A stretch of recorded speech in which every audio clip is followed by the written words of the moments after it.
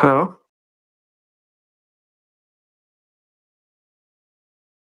Is anyone there? No, everyone is AFK. Why is everyone AFK, brother? What's happening? For sleeping. Oh. You think it's flat? Yeah.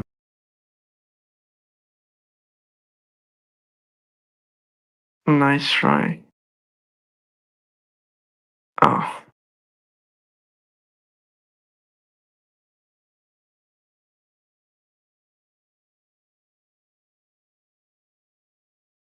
Spatial.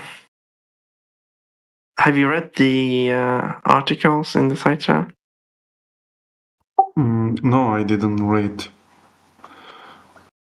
But actually, I am in opposite side of flat world.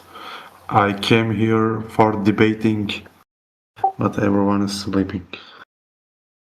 You came here for debating that it's a globe? Or that's not a globe? I believe, of course, it is globe. You believe it's globe? Yes. What makes you say it's a globe?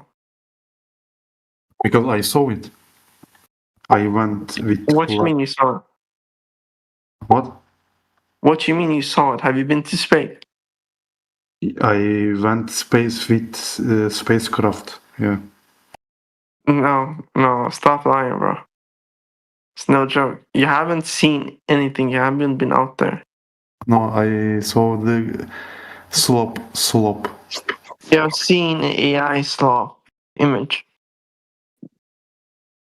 Okay. If you want to believe, if you know, well, you like flat Earth. No, I'm just being objective. You have one source that provide information.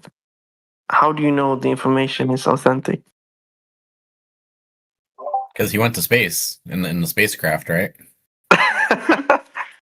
Exactly. Like That's fucking dummy. No, I went. Can you tell me how this spacecraft works? Yeah, what was it? Like, you must know the name of it. How did it get you up to the stars, dude? No, did you update your Insta story while you're up there? Can we see it, the video? Yeah, I have, but this is kind of secret. Did you understand? From army, I can't provide this video because it is forbidden.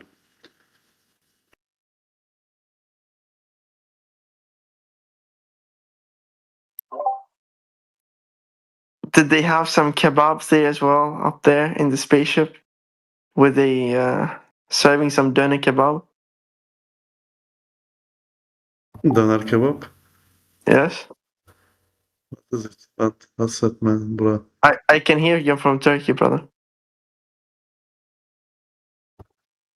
Yo, no. Darlan. Welcome back, Darlan.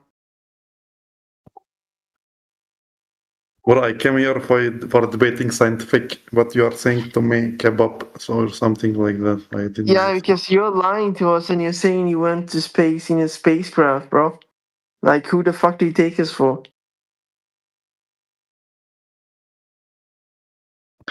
Okay, think about in the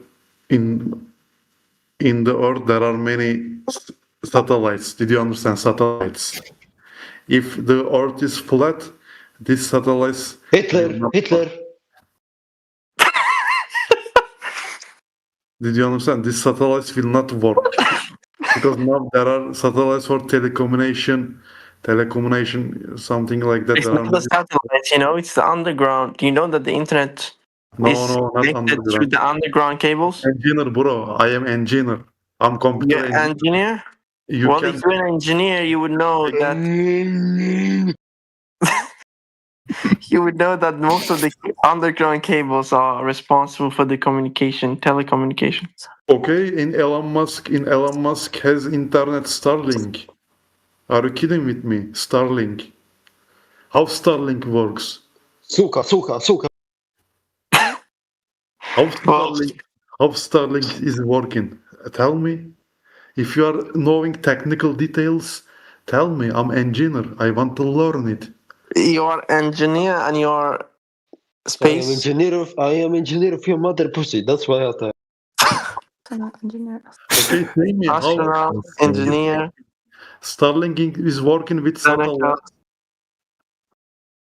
You don't know technical details. I think the one that doesn't know technical details is you.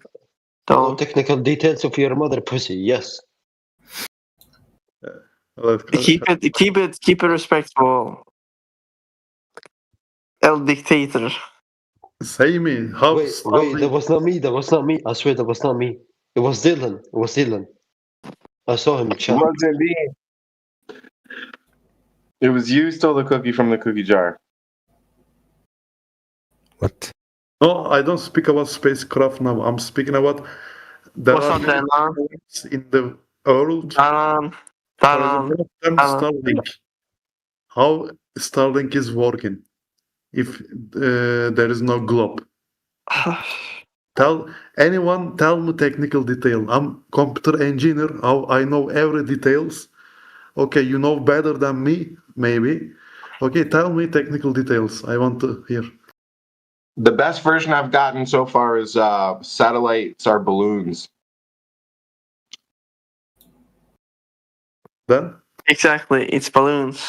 Yes, that's a good version actually. So it's basically just up there, like a hot balloon, and it just stays up there. It's not rotating or anything. It's just up there. Yo, Omar, بتاع relationship advice.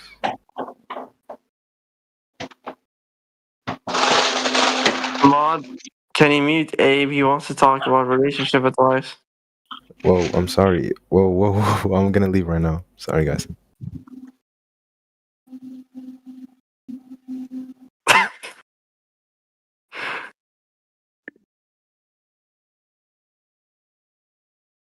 Yo, Dalan, Yo, Dylon. are you? Do you have a smoothie? Are you like? I'm from Russia. I'm from Moscow, but I You're not advise from you Russia. You're not- Turkish. You're a Turkish guy. Sit the fuck down. No, not Turkish. Yeah, I know you're Turkish. I can hear the Turkishness in your voice.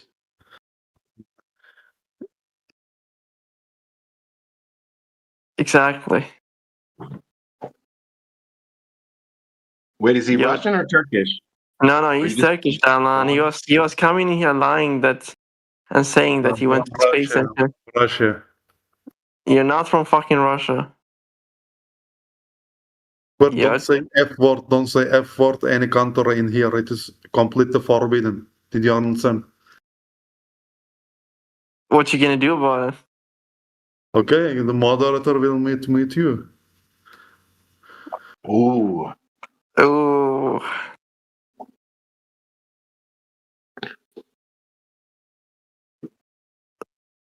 Why are you giving him a hard time though, Dylon? He's talking about satellites. He's on our side, right?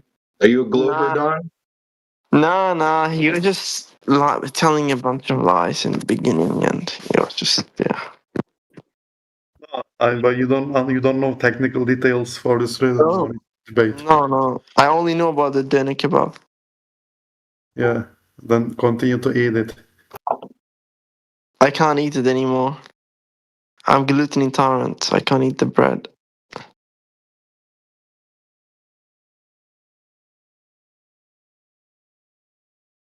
Did they serve it in the spacecraft?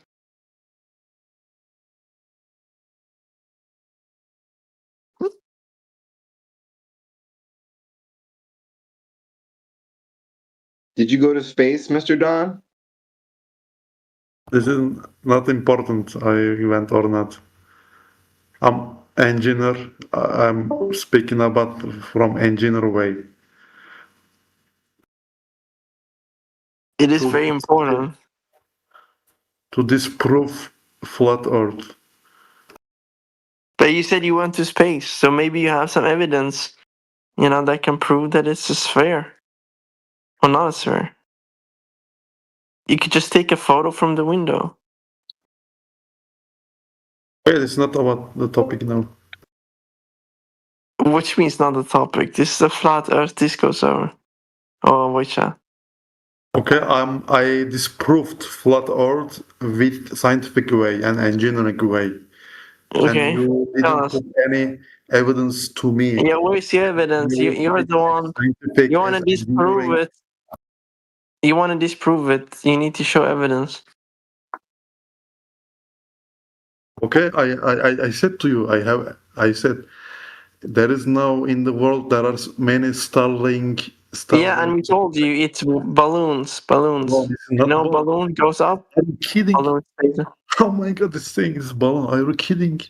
No. It's balloons, Even- I'm telling you. Oh my god, man. Dylan, I thought you were a globe earther. Yeah, well, I need to play both sides to, make it fair. Dalan. There's no one debating him, Dalan, so I Are have you to kidding? switch sides. How balloon will work? These satellites have 5.94 gigahertz Yeah. frequency. Have you been? Have you seen a satellite This up there balloon rotating? it is only active in one place. Other place, how this will be active? Many balloons, multiple balloons, hundreds of No, balloons. there is no balance. How balance will be fixed in the sky? It is impossible. How impossible? Why? Nothing impossible. When you make the balloon, it is not How fixed. you fix? Okay, how you fix? If you say impossible to fix, how you fix satellite going 1,000 kilometers per second? It's science, man. You have to What do you mean science? understand. This is How mathematics. you fix it when it's rotating around the? Orbital engineering. This is you don't But know you any. can't catch it. You can't catch a satellite. You You didn't can. read even one book about that. You didn't read even orbital engineering. Orbital engineering. Oh God, you're gone. Proapsis and apoapsis. In proapsis way, if you are making pressure, in apoapsis way, it is going up. You don't know anything now. You will not understand. I will tell you everything, but you will not Yeah, understand. no. Tell me. Because you Tell me. don't know any science. You don't know any orbital engineering. You Prove don't it. know. Just prove it, bro. Tell us. Prove it. I prove it, but you don't understand. What But can you're the one that's gonna prove it because you're saying that the Earth is not flat. So you have to prove that it's not flat with Okay, scientific evidence. science book and read it. Yeah, post it in the site chat.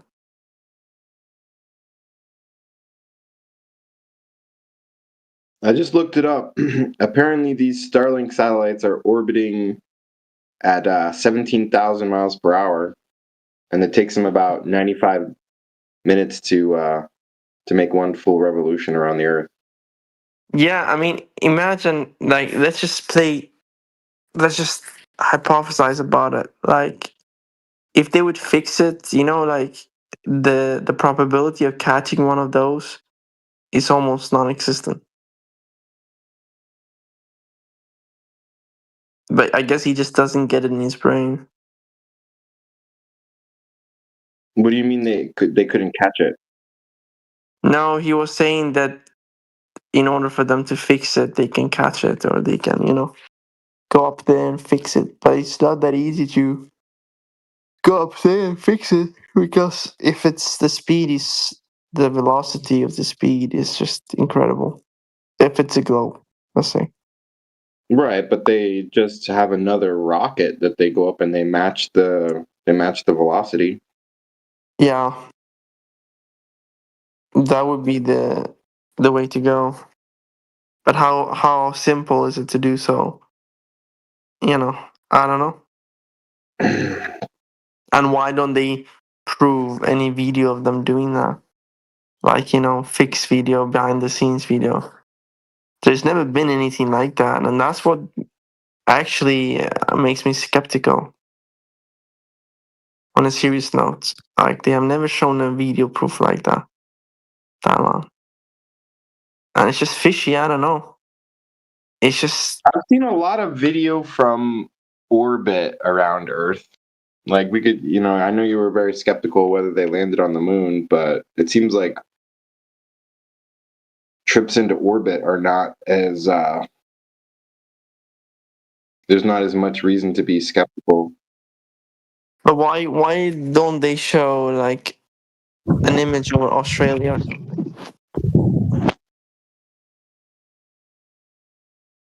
Have you noticed that? They never do show an image of Australia that's upside down. What the fuck, baby?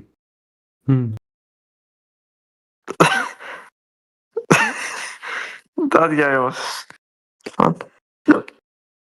Yeah, I don't know, Dalan. So, Dalan, let me ask you this. Do you like With a- motorcycles?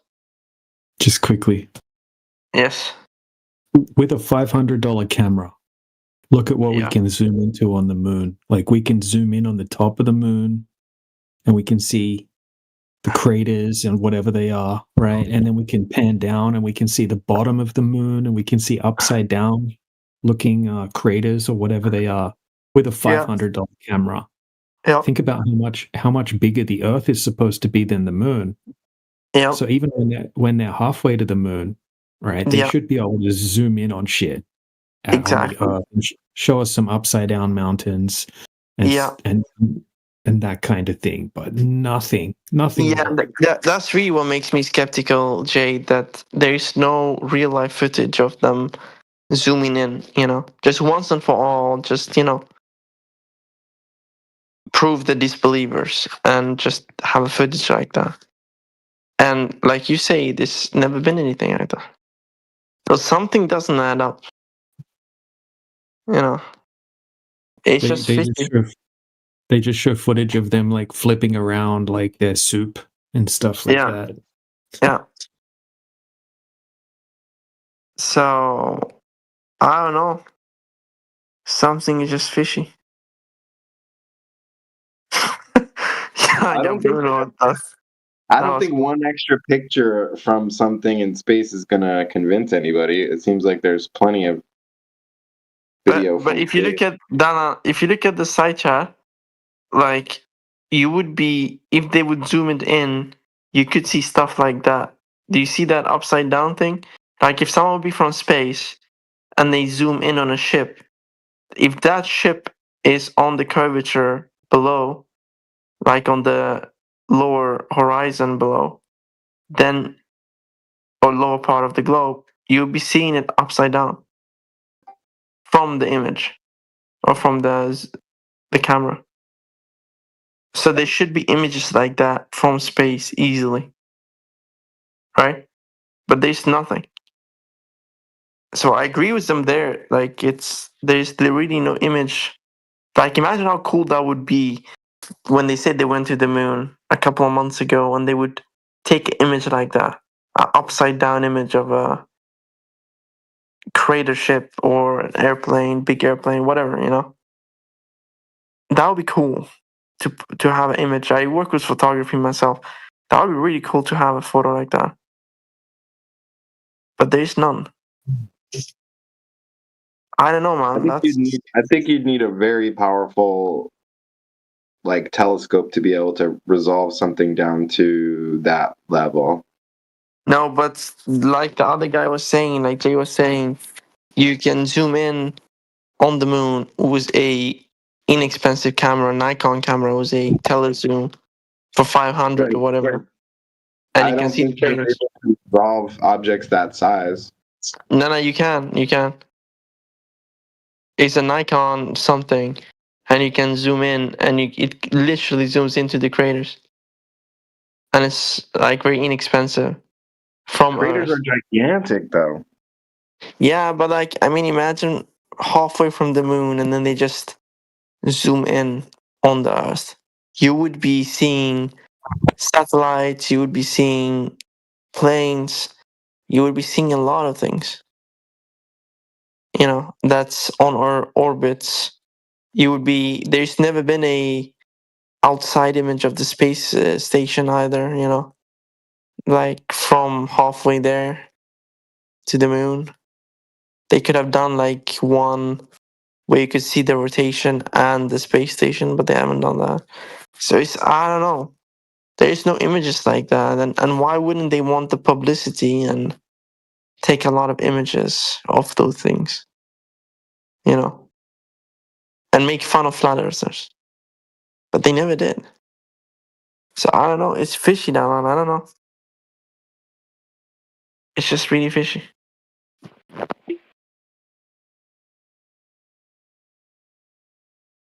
Yeah, When the I more you look into it. I Go see ahead, like go ahead, Dylan. satellites orbiting from another spacecraft. I see a bunch of things. There's a lot of stuff out there. Just view from space. Dude, there's astronauts. There's astronauts that say the atmosphere looks flat when you're up there.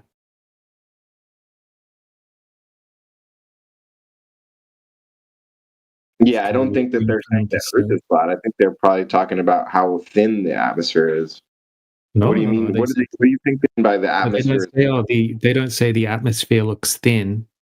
They say the atmosphere looks extremely flat. Because that's what they're seeing, I right? imagine there's no like topography in the same way that you would look at the surface of the Earth and see like mountains and stuff. Like the surface of the atmosphere must be very smooth. Dude, it's just air. And it only 99, it's like when you go up just a very short distance, it's like 99% less dense.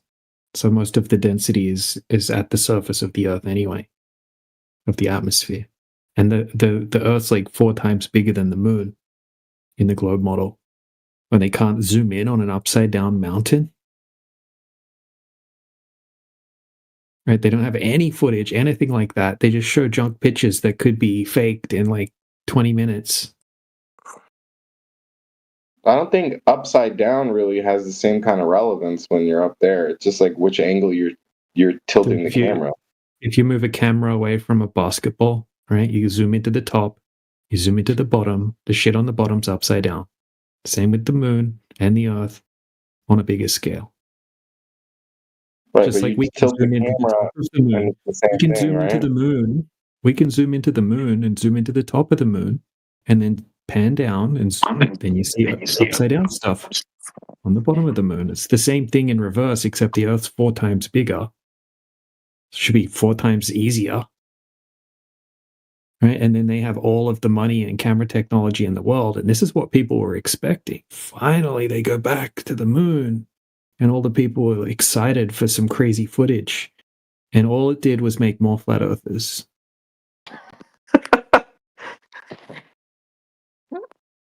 Yeah, I'm not gonna lie. That image from like of the Earth looks very fake. It's just something. So fake, man. It's I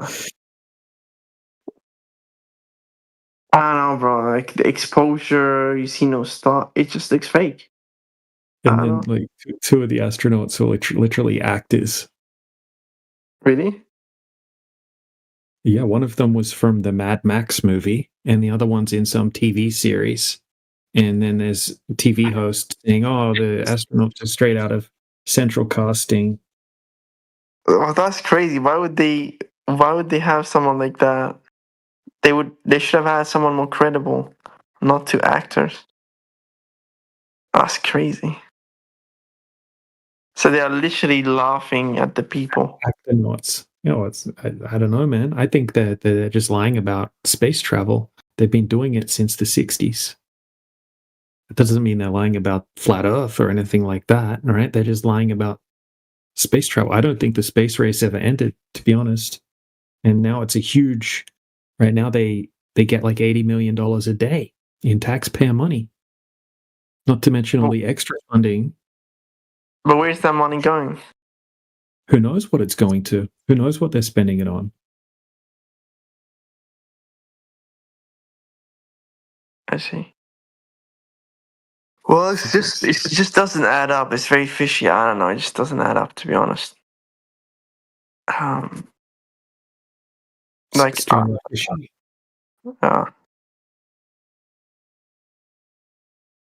and that's the whole thing as well. Why not just disprove it, you know, easily disprove it. And yeah.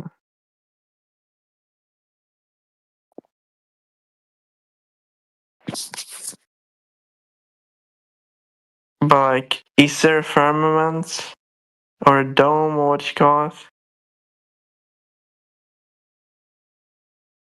Or what is it? Yeah, I don't know. No one knows. We can only get up to a certain height. We know that we're breathing gas pressure. Usually, you know, on a smaller scale, you need to have a container to have gas pressure. Anything we can test here on Earth, right? We need to have some sort of containment. If you want to have a self-contained ecosystem that supports itself, you need to have a container, right? Like a terrarium. You can have if you have a big terrarium or a vivarium, right? It's like an ecosystem. It's completely self-contained. You don't have to open it at all. It just looks after itself. It has weather cycles and all the plants thrive and the animals live. It's like a little mini Earth kind of thing. If you put that into a vacuum and then take away the container, everything's going to be dead very quickly. All the water will boil and everything will die. Now they say, oh, well, it's about the scale, right? You would have to have something the size of the Earth, right? So they make it so big that you can't ever test it. Goes against all of the smaller scale tests. And so once again, you just have to rely on faith because you can never test it. So you just kind of gotta trust them and trust the scientists have got the model all correct, even though they have to keep adjusting it when their math turns out not to be correct.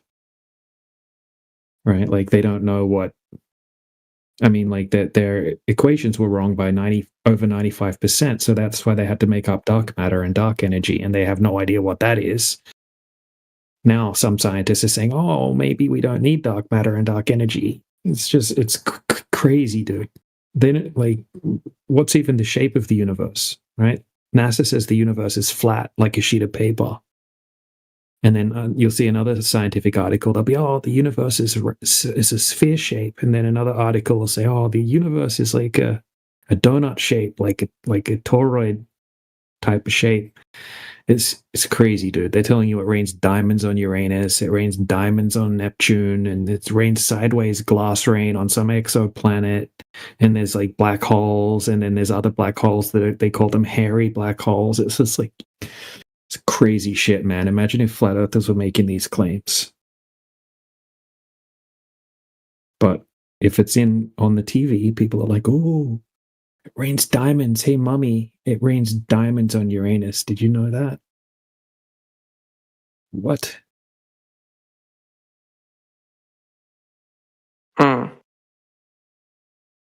So there's so much, like, obviously faked footage, right? It's like the Apollo footage, the India moon landing footage is just even more ridiculous. Yeah, that India moon landing footage I saw, that's so bad.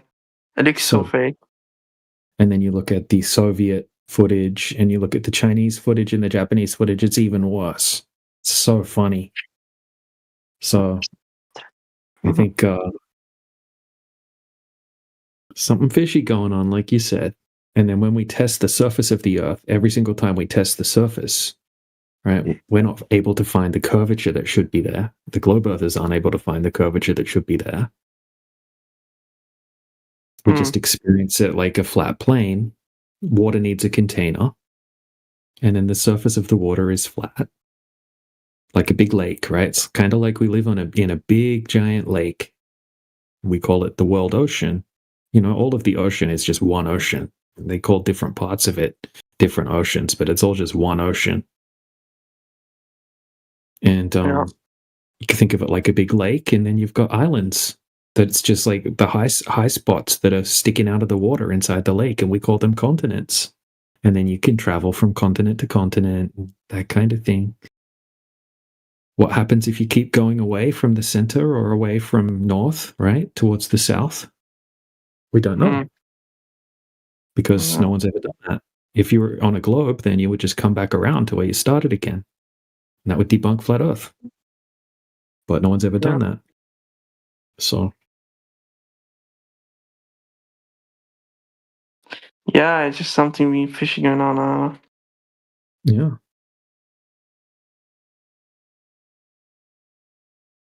Yeah. I'm not saying there's not some type of firmament. I'm just saying that we can't get up past a certain height. In fact, it's actually illegal for a civilian to send anything up past a certain height without all sorts of government permits. And you're not allowed to film up above a certain height for like national security risks or something like that, right? There's something that was signed in the 60s called the International Outer Space Treaty.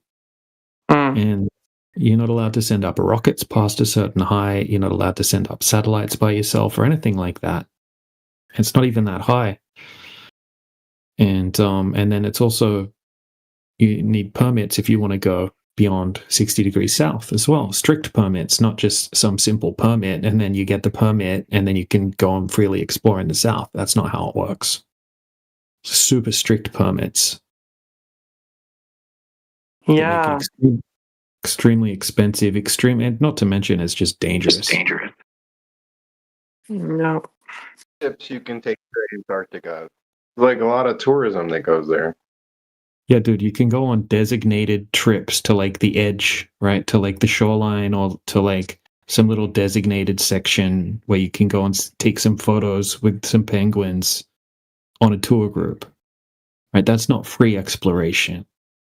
That's not just getting a fleet together and going and traveling around Antarctica. You can't just go and do that, right? You can get a cruise for like $10,000-$20,000 and go to some fake South Pole, right? Some I forget exactly what they call it, but it's just a fake South Pole. You can go and take pictures there with the penguins and all that kind of thing, and freeze your butt off. When you're at the fake South Pole, though, when you look up, do you see a celestial South Pole?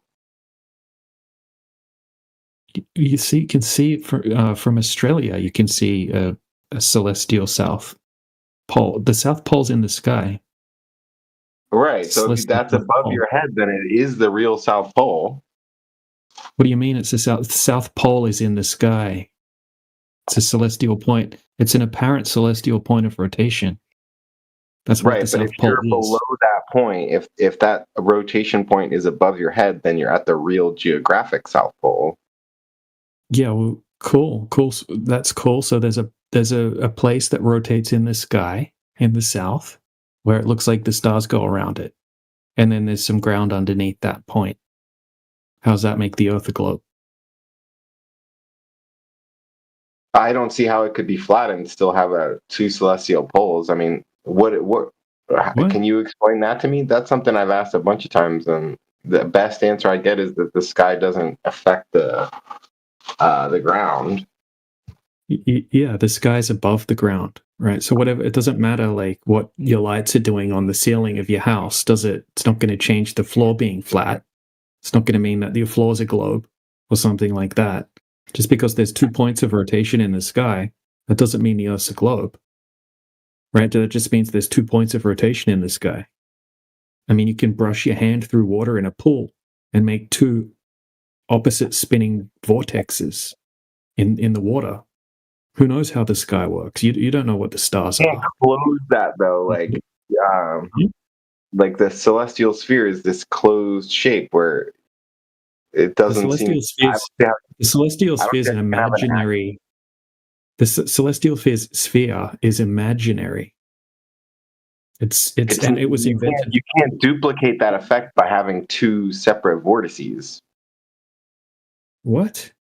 The way you were talking about making 2 vortices in the water, like it doesn't. 2 different spiraling patterns that are separate from each other is not going to give you the same observations as what we get from the celestial sphere. And calling it imaginary is like one kind of wave of hand, but it's, really? Well, it is imaginary. Look, let's just ask Google: is the celestial sphere imaginary? Let's see what it says. Yes, the celestial sphere is entirely imaginary.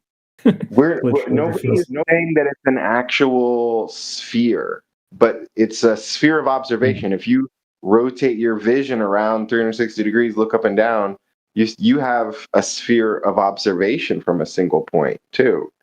Like it No, just you see, anything you have that's looking when you look all up. around itself is gonna be a sphere. No, when you look up into the sky, you see a hemispheric dome of vision above you. It's your personal celestial sphere, and it will be completely different depending on where you're standing, and it's unique to every single observer. Okay, it's not the same as the celestial sphere. It's called the personal celestial sphere, and that's what everyone sees when they look up. Right? It doesn't span out over the entire Earth. Not everyone sees the same thing in the sky. Right? We all have a imaginary celestial sphere, a personal dome of vision above us. You could call it an azimuth or grid of vision. This is the way that we experience the sky, and you're always at the center of it. No matter where you're standing on the Earth, you'll be at the center. The horizon will be an equal distance all the way around you. That's what the horizon is, a circle around the observer. And you'll see the sky kind of like a dome of perspective. And things will appear to rise and sink. I'm not disputing that we see a different section of the sky based on our position on the Earth. That's how celestial navigation works, right? Because you have a particular sky over you, you can tell where on the Earth you are. But It's an imaginary coordinate system, and it was invented by flat Earth cultures long before anyone ever suggested that the Earth's a sphere. Every single ancient culture had the same depiction that we see the sky like a big sphere. And they needed a way, right? They needed a convenient way to map out the sky because they used it for navigation. They used it, the celestial sphere, for navigation and these kind of things. These were flat earthers. And then crazy lunatics like Pythagoras came along, right? Cult leaders, the leader of the Pythagorean cult, came along and thought that because spheres are the most divine shape, and we conceptualize the sky as a celestial sphere, therefore, based on philosophical reasoning only, the Earth must be a sphere. And they inverted that celestial sphere into a terrestrial sphere. The celestial equator became the equator, the terrestrial equator. Celestial poles became the terrestrial poles. This is just a coordinate system. Coordinate system mistaken for reality. Jay. Hold on, I'm Jay. Who was that?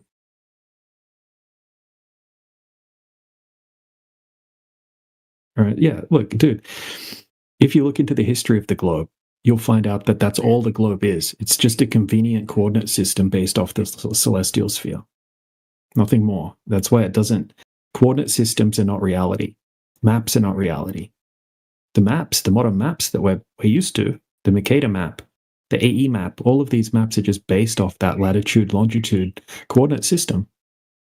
Just different projections of it that are used for different purposes. What map do you think looks most like the actual Earth? I'm not sure. How would I validate that? How would I, because I haven't got a god's eye view of the Earth, right? I wouldn't know which one would look like the layout of the Earth correctly. So it would, if I could present you with a map, you wouldn't be able to check it either. It seems like the best way to check it all would maps be are wrong. It seems like the correct way. If it were a correct map, all the distances should be accurate.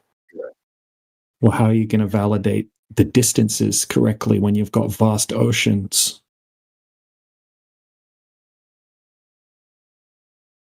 Can't do it with planes because planes are just measuring airspeed, right? Which is just basically measuring how the pressure of the wind that's going over the wings.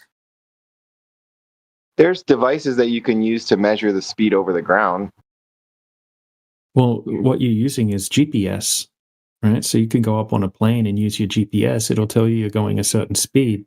That's just calculating your speed based off the spherical coordinate system. Once again, it's just calculating between points and doing a mathematics, right? And it's not actually measuring your speed, right? It's just calculating your speed based off the model. So the model's always going to be internally consistent, right? But how do you know that's the actual distance and the actual speed that you're traveling? When I used to work with AUVs, autonomous underwater vehicles, they have devices to measure the speed over the bottom of whatever body of water you're in. It's like a acoustic Doppler current profiler. ADCP, yeah. ADCPs you can use to measure your speed over the bottom. So with acoustics, you can measure how do they work though? How do they work though? And how accurate is it? it's the Doppler effect.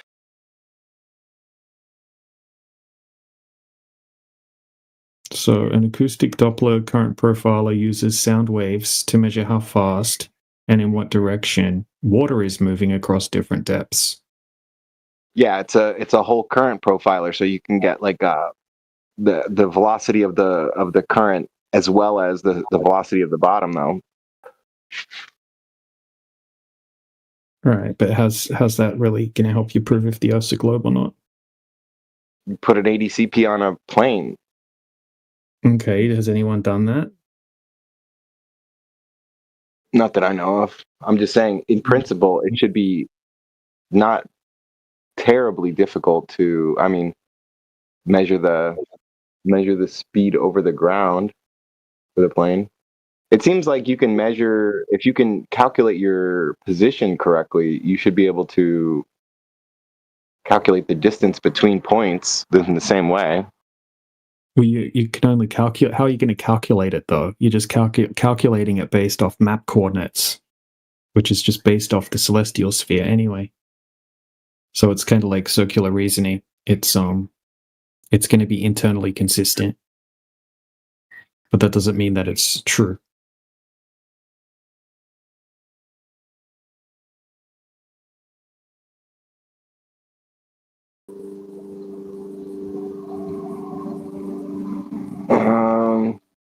I think that it makes sense to me. Like you have nautical miles, you have specific distances that are related to the angle or angular distance between two latitude and longitude points.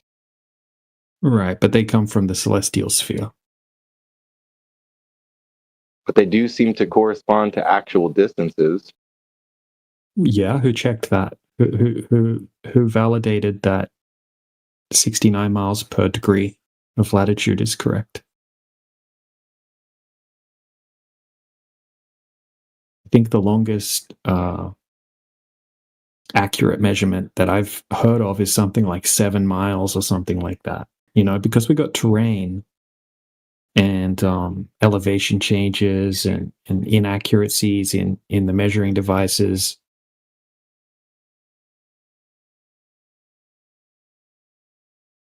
It's not as easy as it sounds. But next time you see Indio 007 in here, ask him about this. He knows a ton about it. I don't know that much about it. It's hard to get into some of the conversations with some. I think Indio is pretty aggressive. You're very cordial, but a lot of the people that I've talked to on here can be very, very aggressive and insulting, and it doesn't. It's not like you give me actual responses. Like we can have a conversation. It can get rough at times. I agree. But if you can have a good, respectful conversation with Indio, he's a very, very knowledgeable guy.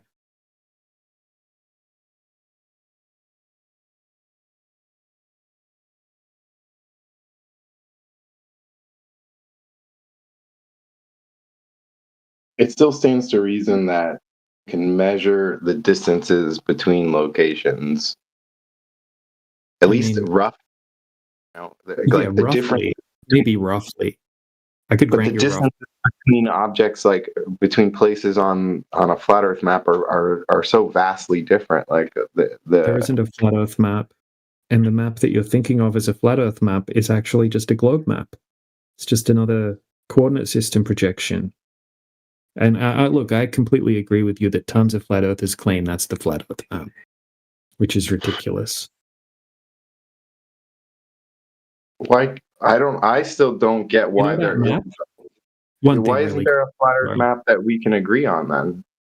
There isn't a proper map of the world. There isn't a globe map either, right? The globe maps are just this. It's just a coordinate system based off the celestial sphere, right? It's not like someone's gone out and actually like physically just measured the whole Earth and all the oceans and everything like that. It's literally a celestial sphere inverted into a terrestrial sphere. That's what the WGS-84 is. Right, That's but why if you use these maps to navigate, there's got to be at least some accuracy to it, like the way that you find a particular direction to go in order to make it to some destination, and then you make it to your destination. That seems to be some confirmation. Right. So, but it's based off using the stars to navigate. Right, but when they're Right, so navigating, it's they're it's like actually on if real you're standing. What's that? But when you say it's based on the celestial sphere, but when they're navigating and finding their way to where they want to go, they're navigating across the real Earth. So Right, it they're using provides that long. Right, so the map distances are going to work. Right, the maps is going to be roughly accurate. It's going to get you to where you want to go. But it's just based off taking angle measurements to the stars. It's based on the movement of the sun and the moon and the stars and that kind of thing. And ancient cultures that were flat earthers were also able to navigate just fine using that as well. Obviously, it gets refined over time, but it is just based off taking angle measurements to the sky. Hey, Like guys. you can't take a globe. Hey, you can't take a globe out into the ocean and navigate with it. Like you can't get anywhere if you take a globe with you on a boat and go try to navigate. It's not going to help you at all. Hey, If you're out in the ocean, yeah, go ahead. Welcome. thank you. Do you believe that the Earth is flat? I don't know what the shape of the Earth is, but when we go out and test the Earth, there's no measurable curvature. So you don't think that is like what NASA tells us? No, I think NASA's lying about space travel since the 60s. I don't think they went to the moon. I think that was all a fraud. Yeah.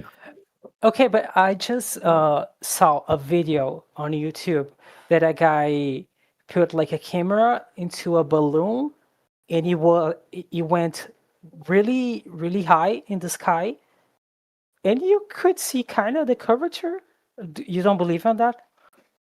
Usually when they do those launches, it's just a weather balloon. They're just sending it up to about 120,000 feet.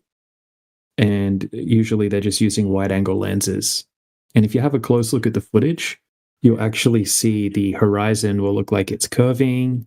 And then when the camera pans upward, it'll look like it's curving the wrong way. It'll start curving the other direction. It's called lens distortion, barrel distortion. Sometimes they're using fisheye lenses or wide angle lenses. If you can get the video and put it in the side chat, we can show you that. Okay. And also, right, even if the Earth was a globe, that wouldn't be high enough to see the curvature of the Earth anyway. Even according to the mainstream scientists, like Neil deGrasse Tyson, for example, or Paul Larson, right, they say that at that height, you wouldn't even be able to see the curvature of the Earth. It's not high enough. Neil deGrasse Tyson, I don't know if you know who that is that black I know guy, is him. the astrophysicist, yeah. So he said even from 300,000 feet, which is more than 2 times the height that you can get one of those balloons that they send cameras up on in YouTube, right? 2 times the height of that, he said that you still wouldn't see curvature from that height, 300,000 feet. But from the space station, people can see the curvature of Earth or not? Well, according to Paul Larson, who's the director of the world's largest planetarium, and according to the mathematics, you would only see 3% of the surface area of the Earth from the height of the ISS. Okay. So, and there's astronauts that have been up on the ISS, right, allegedly, and there's interviews with them, and they say that the atmosphere, when you're up there, the atmosphere looks extremely flat. So, if you draw like a circle on the Earth that's just covering 3% of the surface, that's the amount of Earth that they can see from the height of the ISS. It's not as high as what you think. It's only 250 miles high, but they make it look really high when they show you the wide-angle lens footage on the live stream. Okay, but the thing that I don't get is like, how can I say? Some people have really a lot of money. Why they can't build like a rocket with a camera really high for us to see, to prove Well, the world record rocket launch by an amateur only goes up to about 300,000 feet approximately. And it's not high enough really to see the curvature of the Earth. And it's actually illegal to send rockets up higher. You actually need government permission to send something up above a certain height. And even to film above a certain height, you also need government permission. There's something called the International Outer Space Treaty, which prevents people from being able to send things up themselves. So it's kind of like it's like an invisible border up there, and you need strict permission to be able to go past that height. Oh, okay, but also I'm thinking, if the Earth is not round, it's flat or something. If a person is walking, he eventually will find the edge, right? But we We never don't see think the that the edge. Earth. Well, we don't think the Earth's a flat disk. We don't think it's a flat planet that's floating around in space. So you're not going to just fall off the edge. People hear about flat Earth and they think, oh, okay, if it's not a globe, they must be claiming it's a flat disk planet. We don't claim that. Oh, We don't okay, claim it's a but flat if it's disk. not even if it's not a circle, like a sphere, it's kind of the same thing, right? Or not?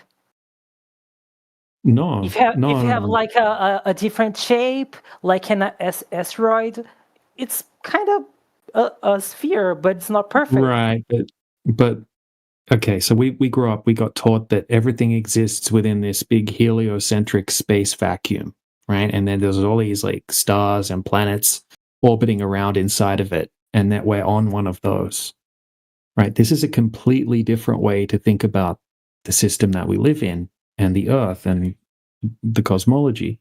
Right? It's completely different because when people grow up hearing about this outer space vacuum, and we're in it, when they hear about flat Earth, they try to insert some sort of flat Earth object inside the globe Earth model of outer space. This is a completely different way of thinking about it, where the Earth is more like the foundation of the system that we live in. It's kind of like the floor of the universe, for lack of a better term. Right? And everything up in the sky is moving above us like a big clock up in the sky, exactly how we see it. Right? We have years. But the other planets, do you think it's like a round, like a sphere, or not? Well, it looks like this. It looks like they're round. I can agree with you that they're round, but if you have a look at the footage through just a normal telescope, I mean, we see some little blurry dots up in the sky. But even if they were round, right, that doesn't mean that the Earth is also like those little round things that you see up in the sky, right? The Earth is the Earth.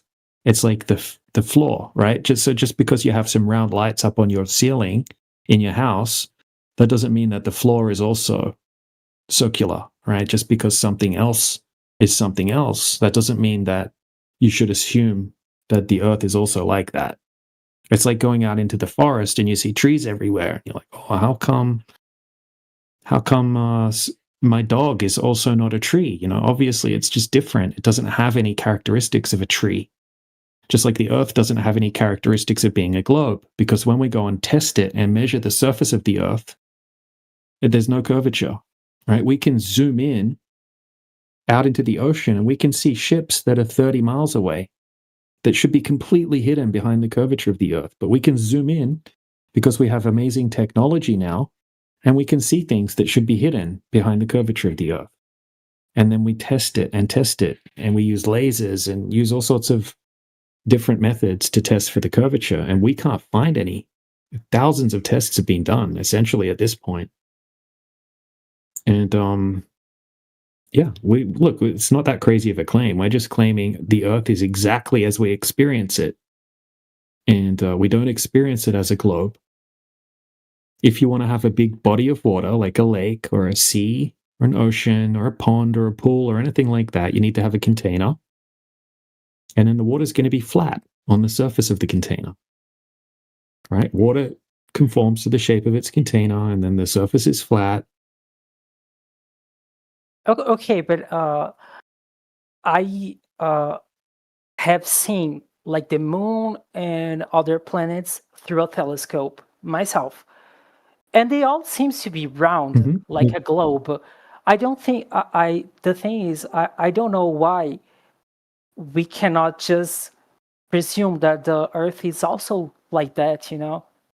For me, it's crazy. Well, I mean, it's it's crazy because you've been taught that your whole life, but it's not that crazy, right? What's crazy is the fact that they've managed to desensitize people to how crazy the globe is, right? They think that, like, so when you look up into the sky, you don't see Earths, right? You don't see planets that have trees and oceans and koala bears and cruise ships and planes, and the Earth is nothing like anything we see in the sky, especially the moon. Right? It's completely different. Every ancient culture depicted that the Earth is a flat, stationary plane with a dome over the top, like a container, like a self-contained ecosystem. Do you think that the Earth have a dome, something like that? No, I don't make any claims to things that I can't prove. Right? But when we go and measure for the curvature, right, this is the strongest flat Earth argument, in my opinion. Right? So if the Earth's a globe, they tell us that most of the surface of the globe is covered in water. 72% of the surface of the Earth is covered in water. And when we go out and test the surface of the water, there's no curvature. Right? Because we can calculate specifically how much curvature there would have to be over the surface of the water. Because on the globe, gravity is supposed to pull everything towards the center of mass. Okay, that's what we get taught. And that means that the surface of the water would have to be curving. Okay, so they tell us the exact size of the globe, 3,959 miles. And then they say gravity is pulling everything towards the center, and that means that the water should be curving at a certain rate. So if we have, let's say we have a 20-mile distance of water over the surface, that there should be 266 feet of curvature. That's like 80 meters of curvature. That's like a 25-story building of curvature, just over 20 miles distance. We can go and check for that, and we've gone and checked for that thousands of times. And every time we go and check, there's zero curvature. Okay, So but what do you think we learned that the Earth is round? The NASA, what do you think they tell us this? What they gain with that? I mean, it doesn't make sense to me. yeah, It seems like a conspiracy thing, Well, not really. I think, they're teaching you that the Earth's a globe. That's because teachers are paid to teach you the information that's in the textbooks. But what did they gain with this? What did they gain telling you that the Earth is a Where did it come from? Where did the globe come from? That's an interesting story if you look into it, the history of the globe. So, basically, I mean, it's almost 4 a.m. where I'm at, and that's a whole nother rabbit hole in itself. But if you look into the history of the globe, you'll learn how it became a globe. And most people that teach you that it's a globe, right? I will give you some information about this in a second, right? But most people that teach you that it's a globe, they're not lying to you. They genuinely believe that the Earth's a globe because that's what they got taught since they were children, and that's what their parents. But what about NASA? What they gain telling us that the Earth is like Google? Why did they put the Earth in a sphere in their maps? Well, I mean, what did he gain? We'll start with NASA. Right. So NASA started as a government project, basically. And you've heard of the Cold War, right? You've heard of the space race where the Okay. USA was competing with Russia to see who could be the first country who could get space travel and go to the moon. And I think that America faked the moon landings to say that they beat Russia in the space race, and I don't think the space race ever ended. And But they have I thi- like NASA in other countries too, like Europe. They have their own NASA. well, they Right? just work with NASA. It's the European Space Agency, so they essentially just work with NASA. They're not going to the moon or anything like that, though. Right? They just China can go have up on. China have their own NASA too, and they are now working with the US, as I know. Well, not publicly, but yeah, they have their own space station where they show us a flat horizon from their space station, which goes against the NASA footage. I'm gonna see this on Google. Yeah, I'll show you. I got a video from China? the Chinese. Okay, can you Uh-huh. stream it? Well, I'll just post it in the side chat. It's a video. Okay, then I'm gonna Google it. It's gonna be easier. China space station. Yeah, China's space station that no one ever sees, no one ever films. Very easy to fake this stuff. Okay, there's tons of footage of faked footage from the International Space Station, and China's footage is very unimpressive. China's not as good at faking things as the United States.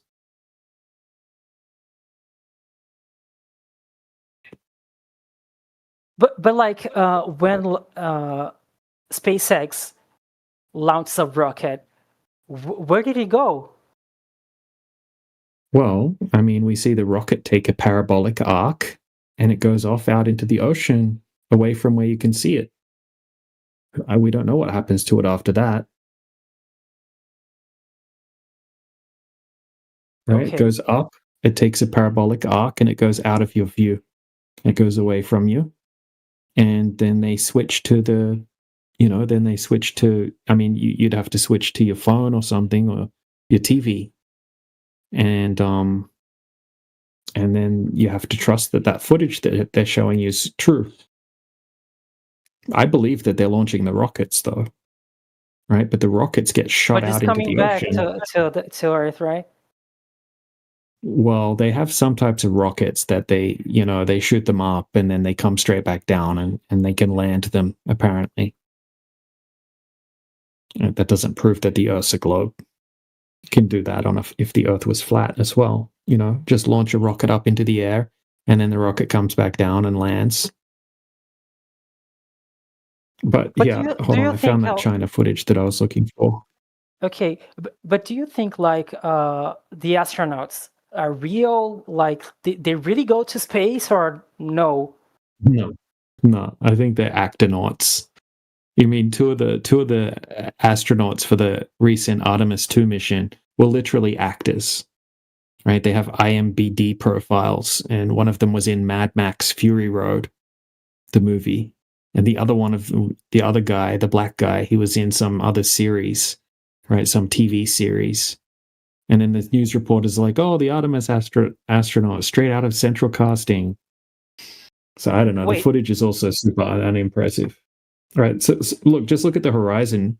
Right. If you hit play on this video, you'll be able to see that the way that they show the Earth from the Chinese space station doesn't look anything like the NASA footage of the horizon. And they're meant to be about the same height, 250 miles above the surface, apparently. Dude, this is very crazy to me, man. Yeah, it is crazy thing. It's the craziest thing. I'm trying to understand what you're saying and actually trying to believe, but I don't know. Yeah, look, it's so much information. It takes quite a while for all your questions to be answered, and then you have to do a bunch of research, and then you have to think about it, and then you'll have 500 more questions, and each one of those questions is an extensive topic. So the more you look into it, the more sense it makes. Especially once you start looking into the long distance observations, we can see things that should be hidden behind the curvature of the Earth. But do you think when we see like a planet through a telescope, do you think like it's real or not? I don't know what it is, but it's definitely real. I mean, what we're looking at is real, but we've been fed a big story about what it is, right? Like when you look up at Mars, for example, you'll see like a little blurry red dot in your telescope. Yes. And then you've been fed a story your whole life that that red dot is in a big giant space vacuum, millions of miles away, and it's a certain size, and it's dusty, and it's made out of certain materials, and you've been fed this big story about this little blurry light that you're looking at through the telescope, right? And we've been taught to believe this story. So we don't know exactly what the we're moon is looking closer at. to us, right? And we can see like Yeah, perfectly with our own eyes. yeah, we can see a moon. Yeah, there's a moon up in the sky. Right? That doesn't mean that the Earth's a globe. Okay. So I Now agree. There's a I'm moon up seeing there. what you're trying to say. Yeah, It's yeah. many topics up inside this big topic, right? It is. But the main fact is that when we test the surface of the Earth, there's no curvature. So whatever's happening up in the sky is happening above a flat surface. Right? It's like if you measure your floor in your house, right? And you confirm that the floor in your house is flat. It doesn't matter what happens above that. Okay, you could have lights shows on your ceiling. You could have all sorts of stuff going on up above the flat floor. It's not going to change the fact that you've measured your floor and you know that the floor is flat. We've gone out and actually measured the surface of the Earth using high-powered lasers, using infrared cameras, all sorts of different techniques, right? Long-distance photography, videography. There's so much that's been done now. And every time that the curvature that would have to be there if it's a globe isn't there. Okay. So, I mean, look at this footage, right? That Yaga Bruno just put in the side chat. So this is meant to be from the Chinese space station. I actually don't know where it is, the video that you're talking, the side chat. Oh, can you see the side chat? I'll tag you in the side chat. Okay, now I'm seeing it. Oh, you got it? Yeah. Yeah, Yeah. look how much different that looks than the American international, or not American, but the International Space Station, NASA's space station. Right, look at that Chinese footage. That doesn't look the same. Yeah, it looks Horizon. It looks kind of like fake. not fake to me, but it looks like that is not like a totally round. Well, yeah, it's completely different than what NASA shows. That's for sure. So all I'm saying, I don't believe it's real footage, but all I'm pointing out is that it's completely contradicting NASA's footage. Okay, but the thing is, I still don't know what they are doing this, what they are faking this man in space. Like, what did they gain with this? Well, NASA gets $80 million a day of taxpayer money. It's huge money in this industry, in this space industry. It's actually worth more money than the music industry and the movie industry combined. Right, so have a look, right? So look at the footage that I just posted. Okay, that's meant to be from the International Space Station. Look at that compared to the China footage just above it. Yeah, it's very different. It's very different, and they're supposed to be the same height. So this is, and look, here's a different amount of curvature. This is a different picture from the space station. So clearly they're using some type of lens. I mean, if they're even up there, obviously. Right? I don't believe they are, but if you believe they're up there, I'm just showing you that we're seeing contradictions in the footage between the Chinese space station footage and the right. And then you look at, I mean, just look at it. It's like, what's even taking this picture? Okay, but when an astronaut like shows the International Space Station and they do some examples like using water, for me it's Yep. kind of really real. I don't know if this is CGI, it's crazy real. It's very easy. All right. So sometime, you know, have you heard of parabolic flights, zero G flights? Yeah, Y- people can even do this to trying to simulate the zero gravity. Yeah. So you can do all of those tricks that they're doing with water inside a zero G plane. And you can even fake this type of footage very easily using CGI. But those And you can, flights, they are very short, you know. It's not like for a long period of this condition. And when they are in International Space Station, it's for a long period.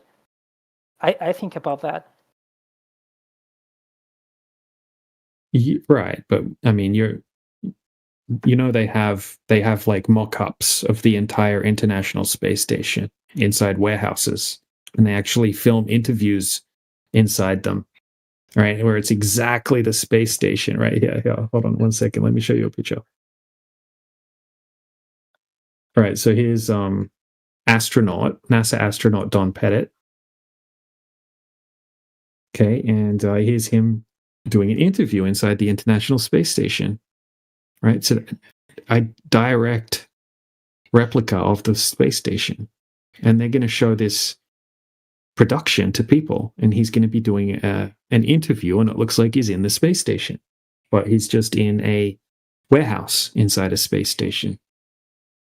And they also have a life-size mock-up model of the International Space Station that's in the biggest pool in the world, right? So it's a giant pool that has green screens around the outside, and they say they use it for training.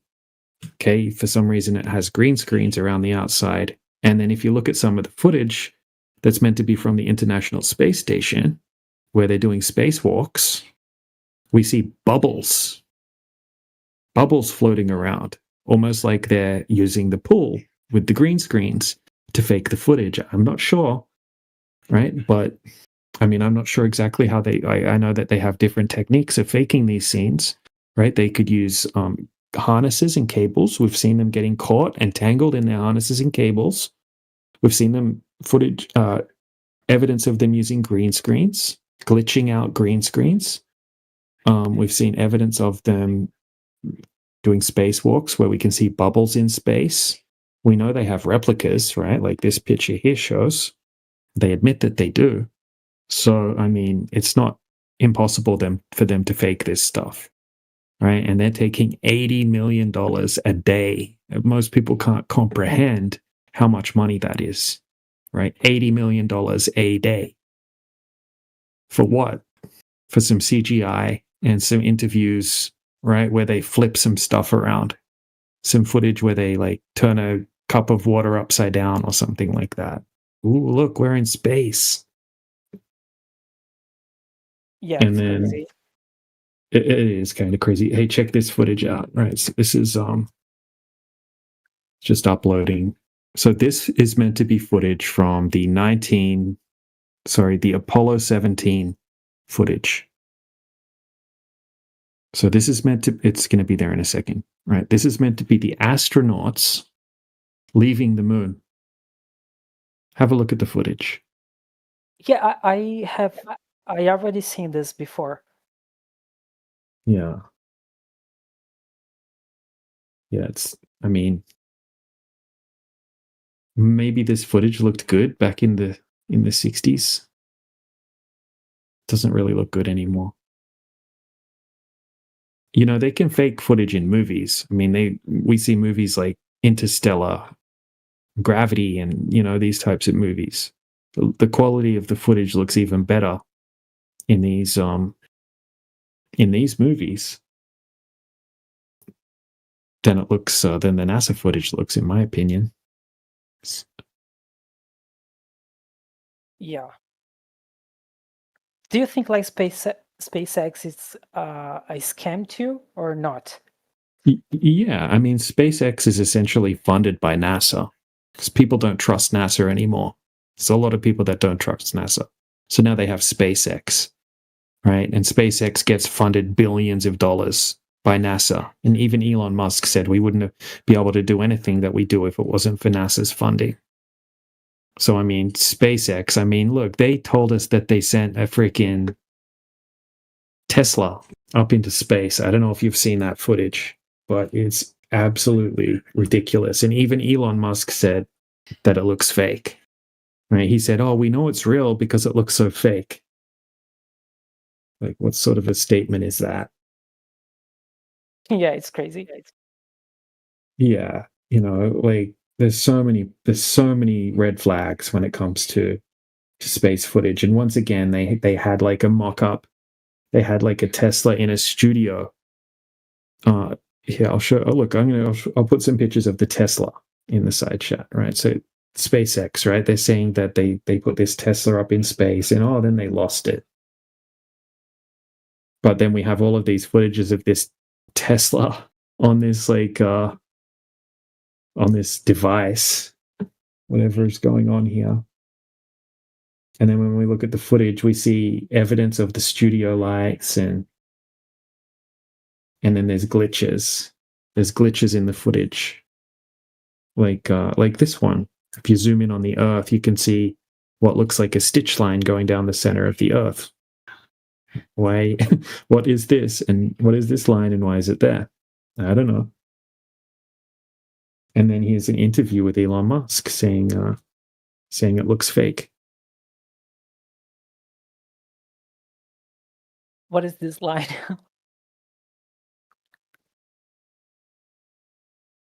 Okay, thank you. Thank you for this. Yeah, you're welcome. You're welcome. I appreciate the conversation. Have a good day, and come back when you think of some more questions. Okay, thank you. Have a good day too.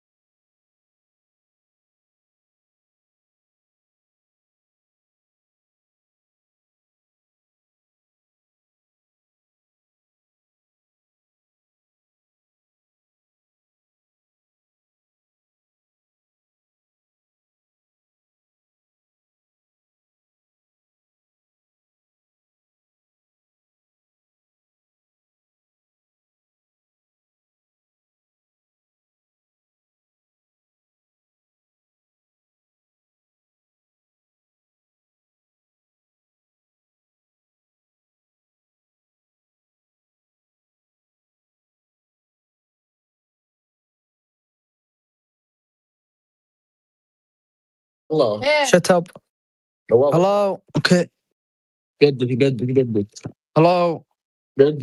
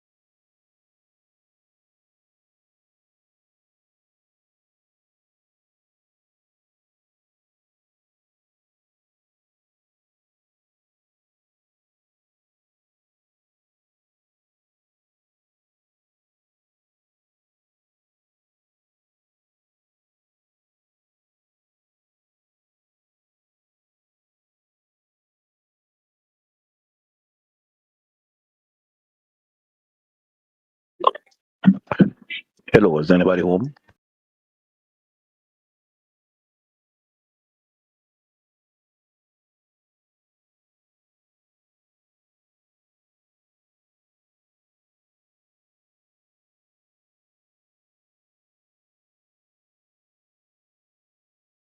Hello, is anyone home?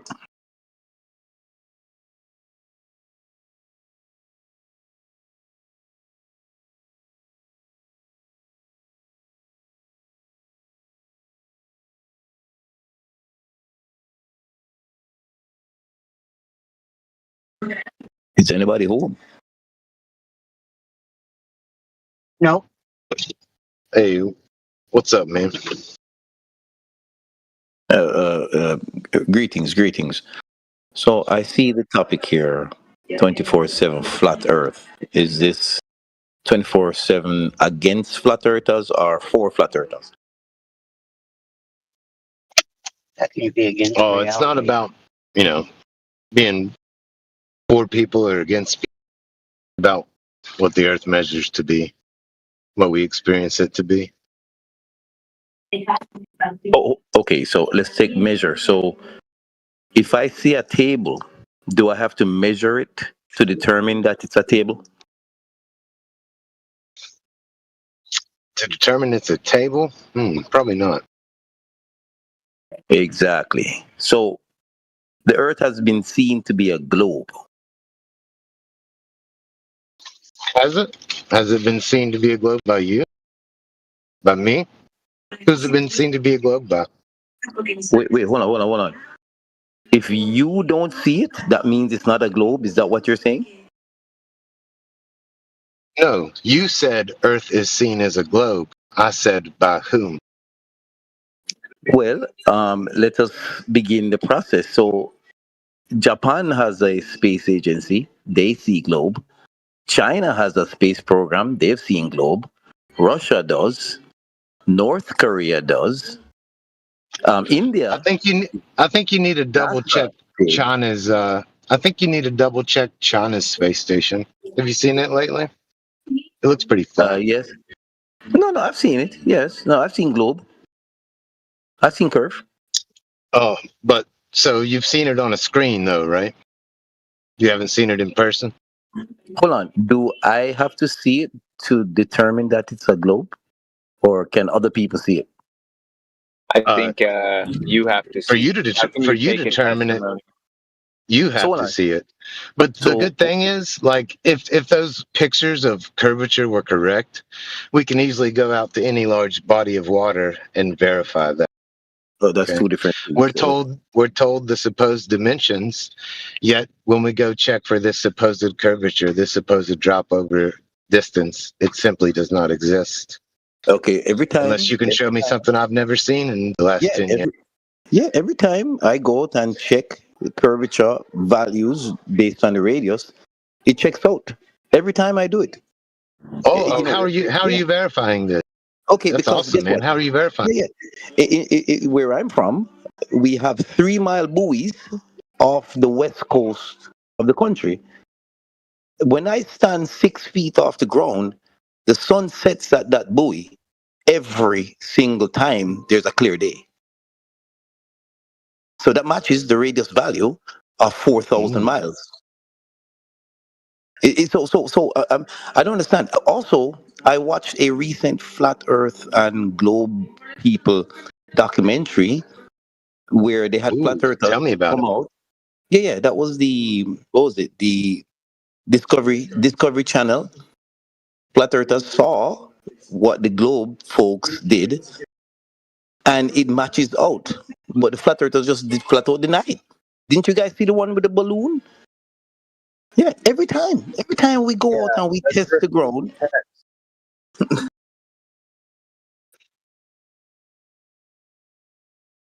Well, I'm not sure which documentary exactly you're referring to, but there's never been any measurement of. Unless I'm mistaken, you're welcome to present it. Yeah, I'm going to post it in the side chat here. But why would the sun good looking out, man? Yeah, why would the sun see? Because that's funny. Because we have hundreds. Yeah, that's an optical effect. The horizon is not physical geometric limitation surface. What That are is an these optical effect. Okay, what are these optical effect numbers? What is it? What is it called? What are these optical effect numbers? What do you mean? Yeah. What are these? You said it's an optical effect. What is it? Tell me. What makes the sun set at 3 Mile buoys every time there's a clear day? Why? The optical effect would be caused by temperature difference between different medians. So that would be the temperature difference between the air directly on top of the water and the air that is a different temperature slightly above that, and the different temperature of the water compared to the air around it. What? How much? Also, What's the temperature? so like barometric What's that temperature pressure number? and also humidity. All four of those are taken into effect. Oh, so what are those numbers? What is the temperature that it has to be to make the sun set 3 miles? What's the humidity number have to be to let the sun set 3 miles? What are those numbers? Listen, it's not that it has a certain number. It's that as the gradient goes up, there you have a stronger mirage.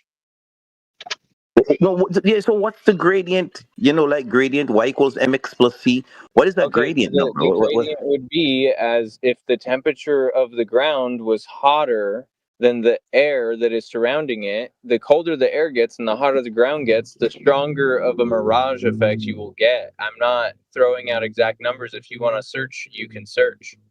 Yeah. Okay. Yeah. No, you are presenting it. So present the temperature that the air has to be to set the sun 3 miles away from a 6-foot observer. You need to present that. 3 miles is not that far, man.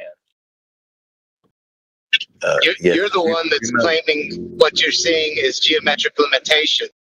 The sun has been observed to shrink in size at different elevations with different conditions, different atmospheric conditions. Okay, if what you're claiming is to be true, that's the only way we could ever see a sunset.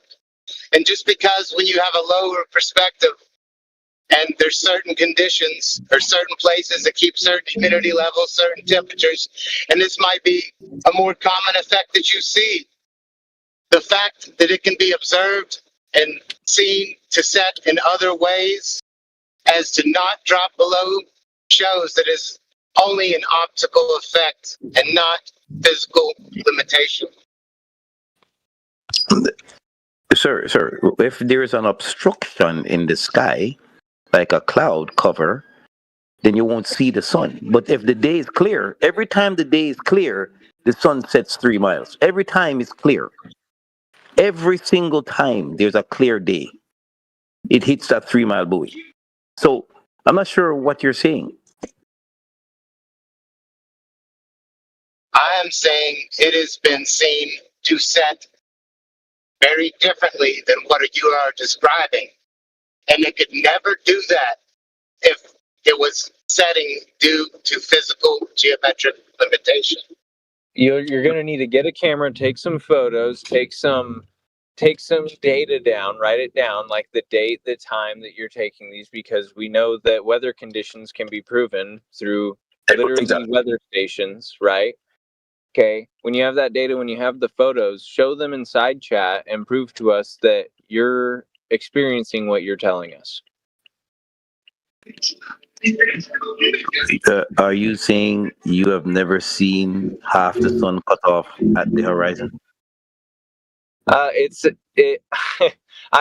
have seen that, but I know that that's not what I've also seen different. So, there's multiple different perspectives that you can have. The only time we see different is when there's atmospheric obstruction, a rainy day, cloud cover. Those are obstructions. We're not. No, When because there's a clear day. clear day. When you say it's a clear day, but you have to understand that there also is a clarity level involved. So a clear day to you apparently sounds like when there's no clouds in the sky. A clear day to me is the same, but there's days where you can have less haze because it is so insanely clear. And when you have a true clear day, you don't, and when the water temperature is very close to the air temperature, when you're in a cold climate, you don't get a lot of this mirage effect, or almost like none at all. Maybe some over great distances if your eye level is very close to sea level, you know. But disregarding that, even using like infrared cameras to look far distances, you know, using radar to observe far distances, those are both line of sight things. Those are both, like, a radar is a you should just search how radars work, you know, because it doesn't make sense that on there's much larger radars than what I personally use myself, but there's no way that the radar on my sailboat should be able to see 24 miles each way. And if there's a 10-20 foot boat approaching or going away, that just should not be tested.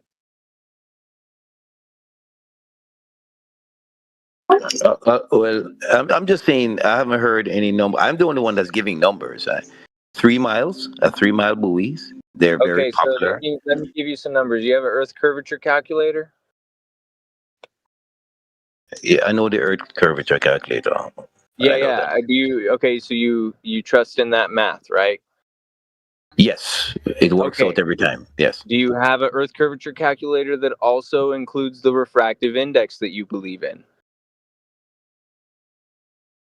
That includes the refractive index. The refractive index is 1%. Yeah, because you believe that refraction in the right condition bends light perfectly, but so happens to perfectly bend light all the time to appear flat, right? Like, that's what refraction is.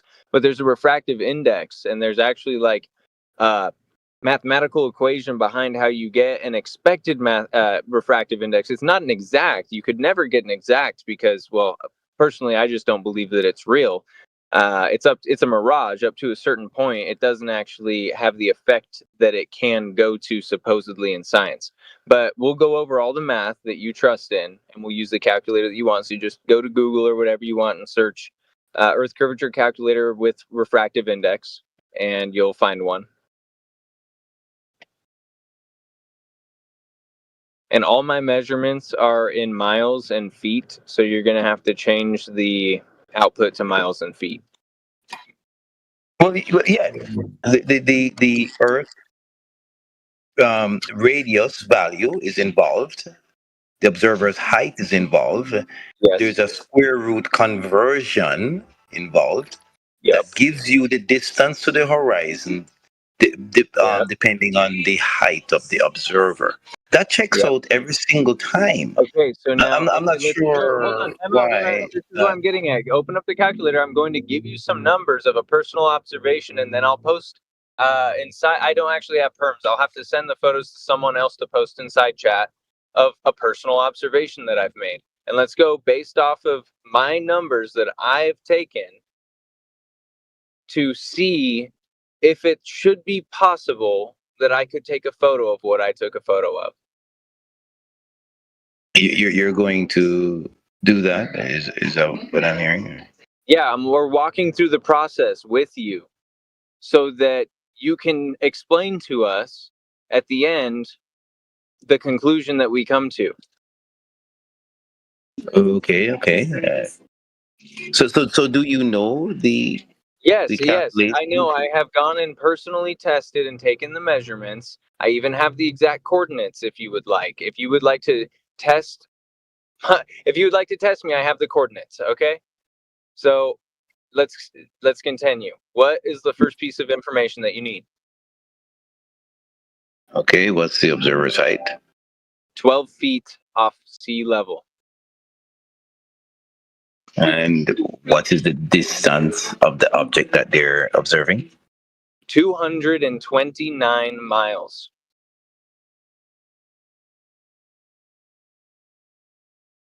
What is the height of the object that they're observing? 20,310 feet.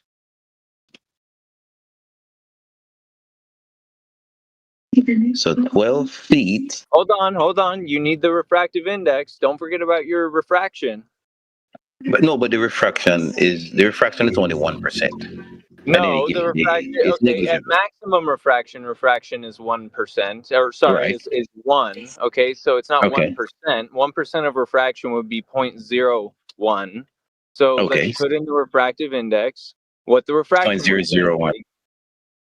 No, yeah. So Would it be so what's 0.001? No, I don't think so. yeah, Oh 1%. yeah, because it would be 1.0 would be 100%.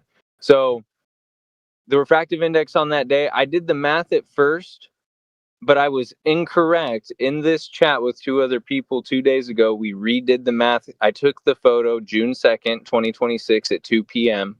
We redid the math given the weather conditions in those locations. The maximum refractive index was 0.17. Okay. But originally when I did my math wrong, it was stronger refraction at 0.33. So if you want to use 0.33, we could. Sure. What's the height of the object you were observing?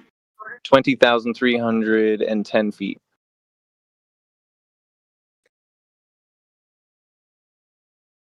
Oh, okay. All right. And the object was how far away?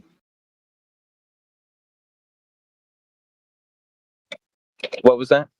Sorry. The object was how far away? 229 miles to the tallest point. All right. No problem. So at an object that is 20,310 miles has a horizon of 175 miles. You know that, right? Yeah, that's what Okay. your math says. Yes. Good. And the observer is 12 feet off the ground, right? Yes. So he has call this a 4.5 miles, 4.5 miles to the horizon, right? How much in? Oh yeah, to the horizon. Yeah. Yes. Okay. So 175 plus 4 gives you 179 miles of viewable distance between the two of them. 179 miles.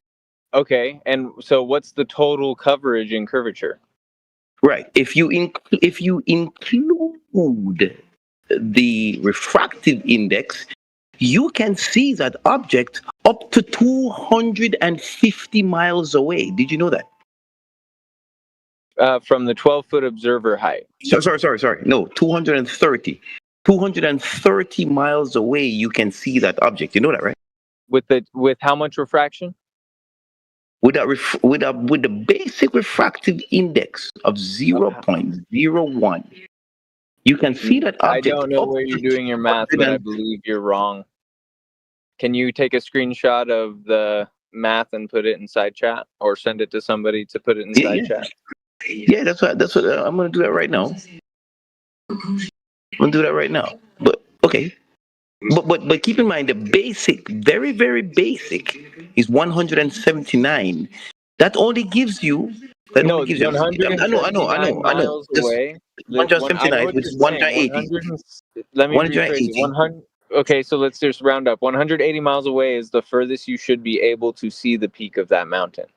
Given refractive index, how much total without refractive index? How much total drop is there? How much total curvature blocking?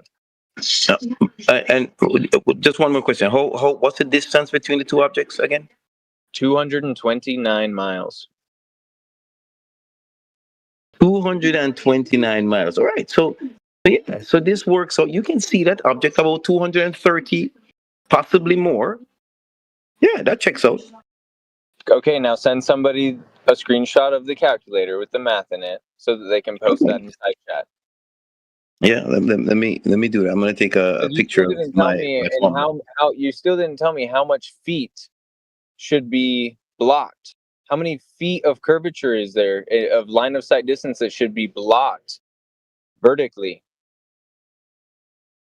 over those distances given the calculator? What is the number in feet? Oh, of the object that's obscured?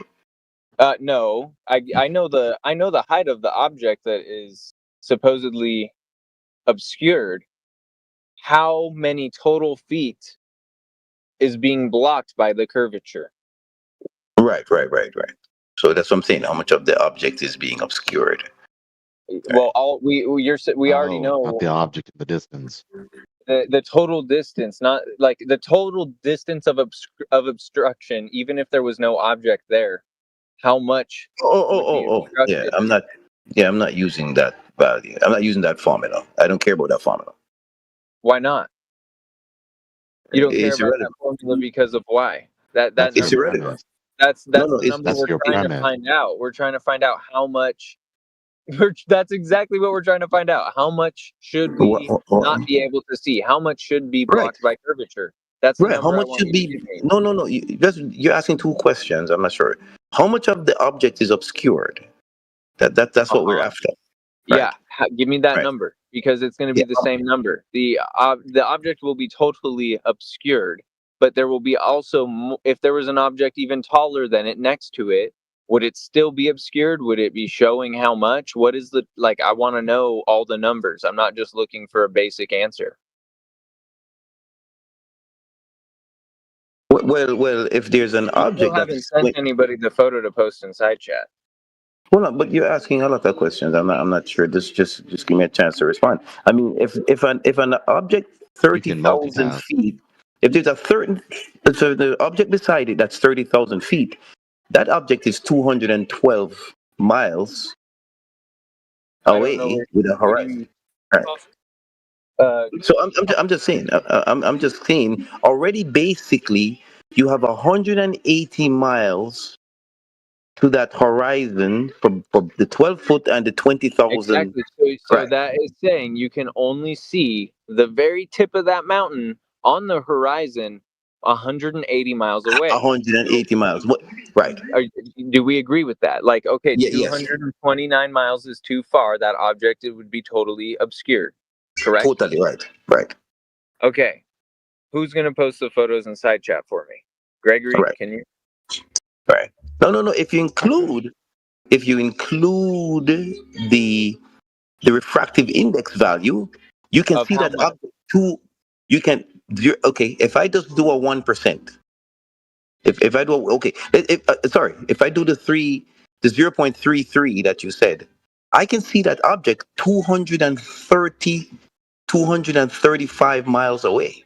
I just think you know. So wait, but how much of the object can you see? How much of the object can you see? Okay, Yeah, at 35 miles away, you're saying I could still see the object with the refractive index, but how much of it should I be able to see? What is it? Is the difference between when you include the refractive index and the regular radius value? So it's the difference between those two I formulas. feel like you're lying about the numbers you're inputting because I'm getting different Really? numbers. What? Okay, no, How much of the object would you be able to see? You have not answered that. 179 was correct, but you're not giving proper numbers here with the I'm just going refractive to 180, right? So 180. How much of the object would you be able to see? Right. I'm going to have to do the math, the difference between the two formulas. You still need to send a screenshot to somebody to post this in the side chat. I'm just letting you know you can see some of that object. Here, if you don't want to, with a 0.33. So I'm going to post it. I'm going to do the math now, but you can see that object 230 miles away. Yeah, but how much? You keep repeating that sentence because that's the rhetoric that you're trying to push. How much of the object would you be able to see? Yes, I've heard you evade that question. Because if I'm you're not telling me evading, I just haven't done the math. There's no curvature. We've asked you the question 4 previous times, and you keep saying that sentence, which doesn't answer our question. That is evasion. I'm about to give you the values differences between the two formulas, and that will tell you. So let me do it. Should have just said that the first time. We asked you 5 times now. You've given us everything except the answer to our question. He's been asking me different not questions. evading. We heard you evade 5 consecutive times. You are distracting as well right now. So let us get it. Not a distraction. I'm pointing out what you're doing so that you stop doing that antic. Stop talking back and do the thing. We've heard you do it.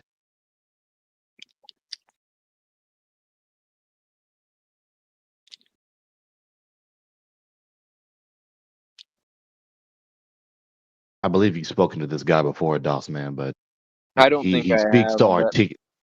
Okay, Yaga, so I'm gonna he's send this you some Jamaican guy that photos. speaks articulately as though he's so intellectual and so disciplined. Oh, I But know, but by the that's same why I want sophistry him to that we've do the all math used to. himself. That's why I want him to do it for himself and see the answers for himself and question his math, question what his belief, the lie that he wakes up every day to tell himself. Yeah, so he's trying to push the notion that standard refraction is going to make this object basically completely visible, while deliberately redacting, specifying how much of the object that you would see and how much curvature would be missing.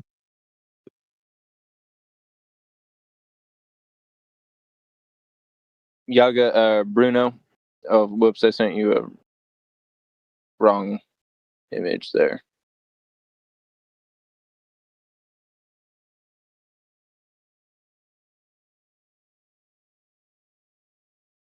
Now, there's a doctrinal split again amongst the scientists. One half says a standard refraction is not going to make the object apparent. That's not enough. You need far more refraction. But then he's a part of the section that says it is sufficient. What epistemic standard are they using to discern the difference? Nothing. Just whatever they think is rhetorically convenient to push the doctrine they're emotionally committed to.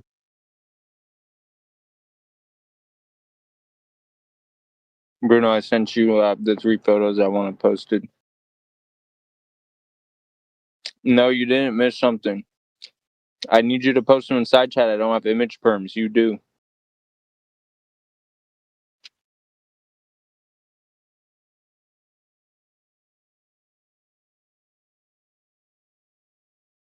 The 2 photos of the mountain and the screenshot.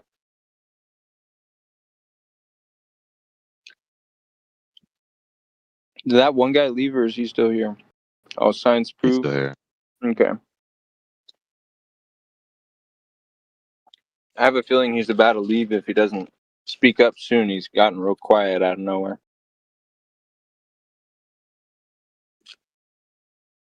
You know the tactic. Just abruptly be silent and then eventually vanish. And then hopefully your opponents who scrutinize you will forget the last thing that they just said to you and then you just resume. That might be what's happening, but I always hope there's that rare chance that they looked into it and then they realize they're wrong and they're just too embarrassed to say right now.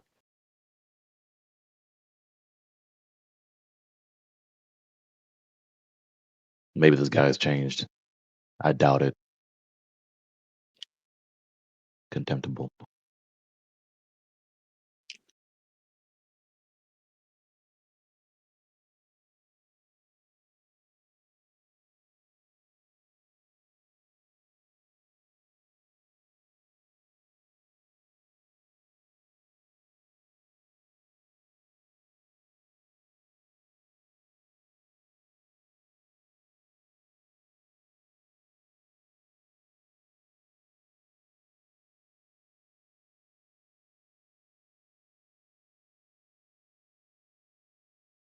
So that's his notion, right?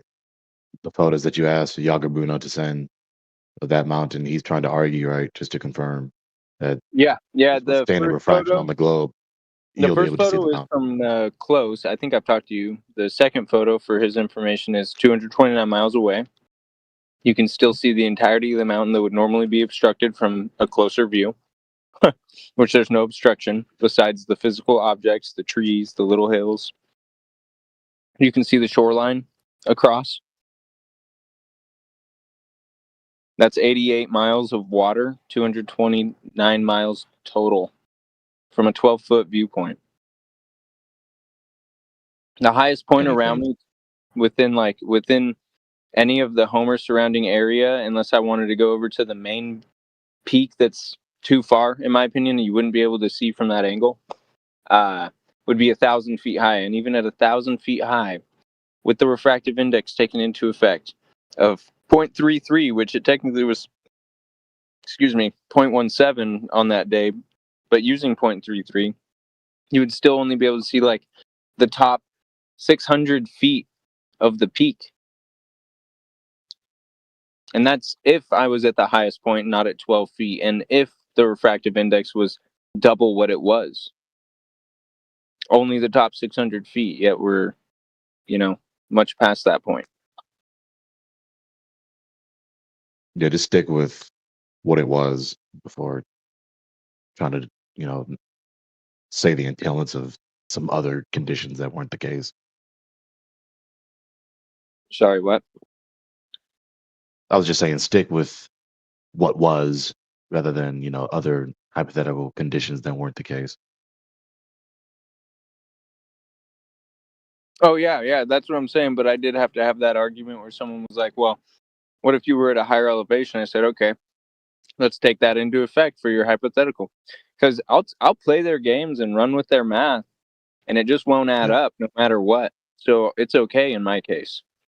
Yeah. That's, I think, if they're interested enough to try to prove me wrong, I'll let them try all day. And they'll just keep proving themselves wrong over and over. And they'll probably, like you said, still wake up the next day and believe it's a globe. Until they go and test for themselves and see for themselves and have a better understanding.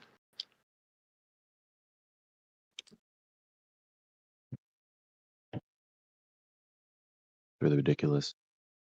Being so emotionally committed to a cosmological doctrine that's contrary to what you've always experienced.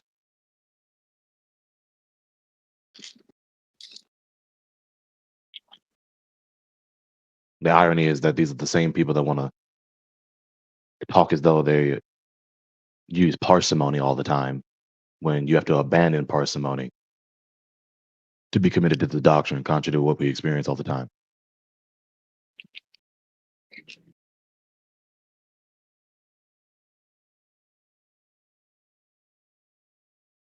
They also don't take into account most of the time that, like, every one of us has believed in the globe model at one point or another. It's not like we just woke up and said, yep, I'm going to be a flat earther today. We had to have our minds changed.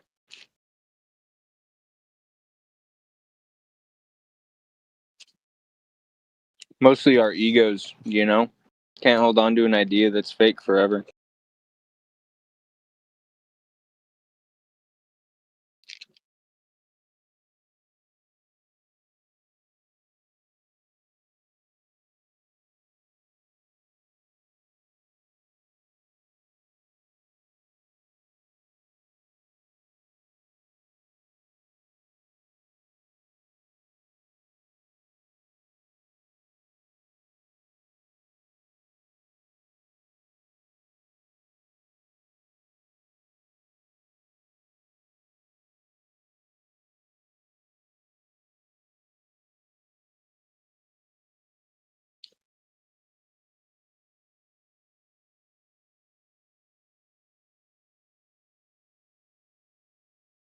It's pseudo distinction without the difference.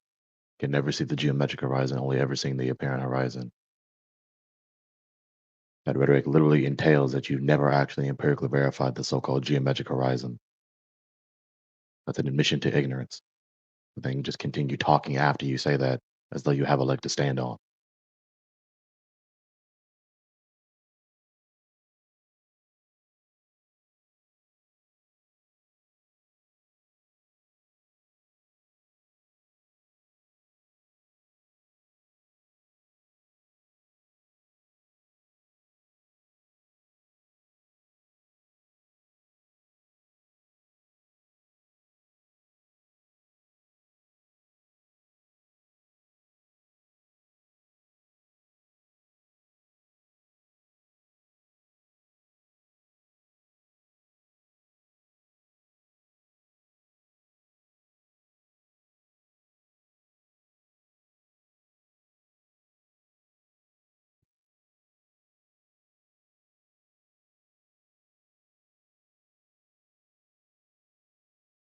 People should grasp this logic chain. If the Earth is a ball, then the horizon is the apex or the crown of the convex surface.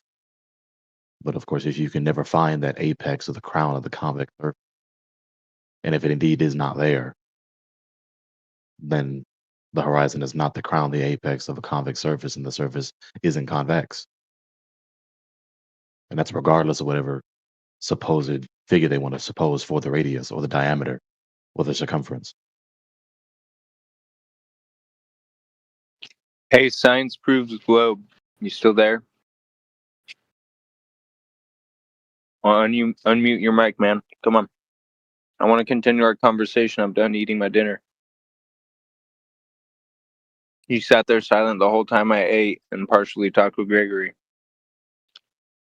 Yeah, 6,000 feet. All right, so yeah, did all the values here. So yeah, 6,000 feet of the object would be visible. Okay, send all the math. 229 miles away. Send all the math to Bruno so he can post it inside chat. Yeah, I'm gonna post it now. So yeah, Yeah. I just took the time to I work want to out. see Yeah, your inputs. You got to show your inputs and then your outputs. absolutely, no problem. Yeah, this lines up with the curvature value. I'll post it for you. Sorry for like You can hear it in his voice. hearing you, Bruno. Didn't mean it. You can hear it in his No, voice. No, I was just saying that 6,000 feet. I'm gonna post my formula for you right now. Thank you. There it is again. That ain't. It's okay, bro. That's just to push, and remain committed to. That's called take the screenshot of the outputs and say, "Hey, ChatGPT, can you put these numbers in instead?"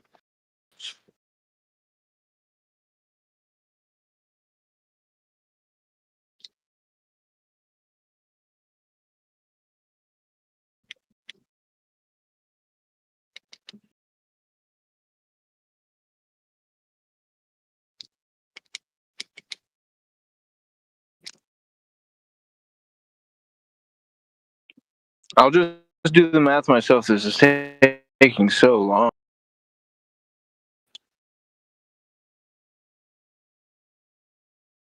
And isn't the math that screenshot that you sent a couple days ago here in the same channel? Yeah, but technically it's wrong because I only did the latitude. I didn't take into effect due west. So there's actually like 3 miles missing from that math because it should be further. You know, it wasn't completely in line with the lateral. It was very due north. It was just about 13 degrees off from direct north that I was looking. Interesting. Okay. Yeah, and at that distance, the latitude was 226. Longitude added 3 miles because you're looking at it at a slight angle. You understand geometry. Now you have the screenshot with all the corrections. It's completely correct. Yeah. Well, I'm actually going to actively just put in the numbers right now and take a screenshot. I haven't actually done it. I just know from the past screenshot it's at 226 instead of 229.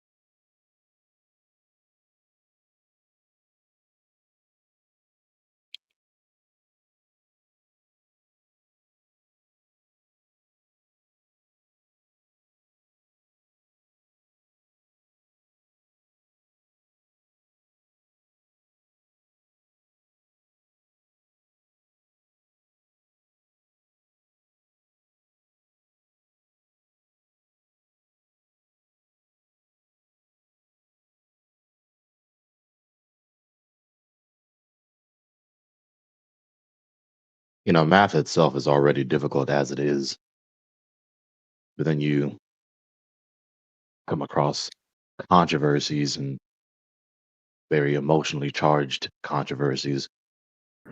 Yeah, here. Then you have different factions that are committed to various ideas, both trying to use math basically as a rhetorical weapon to push their rhetoric. It's just I'm using his own math that I don't believe in. You know what I'm saying? Yeah.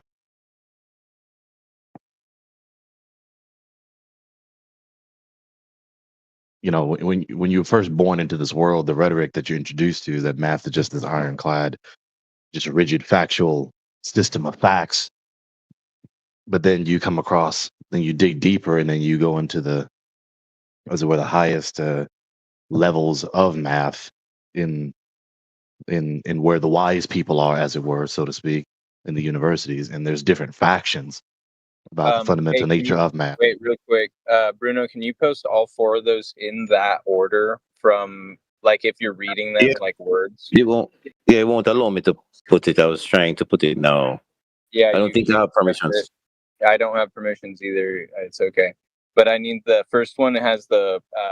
They're very important that they go together how they are, because the first one is with the standard refraction that was maximum tested that day in that area, and the second one is with double the refraction.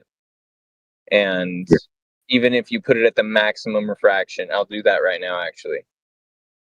You can do. I mean, I don't have permission, so I can't post it. I'm No, sorry. don't worry. I'm doing it for you because I told you you have to send it to someone else. I know you don't have image perms. Oh, I have to send it. I'm sending it to someone else as well. So you're gonna have to look in the side chat and look at what I've sent. Or look at what I've sent to Bruno and that he's posted.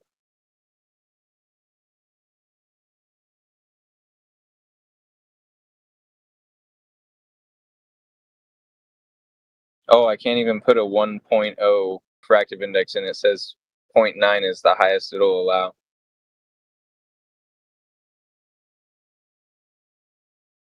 Can I do 0.99? Probably.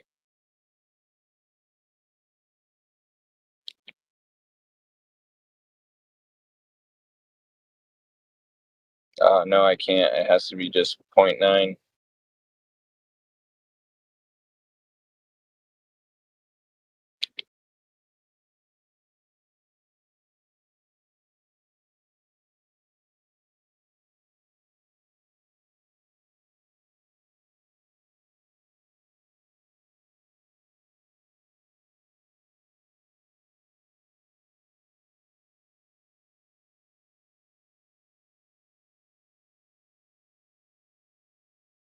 Which has never been tested.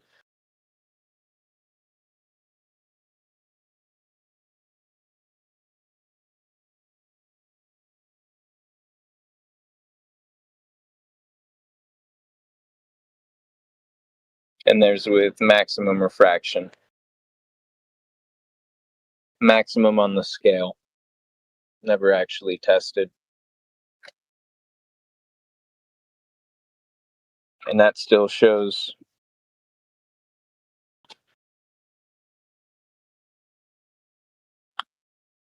almost 3,500 feet of curvature that we still don't see blocking the base of the mountain.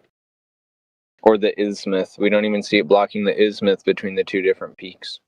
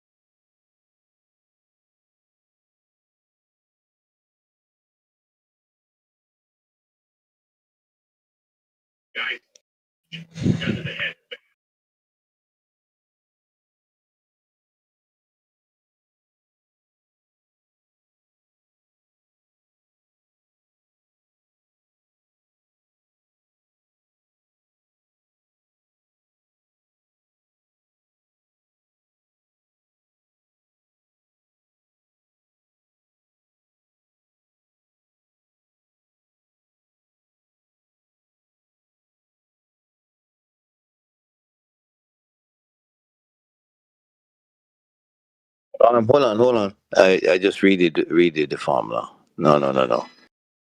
No, you won't be able to see that object beyond 215 miles. Yeah. So you can't. Yeah, I was off there by when I added the coefficient. So yeah, But no, you're not. look at the Yeah. photos. How am I seeing it? The entirety. I posted a close photo and a far photo. Right. So we'll have to investigate that photo. Yeah, it's impossible. It's impossible to see a 20,000 foot object, 229 miles, if you're 12 feet off the ground. It's impossible. I wouldn't say it's impossible, but it's just given the values that we have, your max is about 215 miles.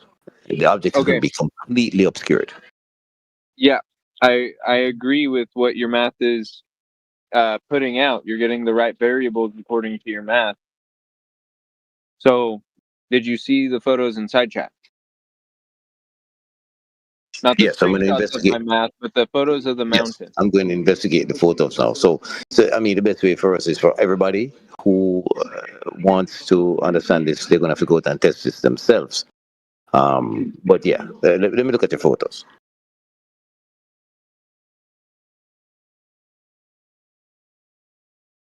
The first photo is less than 70 miles away, probably about 50 miles away. I don't know. The first one, it's just a reference photo from the exact same angle.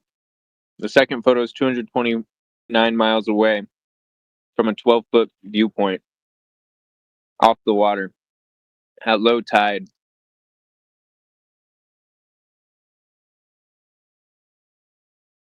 And then the third photo shows a direct line of sight from where I was and where the photo was taken of the object.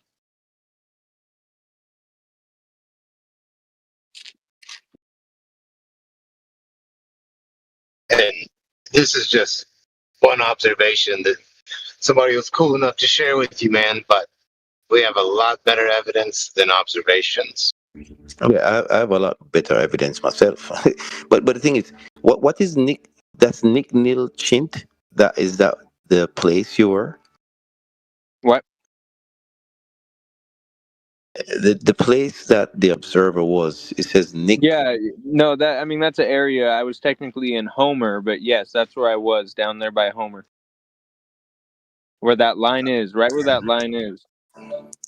Nick Nil. So no, there's a landmass that's sticking out where the line begins, right? The red line begins. Where is that geographically?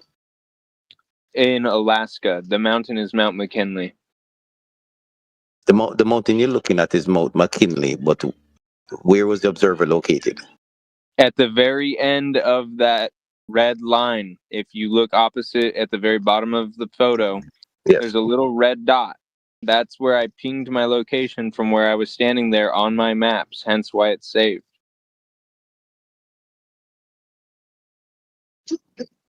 I look forward to seeing some of your good evidence when you're done with this observation. Yeah. But what is that geographic location of the observer? That's what I'm trying to get at. You want to know my coordinates? Yes. Give me your coordinates. Yes. Oh, okay, there you go. You gotta say what you mean, man. Yes.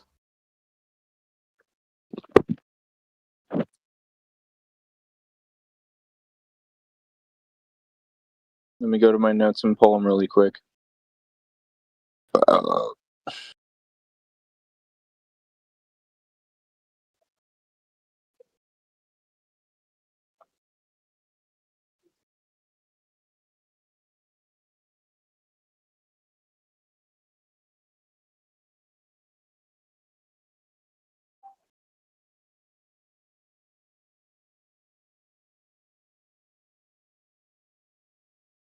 Okay.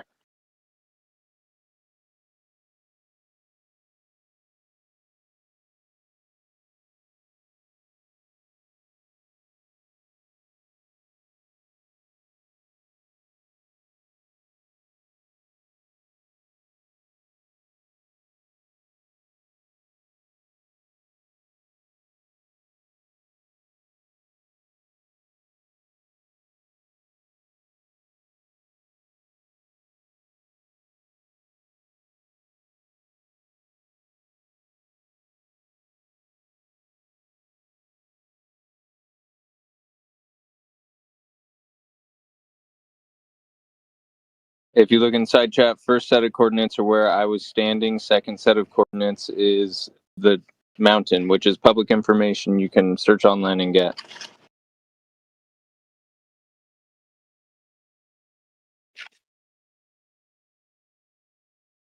Okay, let me take a look at that, because whenever I Google Homer, it's already 95 feet off the ground. Yeah, but I'm on the beach, on the sea level, at that exact point where that line ends at the bottom. Measured 12 feet off of the water level.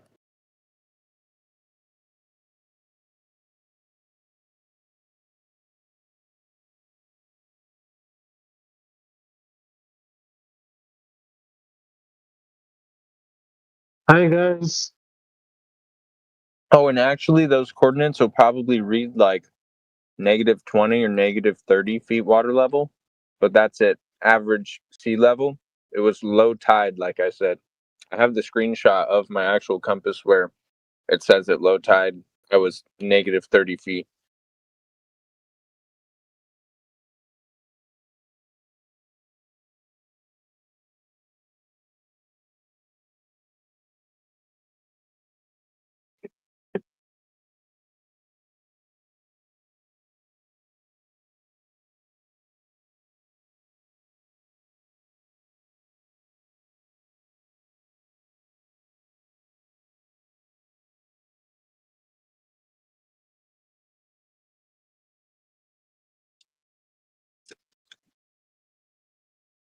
Just plug those numbers into ChatGPT or Google and ask them how far away they are from each other.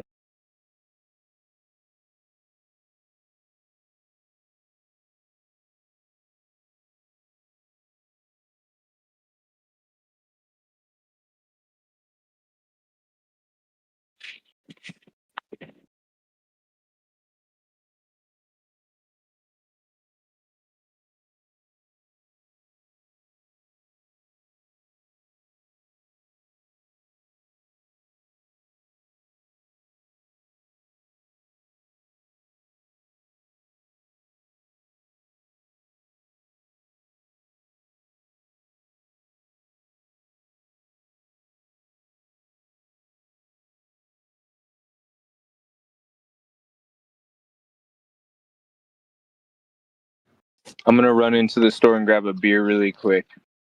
Be back in like 3 minutes.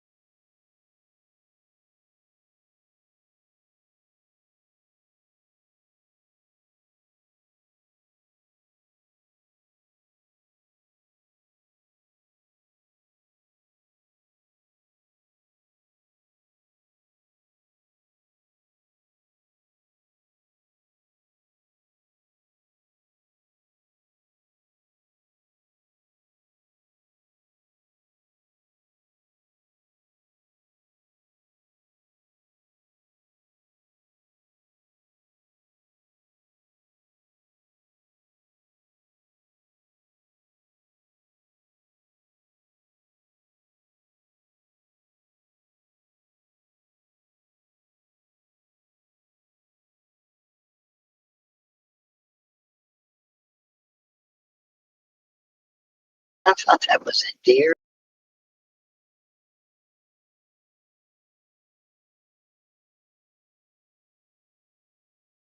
Man, I'm looking forward to this really good globe evidence.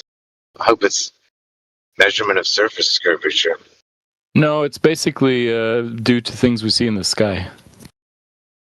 Of course, we want to talk about the Earth, so you look up instead. Can't Right, can't like look when the you're prop of the riding in a hand. car, you look outside the window to see how fast you're going. You look at the surface you're going to be on, don't you? I'm saying if you're in a car or a train, you can look outside and tell information about what's going on in the car or on the train. So it's appropriate to use that kind of all evidence that works. you are moving. Killer logic, Matthew. I think you swayed me. Well, I mean that you are moving. What else are you learning from that besides that you are moving? I didn't hear what he said, but I'm also a Glober now because of whatever you said. I believe whoever said that, you know. Yeah, Matthew. Besides that you are moving, what else could you possibly just glean from just looking outside the car? Well, you could determine if the path that you're on is straight or curved. Okay. So then how do you make that analogous to us trying to discern and measure the curvature? But I don't. I'm saying that looking outside of where you are is appropriate in some cases. It's just a simple analogy, not saying much more than that. Okay, well, that's not logically cogent concerning. Oh no, trying it to make is. this It is logically cogent. I'll finish eventually. It's not logically cogent to make this analogous to your effort to try and discern the shape of the Earth, because the things that we observe in the sky are not exclusively indicative, nor even strongly indicative of the Earth being a ball. What we see is the celestial bodies moving. That does not indicate, and doesn't even strongly indicate, let alone exclusively indicate, any shape of the Earth. Yeah, it's not exclusive. I'll grant you that. Right, so if the pattern of argumentation doesn't exclusively indicate your conclusion, then it's a weak argument. It's an argument that can be used for other shapes just as equally. Yeah, I guess I'd be more inclined to do inference to the best explanation rather than arguing for something. So I think the globe is the best explanation for what we see. Well, even if that were your proposition, that's not even an adductive argument either, because it's equally applicable. It's equally indicative of other shapes besides an alleged spheroid. So it's not even the strongest abduction. I don't think they're equal. Well, what standard do you have to prove otherwise? Besides just, I don't think so. If you look at some specific evidence and some specific things that are seen in the sky, they're fairly straightforward, simple explanations on the globe, but pretty complicated, twisted explanations on flat Earth. Why are you looking at the sky? You're presuming that simpler is better. Right. Simpler is typically better. It's not always, but that we have to have some criteria. How do you prove that? No one has to just take for granted the presupposition in your reply that simpler is better. They can just deny that and say more complex is better. Generally, simple, predictive. Yeah, those are the kinds of things that seem to be true most often. So you're right. It is a sort of preference than a proof. Okay, so then that's where the argument fails. If it just comes down to a preference, that's not a matter of epistemology. That's a matter of taste. Right. It's a more looking for explanations than coming up with an argument, and it's more sort of practical reasoning than epistemology. Right. So if you switch to the rhetoric, it's the best explanation, and after, as I just exposed, it boils down to preference. Then that's not a matter of fact. You're saying that's just you stating your autobiography of what you prefer. Yeah. Me and lots of other people prefer these kinds of explanations that make sense and are predictive and have engineering value, like GPS and satellite TVs, for example. Well, no, you're baking in a bunch of rhetoric after you just admitted that your pattern of argumentation, after you tried to switch to it's the best explanation, boils down to mere preference. So that proposition is not a matter of fact that you discern by some epistemic standard. Right. I prefer good explanations. All you mean by good is that you prefer it. After you switch to this is the best explanation, I just exposed it boiled down to preference. not some objective epistemic standard that you discipline yourself by to discern that to be a fact. I prefer explanations that I prefer. It's a tautology, basically. Exactly. He's just here to report on a belief he has about 5 times a week with regular timing.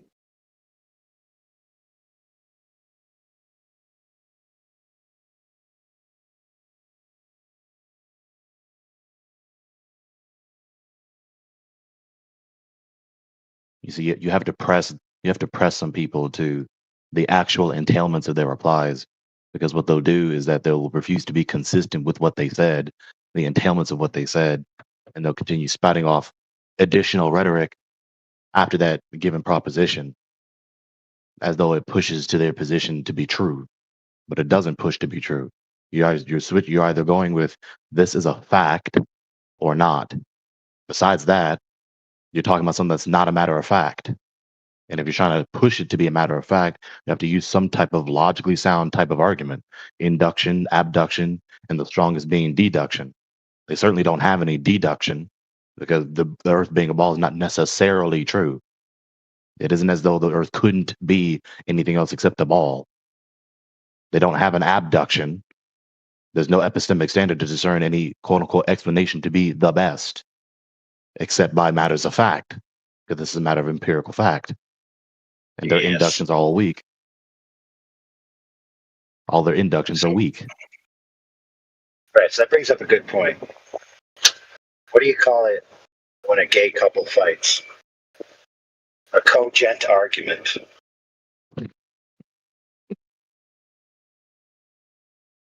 I've never heard that one. No, me neither. Pretty good. I was muted, but I laughed.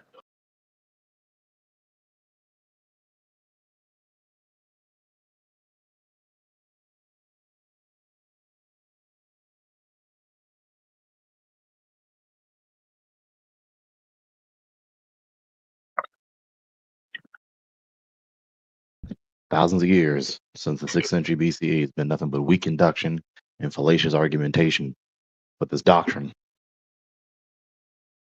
And successful engineering of GPS and satellite TV. Don't forget that part too. Weather satellites also.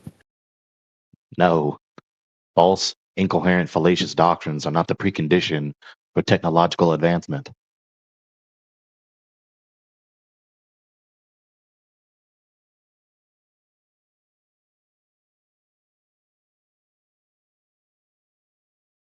Right? They really strongly clutch on to this rhetoric as though their worldview, because that's what it is. They're not going to say this in so many words, but this is what they're pushing, that their worldview, the distinctives of what is conveniently called scientism, that their worldview, scientism, is the precondition for any and all technological advancement. It's patently false. Right? It's just like the Romanists always saying, we're the same church from 2,000 years that Jesus founded. But then their distinctives that make them Roman Catholic can't be found anywhere in the first century. Same thing with the scientists. People were making technological advancements for millennia before the distinctives of scientism were ever contrived and promulgated. That clearly proves that that's not the precondition for any technological advancement. You don't need the Earth to be a ball in order to do any of the technological advancements that we've ever done, even from the most microscopic scale to the most macroscopic scale. No, you don't.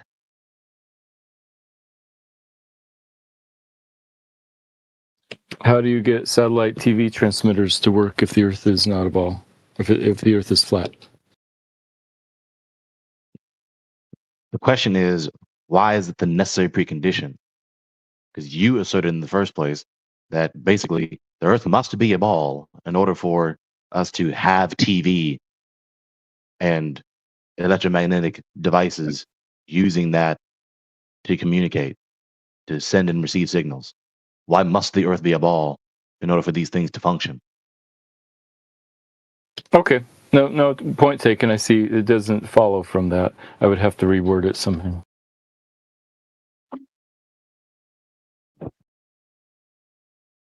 Maybe this. If you ask the engineers who designed, built, and deployed satellite TV those people claim that it's in orbit around a ball.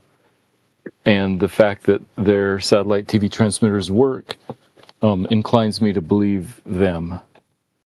Maybe I put it that way. But again, that's just reporting a belief of mine.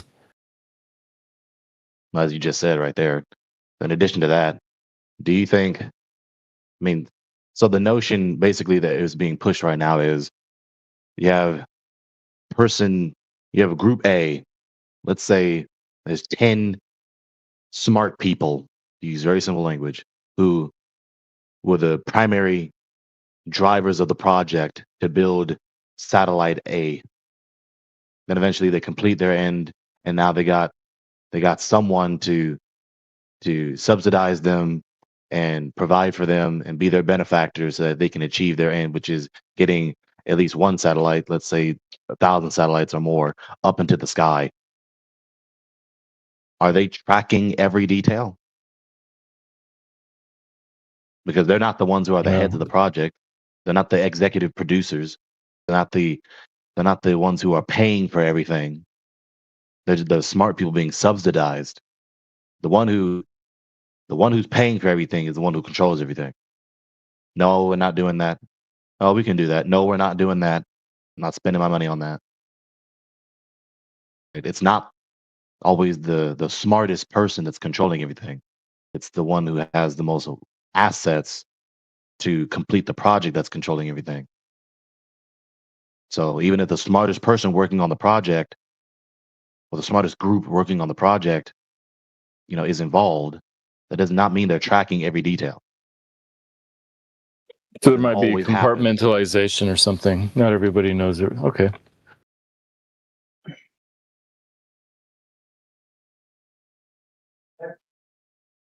And look, satellites concerns, there's machines flying in the air.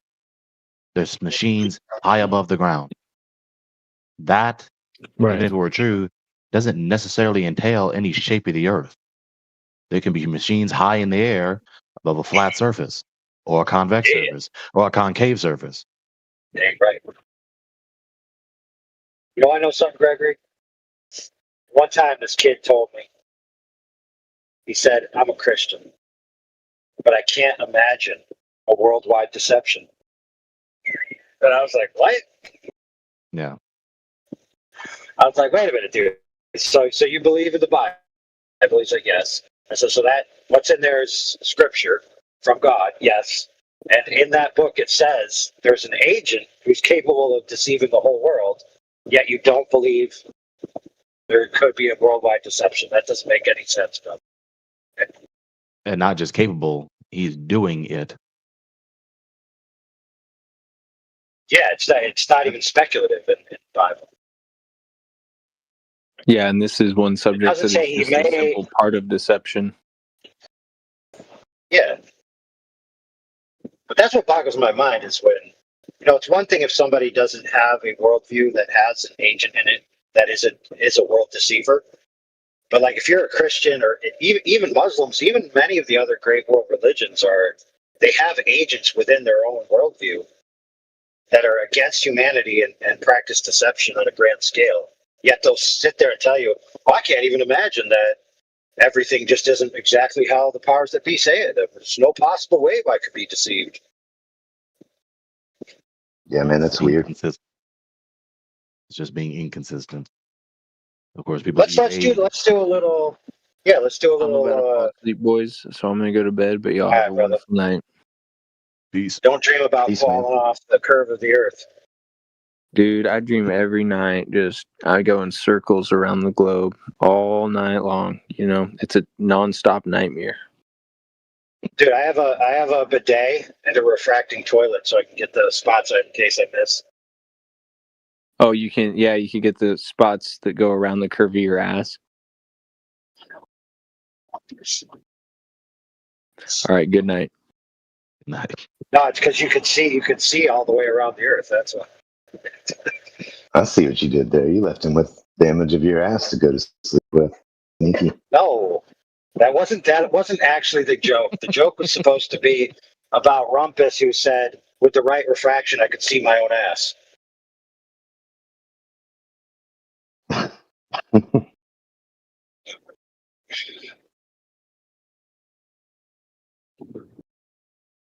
But yeah, check this out. Check this out. What if there's an ancient document that says that some of the stars disobeyed their courses? What if those courses are the way that they appear in the sky? And what if they did it on purpose to confuse humanity, give humanity the wrong impressions about the cosmos, to cash in on a plan concocted by a super intelligence, second only to God himself? Oh, yeah, but I couldn't possibly be fooled. Yeah, exactly.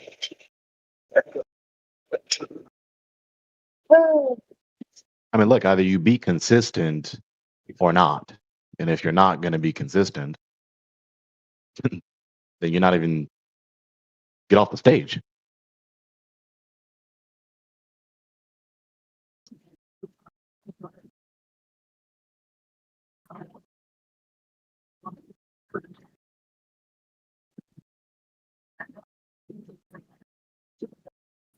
Yeah. It is pretty crazy the kinds of conspiracies people are willing to believe on one hand, but on the other hand, they're like, it's not possible that the shape of the earth is a conspiracy, or things about the cosmos are some kind of deception.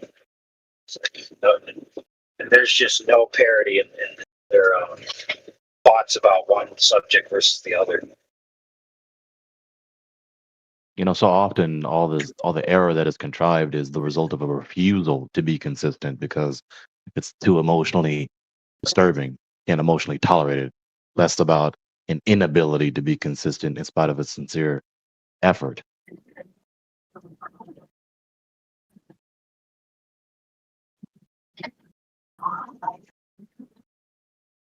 You know, like when you go to school, when we were small children, we were unable to be consistent with several things in spite of our best efforts. You know, you try to answer the math equation, you struggled in spite of your best efforts. You got the wrong answer. Then you learned and you practiced, and then eventually you became competent. But a lot of people nowadays, especially as adults, in spite of being competent, they're just not willing to be consistent, able to be consistent, logically consistent with what they do espouse, but not willing to be logically consistent with what they do espouse. Knowing full and well the entailments that they would have to bite the bullet on, as it were, if they were consistent, acknowledging the consistent entailments of what they believe.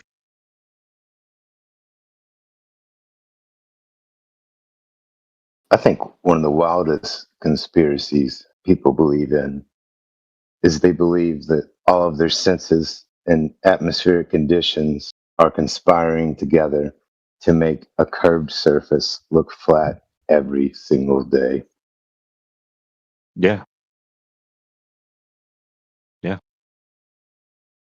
Especially already, like, even with their own rhetoric and their own worldview, with the scientists, those who espouse scientism, you know, they're always personifying these impersonal things. Natural selection, right? Can't help but talk about design and creation and purpose and ends, right?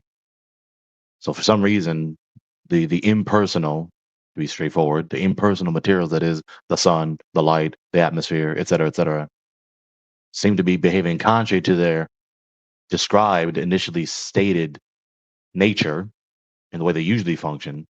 And now, like you just mentioned, really are consistently conspiring to make the curved surface appear flat, even though we were supposed to believe in the first place that our senses are reliable and that the world doesn't care about our feelings. But evidently, the world does care about our feelings, so much so that it has to make it seem contrary to what we initially espoused. It's like, what's going on here? This crisscross and flopping back and forth between our senses are reliable, they're not reliable. It is as it appears. It's not as it appears. It's called dialectical tension. Been known for centuries by philosophers. It's called dialectical tension. Not only do you have contrary notions, but the notions necessitate each other. It's one thing to have contradictory beliefs. It's another to have contradictory beliefs that are necessitated by each other. Because you're committed to one or more things that make them necessary to keep the thing together. You look at the observations of measurements, right, like Boogie just directed our attention to, and we see it's not curving. Right? That's a fact. But that is in tension with the notion that it is curving. So that necessitates another premise to protect it. Well, it's atmospheric refraction, it's an illusion. So we can't really trust our eyes as it is. Even though previously, before, at the very beginning of all this, we do trust our senses so we can get empirical facts. What happens all the time.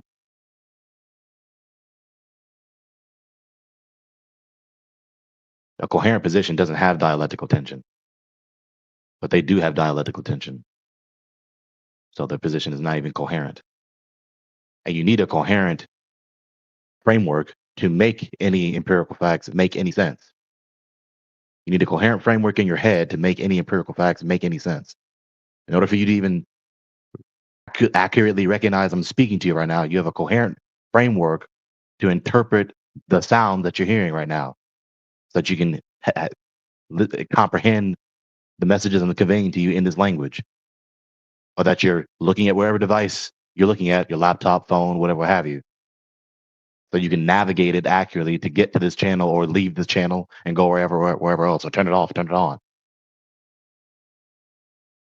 That's the a priori. A priori is necessary for a posteriori. You need a coherent mind to make sense out of the empirical facts. Dang. Quick side note, I just almost creamed an owl, dude. He just flew right in front of my vehicle. Scared the crap out of me. I've seen like turkeys like stick all the way through people's windshield, like halfway in, halfway out. Now, at some point, I'm virtually certain at least one person basically just like tuned out because I'm using unfamiliar terms. Right? I understand. Everyone's reacted that way to something that they're just unfamiliar with and just not in the mood to strain their mind, to stress their mind to grasp. It's just directly analogous to our muscles, our physical muscles. You're not in the mood to lift a bunch of weights that cause you a bunch of stress all the time at any given moment. Just put it down and walk away. I get it. But sometimes that's a necessary part to get to the end of understanding, whatever the various things. Right? And we've all lived that way. We all are people who have experienced some stress to our mind or to our muscles to get to where we are.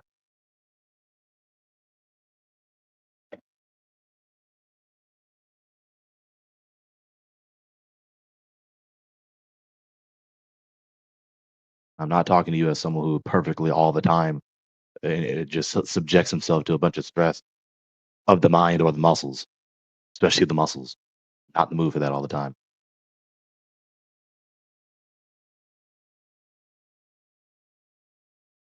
But if you don't use it, you lose it, people. Yeah. But because there's been such a long history of these scientism believers doing this, evading the stress of strengthening their mind, stressing their mind to have a coherent a priori system to actually discern empirical facts, a posteriori knowledge. That's how they contrived GR. That's how they contrived gravity. That's how they contrived the ball earth doctrine. Contrived evolution. What the heck is GR? General relativity. Right. Yeah, the rule is anytime someone uses an acronym, they have to be forced to say it anyway until they learn it's just better to say it. Also, no one's allowed to say Atmo anymore. Atmo is retarded. They have to say air. Now, you are allowed to say Atmo only and only if you can tell me all the constituent molecules of the Atmo. That's funny. Within a second.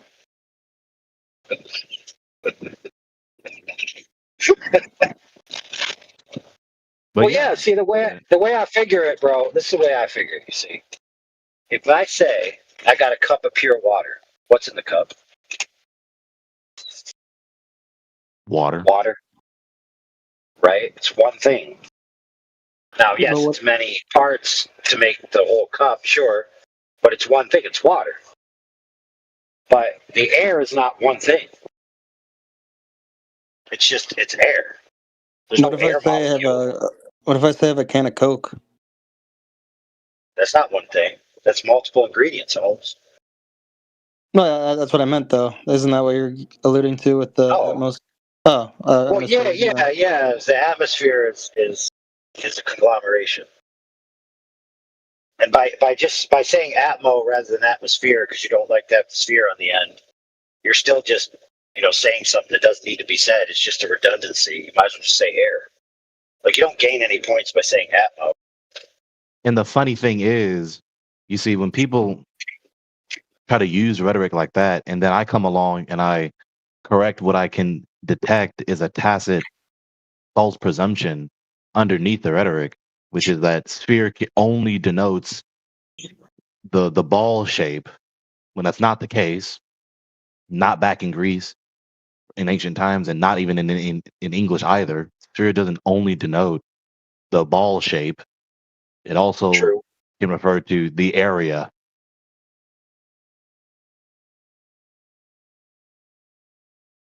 Yeah. Right. So the same persons who would try to be so linguistically technical to use rhetoric like that, because that's what they're thinking they're being. They're thinking to be so linguistically technical.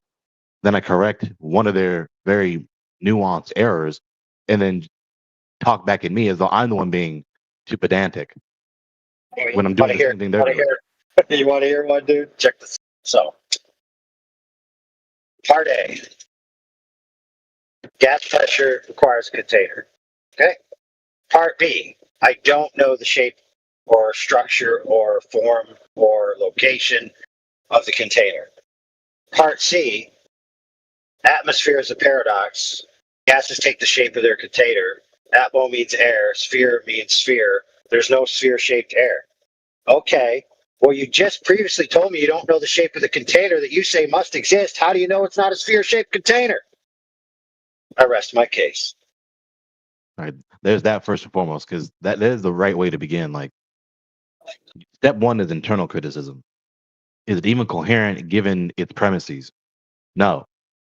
Right? You have to tacitly presume in this case, like you just mentioned, the shape that you just said you don't know or can't know. So there's a dialectical tension. You don't know the shape, but then you follow up with sentences that entail that you do know the shape. Internal incoherency, dialectical tension. And then now there is exclusions you can have, right? The shapes that it can't possibly be. But based on all of those things that you've said before, you haven't actually excluded any. Exactly. Right.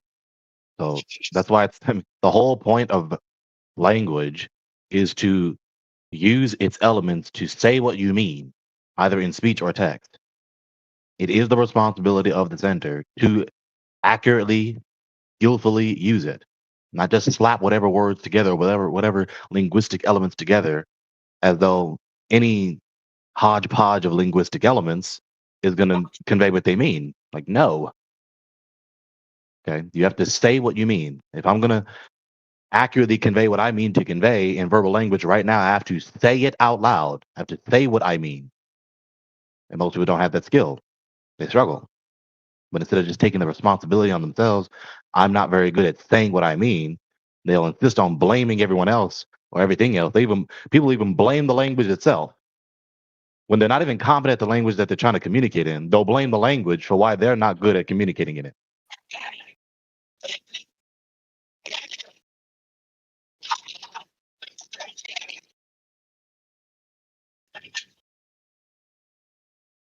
They'll personify an impersonal, abstract set of concepts to convey language instead of actually blaming the person who failed to use the language themselves. Anyway, vote for me for president, and I will ban LED. No more glare in your eyes. So this is part of the struggle of scientists. That's why this is how fundamental the errors get. Like, for instance, when we talk about gravity, I've gotten at least 2 scientism zealots to disagree about what mass is because their error is an equivocation of the word. They're saying the same word, in at least in this particular case, 3 or more senses, either simultaneously or one after the other, because they don't know how to consistently, specifically use their rhetoric, such as the word math, for a fundamental doctrine of their worldview. I've gotten to disagree. They debated for half an hour and still didn't come to the conclusion. And all the several minutes after that, still didn't come to a conclusion. They were still disagreeing. They never came to a conclusion, even after more than half an hour of debate. And I just sat there and let them talk, the whole room.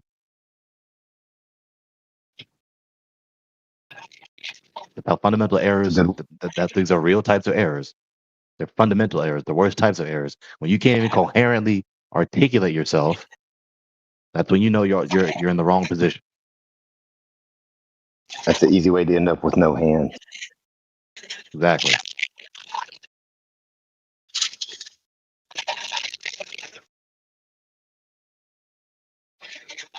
And so, of course, the immediate habitual emotional reaction is to just say that I'm just being too pedantic, or I'm playing word games, or I'm playing semantics, using semantics as a pejorative when it's really the study of meaning.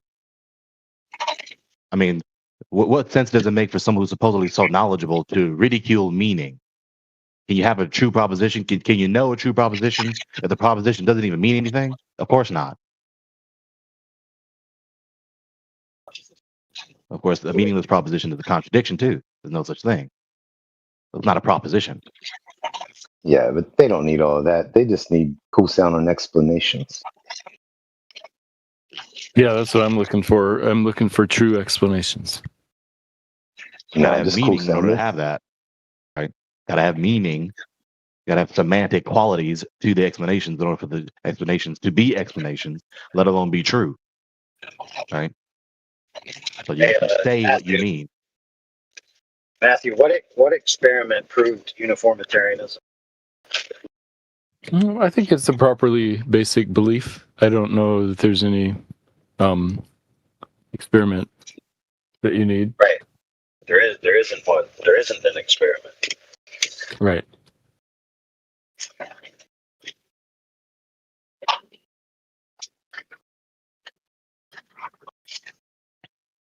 And likewise, what experiment proved retroactive uniformitarianism? None. Yeah, none. You know what I heard, Matthew? I want to play you the clip, but I can't. But basically, you know the guy who supposedly found the computer code in physics and the universe? Sounds familiar. I mean, the code, like the fact that there's physics equations. Is that what he meant by? Yeah, there's high-end equations that have to do with cosmological level physics that basically have what's equivalent to self-correcting computer code. You know, and so after he found that, people were basically saying that he proved that we live in the Matrix or whatever, but he didn't believe that. He just believed that essentially the laws of physics evolved to have self-correcting mechanisms, much like genetics evolved to have self-correcting mechanisms. Just like those mathematical card tricks. Yeah, but the point of that is that he believes that the present laws of physics evolved. So that means that they weren't what they are at some time in the past. So then for someone like that he could never believe in retroactive uniformitarianism because he has no way of knowing that anything in the past was even operating under the same things that it's operating now. On a fundamental level in nature, let alone systems within nature. Yeah, evolution of physical laws doesn't make sense to me. And such persons like that, what they're really saying, so they have the habit of saying the word evolve. When you analyze what they're saying, what they're really saying is spontaneous generation without a sufficient cause. It just began existing. Nothing deliberately or indeliberately caused all the physics to become what they are. It's worse than that. So he basically said that because he was paralleling this evolutionary cosmological laws to biology in the sense that there's self-correcting mechanisms in the genome. And he said the reason why you have to have self-correcting mechanisms in the genome, because if you don't, the evolutionary mutations will kill the offspring. So you have to have self-correction. And then he asked the host, do you know where we got our self-correcting mechanism from? And the host was like, where? And the super intelligent beard guy was like, from evolution. And I was like, oh my goodness, dude, did you just do a first cause fallacy? And then the host was like, wow, you're so wise. But it's like, dude, he just said, without a self-correcting mechanisms, you can't get viable offspring because the mutations will kill them. But the only way to get a self-correcting mechanism is through evolution, with the mutations killing your offspring.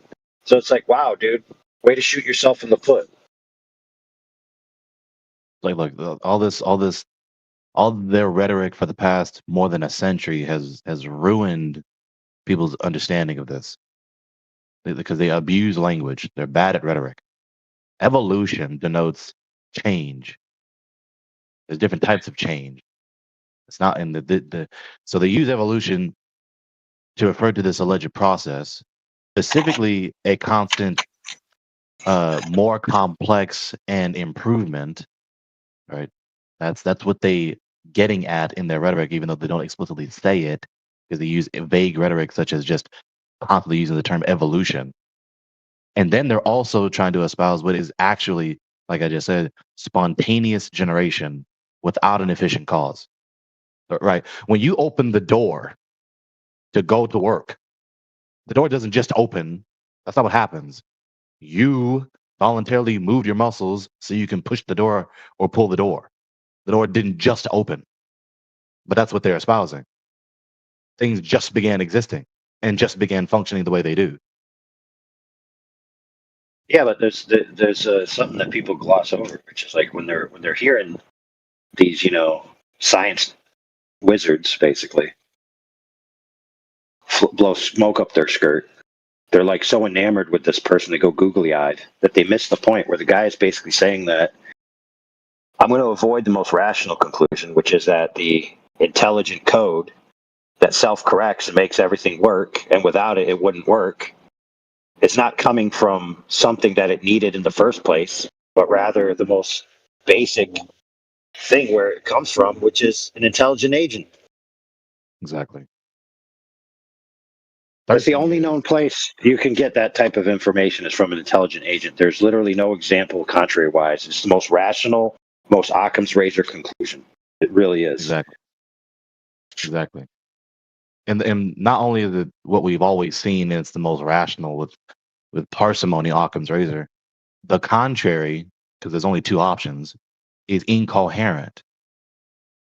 To say this was designed, to say all the design in the world, because that's ubiquitous, everything is designed, was not designed is obviously a contradiction. That which is designed was not made by intelligent agent entails that which was designed was not designed. That's not the contradiction. It implies a contradiction. So it's logically impossible.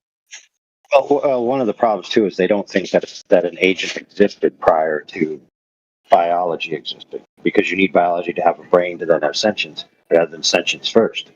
But the problem is they're so behind the times, because a lot of evolutionary biologists, psychologists, and physicists are basically saying that sentient agency is eternal. You have to have that first before you can have the physical and natural world. So you actually have the precedent for sentience existing first. So it's absolutely rational. The third thing is, and you know what else? So-called evolution. You know what else, bro? Real quick. Yeah. Have you looked into the body morphology is not in the genes research yet? Not that particularly, even though I think I know what you mean by that term, by those terms. Well, it's like the scientist was able to, cut that plenary worm that can regrow itself, and he would manipulate it with electrical fields. He was able to get the thing to grow. And then there's also things like, like horns of a deer. If you scar the horn, he'll tear his horns off, but when his horns regrow, the scar will still be there. There's no reason for it to be there. It's like, why? Why is it there? Where's the information for that scar? It certainly isn't in the antler. So basically, he did a lot of research on exposing things as they're growing to electric fields, magnetic fields, and stuff. Because a body has a bioelectric field. He basically was pretty much proven that the bioelectric field is what creates the body morphology, not the genes. So genes are responsible for some stuff, and then the morphology is decided ultimately by the. All right. And if I'm not mistaken, you said the offspring of these worms would still have 3 heads, or you cut the worm, it would still grow 3 heads. You said it was reversible, even. Yeah. But see, so that means that there's something beyond the genetics that's causing these organisms to take the form that they're taking. All right. And so when you take that in line with what we previously just talked about, there's only one rational conclusion. That's all the information exists, not in the physical and natural world. Duh. The third thing also with evolution, because the first two was it's vague rhetoric, and it's usually not conscious. The vast majority for the entire history of this doctrine, it's been unconscious. They're not really consciously using vague rhetoric to protect their very specific notions that they really espouse. That's just how bad they are. 2 is that it's a specific presumption, right? That it's more complex as opposed to more simple or just remaining at the same level of complexity, and that it's always improvement, never remaining at the same level, the same quality level, or degradation, becoming worse. And 3, the spontaneous generation without an efficient cause. The efficient cause is, for instance, an example of efficient cause, people grasp this. Like I just said with the opening the door, the efficient cause was you voluntarily moving your hand to touch the door to cause the door to open, right? Pulling or pull it. You pulling or pushing the door. You are the efficient cause, right? As opposed to the formal cause or the final cause or the material cause. The material cause being your hand particularly, the efficient cause being you, the concretely real human who decided to move their material to contact the door, to move the door, right? Okay. So they're talking about spontaneous generation without an efficient cause. It just began existing. It just began evolving. They just got this evolution. Have no idea what caused the process, the evolution. Never specify that. And even if they do, this is obviously some conjecture that came right out of their ass. They have no way of knowing, even by their own admission. And fourthly is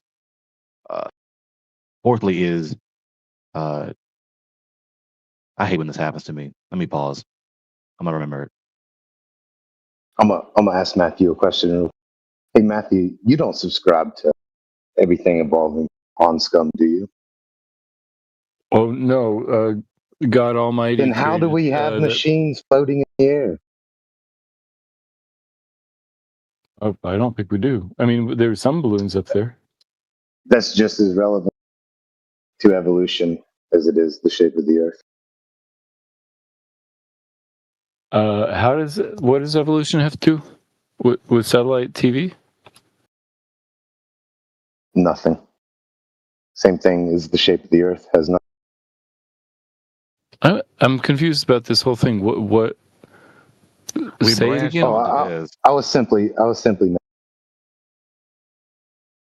Yeah, we branched onto this from my particular refutations to your replies earlier, because I was exposing the fallacious pattern of thought, the different types of argumentation, failure to do that, and an example of that also with other doctrines that are distinctives of scientism.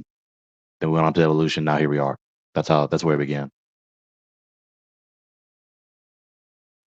Okay. Well, I don't believe in methodological naturalism, so I don't believe in unguided evolution.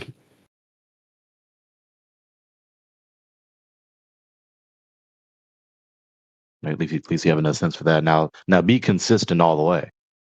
Right, so you made that step. Make to the next step, which is, or the next several step, which is eliminating all of scientism from your head. Eliminating the entire scientism is the belief that science is the ultimate truth, and I don't think that's true. Well, no, what I mean by scientism is not just that epistemic idea, that erroneous epistemic idea. It's a convenient term to identify the entire worldview, because they're not gonna make it simple because they're bad at rhetoric, because they just want to sustain the impression that they just know the facts. They don't just know the facts. They have a worldview. The worldview is not identical to just all day empirical facts. So, scientism, atheism, spontaneous generation without an efficient cause, GR, general relativity, gravity, some type of that, multi-billion years, et cetera, the whole worldview, right, that we were taught in school. Right. I'm not going to throw out the baby with the bathwater, though. So just because they get some things wrong doesn't mean they're wrong about everything. Yeah, they don't have a baby though. They only have the bathwater. That's what scientism is. It's just the bathwater.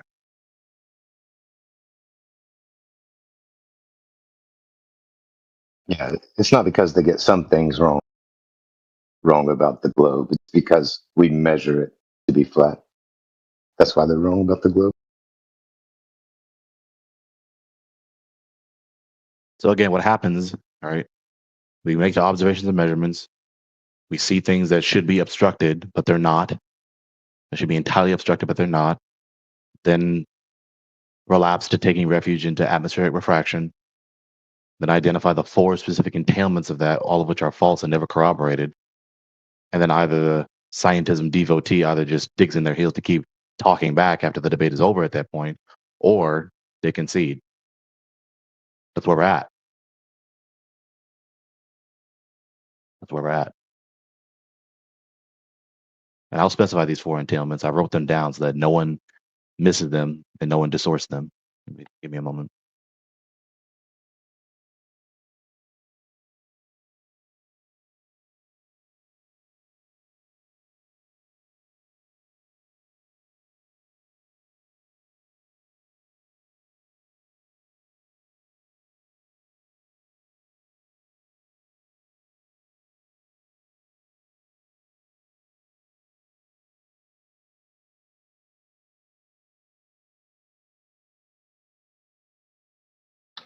I won't dissource somebody, but I might resource them.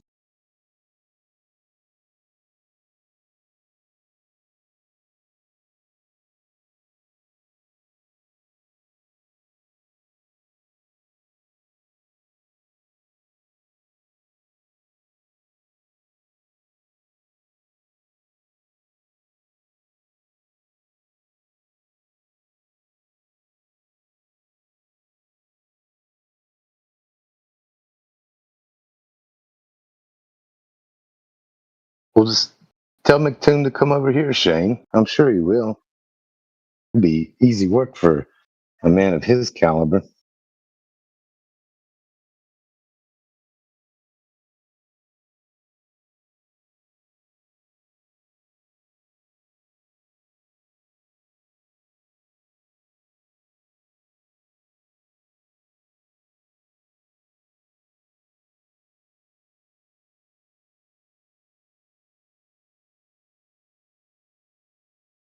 But we got to make sure DJ's here if he's back, though.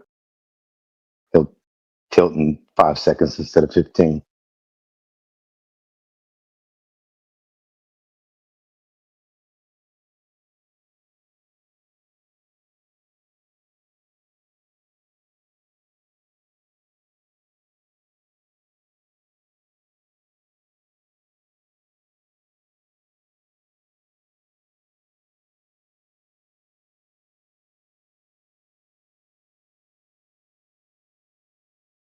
Oh, and for people not reading the chat, I was referring to Shane saying that McToon was having trouble finding flat earthers to talk with.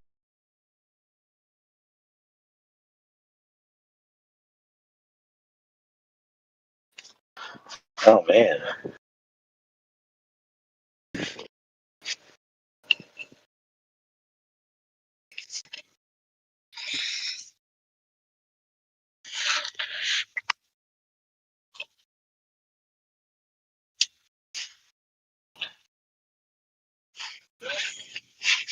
I'm sure he's claiming he's dispatched them all.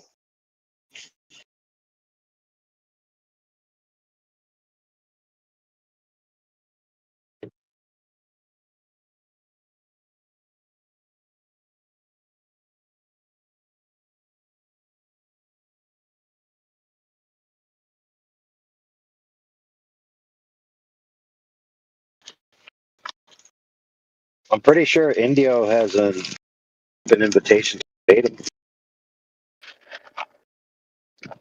I'd like to The hear only that. rule, I think, the only rule was it has to be on a platform where there's no super chats, so McGoon can't make any money.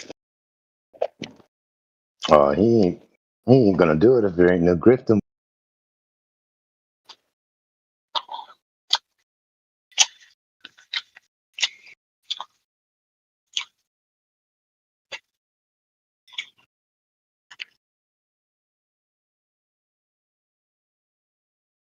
I think it's so wild when people think y'all are for doing this.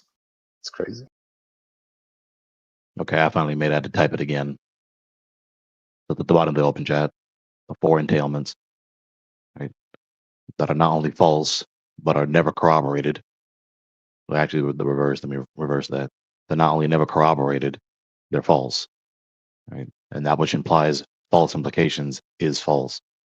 That's how you do a reductio ad absurdum argumentum, a reduction to absurdity argument. You expose the false entailments of whatever given premise.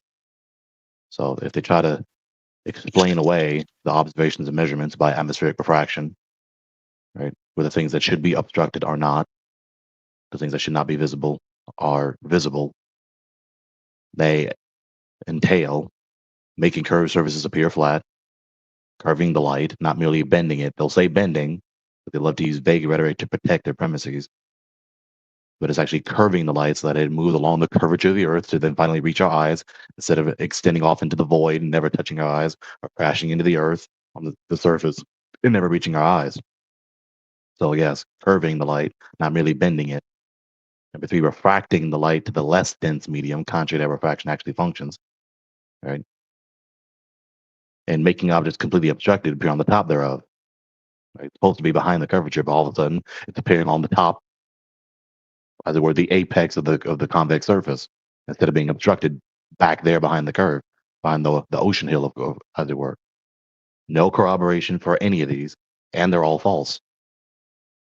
It's not how light behaves in the atmosphere.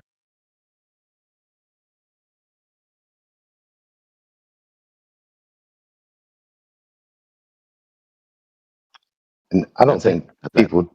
I, don't, I really like that, Gregory. But I was going to say that I don't think people truly appreciate what has to be claimed to explain away these laser transit tests. As you mentioned, not that the light's refracting like scintillization like we normally see, you know, back and forth taking the easiest path, if you will, that it is continuously making a a congruent curve, that keeps its form for 20 miles or better. That is, I don't think they quite appreciate what they're asking of refraction. Yeah, because even they acknowledge in their own rhetoric, again, an internal criticism, exposing their inconsistency. They'll talk about standard refraction, which obviously entails that there's some sort of non-standard, non-normal refraction. But it entails a refraction that is far from the standard rate, but it's happening all the time, like Boogie's emphasizing. That's a contradiction. You can't have something that's deviating from the normal common standard be the common way if it happens. Extreme, yes. Yaga Bruno, exactly. The extreme.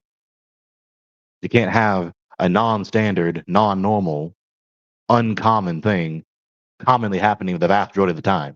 That's a contradiction. Contradiction. So their notion, their rhetoric entails a contradiction. Again, incoherent. So their appeal to atmospheric refraction, in light of the fact that this is how we observe things the vast majority of the time, virtually all the time, entails a contradiction. This non-standard, non-normal, uncommon refraction happens the vast majority, virtually all the time. That is a contradiction. Incoherent. Dialectical tension. And they're forced to that when you're committed to the globe earth doctrine. That's the entailment.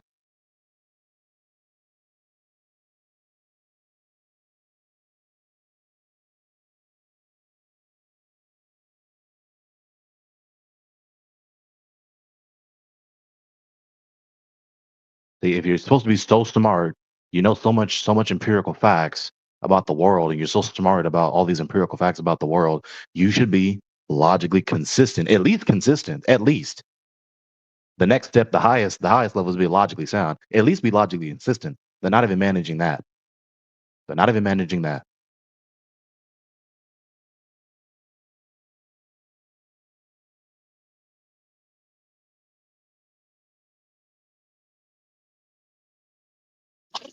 Wrong. To be illogical can be a consistency. No. You're right. That's my point. You can be wrong and logically consistent. They're not even managing that. Yeah, that's my point. They're logically They're logical consistency. There you go. Take it for what you will. Take it for Yeah. That's how bad they Illogically are. consistent. They can be wrong and still be logically consistent. That's possible. But what they are doing is not even being consistent. Let alone wrong and consistent, let alone logically sound. But they got some real sweet stories.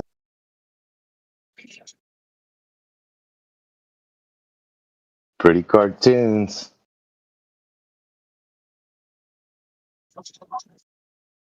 And it's ironic too, like what Boogie just mentioned. The illustrations in the entertainment content are more realistic than the movies, the moving pictures or stationary pictures that are presented to be just empirical evidence, serious empirical evidence. You would think it'd be the other way around if they had any sense. But they're warped. Exactly, Yagabruno, exactly. That very GIF that he just sent, you know exactly what I'm talking about. The entertainment depictions look more realistic than the images, stationary or moving, that they present to just be the serious empirical evidence.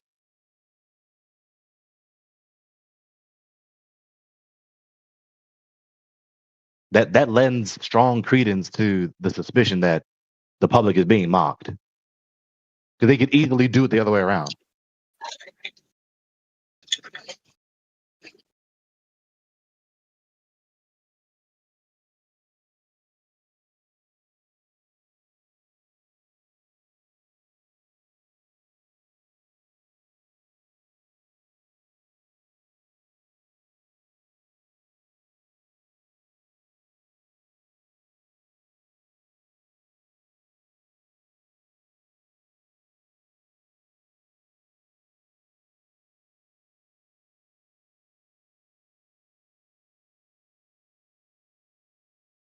It's another thing too, related to the doctrine.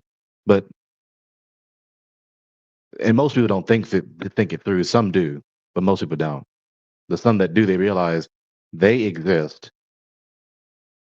in an unfathomably vast black void, flailing around aimlessly without any control over it.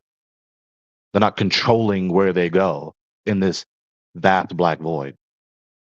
They're just involuntarily subjected to external forces that they have no control over, flailing around the black void. That's what many people believe. That's the intent of what Just a many people random happenstance. like. Everyone is already afraid of the dark here on the earth. We won't even go to a dark basement.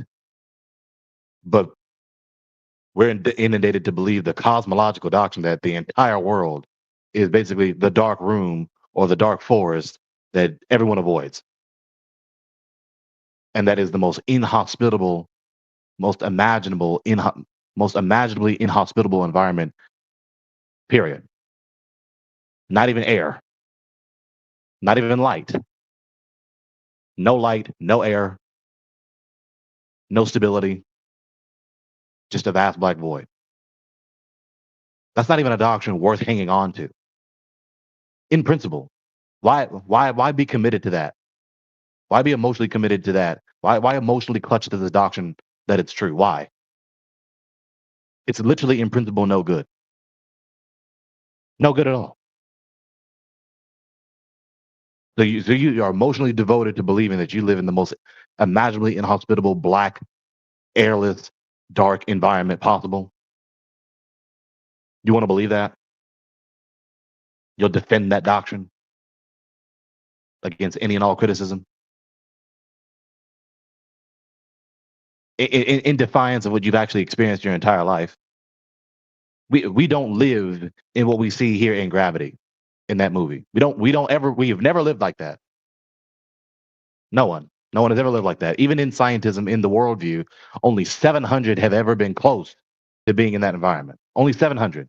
The vast majority of everyone else has had their asses here on the earth. Feet and asses right here on the ground, on the soil, on the dirt. Never experienced that at all. में खड़ी है बेहाई तो फिर आग लगी बस्ती में. But for some reason, just so convinced because they saw an illustration on a TV screen from a supposedly wise institution. You black bitch, shut the fuck up.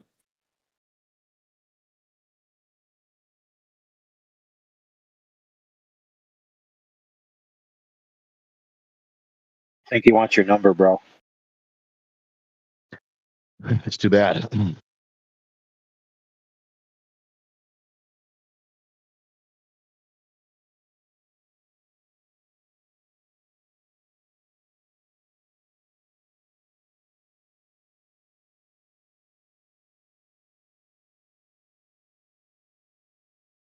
Some people who really actually care about the well-being think these things through.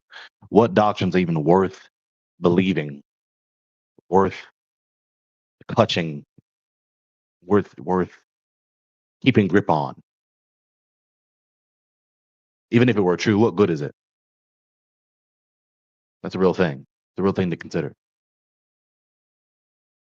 Like in their worldview, from nothing, everything came, into nothing, everything will go.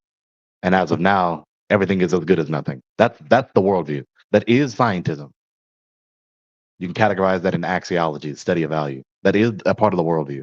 From nothing, everything came, or from question mark, everything came. And we really don't care to know what actually the world came from with the so-called Big Bang doctrine and all that garbage. To nothing, everything will go. Eventually, the Earth's just gonna be incinerated because it gets too close to the Earth for some reason, or some solar flare, or some cosmic cataclysm that's gonna annihilate all life on the Earth. As of now, everything's as good as nothing. Everything's just matter flailing around in a black void. Why be committed to believing that? What good is that for you? What benefit is that? None. In principle. Even if they don't acknowledge, even if most of them are not nihilistic, they don't espouse nihilism, it is implicitly nihilistic. It implies nihilism. There's just matter flailing around in the void. That is implicitly nihilistic. That's the consistent intent of that notion.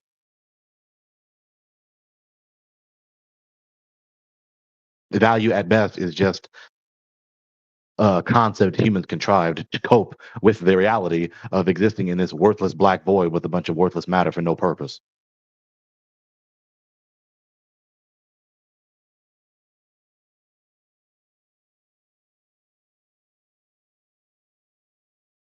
Yeah, when I was a kid, I used to want to see all that.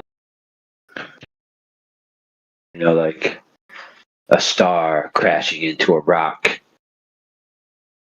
Now, I'm like, whoop-de frick. Who cares? Like, why is a star crashing into a rock even cool? Like, what's even cool about it?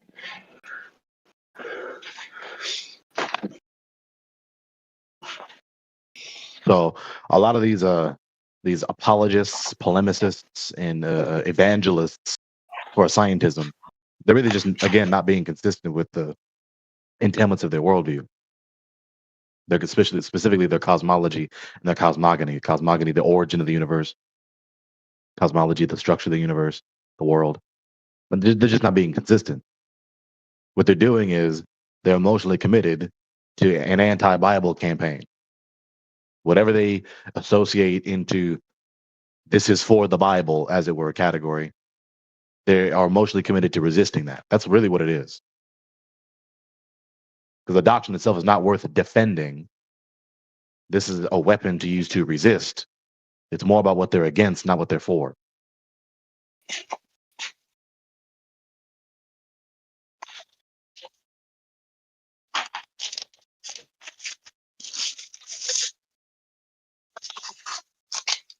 More about being against culpability, more about being against anything that has God's nature, which they covet.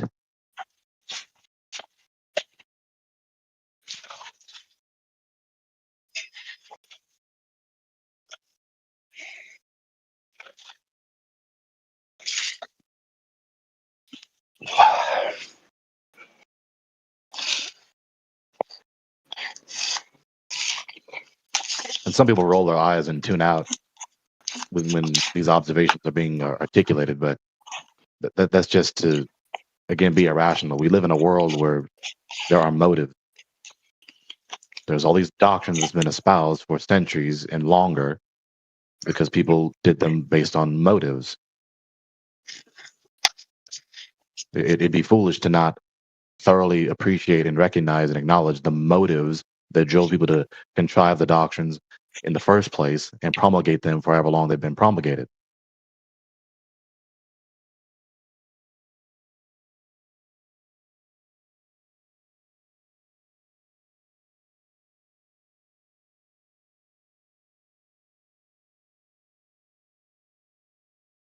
And it's also good. I mean, that's a part of the pretense. When you expose the real motives that people are doing any given thing, especially, for instance, with the whole promulgation of all of scientism, you expose the deception. The deception is we're just decent people, decent folk who just want to learn. No, they're not. No, they're not. That's a deception.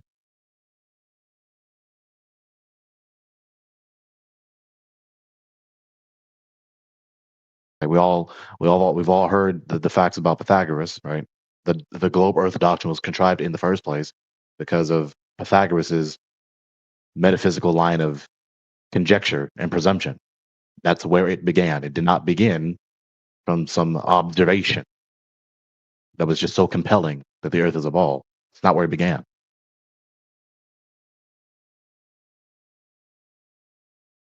And that's never been the case. There's never been some observation that was just so strongly indicative of the Earth being a ball.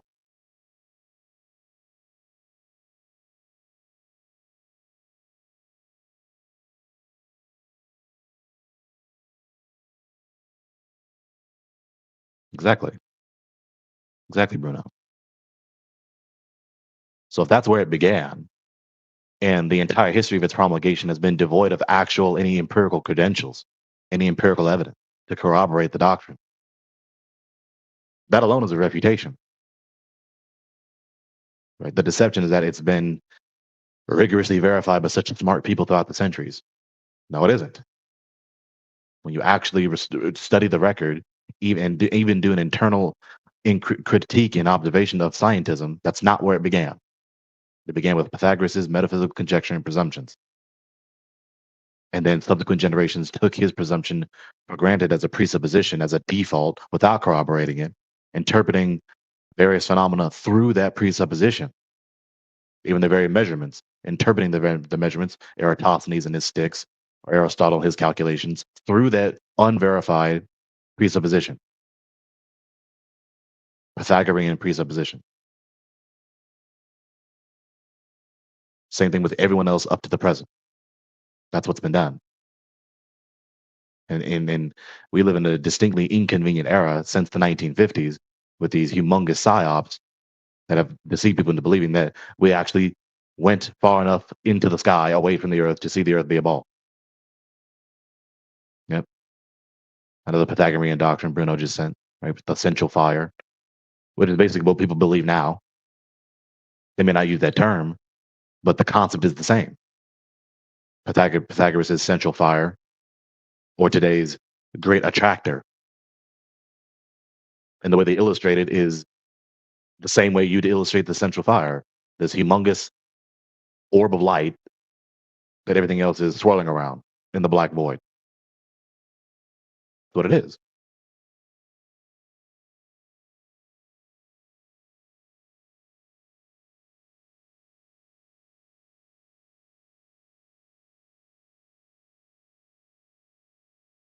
without the psyop since the 1950s, deceiving people into believing that people have actually gone that far away from the Earth to see the Earth be a ball.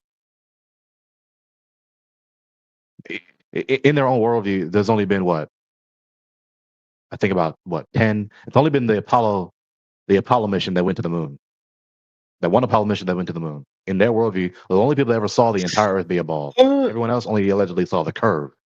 There's more than that. About 700. Yeah, 24 in the Apollo era, and then 24 4 recently. So Yeah, 28 24 people. out of about 700 in their own worldview saw the entire Earth be a ball. 28. Okay, so go with that. Like, less than 30. Okay, less than 30. Because I forgot the exact figure that I just researched a couple days ago. But less than 30 have ever seen the entire Earth be a ball in their own worldview, in principle, in their rhetoric. So, if anyone, it's only those 28, only those 24 and some change that actually have any basis in principle to be emotionally committed to the notion that the Earth's a ball, in principle. Well, and the rest of us who have seen pictures. They're the ones who've seen it with their own eyes. No. So, and then the rest of that has only seen the alleged curved portion at a particular height. Right? Hey, Gregory. You have seen the ball and believed. Blessed are they who have not seen yet believe. Right. Right. Like everyone else, That's enough. has their feet. That's enough hearsay. Right. Everyone else has their ass and feet on the Earth, looking at images presented to them. That's it. That's what you actually have in principle if you're being logically consistent with their own worldview, in principle, in their rhetoric. The 24 and some change that actually saw the Earth be a ball, the 650, give or take, that went high enough to see a curved portion of the alleged ball Earth. And that's it. Everyone else never been high enough to see that. Well, I mean, I believe that the Mariana Trench exists, even though fewer people have seen that. Besides the point. It doesn't matter. You can actually go to the Mariana Trench. No, I can't. It is indeed possible to go there. There are sufficient means to get there. So do I withhold judgment until I go there, or actually verified. am I allowed to believe that it exists before? Look. All right, now you're trying to frustrate me talking to me. Asking a question is It's frustrating. not analogous. Sorry. It's not analogous. Yeah, it No, is. it's not. It's not analogous. Let me reply. No, it's not. Okay, you just abruptly came in to interrupt what I was saying. So no, it's not analogous. So Is there something we rhetoric, could measure at the surface to discredit the Marianas Trench there, Matthew? No, I was going to like let Gregory even in finish. principle, like I don't have to take for granted that the Mariana Trench indeed is there. Maybe that's another psyop. But in principle, there is sufficient means to get down deep enough into the ocean. Right? We actually see the ocean. We don't actually see at any point a humongous ball flying around in the black void. We've never experienced that. I see Everyone the has moon just all the been time. said anything about the moon. Like the moon, in contrast to the ball Earth flying around in a black void, are two different things. Okay, you woke up, you were born into this world, you wake up every day, and you stay long enough awake every night to actually see the moon, with the Earth being the biggest thing you've ever seen, with all the celestial bodies moving around it. When you actually describe what you actually experience, not espouse and repeat the rhetoric that has been ascribed to the various aspects of the cosmos, what you have always experienced is a stationary, flat surface of the Earth. It is the ones who abandon parsimony, emotionally committed to other doctrines, to espouse otherwise. You've only ever seen the celestial bodies move, not the Earth. It's only those who are emotionally committed to something contrary to what we experience, directly opposite to what we experience, that say otherwise. So no. So again, in principle, there's no reason doing an internal criticism to be committed to these distinctives. Everyone else besides the about 700 people, 650 plus, who've only been high enough to see a portion of the curve, and the 28, supposedly, who's seen the entire Earth. Besides them, everyone else is just looking at a flat, stationary surface of the Earth. It's all they ever experienced. It's all they ever experienced. Yeah, so I admit I haven't seen the whole Earth like those 28 people claim to have. My point about bringing the Mariana Trench is that I believe that I'm rationally justified in still believing in things that other people have seen that I haven't. Okay, that's not analogous to the scientism doctrine. Right. I'm saying that if you look at the philosophy of science and epistemology, there are some things that you can rationally justify believing in, even if you haven't personally experienced them. Okay, that's not analogous to scientism. Right. I don't buy into scientism. You do. You buy into a portion of their worldview. You're an eclectic. You right. I buy into a choose some portion of their of it. doctrine. Yeah, I you believe they're eclectically right about choose- this shape. Yeah. You eclectically choose some of their doctrines. They're wrong that science is the ultimate truth, but they have some things right and some things wrong. Yeah, you're an eclectic. Right. You've been Because I inundated believe into in the true things. scientism. You've been inundated into scientism, while you also espouse another worldview. So you have a dialectical tension, where you believe some of their cosmological doctrines, for instance, and then you mush that together with your worldview from the Bible, and wherever else you get the rest of your worldview from. That's what you're doing. Yeah, with scientism, I accept the true parts of scientism and reject the false parts. We already went through the falsification of the doctrine. Yeah, but all you need is pictures and stories to validate Right now, what you're doing is you're just chanting the doctrine. We have already gone through the refutation. I'm suggesting that it's not an all or nothing. After the refutation is completed, now you're chanting the doctrine. After your view of the refutation is completed, I reject that refutation. Yeah, so you're chanting now. That's what you're doing. We have said the refutation. You never said anything that refuted the refutation. So it's not as though you have a leg to stand on. After we say the refutation, you then chant it is true and that you believe it. Right. That's what you've been doing. Bingo. Okay, this is what I'm talking about. This is what I mean when I say they just keep talking back. Right? After I say the refutation, exposing the four entailments of the appeal to atmospheric refraction to explain away the observations of things that should be obstructed but are not obstructed, they just keep talking back with non-arguments. That's what I'm talking about. I don't concede to your four entailments. Right, so another declaration of their incredulity. Right? No, it's an expression of you're doing what I'm talking my about. beliefs. I'm expressing my beliefs that I believe that your refutations aren't correct. Yeah, so more chanting. Chanting of what you do believe, not an argument, and chanting what you're incredulous to, not an argument. You're doing what I'm describing. Which parts, I wonder, do you have a problem with? Like, we can just skip to the part where you obviously are clutching to atmospheric refraction, ad hoc appeal. Then I just showed you again the four entailments, which you never corroborated and are obviously false. So now we're butting. That's the next step. That was close. That was close. In fact, I'll repost it. I'll clean it up. And I'll tag you so you can not miss this. No, I see it at 26 past the hour. Make a curved surfaces appear flat, curved light, refract light to less dense medium, and make objects completely obstructed appear in the top thereof. Yeah. So if you don't have an argument, don't say. If you say a non-argument, it's not going to be good enough. That'll not suffice. I'm just going to tell you make a better reply.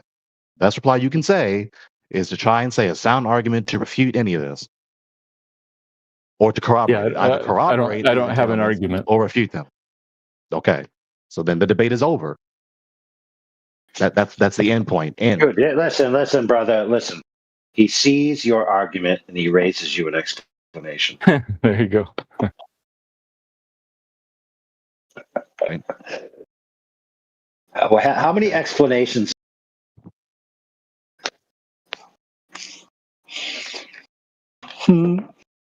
So the next best step, the two best options, the scientism devotee can do, and after these are specified, this reductio is done, this reductio refutation is shown to them, is either corroborate them or refute them. Either these entailments are true, here's the evidence for it, or no, these are not the entailments. But these are obviously the entailments. So really the best out of the two options is to corroborate them. But they know they don't have any corroboration for it. So they know they can't go either way. So it's done. That's where it ends.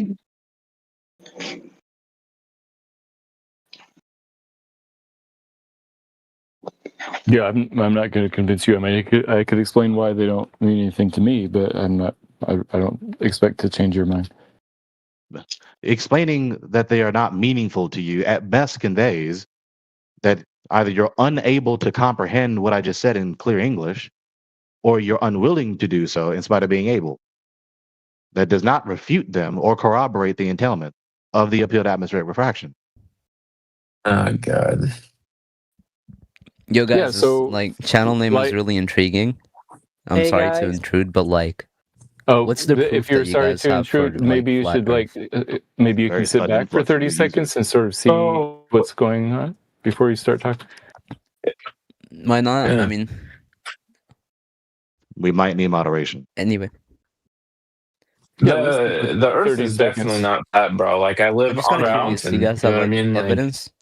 Of Rao this? and Goth, can you guys be quiet for maybe 30 seconds and listen to what we were in the middle of talking, and maybe you can chime in? we joined curious and no to one see was if- saying anything. I'm really confused. We might need moderation. We sometimes have pauses of 2 to 5 seconds here, so excuse us for Okay, not. maybe I we didn't hear anything, bro. I'm misunderstood. Okay, Yeah, so hold on. Gregory, Go on. okay, so Gregory, you said that refraction entails curved light. I would say the path of light can bend, and if it does it continuously, that would make the path of light curved. Okay. What you're doing is you're just mushing the two different things together instead of being consistent and sound and acknowledging the difference.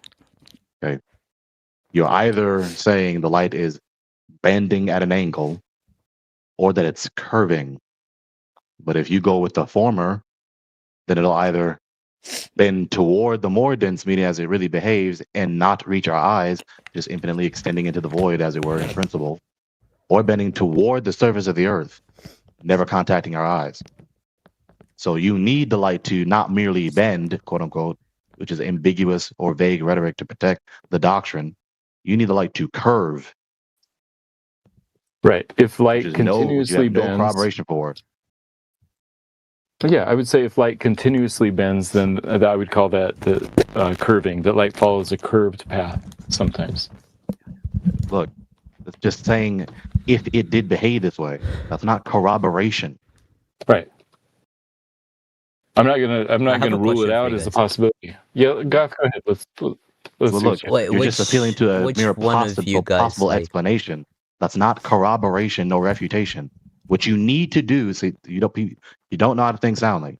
What you need to do, as it were, to win, quote unquote, the debate, is to corroborate these entailments or refute them, not just throw out a possibility, which is an appeal to possibility fallacy. You can't move from this is possible to this is true.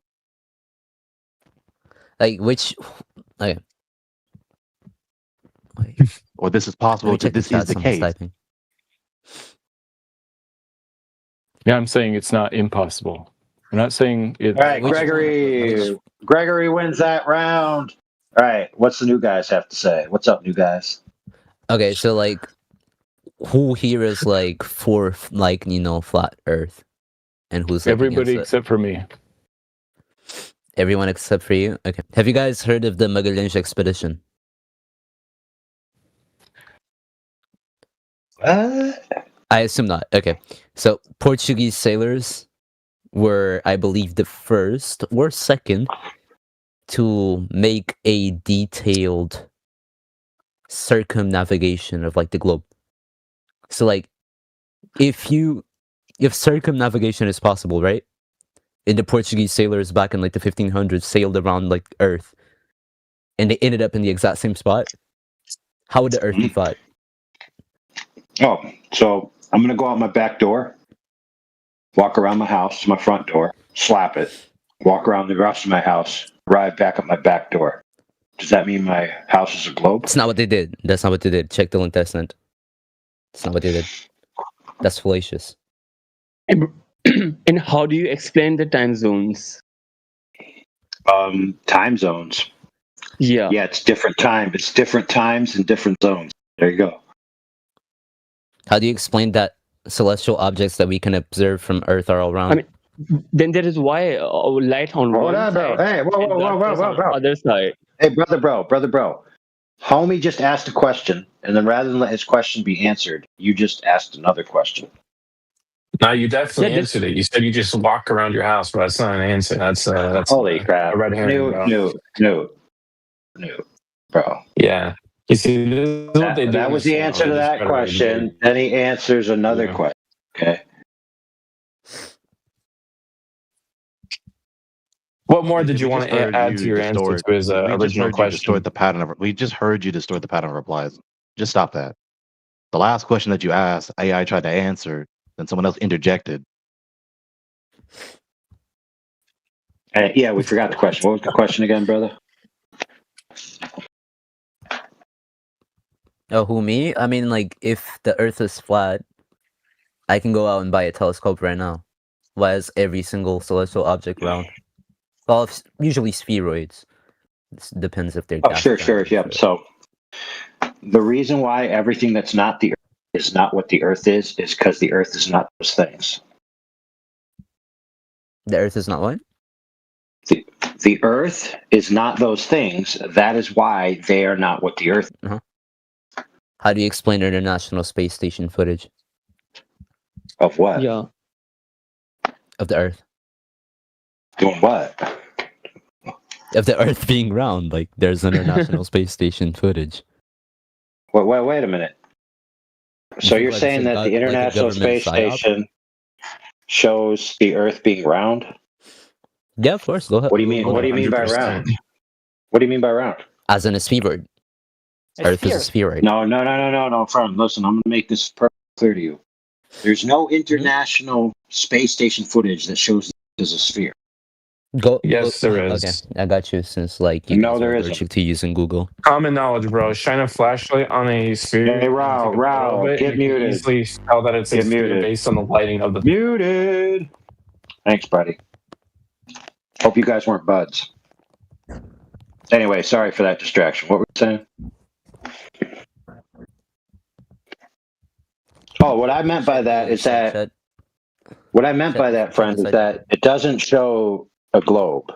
It shows at best what appears to be a curved portion of the Earth, right? Okay, I can show you further away footage then. Wait, hold on.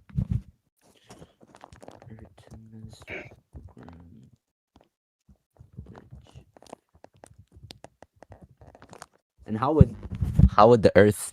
Okay, how would the Moon be? How would the Moon be round? All right, let me help you out, friend. One more time. It's called Earth is not. It's called logic. Law of identity. The Earth is the Earth. The Moon is the Moon. The Moon is not the Earth. The Earth is not the Moon. The Moon can be something other than what the Earth is. Then why do we? Okay, so would you apply that law only to Earth? Because we have never ever observed any other celestial object that is flat, unless Whoa. unless The Earth you is want to not count black holes. The Earth is not a celestial object. Yeah, sure, but celestial objects are still generally round. Okay, let's agree. So that's Let's agree that all round. The Earth is not one of those. I sent you footage of Artemis 2 showing that the Earth is round. Oh, really? Let's find out. Go Let's see ahead. what you got here. YouTube. All right, let's go. Dang it. Hold on. Clickety clack.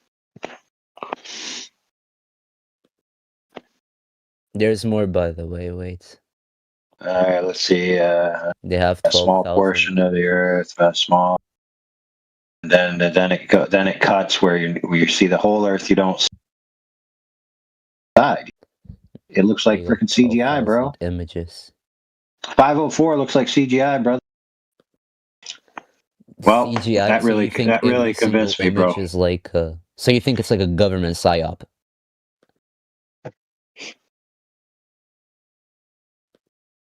Hey, dude, a man will kill another man for $10,000. Imagine what he'd do for $1 billion. Imagine what he'd do for $1 trillion. What does any government on Earth gain from anyone believing that the Earth is flat? Dude, who cares? We're talking about the space missions, right? They make money in and of themselves. Money's just one motive. There's plenty of motives. Space missions are largely unprofitable. Please look into financial reports by NASA. The U.S. government reduced their budget because they were like, "Yo, dude, you never heard of budget before?" Wow. I mean, I feel like you think they have accounting that goes to the government, dude? Are you kidding me? You know the government prints money. I don't think you understand how the economy works, so I'm just gonna move on from that point. Yeah, I know how the economy works, dude. It's called the taxpayers pay taxes. Tax brackets. The government prints money. Okay. Let me ask you one question. You understand how the economy works, right? Explain tax brackets. They're irrelevant to the point, dude. Irrelevant. Of course it is relevant to the point. No, it's irrelevant. It's not about who pays what taxes. It's about what the government does with it once they get it, you do. Yeah, they get, first of all, ad hominem. Anyway, yeah, they get the money and then federal funding. That's how your country works. And I'm not even. No, not an ad hominem. It's called an insult. Learn your fallacies correctly, please. Do you know what an ad hominem is? Yes. Yeah, so if you're attacking me instead of my point, that is an ad hominem. Case in point. It's attacking you in lieu of the point, which is not what an insult is. Oh my. Anyway, let's move on. Yeah. I mean, I provided you footage. Refocus back to the Earth. Yeah, I mean, I provided footage. Really? Footage of what? Yeah, go ahead. Footage of an image? Both a video of Artemis 2 and a time lapse of the 12,000 images that they publicly released on their website. Cool. Do you have high faith in those images that they represent the Earth?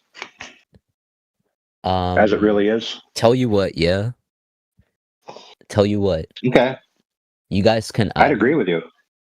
You guys can add me.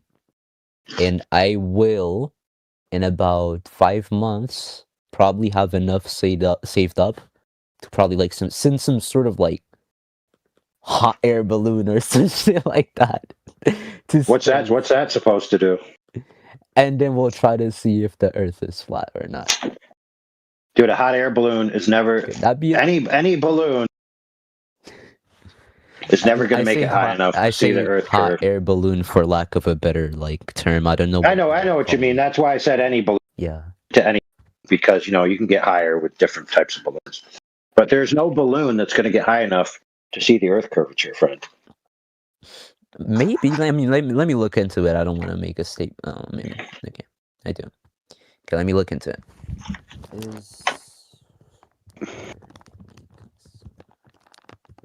Don't just take Google's word for it, bro. Don't just Google how high do I have to be and then just whatever Google says believe. There's actually math involved that you could actually learn, and then you'd realize that not even the ISS can see the.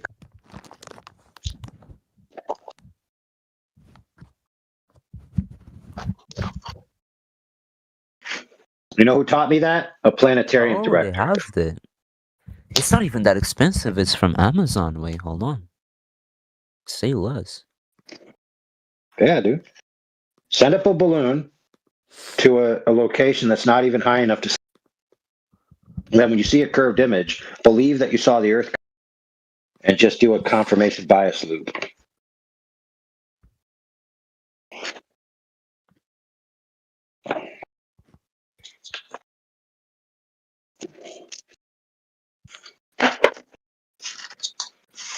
Now, there's actually technical reasons why you shouldn't see any Earth curvature from that height. Has to do with the angles. So you The believe like angles. every single government on Earth is like cooperating in order to like keep the truth from us. Like not a single government would have like released like empirical evidence or research or whatever you want to call it, information, whatever you want to call it. Dude, to be part of the super powers like the G8 and all things, you got to play ball, bro. You didn't know that?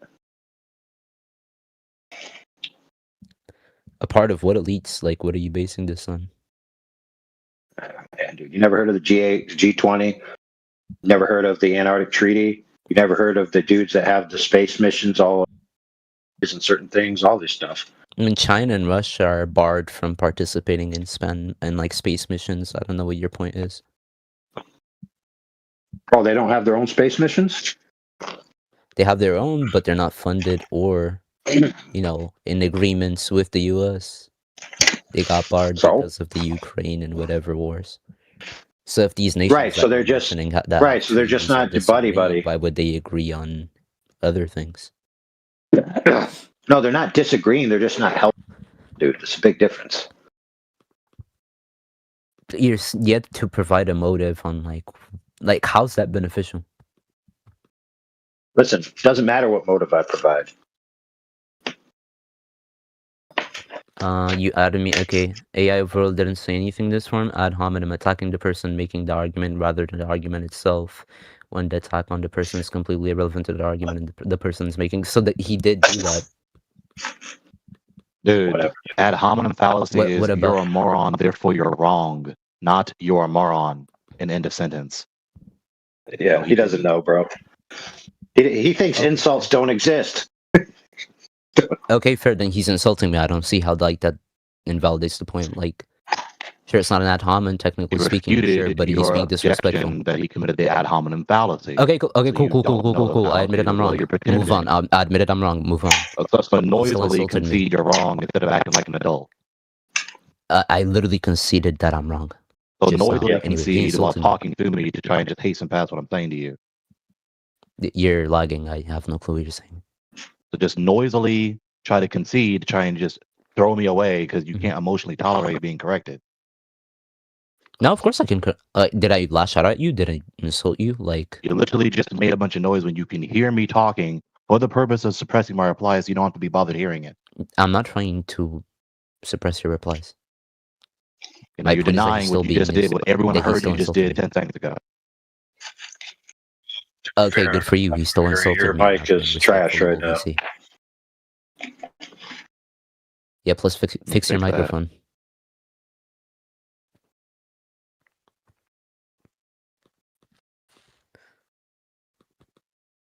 It should be better. Failing me. Either way, that doesn't matter.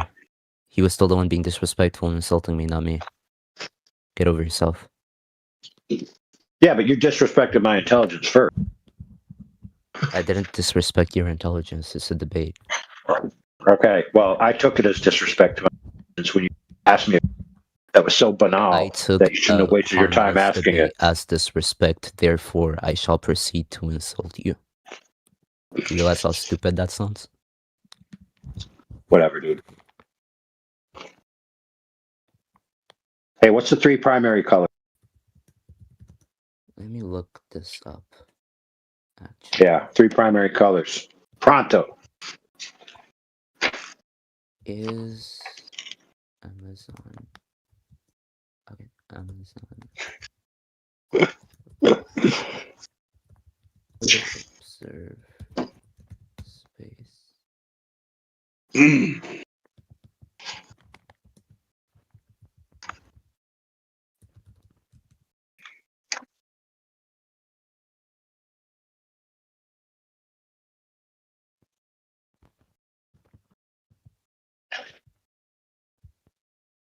This is going to be good for I have to look into this. Okay. All right, brother. Oh, I know it will.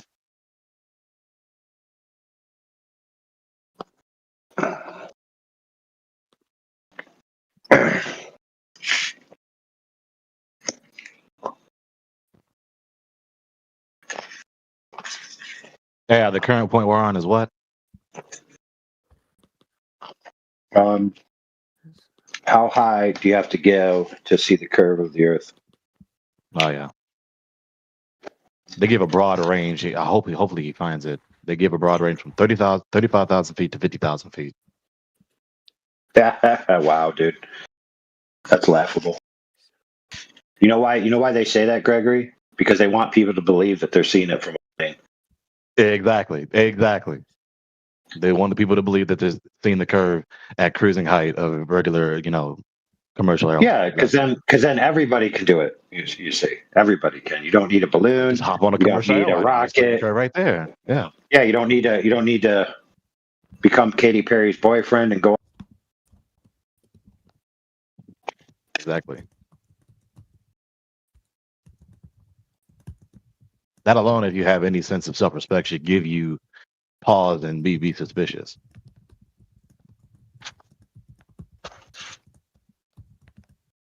Because Dr. Tyson has already said emphatically, is on record, that even Felix Baumgartner, who was well above 35,000 feet, well above cruising height of any commercial airliner, said you are not at all going to see the curvature of the Earth from this beach ball.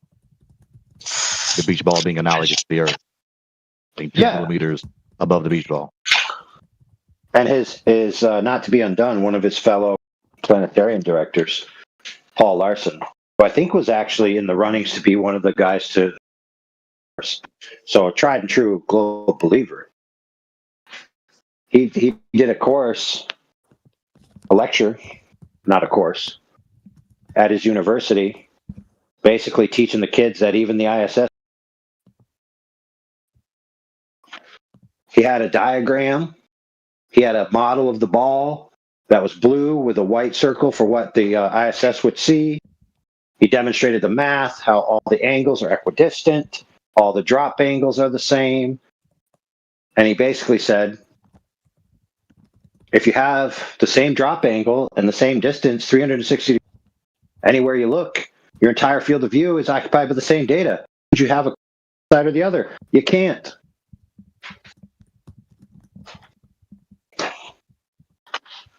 Gotta get much, much further away. So if you're at all intelligent, these folks who just came in here, if you have enough self-respect, you would give yourself pause and ask yourself, why are they giving contradictory answers to the same question? Why they're not just consistently giving the same answer? Yeah. One guy says 35,000 feet. Next guy says 80,000 feet. Next guy says you can't even see it from the ISS.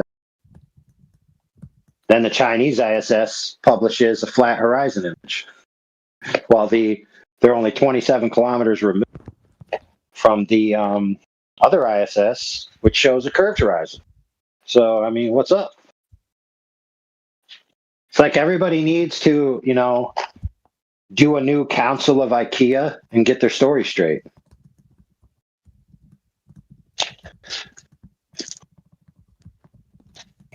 So rather than throwing a tantrum in the open chat, right, ask yourself a question. Why are there contradictory answers from the same people that are in quote-unquote science to the simple question, at what height does the curvature of the Earth become visible? Why are they giving flagrantly contradictory answers that are not even close to each other? 35,000, 50,000, I don't know. 85,000, You could 100,000, make the same et cetera, et statement cetera. about like the Big Bang or the heat death of the universe and multiple theories in science. Exactly. So it's not as though this is a fact that's known. It's just an idea. No, but there's still a that is flagrantly consensus contradicted that you between can various people and see various the notions. curve. Yeah, okay. But there's still a consensus regarding like certain things. Okay, so you're deflecting from the current point, right? Let's try again. There's flagrantly. Okay. Do you vastly know about the contradictory- input hypothesis? Let's for try again example? without you trying to suppress my reply because you can't emotionally tolerate it. Try again. No, There's I was asking flagrantly. another question. I'll try again. This is my third attempt. Stop being disrespectful. How am I being Try again. disrespectful? Stop. This is my fourth attempt. Stop doing it. I'm just gonna mute you. I'm just gonna mute. Stop Okay, so now you're just I've going to never cause seen the audio video. chaos? Okay, so he's just going to cause audio chaos. Right? It's not going to be tolerated. Yo, G boy, check it out. If you mute Gregory, he's just going to keep talking. And then I have to listen to both of you talk through each other without even a moment's respite. So for the love of God, I'm going to unmute you, G boy. You're going to stay quiet while Gregory says what he has to say. Then you reply, please. But you have to unmute Gregory so you can hear it. If you don't want to listen to Gregory, you got two options. Leave. You got two options, and only says one.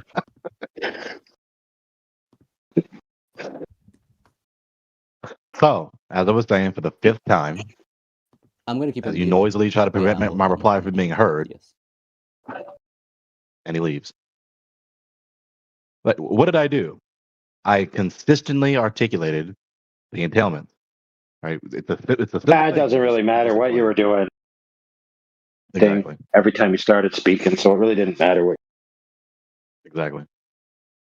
But yeah, why are they giving Guys, flagrantly vastly different answers to the same question?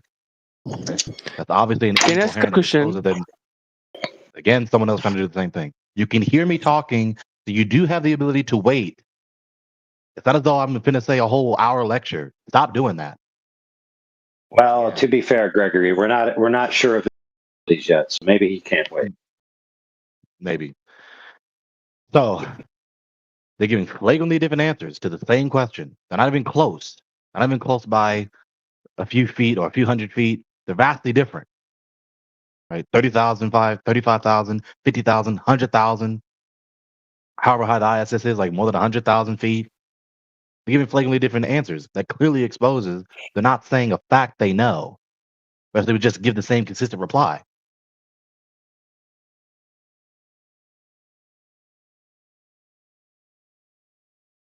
So you actually don't know that you seen the curve at any height. Go ahead.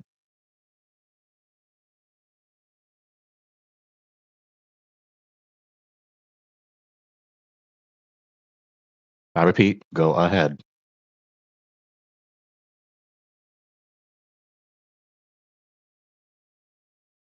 I guess they forfeit. Maybe Rao wants to ask you a question. Are you with me? Oh, no, So you. I sent Yeah, we were evidence in saying the you. chat that The what you question said is an ad hominem. Maybe you can't emotionally tolerate that though. So fucking stupid.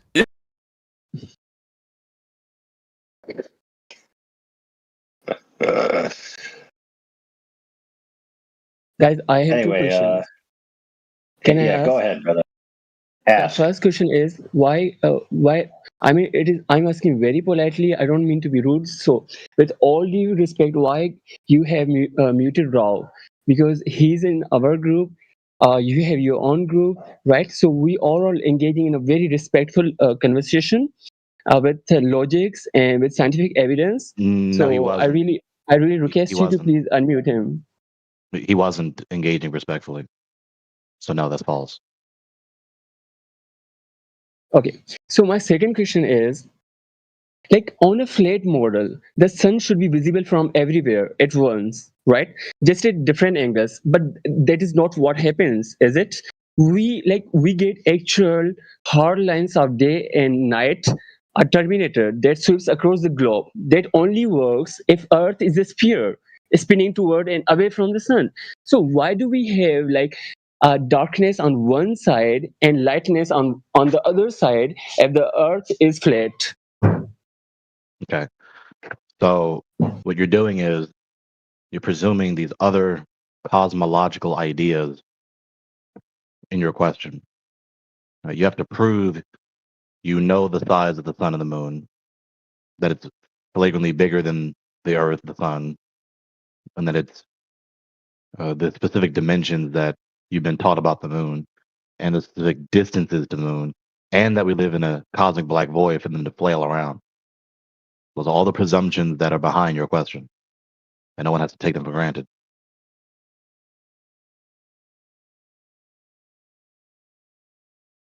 Now, it's obviously English is your second language, so I doubt that you understood me, even though I'd be pleasantly surprised that you did understand me and would rather that you just did.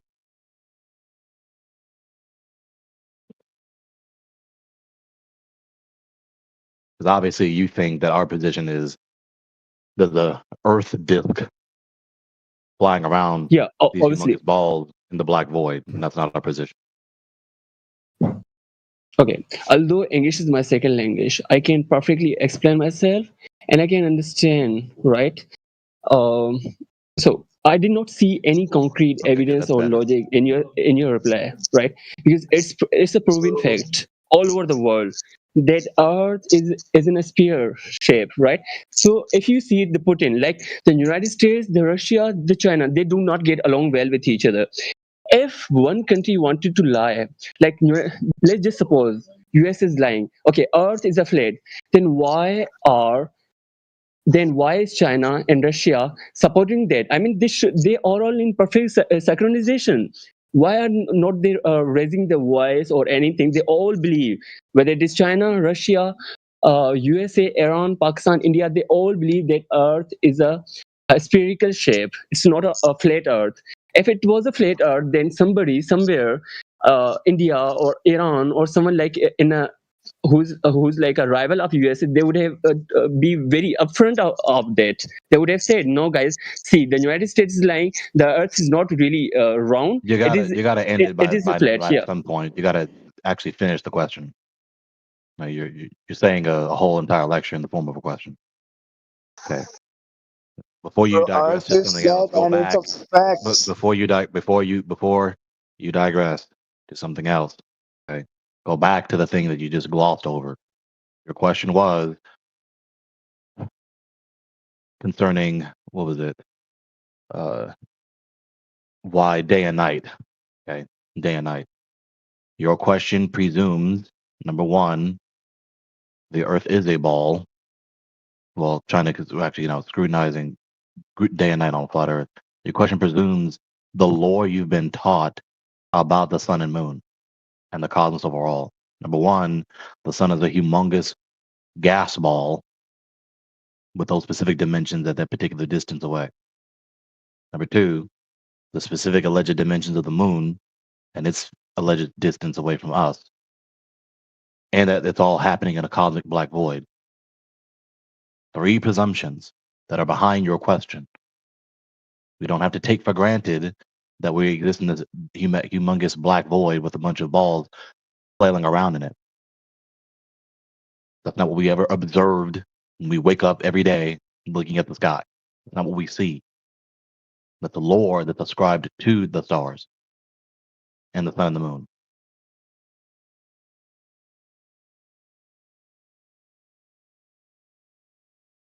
Okay, so is this your theory just with the Earth or with the Moon, with the Jupiter, with the Mercury as well? Do you guys believe that the Mercury is also like flat, Jupiter is also flat, and the Sun is also flat? Do you believe that? I don't espouse that notion. I don't assert a particular shape of the planets or any of the celestial bodies. I only describe what I see.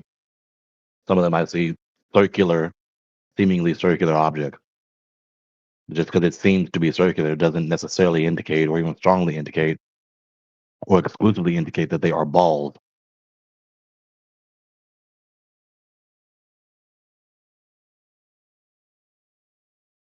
I'm really sorry. Can you just come again? What did you say, Order? I don't assert them to have any particular shape. I can describe what I actually see, which is that they are circular. Circular, being circular, doesn't exclusively indicate that they are balls, that they're a bunch of spheres. No, I still did not get my answer. Do you believe, like, yes or no? Do you believe Earth is flat? Right? There's a very concrete. There's a very coherent answer to it. Try again. And you would say yes. Listen. Right? Listen. I heard your question the first and second and third time. I know exactly what you said. I do not assert the planets or any of the celestial bodies to be any particular shape. So I'm not going to confirm or deny any particular shape. I don't assert any particular shape. I don't ascribe any particular shape to the celestial bodies, including the sun and star, the sun and moon. That is not verified. That is not known to us.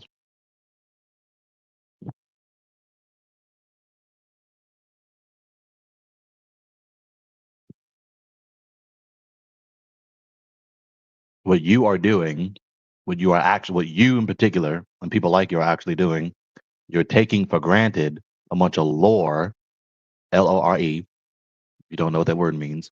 You're taking for granted a bunch of lore you've been taught all your life about the celestial bodies. You don't actually see what the lore is describing.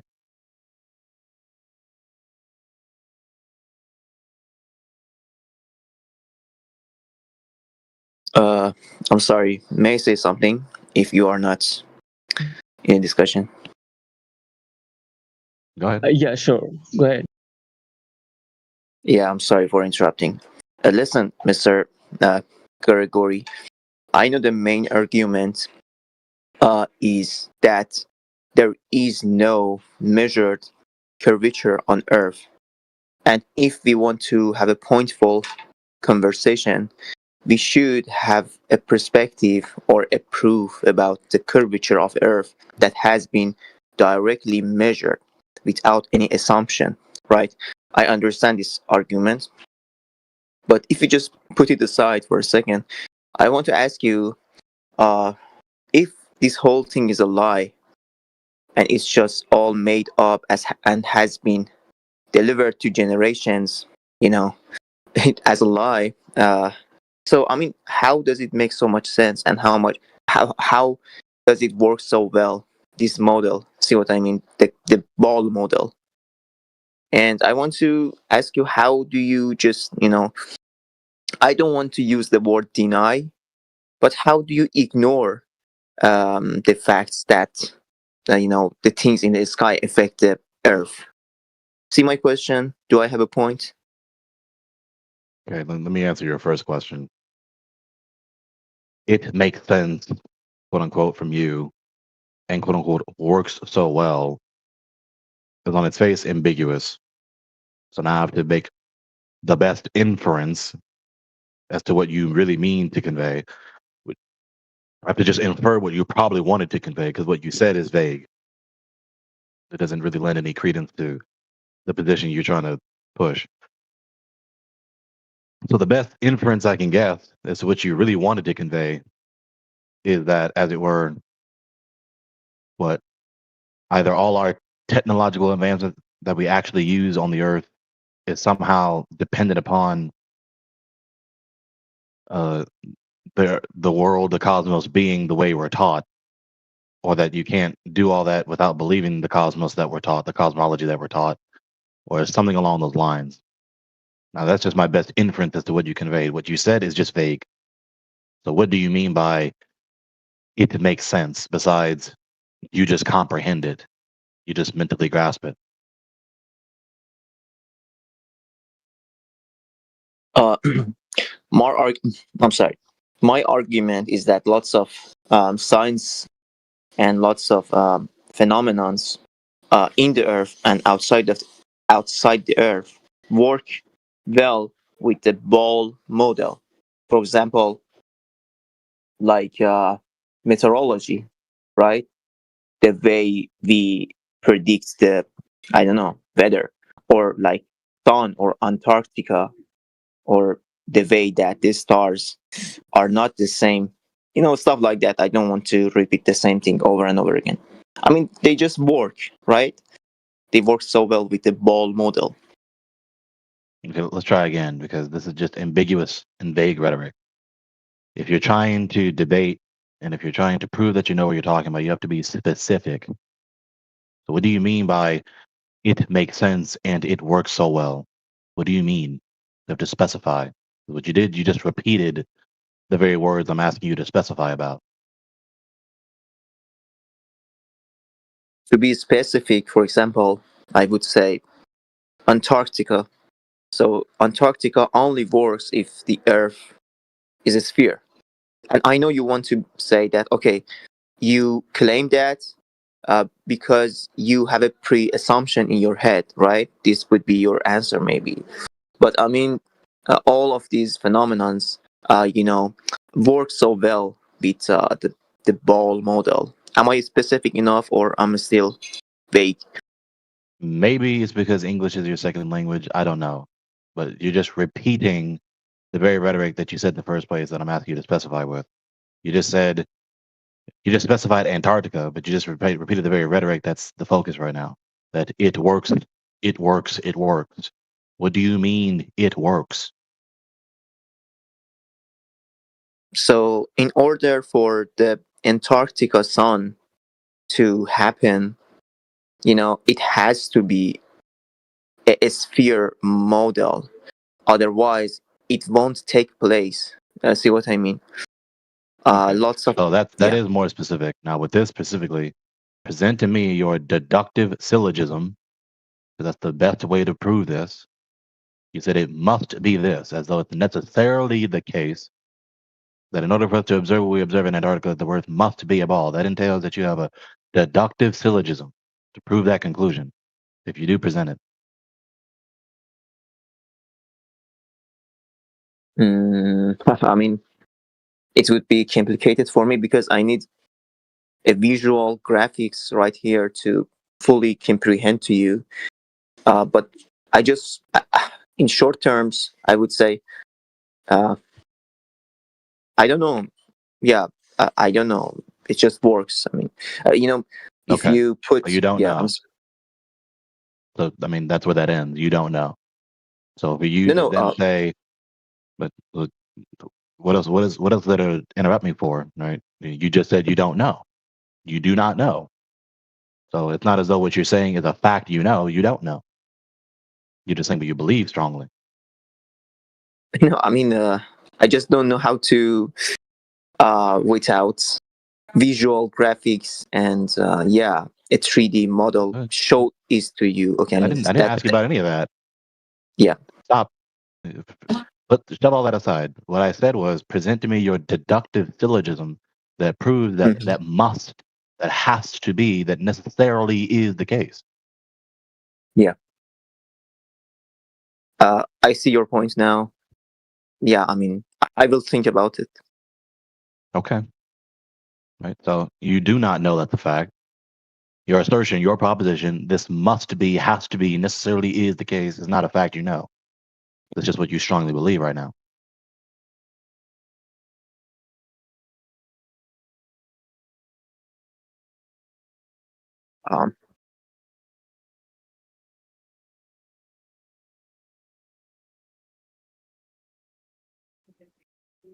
Right. See, the teachers throughout your life I assume you went to quote unquote public school just like I did, right? State school. They didn't teach you. They didn't teach us how to think soundly.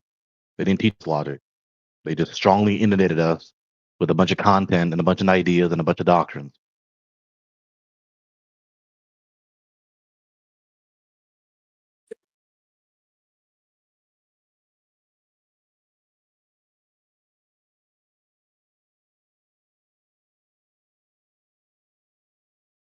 Right? You're not unique in this.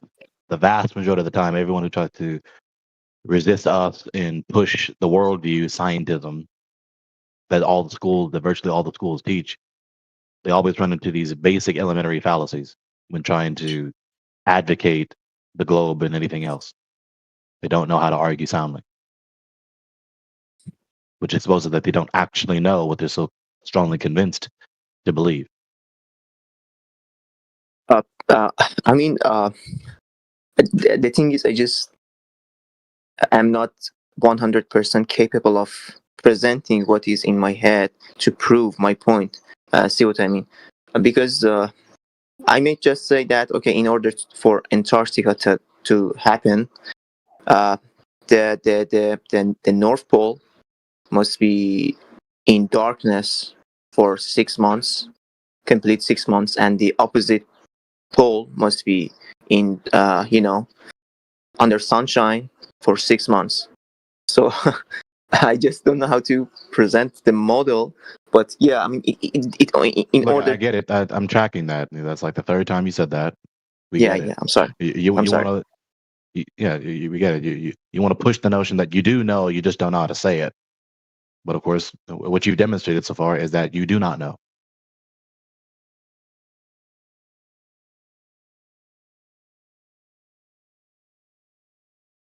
Thanks for your time. Thanks for explaining. Yeah.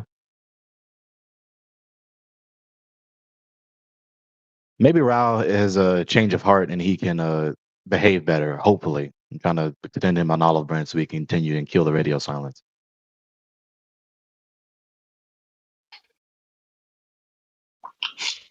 I don't know. I was about to ban him. Yeah, because I can see what's going on in the open chat. There's very good degenerating in the chat. Talk about your progeny and fucking a lot of people and all this other Yeah, stuff. and let's see. Well, I was actually waiting for him to, after they said you never get laid, I was like, well, which one's the wrong? Which one's the wrong?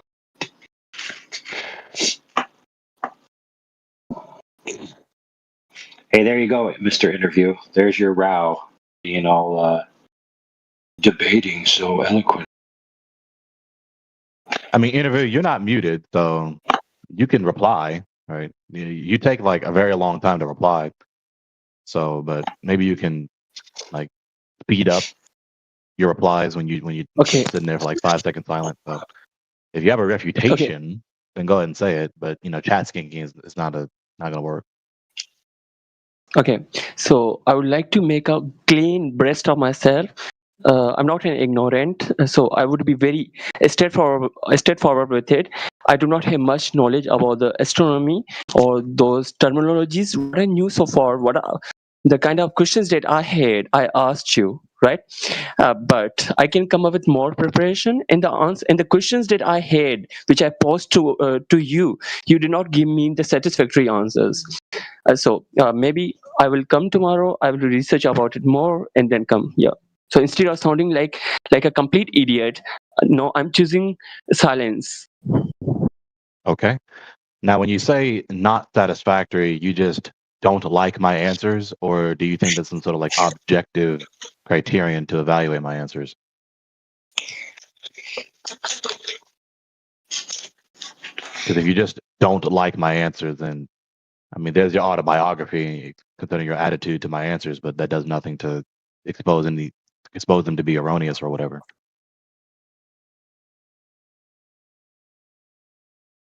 Because like what you did ask, your question was, how do we have day and night on a flat Earth? What sense does day and night make on a flat Earth? That's basically your question, right? I'm exposing the past presumptions that are charging your question, as it were, because you think we're in this black void, number one, this vast black void with a bunch of other humongous balls flailing around in the midst of it, including the sun and moon, right? The hallmarks of day and night in our entire experience ever, right? That's what's behind your question. When you don't take those unverified and unverifiable presumptions for granted, day and night then becomes far less what you think is absurd on a flat surface. When you understand that the sun and moon are simply lights, when you just describe what we see, they are simply lights that illuminate a portion of the Earth orbiting above the flat surface of the Earth, and is really, really simple, actually.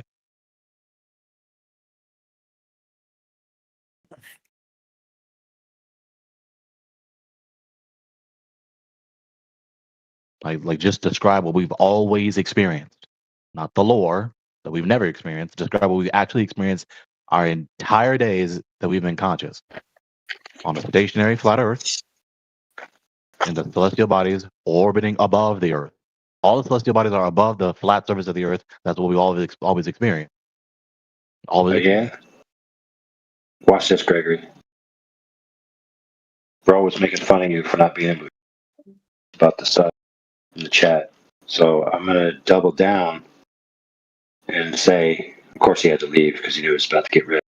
But you can actually, with refraction, quote unquote, or a differential media in between the light source. You could demonstrate a singular light source with a physical demonstration, not being able to light up the entire Earth.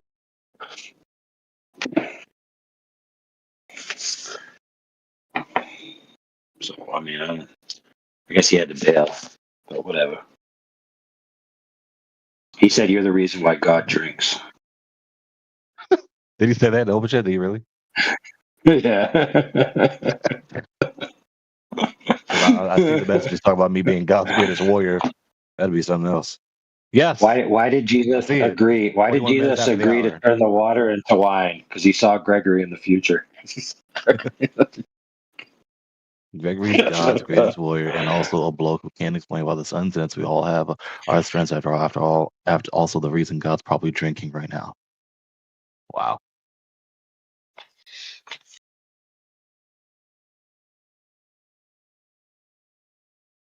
That like I'm not trying to get all this attention, but that's what I'm observing happening. Contrary to, or without me having any plan to get all this attention. I'm just talking. I'm just saying what I want to say. I'm not talking to get all this attention, but people keep calling my name and explicitly talking about me.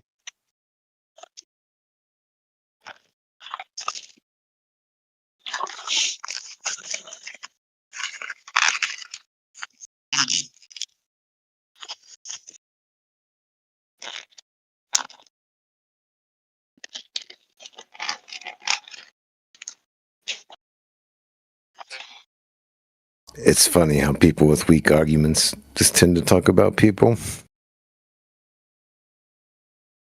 Crazy.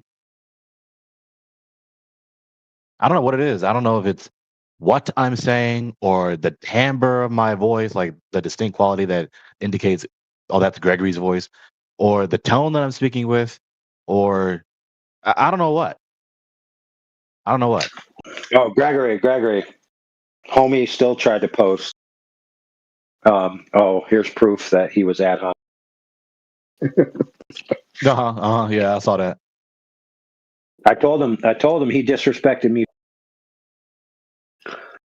because we were talking about what the government does with the money it has. Okay.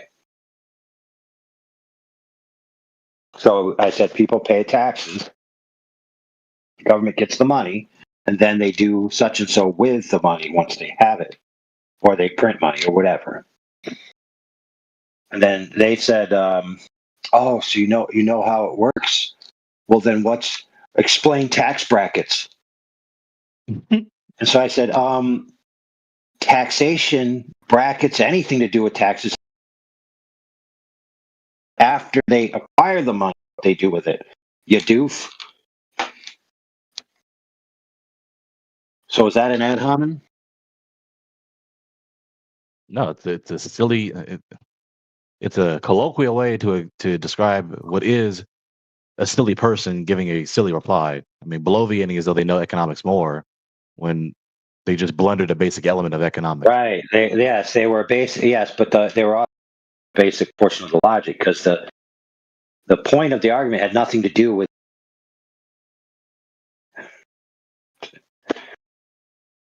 It's what they do with it when they have it. You is sometimes we miss like 3-5 seconds of you, and then it cuts right back into where you are. Yeah, well. Anyway, the moral of the story was what you meant to say. Yeah. Yeah, that kid's dumb. There you go. That's the story. Are you on the move? Are you moving like in a car or whatever? No, I'm hacking the system to suppress his truth. That's right. Get hacked, fool. Maybe it's your device. Maybe it's the system you're trying to use with your device, but something's not letting you come through uninterrupted. We just lose like 2, 3, 4, 5 seconds sometimes. It's like when you inflect real low, it cancels it out, maybe, kind of.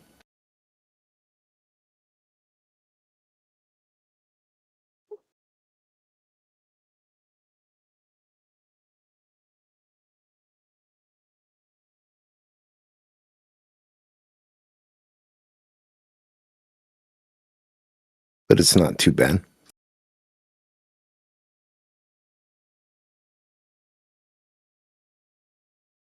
Want to lose a single millisecond. Yeah, preferably.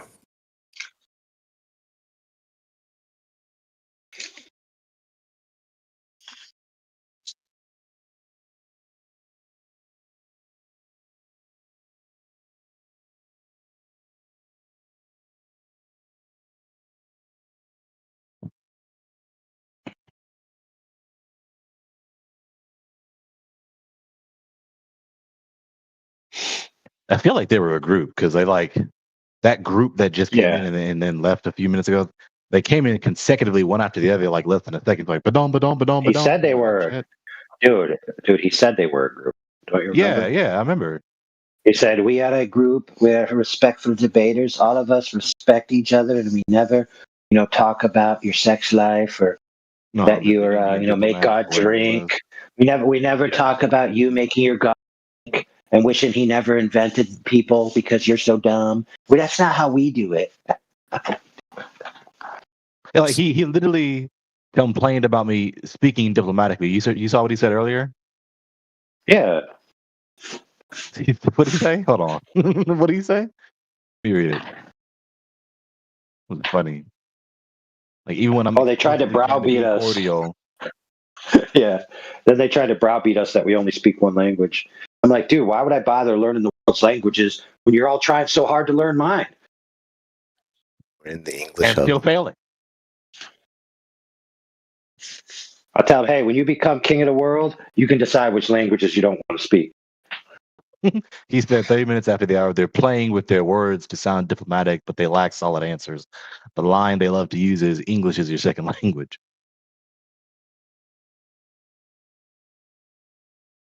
I was just giving them the benefit of the doubt, But earlier, like the conversation was getting really good and kind of touching on the important parts of the meta that might not be discussed all the time, that people don't normally think about. Conversation was getting really good earlier with Matthew, and then this group come in and Matthew valiantly tried to make sure they didn't disrespect our time, because he was really concerned about it. But yeah, it was getting good. Yeah. So the German math teacher student, how come every time you do cross sections of circles, you always write in English? You're supposed to return in everything in German. I mean, I do understand what you're writing, so I gave you partial credit, but why do you always use English?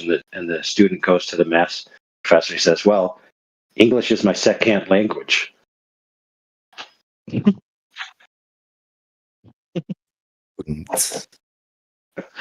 Oh, man. Those three guys that were here wouldn't be smart enough.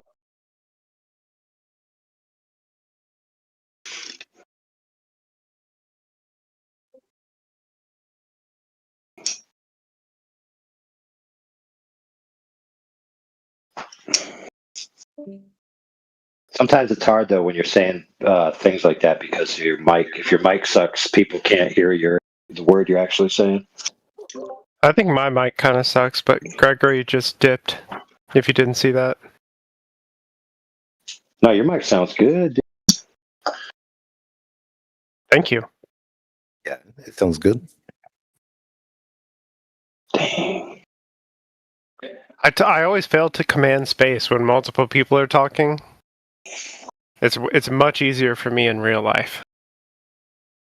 Oh, it always is, man, because then all the nonverbal language cues get applied. Like being loud. And just body language and, facial expression, that's a big part of it. I mean, and people wouldn't be such silly fools in person either. Not near as likely.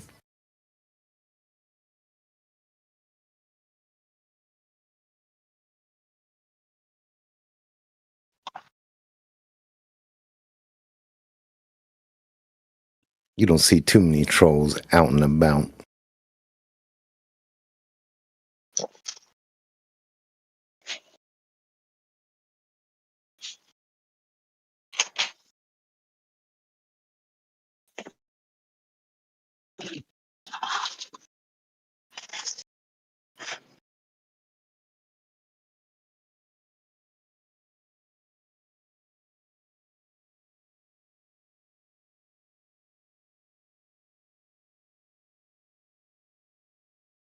Today I learned that Julian Assange was raised in a cult. Which one? It's called The Family. The mob? No, a weird cult in Australia, apparently. I posted it in the side chat. Dang. Yeah, this isn't contested. Once he was like, after being a toddler, his mother married into this cult. I had no idea. Are they a world domination cult?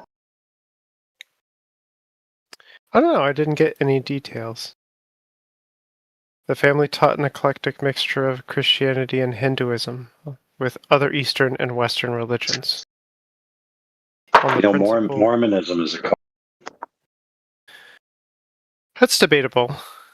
I mean, It's kind of a world domination cult. Like, so what your ultimate goal is to have a space wife, and then have God sex, and then have God babies, and then populate a new planet of your very own. well, my ultimate goal is to have hundreds of space wives, just to be clear. Yeah, but can't you only have one in Mormonism? Or can you only just have like one eternal wife, lesser wives? I do not know. I've heard that you get your own planet, so I assumed that you could just take like as many wives as you wanted from that planet, but I don't know. Dude, they'd all be your daughters, man. Wait. Oh, that's not what I was imagining at all. I was imagining like a Zeus situation where like No, listen. You take your space wife, you go to the planet, then you have space sex, space god babies that then you put on the planet. That's way more tedious than what I was imagining. Oh, you're just gonna like zip them into existence? Sam. I thought we just got put in charge of a planet. No, dude, you gotta do the work, dude. You gotta actually lay down with the missus 1,000 trillion times. That's a lot of work.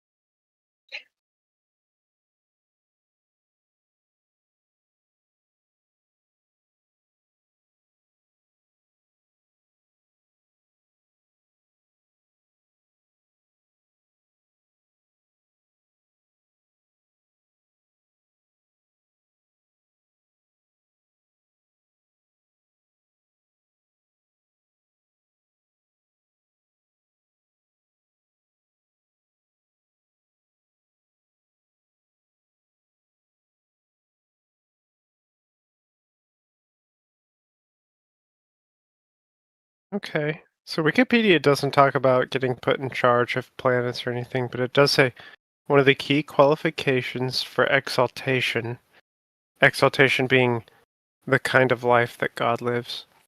One of the key qualifications for exaltation is being united in a celestial marriage to an opposite sex partner. So it sounds like you don't even get your own planet until you get a god wife, just like you said. Yeah, the whole point. The whole point is you got to populate the planet, right? So how are you going to do it without the wifey? You see what I'm saying? I feel like there's like extra souls in Mormonism, maybe that could be used. I'm not too familiar though. My understanding was that Mormonism had like an excess of souls. Well, maybe they need to do the space planet progenation so that they can get the souls enshrined into a body. So it's like do your part. There's trillions and trillions of souls. Have lots of space babies.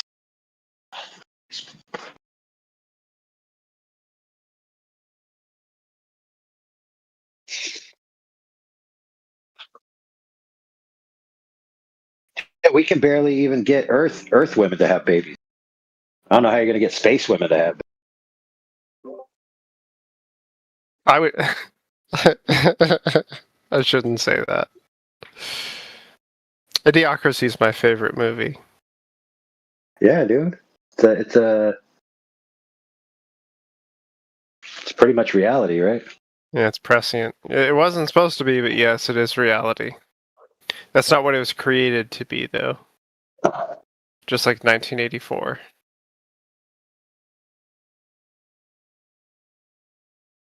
It wasn't supposed to be a blueprint.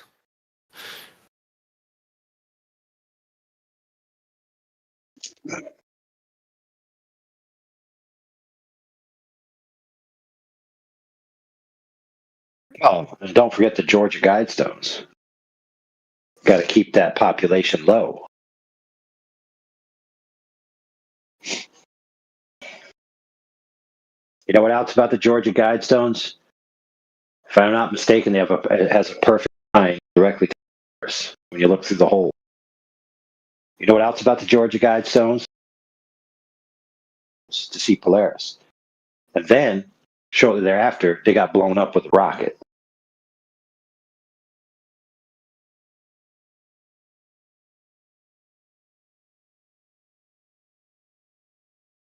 Which, of course, some flat earthers took it as, oh, now that everybody's paying attention to the Guidestones and the fact that Polaris hasn't moved, now they got to blow them up.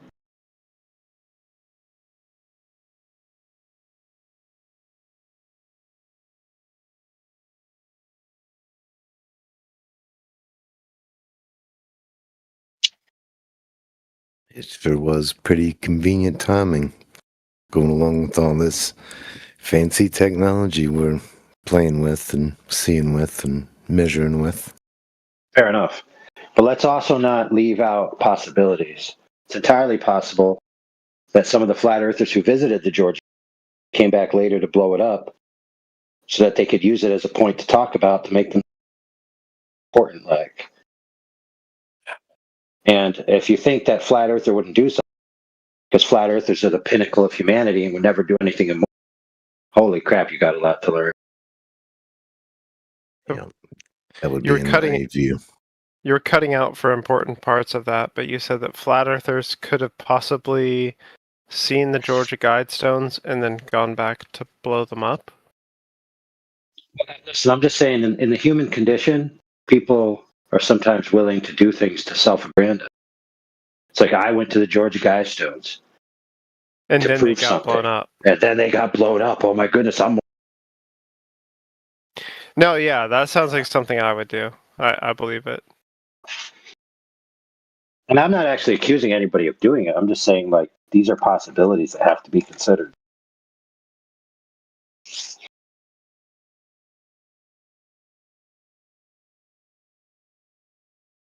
When it comes to any like new niche group, a lot of times there's like this idea that they're the most, or the most enlightened. It's not always necessarily the case, right? I don't know, man. I missed 20% of what you said, so I'm not sure. Dang it. All right, I give up. Yeah, I was picking up what she's putting down. I was looking at the Discord settings. I mean, I was trying to think what possibly could be going on with your mic there. I got 80% of it for sure.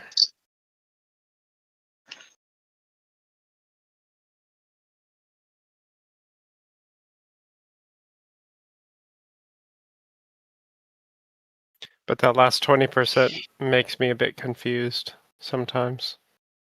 I'm not a smart man.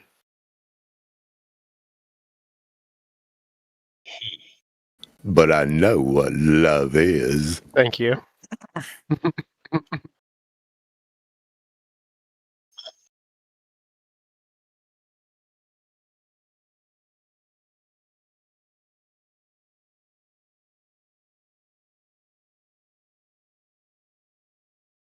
How about life is like a box of chocolates? You never know what you're going to get unless it's one of those printed on the box. Which is every piece. You're gonna get chocolate. You know what though, bro? Some of those print them upside down and backwards like a mirror. You kind of got to figure it out. So you get like 4 tries, getting one you don't want before you get the one you actually want. And the real question is, why would they fill with chocolate you don't want? Well, you know why, right?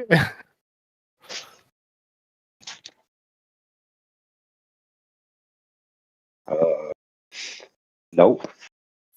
It's filled with a variety of chocolates. They didn't make it for you. Dang it.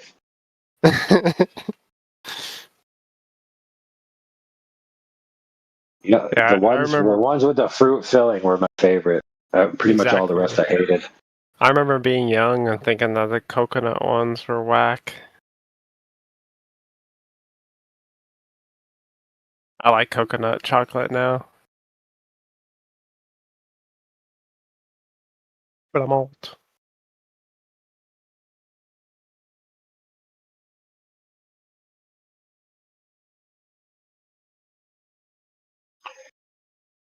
Just take a piece of regular chocolate over anything in those boxes. What do you mean regular chocolate, though? As in no filling. Mm-hmm. But dark chocolate, milk chocolate. What's Either regular? Or, either or would be preferable to whatever the stuff is inside of those. Man, some of them are really good. Yeah, those Lindt bars with like the spicy orange and different ones like that. Those are awesome. I haven't tried too many of them. Maybe the ones I got weren't too good. The only ones I've tried.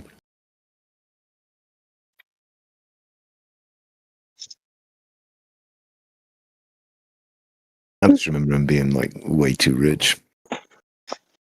Oh yeah, yeah. They are.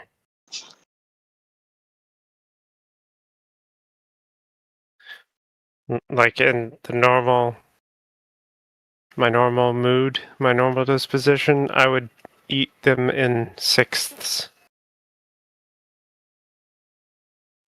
Yeah, but if you gave me a cup of milk, I could probably negotiate the coconut variety.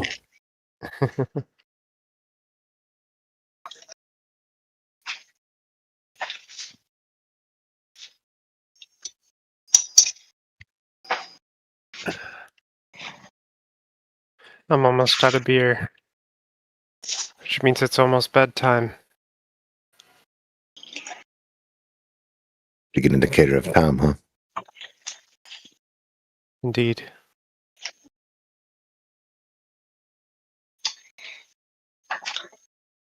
Dude, I'm trying to decide to cook a spaghetti dinner. What's the alternative? Ice cream. You should make the spaghetti. Yeah, you'll regret it if you don't. Just because you said the word dinner, so like you shouldn't have ice cream for dinner. That's not. I already had ice cream. Trick question. Okay, then you definitely should not have more for dinner. That settles it.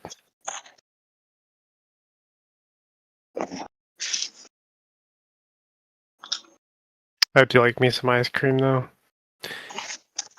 All right, I've settled on dehydrated strawberries. I'm feeling like an astronaut.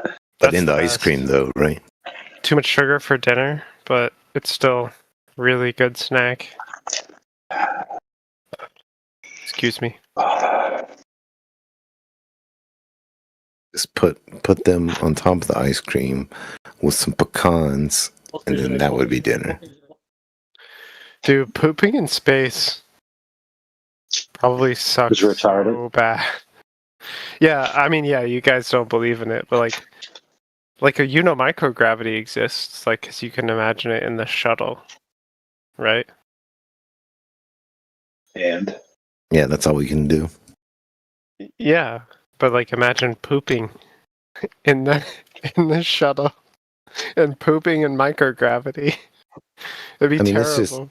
it's just such a joke, dude. That place looks so distraught all the time. There's like wires everywhere, and there would be shit everywhere, dude. It would be disgusting. Like, I don't see anybody, up there. I don't see the cleaning crew, and I just the way.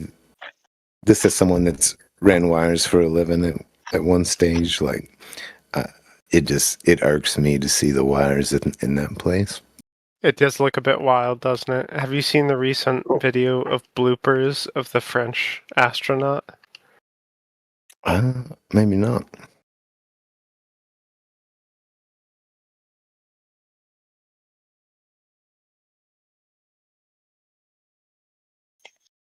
What do you mean by bloopers? Let me see if I can find it.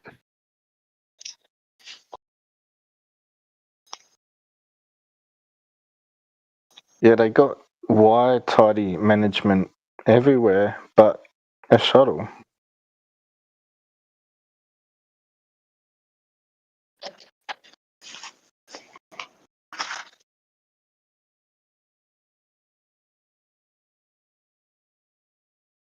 Like how they just run around horseplaying in gorilla suits and shit all the time.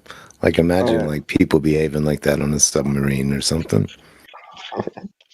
Well, you think if you fucking, one of those wires hook your leg or your arm or something, you pull out some kind of critical computer system. Yeah, that's real safe. Oh, no worries. Pettit will patch it up with some chewing gum or something.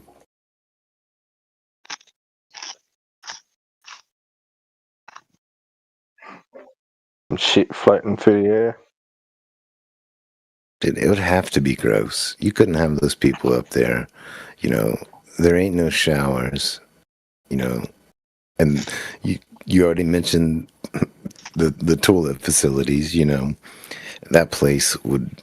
Imagine the smell of that place. I mean, if it was real, You know what else they said, Boogie? They said they have boring food, but they have all kinds of jars of hot stuff they eat before they use the space toilet. You cut out real bad. They got lousy food, but something before the space toilet. Hot sauce. Yeah, no, man, that place would be gross. I found it. They basically said they eat MREs covered in hot sauce. Like, dude. I mean, what kind of ventilation can you have there in the vacuum of space? Bro, I lived on MREs for months. I can't even imagine what it would be like if I had them all. Imagine just being in an airtight. I mean, we've never. I mean, I don't think I've ever been in such an airtight place as the ISS must be. Even just sitting in a porta-john or a small enclosed room or riding in the back of a truck with a camper top when you're a kid or something like. Yeah, a submarine. Yeah, like I just couldn't imagine like how bad that place would smell with no ventilation. A submarine. Like humans do that, right? On the submarine. Yeah, but I don't know. I wonder what kind of facilities they have on a submarine. Me too.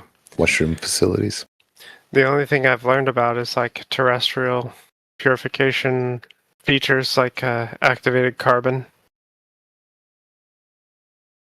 I have no idea what the ISS uses. Or a submarine. Dude, the more important question is why did they cancel Sequest DSV? What is that? It's a show, dude, about this whole underwater program. They had this giant submarine, and there were like enemy submarines, almost like Starship Enterprise, like Star Trek, but underwater. They had this dolphin that was like a weapon that was trained by the Navy, and It could go like carry missiles to places. Guy, there are all kinds of little adventures in the ocean. When was this? Man, it had to be in the 80s, I think, or maybe early.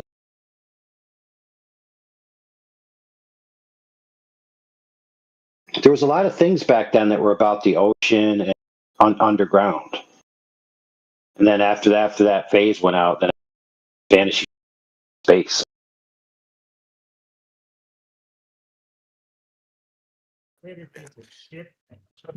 Keep cutting out. What input profile do you use on here? Lame. Like where the voice oscillation, studio, custom. You might be able to fool around with that custom. I don't know. You might have already fooled with it. I don't know. I was just trying to think of something because, yeah, I don't know if it's just cutting out when you get soft for a second, but I'm not so convinced that's what it is. Could just be my batteries are dying. I don't think so. I'm sure that's not it. Actually, it's your Ethernet connection, like your Wi-Fi. Oh, that could be it.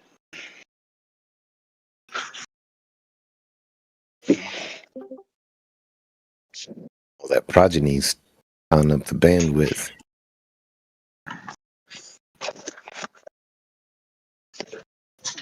Well, that took me a second.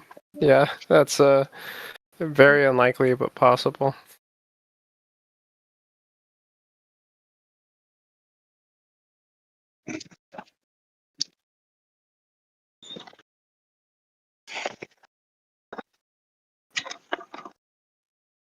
Discord shouldn't take more than like 5 megabits up.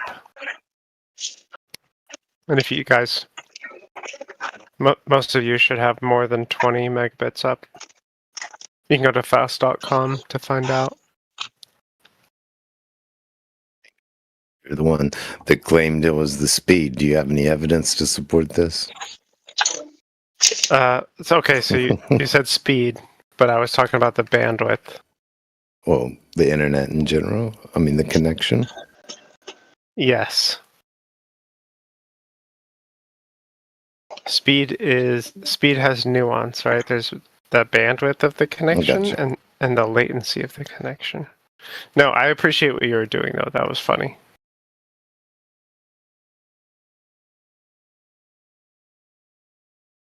I just wish we could fix our guy up here.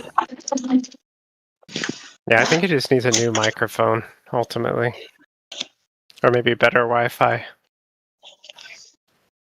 Because almost everyone's uplink, like their connection to the internet, is fine. And then they just abuse it by like going outside and stuff.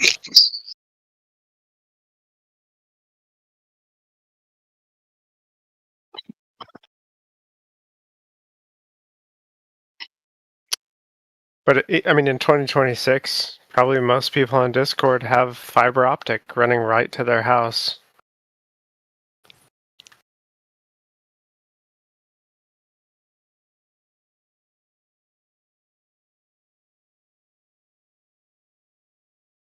Yep, even out here in the boogie woods, we have that.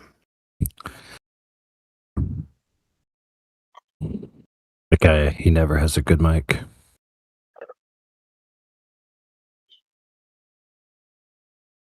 Hey, that sounded different, maybe. It did. It sounded different. In a good kind of different way. Yeah. What was that? It's always been this good. What are you talking about? What? We can hear 100% of what you're saying. I think it's a Mandela effect. You're right. It could have been. I'm always right. It could have been refreshing earlier. Every time I'm wrong, it's a Mandela effect. Yeah. So, damn, that makes a lot of sense. Yeah. I'm a flat earther now. No, that sounds good, bro.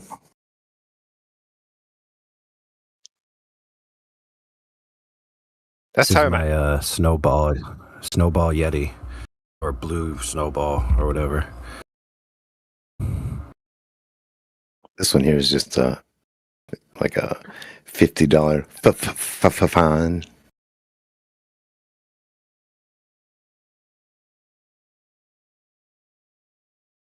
See, Boogie, you always sound good. Well, I was on like 3 different mics earlier. I was driving all day today. But thanks, man.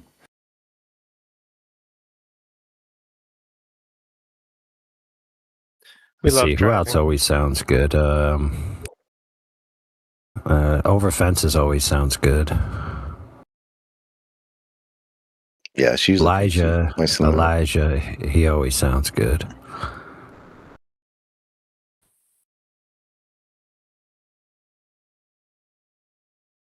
All right, who has the worst mic in the 24/7 Flat Earth?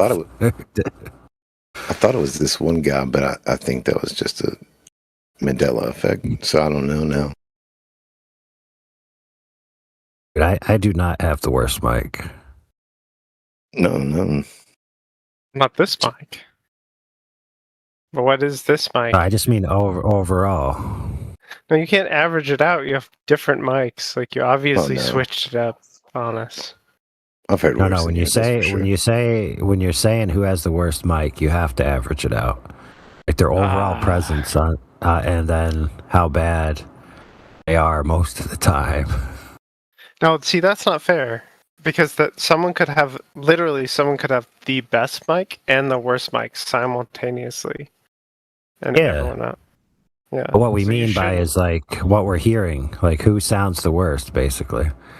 Yeah, and you can't average them out.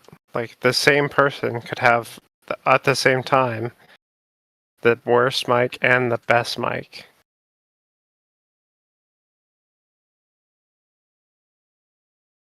Not at the same like instant, right? But like at that point of historical evaluation of all of their previous utterances. Because right now your mic is really good. Right, but the amount of time that I spend on this setup is like...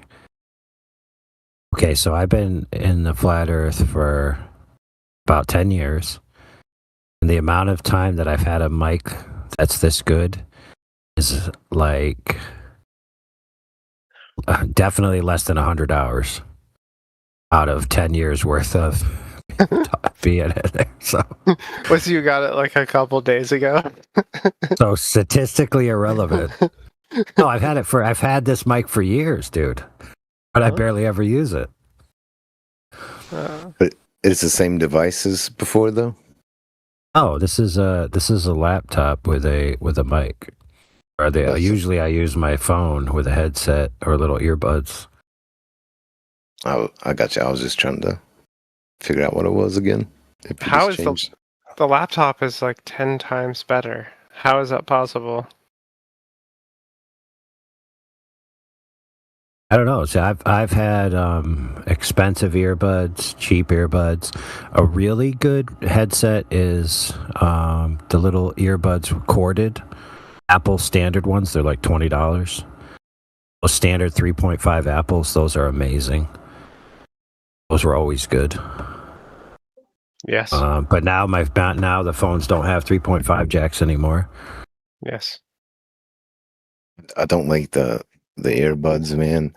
And I caught some JBL 770 Lives on sale for like under $100, and I really like them. That's what I'm on when I'm not on this PC mic most of the I've had cheap ones that are good. I've had expensive ones that suck. I bought like almost a $300 plus set that's supposed to be for truckers. So it's supposed to be really good, noise canceling, all this good quality. And then that really didn't work. I guess it thought I was the noise to cancel.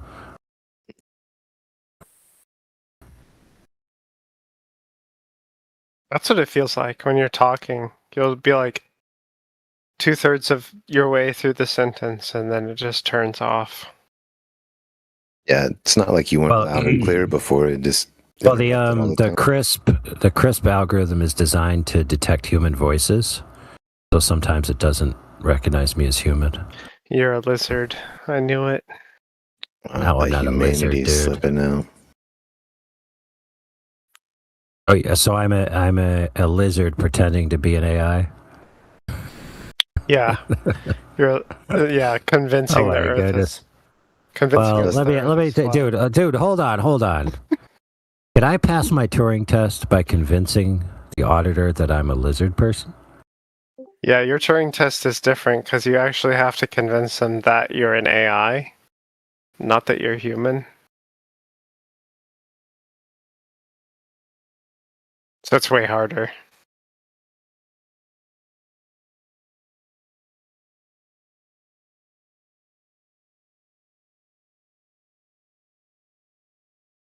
Dinosaurs aren't real.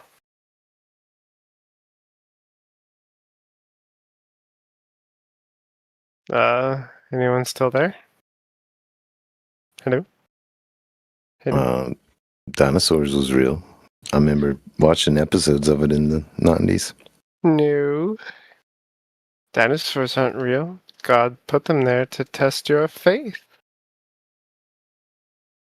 What? Doesn't even make sense.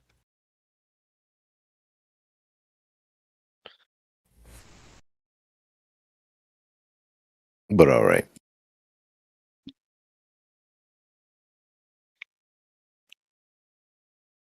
How would dinosaurs test somebody's faith? Because if you believe they're real, you didn't have enough faith. What? I think it's too much faith that leads to that. Believing that they're real?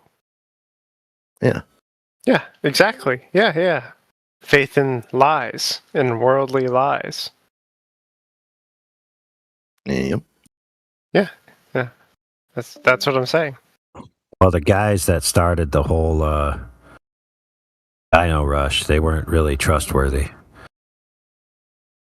Probably a bunch of NASA fucks. I think they were just like trying to get one over on each other.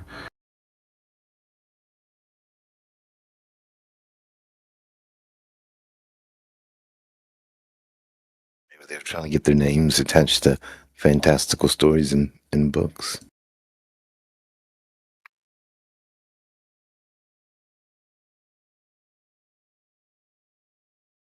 But like the story of Troy, where was that guy Achilles? Yeah, Achilles is like, I'm gonna go to war in this huge war with this massive city, and I'm gonna become immortalized, fight a battle, slay thousands of men, do all this hard work, become famous forever. Then fast forward to the modern day, and some guy gets famous for finding an old bone in a pile of dirt.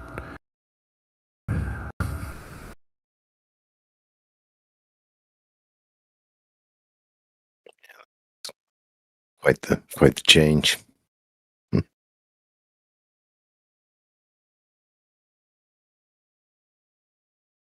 Now you can just make up cool sci-fi stories and accidentally file them in the wrong part of the library.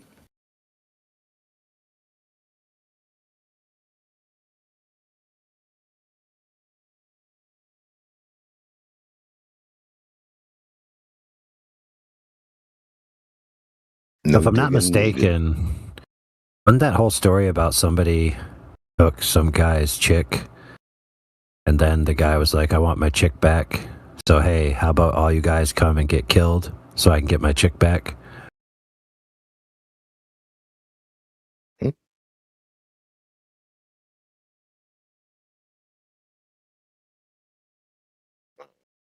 unfamiliar. What are you talking about? Troy. Oh, okay. We're still on Troy. Yeah, wasn't it Helen? Helen was, she fell in love with a younger guy and left her husband, and then her husband was like, I have to go to Troy and get my chick back. So how many men want to come and get slaughtered so that I can get my hot chick back? Meanwhile, you all don't have any money, no chicks of your own. You totally want to come across the ocean and die so that I can get a chick?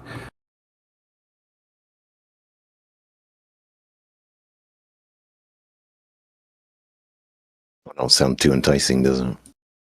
Yeah.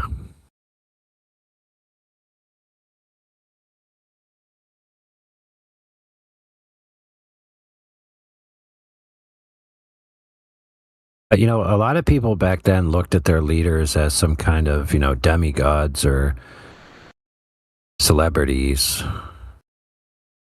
or, you know, voices of authority. So they were willing to change the whole way they lived just to satisfy the expectations of their leader.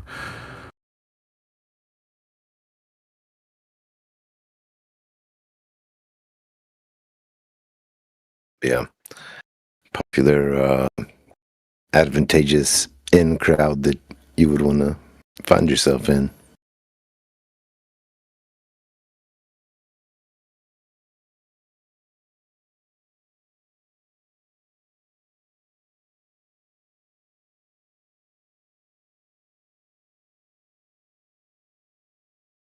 Man, dude, it's going to be dawn in an hour. Holy crap. Yeah. It's for me, man. A night shift. I'm on Australian time. Yeah, I worked late, so I was trying to reset myself to wake up early and work during the day, but I had to do a ton of stuff today. I didn't get home till late, then I ate food and dilly-dallied. Now it's 3:30.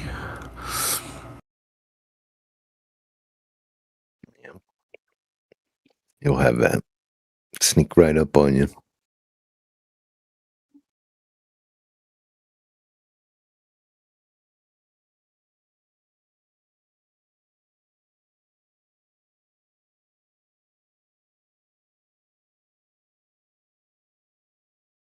Time flies when you're dealing with bad argument.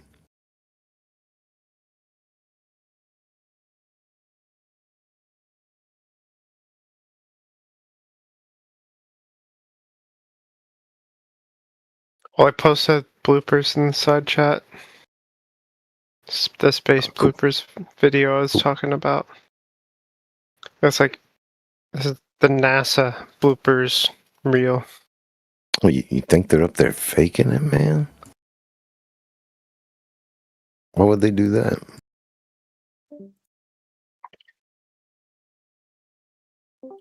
Who, me? Yeah. No. I'm a total shill. I think it's all real. I just thought you guys might like the blooper reel. Oh, that makes sense. Not. Not.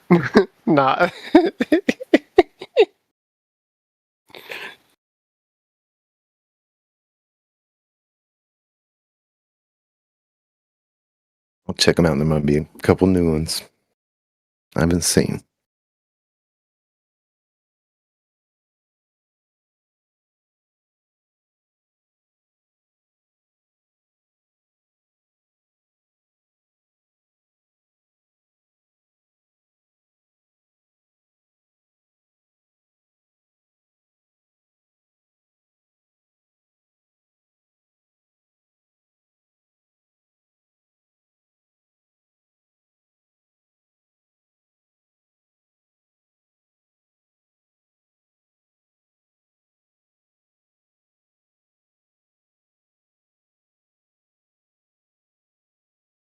What should we do now? Good. Where's the actual Australians? Yeah, they're freaking late. They're late. Yeah, big time. What is there, some party over there or something? Was it the World Cup? Yeah, did their football team get beat by the USA team or something, and now they're all crying in their sleep? Free beer somewhere?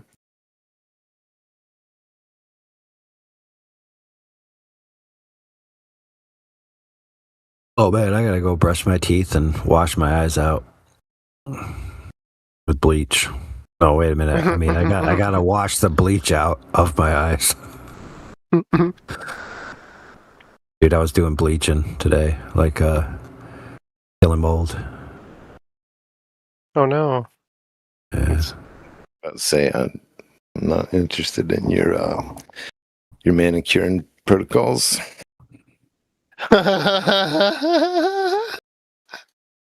That was naughty. That was a good one. But no, did you have to spray like up above your head? Yeah. That's always bad formula. I had to wear my Bad day.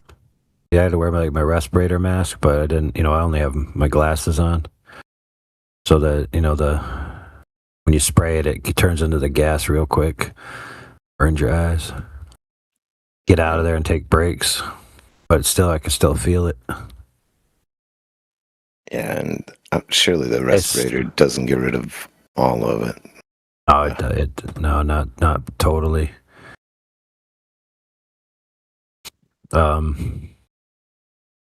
It's like it dries you out.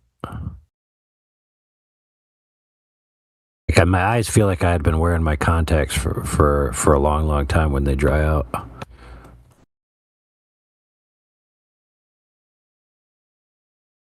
Oh shit! I'm sure, man. Yeah, I hate the smell of bleach. I hate being around it. Oh damn! I just use rubbing alcohol. I like that one too. What's bleach made out of? That's a good question. Chlorine. It's made out of chlorine.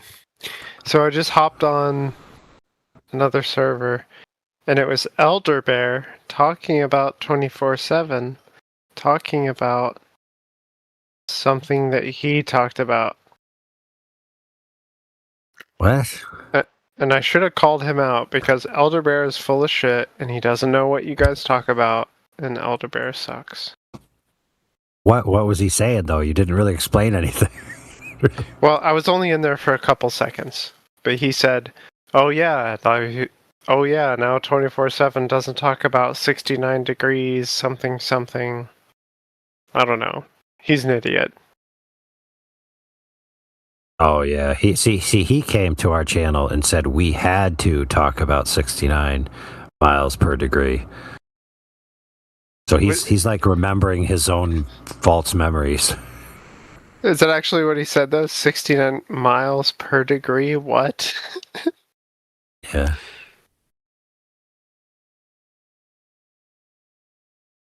I don't remember exactly what he said, but I'm sure it's wrong. I've heard the Elder Bear speak before. Bleach contains sodium hypochlorite, so that's chlorine then? Yeah, the chloride, it has chlorine atoms, yes. Some salty-ass chlorine. Do not mix bleach with any other chemicals. Never mix bleach with anything. Especially ammonia. Yeah, ammonia, bleach and vinegar will make a deadly chlorine gas. Don't do it. It'll legit knock you out.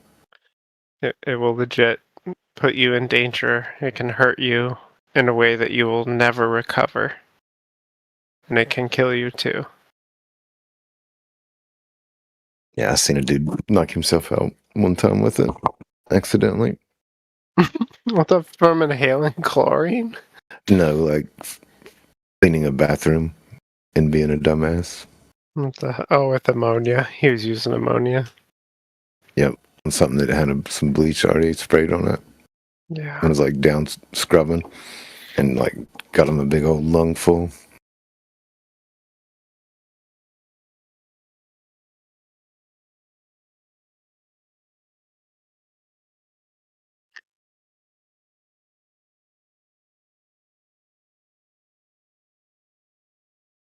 I got to do a few bleach sessions. Then after everything's dry, I can put on the mold, long duration mold spray or whatever it is. It's like a treatment. Yeah. Mold inhibitor. Yeah. It's usually a metallic compound, which is pretty cool. Dude, it's $45 a gallon, bro. Damn. But you know what? Bleach was like $10 a gallon. Like Yaga's sitcom entry, meme or GIF, whatever. Like he just walked on set.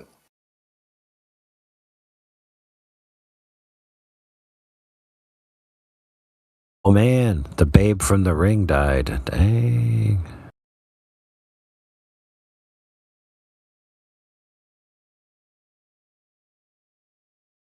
I barely recall that one. Ring was awesome, dude.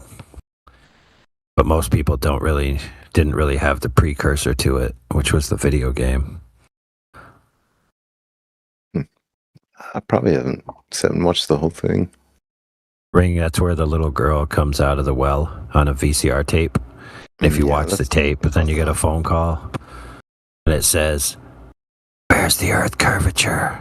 You got 7 days." Hello, how are you? Good, man. How are you? I'm doing well. All of you believing flat world? No, we don't believe in it, man. We just go out and observe it and measure it to be so. Okay, can you explain me Starlink satellites? Nope. Can you explain me how Starlink satellites discredit our measurement of flatness? If the Earth is flat, how it's working Starlink satellites? It's impossible to work if the world is flat. Well, if we measure it to be flat, then if you can't understand how it works, that doesn't change that measurement. No, I know how, because I'm engineer. I know how they are working. They need globe to work it. Did you understand? It is impossible to work with flat world. No, I hear you claiming that, but I don't hear you explaining how this is something that can only be done on a sphere. I don't hear you explaining that part. But now I'm engineer. So you should be able to explain to me. You are not engineer. You will not understand anything if I explain it in here. Humor me.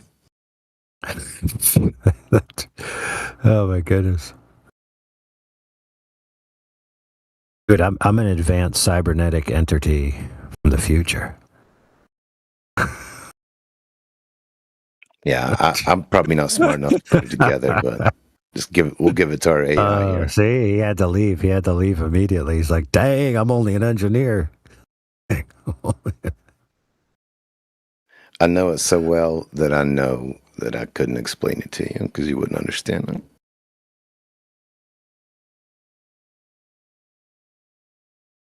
Yep. Wonder what he was out there engineering.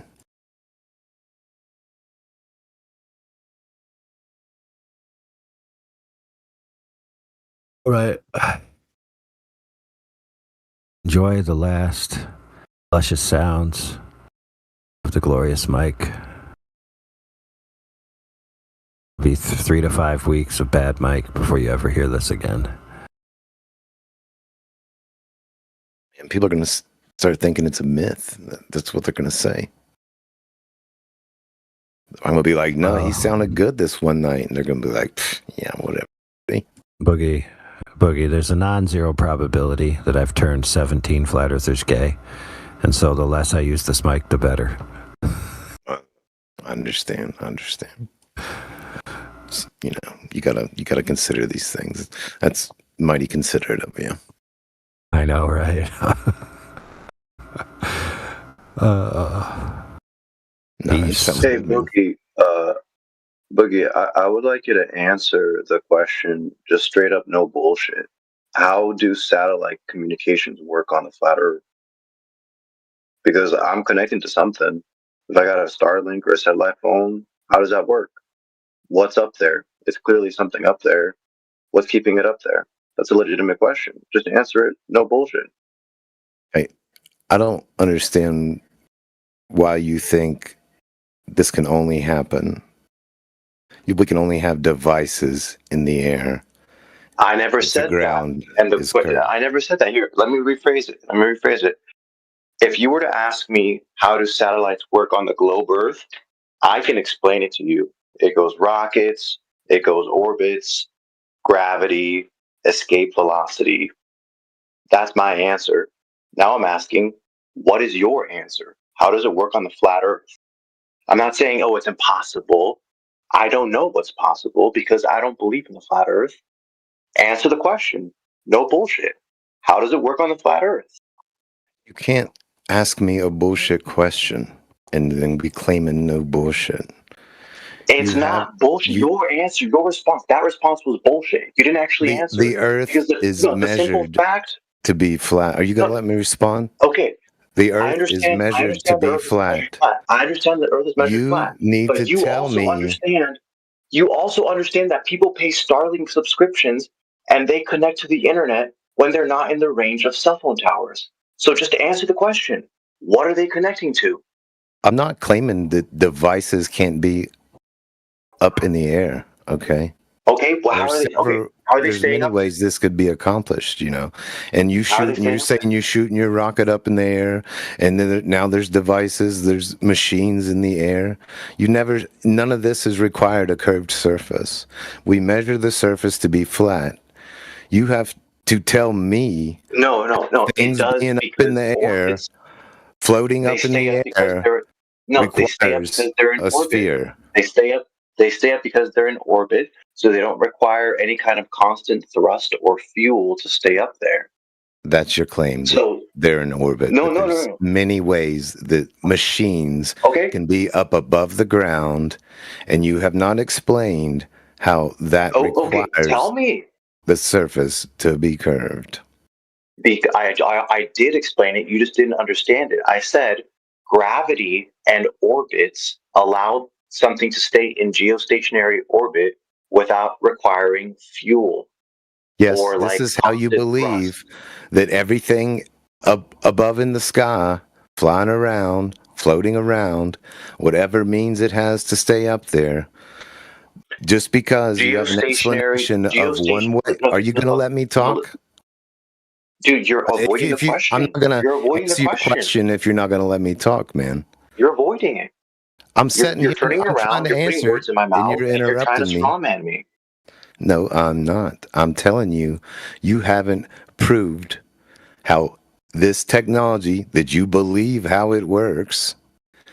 You haven't proved how that requires the surface to be anything other than how we measure it to be, which is I started level with and a stationary. question which you have refused to answer because the simple fact is that you don't have anything to account for a geostationary satellite in your orbit.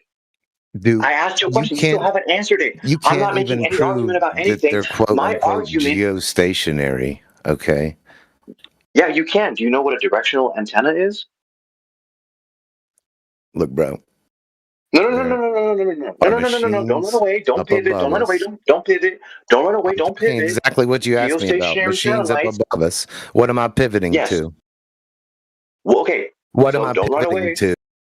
Okay, well, don't run away. Running to? Are you going to let me answer your question? Do you know what a directional antenna is?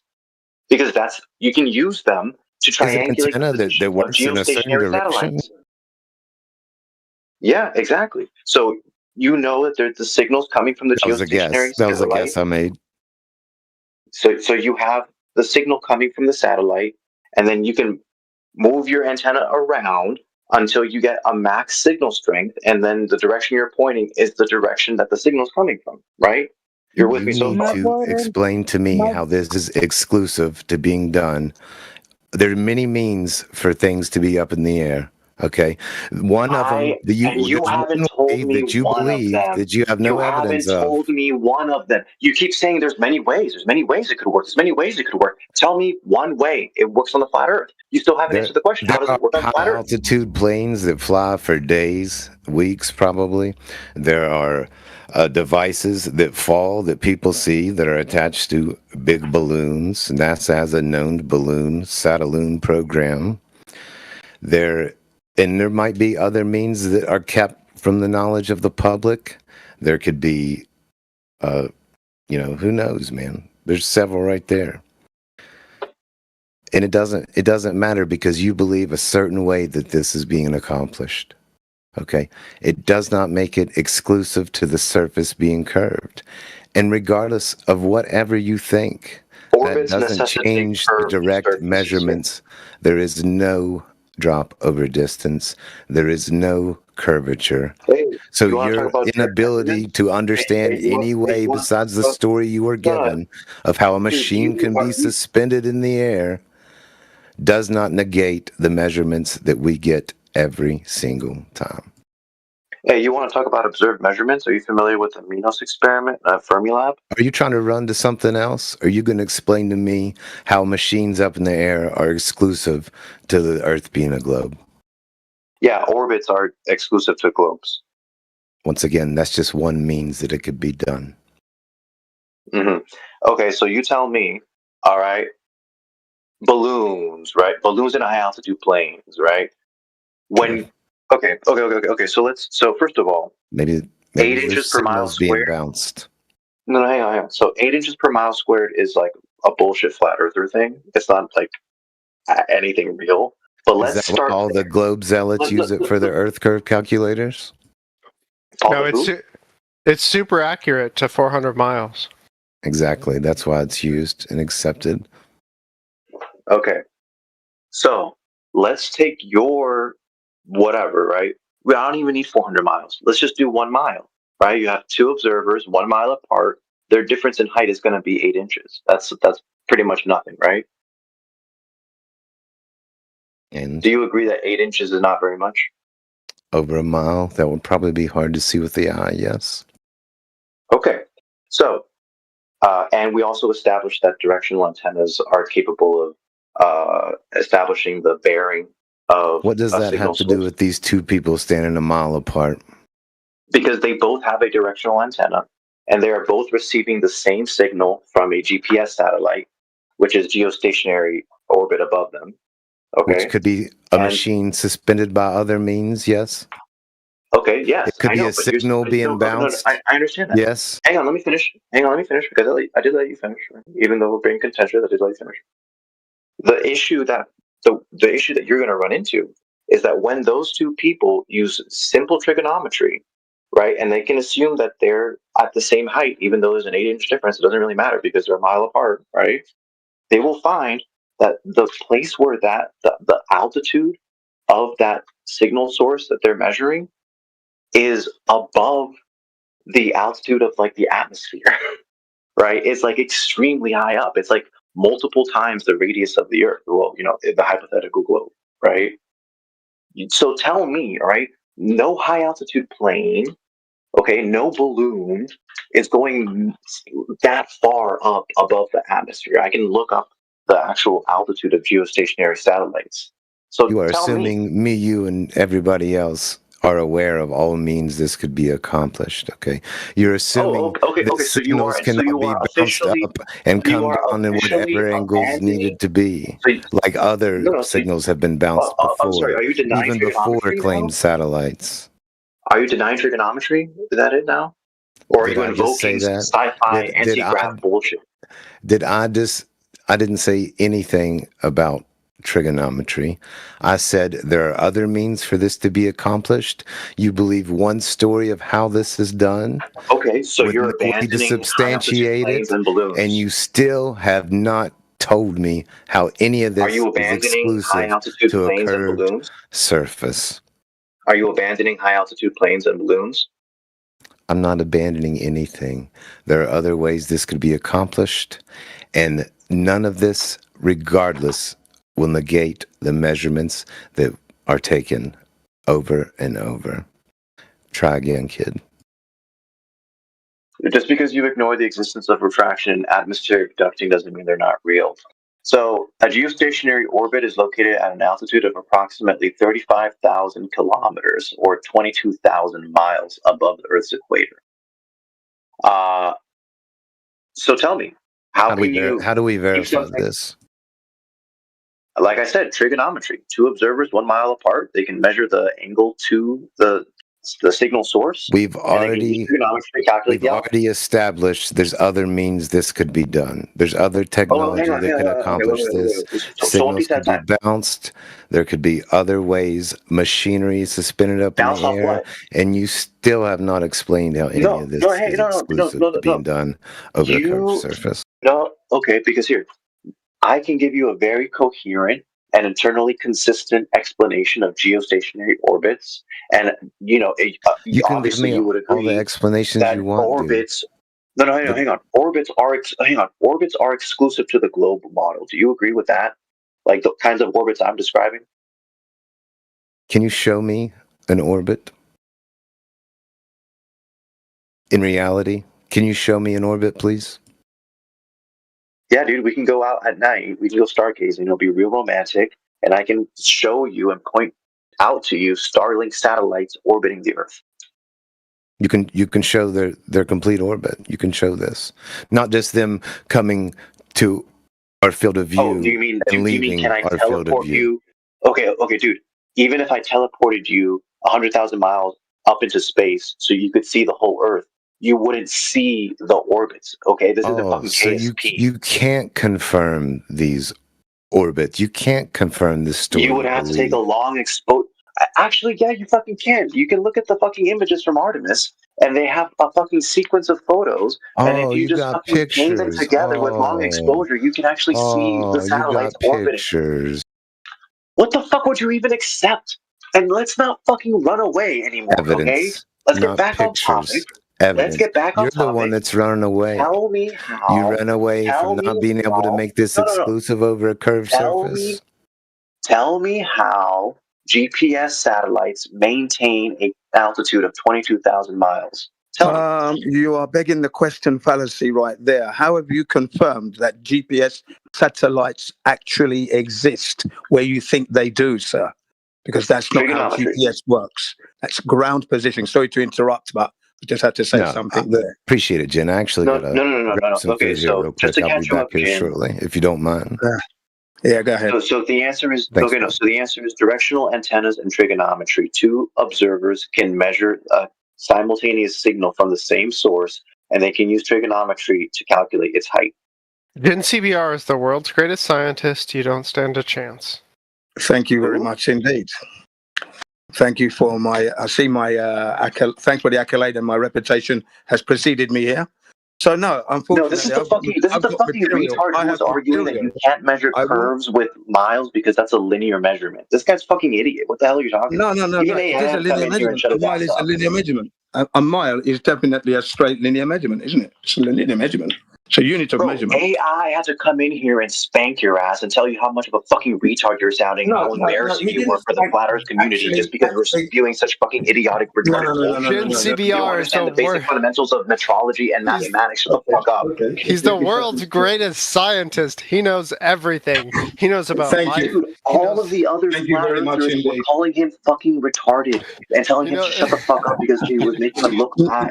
He's fucking stupid. He's so smart. He's a genius. Even AI told you to shut the fuck up, and the moment he came in here, you started fucking lying like a little puppy. Destroyed, ladies and gentlemen. This is why it's panicking. Stop yelling at each other. Have a conversation, not fight. I'm trying to. No, I'm trying to. But the man is panicking and throwing abuse. Is way too smart to have a conversation. He's basically he's a god among men. No one knows as much as Jin CBR. Thank you. Again, my reputation has preceded me. He's putting you on, mate. He's taking a piss right in your fucking mouth. As far as I'm concerned, ladies and gentlemen, we take the accolades as they come. That's how we deal with that quite easily. Am I phased? No. Am I energized? Yes, ladies and gentlemen. Okay. And the facts are ground positioning systems, fiber optic cables, piggybacking off of military communications is how we're communicating. Then we do have blimps and drones and satelloons. Satellite is a second law of thermodynamics violation. We don't have those up there. Okay, and remember, ladies and gentlemen, none of you have confirmed that they're up there. So you're just believing. So when you hear my voice and I tell you they're not there, you better go and check to make sure, because you're making a grave mistake. Thank you. Anyway, now we should listen to another person, because you have saying what you wanted to say. Let that another person speak, then have a conversation, not a fight. I know you are trying to say what you know, but let him have that straight speak now. How does a balloon carry a satellite 16,000 miles above the atmosphere. Oh, that's very Above easy, the edge of ladies the and gentlemen. atmosphere. Well, I'm going to answer the question, ladies and gentlemen. That's very easy because a helium balloon can pick up a Sheepton tank and take it up. So satellite electronic equipment tethered to helium balloons is not a new technology. They were doing it Second World War. No. But any balloon would only be able to go up as high as the atmosphere extends. Ladies and gentlemen, we've got helium balloons that Geostationary are. orbit I'm is trying to speak here. 16,000 miles above the edge of the atmosphere. A balloon can only ever go up to the top of the atmosphere. Ladies and gentlemen, balloons can go up to 24 miles from the Earth's surface and a little bit more. Okay, 36 miles. Yeah. Yes, and geostationary orbit is 22,000 miles. They're not up there. Again, that's a begging the question fallacy. It's not begging the question. You It's not interrupted. begging the question. Ladies and look, can I not speak? Let Can I him not speak. speak? Let him speak. Let us speak one at a time. Speak one at a Yeah, time. I'm trying to respond, and I'm not. I'm the one being accused of talking. I'll just. Speak, brother. Speak. Yeah.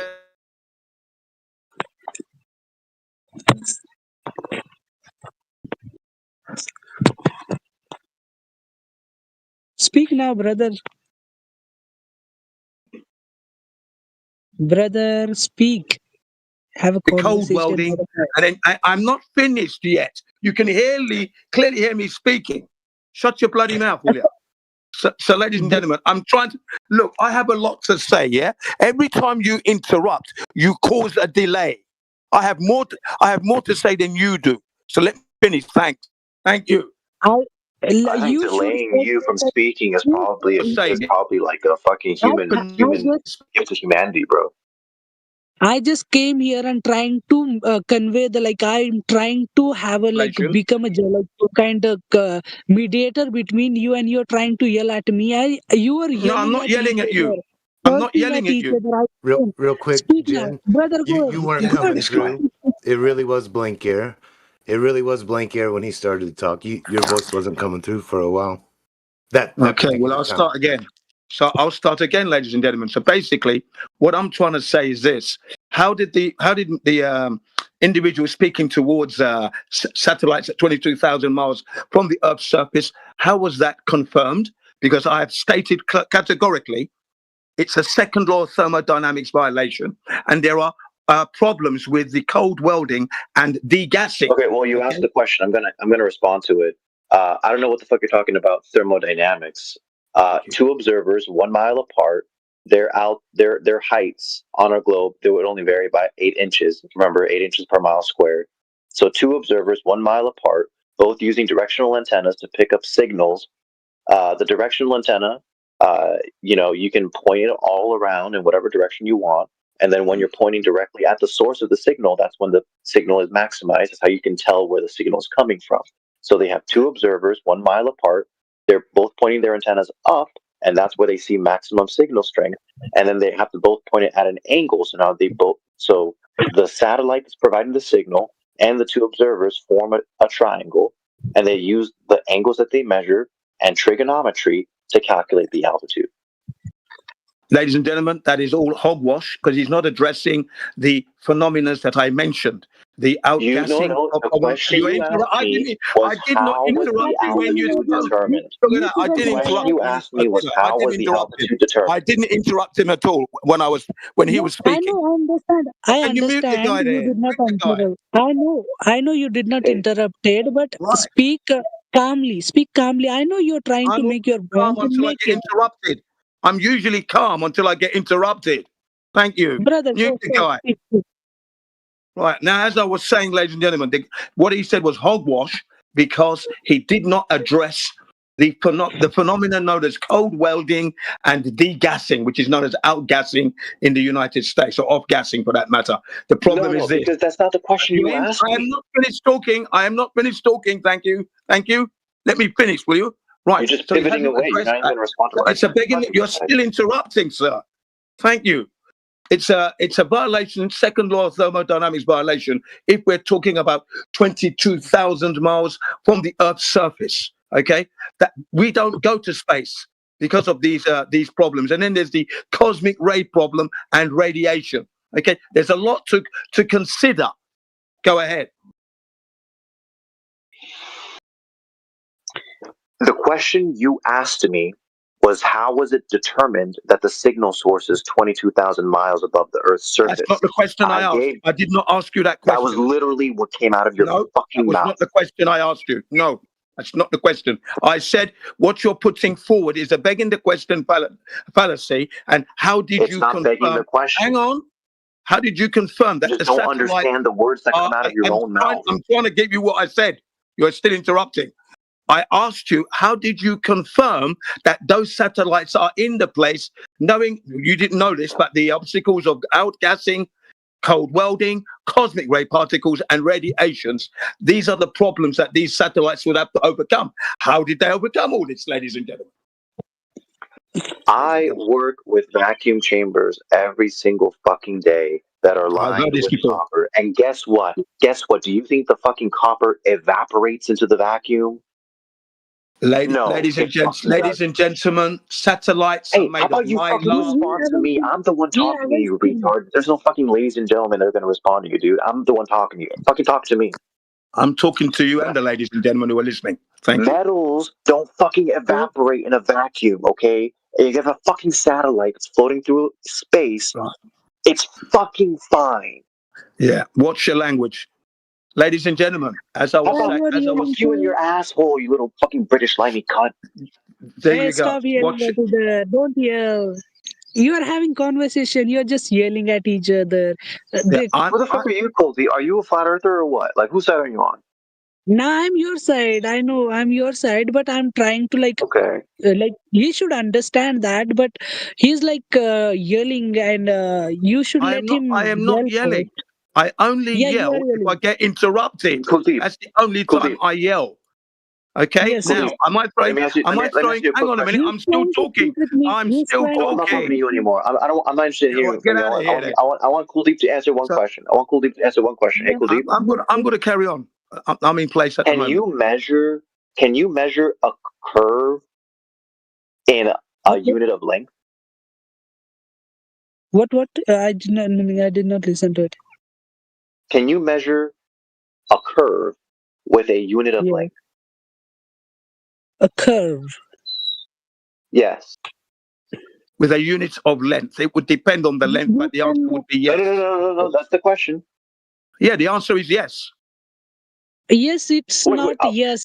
It's not yes. You cannot measure like that. You have to like measure. Look, you can measure curvature with a unit of length. Hey, I want to hear Kuldeep's answer. You need like more. You need more than one like input to have like a curvature. You want to like get curvatures, like you want to measure curve. You cannot like get one value, and you cannot. What you're gonna do with that one value? You need another value. No, he doesn't understand the question. He doesn't understand the question. Okay. Imagine that you have a tree. Yes. And you want to measure the circumference of the tree. You agree that that is a curved line, right? I have some work.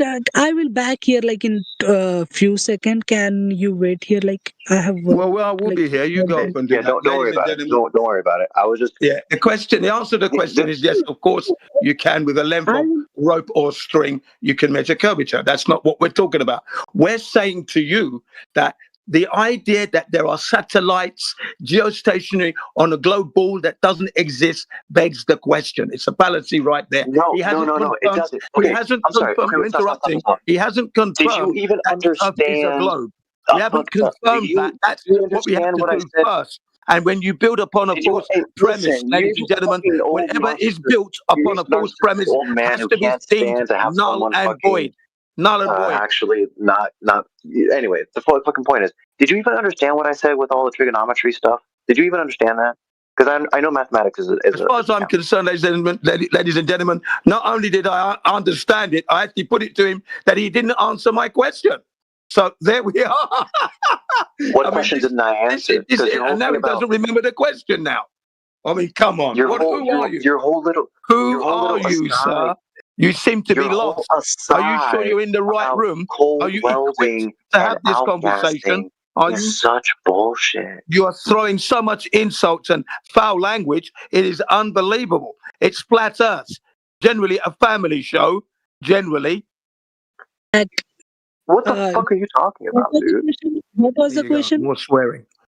The question was, how did he validate that satellites are where they're supposed to be when he hasn't No, proven that that the wasn't the Earth is a question. globe That yet? was Right? And then that how did wasn't the question NASA that he or asked whoever me. the satellite manufacturers are, how did they overcome the outgassing, cold welding, Brother, listen cosmic to me. ray particles, and radiation problems? Listen to me. Listen Cold to me. welding and outgassing isn't as much of a problem as you like to pretend it is. That wasn't the question. All right.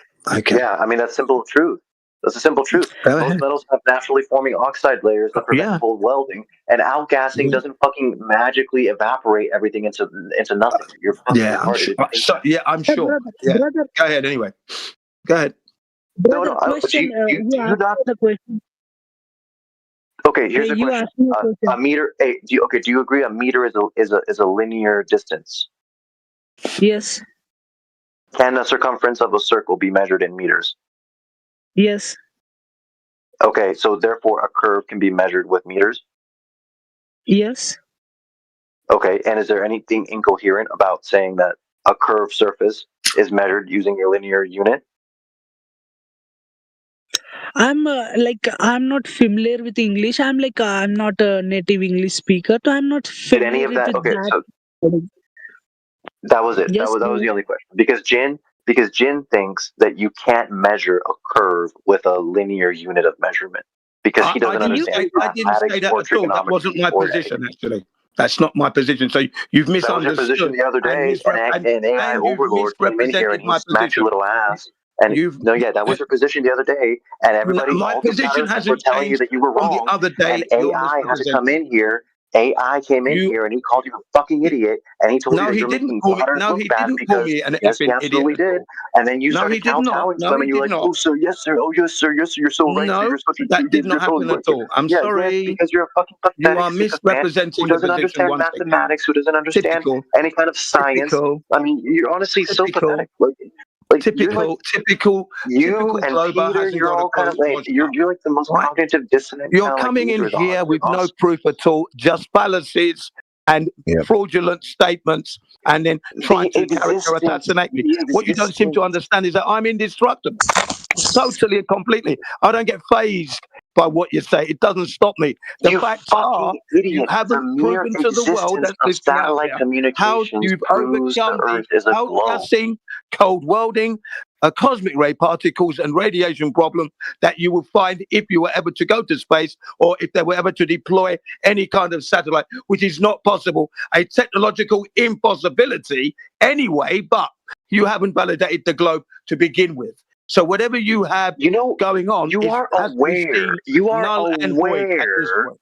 Null and void. You are aware that there are functioning vacuum chambers on the surface of the Earth, right? For research purposes, people use them every single day, and they don't observe these major issues that you're bringing up. You think that it's incapable of reproducing space-like conditions on Earth to verify the equipment fucking works before you send it up? You have such little faith in fucking the intelligence and capability of human beings, like that you think we're all some fucking Stone Age Neanderthals? We're not all like you. Stop projecting your fucking intelligence onto the rest of us. Right. So, ladies and gentlemen, basically it's this. What he hasn't done is told you how NASA or the manufacturers of said satellites did the test, because I literally said exactly that. I just said. I literally said they build vacuum chambers Ohio on Earth. State vacuum chamber that only goes to 10 to the minus 6 torr. Okay, so NASA doesn't have the technology to go beyond 10 to the minus 6 torr. Okay, and 22,000 puts them in the realms of 10 to the minus 10 torr and thereabouts. And NASA doesn't have any of these vacuum chambers in place to do the test and then to build redundancy, because you want to ensure that your satellites can actually work beyond that limit. Okay, they never done the tests. They don't have the vacuum chambers on Earth to conduct those tests. That's your problem. See? Dude, you're so fucking stupid. You do realize SpaceX Yeah. just had the Look, if world's you're going to be a cunt largest all your life, I initial can public fucking slag you offering as well. in the You history. stupid retarded bastard. The Okay? world's If first you're going to stop throwing trillionaire foul language, owns a I can do the fucking same. rocket So shut company. your Do fucking you mouth think there would and be start people using would the be fucking investing in it? King's Do you think English all these properly, companies will would you? be buying You dumbass contracts with fool. SpaceX? Do you think the fucking world governments would be doing contracts with SpaceX if it Excuse was me, it's all fucking fallacy. You're fake? committing a fallacy. That's all you're doing. You're not proving anything. I You're not know, proving I anything here. understand that was an You argument haven't ad proven populum, that the but Earth is like, a globe. I You're understand. building Listen, upon I a false understand, premise, but you still have pushing to out account false for it. words. You And still we're have to giving you account for it. proper, real problems that NASA never surmounted. These are unsurmountable problems. Man cannot put things in space. It's an impossibility. Okay? It's not possible. We Wait, don't I'm have the sorry. technology. Hang on. How is space even possible if you don't even believe in gravity? As far as I'm concerned, we with the position I'm holding. Okay, we got that's another what do we call that? Sedway and a non sequitur, which we don't need But to be you don't talking believe about. in gravity. So I why don't would have you any even beliefs at believe? this point, ladies and gentlemen. What reason do And I you don't have? accept the theories So, that have so, been so, put so this is forward this is a for the genuine natural question. This is phenomena a genuine that I question right observe. here. This is a genuine question. Hang on. Explanations This is a genuine are question. not satisfactory, so I don't accept What reason? Newtonians or Einsteinians. Sorry, Jin, theories. what reason do you have to believe that the atmosphere does not I continue don't do forever? any believing. Stop saying that. I don't believe it. It's either I accept and acknowledge or don't acknowledge or do not accept. It's not believing here. Okay? I don't believe in anything. So stop that belief nonsense you keep putting forward. And as I've said, ladies and gentlemen, You don't believe in when any you of this? don't This is have fucking a retarded. globe God, you're in so place for stupid. sure, You're such a whatever you're fucking building upon that sophist false premise bullshitter, has dude. to I be swear to deemed God. null and void. So it's null. Everything is said can be You're just deemed interrupting null each and other. void This at this argument point. is really None not of us gonna work. here can prove that the Earth is a globe. I can't do it. You can't do it. He hasn't done it. NASA never did it. There you go. So unfortunately, you don't have a case at the moment. And let's not forget that the judge found in favor of flat Earth back in 2019, and I think it was 1850 something in the court in Britain. There you What go. the fuck are you talking about? Some judge ruled that the Earth is flat? What the fuck No, are you no. talking about? The You failure for the demented old globers man. to prove the globe. That's why they found in favor of flat earthers. They didn't prove flat Earth. They couldn't prove the globe. Pay Those a attention. couple court Oh my cases. god. This Yes. discussion is beneath me. No, you're beneath me because you are being told that you haven't presented anything of truth. It's all fallacies, begging the questions, and what is it? Inferences. You're He not just talk, proving anything. You haven't proven the Earth is a globe yet. he just talks about people because he doesn't have a strong position to support his claim. We have direct empirical measurements of the surface. So Thank you. You can spiral out and say, hey, explain how everything in the sky is doing what it's doing, because none of that matters to the measurements on the ground. And you cannot Thanks. refute those measurements. You cannot, and not to mention the challenges of this technology working in this extreme environment, as Jen was saying. You know, man, you if you can't refute the measurements of the surface, you spiraling out about, hey, explain everything, hey, blah blah blah. You know, that doesn't help. That doesn't change the measurements of the surface. So Yeah. if you want to do anything, and you're just more than half the time you talk, you just flap your mouth about people and not supporting your position better, because you don't have anything, man. You don't have anything. And my position doesn't change. A mile is a horizontal unit of measurement generally. Okay. And then if you want, you can have a curved mile, yes. But generally, a ruler of 12 inches isn't curved, is it? It's a straight unit of horizontality, 12 inches. All right. I think, So I AI think you put left forward. anyways. You ran. Yeah. So AI may have put down an explanation. You can use a piece of string, which I was aware of. I've done map reading. So obviously when I'm using a map and I have to measure around these bendy roads, for example, you use a string. And if you don't have a string, then you get a straight edge on a piece of paper and you do it that way. The point is, when you look on the scale, on the map, and then the legend and that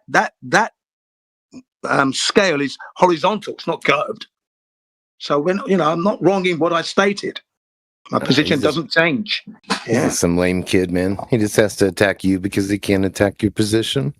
Yeah. He just threw so much horrible abuse, which is not what we're used to on this server, really. Yeah, got to clean your language up. See, if proper mods were here, they would say, "Look, can you cut off the f-bombs and and deal with the problem that Jin's putting down?" And that is, how did NASA overcome the cold welding phenomena supposedly in space? And we use the word supposedly because none of us have been there to confirm anything. So supposedly that's there. Then the outgassing phenomena, where the materials that the satellite or the spacecraft is made of gases off. The molecules begin to separate because there's no air there. And when they separate, they turn into gas due to the heat coming from the sun. Okay, the molecules separate. How did NASA overcome that? Then there's the cosmic ray particles. Okay, ladies and gentlemen, what are cosmic ray particles? This is a star. When a star dies, it goes supernova. It explodes and shoots this material, supposedly in the vacuum of space, at almost the speed of light. That's 670,616,629 miles per hour. If you want me to scale it down, it's 186,282 miles a second. I repeat, 186,282 miles in a second. Okay, so the velocity of this material, NASA would have needed 2 meters thick of shielding, 6 feet thick all the way around the spacecraft. They didn't have it. So how could they have gone there? How can you put satellites in that environment? You can't. So this young man who lost his temper had no case. He had no case. He had beliefs and fraudulent statements. And remember what I said. He hadn't proven that the Earth is a globe. So if you don't prove the Earth is a globe, whatever you build upon this false premise is null and void. In a court of law, that's what would happen. You don't have a case. All he can do is make appeals of lack of understanding, looking up to the sky, and just attack your character, man. That's all he's got. Yeah, that's right. So I'm glad you're here anyway, because you were doing a good job, and I just helped a little bit. Because there's certain things that I've got in my head, and the way I bring it down, children can understand. Okay. No, I appreciate you helping me out, man. I appreciate you. I had something I had to go tend to for a minute. Oh, that's okay. You were doing a good job anyway. It was going really smooth. Thanks, man. But I just had to interject when the guy was just getting a bit too ahead of himself. So I thought, let's reel him back. He was talking about satellite communication, but it's all happening via cell towers. Yeah, yes, that's true. Wind turbines are being used now. Okay. Then there's the fiber optic cables, and that takes the brunt of our communication. 95% of communication are going through these cables. These cables cover 700,000 miles of the seabed. Okay, ladies and gentlemen, and each day, 10 trillion financial communications happens via these cables. 10 trillion. Okay, so then they're not going to satellites. Okay, and then when we have a blind spot here, there for the communications, we sometimes use the military radar systems. They have their planes in the air. We piggyback off of those to keep connection. Okay, and then you've got ocean buoys. So there's satelloons, yes. Helium balloons, electronic equipment attached, yes. For the weather, for example, weather balloons, they're there. Okay, but not for sending an email. I'm going to send my email to my brother, and it's going to go to a satellite, and then from the satellite to England. No, from Japan. That's not happening. That's not how it works. That's what I used to think, and that was completely wrong. Yeah.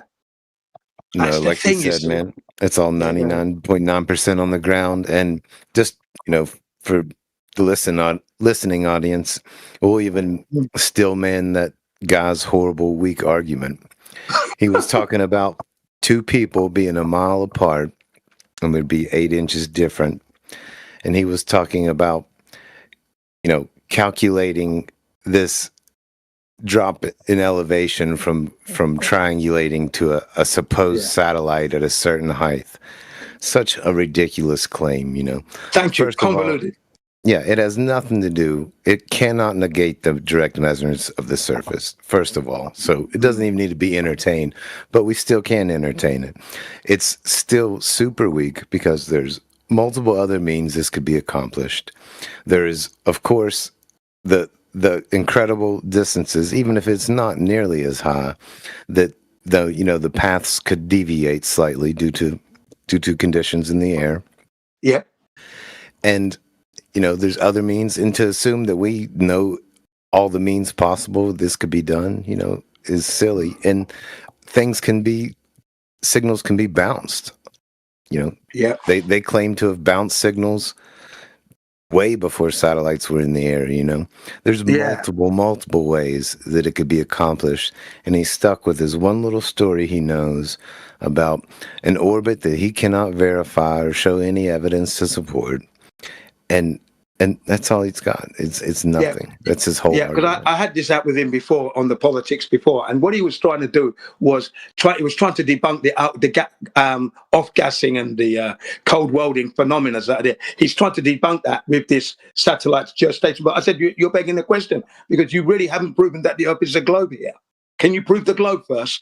You can't say because they're satellites, therefore globe. No, globe must come first. How did you validate that the Earth is a globe? Yep. How is this device floating up there exclusive to a globe? And that's not even getting into all the great stuff you pointed out, how there would be several technological challenges to get anything to function for any amount of time in such extreme conditions. It's just not plausible. Yeah. And then he leaps to Artemis. Yeah, ladies and gentlemen. But then we've got information from NOAA, the National Oceanic and Atmospheric Administration, telling us that NASA never had the shielding required to contend with the cosmic ray particles. They would have needed 2 meters thick. So this is proof that NASA could never have gone to the moon. But he's going to Artemis. If they never went in Apollo, Artemis is another lie, obviously. Obviously. Just like with old poor Matthew Learns earlier, they're happy with their pictures and their stories. That's all they need. Yeah. If anyone's listening, if you're listening in the YouTube live stream and Rumble, Ruskin and that, if you go to the Apollo Detectives site, apollodetectives.com, and then go to the playlist section, scroll down to Faking Space series, you'll have 36 videos to watch from Paul on the Plane, and he will help you to download these digital analysis software, which analyzes digital photographs, supposedly coming from NASA's library from space. And what you will find that each one is fake. Okay, that's what you're going to learn. Faking space and how they do it. You see? All right? Because the technology is there to tell whether or not a picture purportedly to have come from being taken from space is authentic or not. The software is free. There's 3 types. They're free. It doesn't cost you any money. Okay? And you can then play a laugh at what NASA's been up to over the years. And it really is embarrassing. So yeah, that's the apollodetectives.com. Go to the playlist, scroll down. You're looking for Faking Space series. You click on that and you'll meet Paul on the Plane, and you will learn how to check your photographs from the NASA library. And yeah, it's really good. Other characters have done it, like what's his name? Hang on a minute. Oh bloody! I keep forgetting his name. Oh, you got Jaron has done that anyway, but the other guy, the Christian guy, millionaire who died,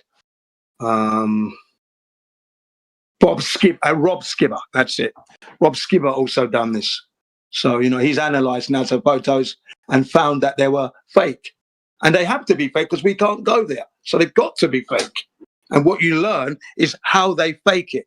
That's what you're going to learn. And then these fools coming in saying, well, we got Artemis went out there the other day. They went out there in a studio the other day. Yes, studio photographic buffoonery is all that's going on. In fact, those who loved the Apollo missions and said they went to the moon were very disappointed with the Artemis imagery, apparently. There you are. They preferred the Apollo imagery. So Artemis was a bit of an anticlimax, to be quite honest. And then looking at the body language of the astronauts speaks volumes. Sorry, go ahead. No, I was just saying, yeah, man. And even a lot of the, a lot of the members of the flock, a lot of the NASA fanboys, they were surely disappointed with that. No live stream, 2026, and just handful of pictures, and yeah, it was pretty, like you said, anticlimactic, man. Pretty sad. Yeah. And then if we go back to 2023, around about March, I watched a video which was telling us that in the next 20 years, there's going to be 200 missions to the moon. And this is going to be coming from the private sector, not from NASA. NASA's going to be moving away. This is in 2023. NASA is going to be moving away from the space and putting, once they try to get man on the moon once again, I think they're going to retire. And then they're going to have different entities coming in. So they're going to keep it alive through privateers. Again, they're all liars anyway, ladies and gentlemen. NASA's lying to us. So that's what's going on there. All right, and that's what I gleaned back in March. Yeah, they'll just subsidize all the money to private companies instead. Yeah. They're defunding NASA. They lost 18% of their funding this year. And the same's going to happen again next year. So they're slowly reducing the amount of money, their space budget money of them pulling out and allowing the private entities to come in,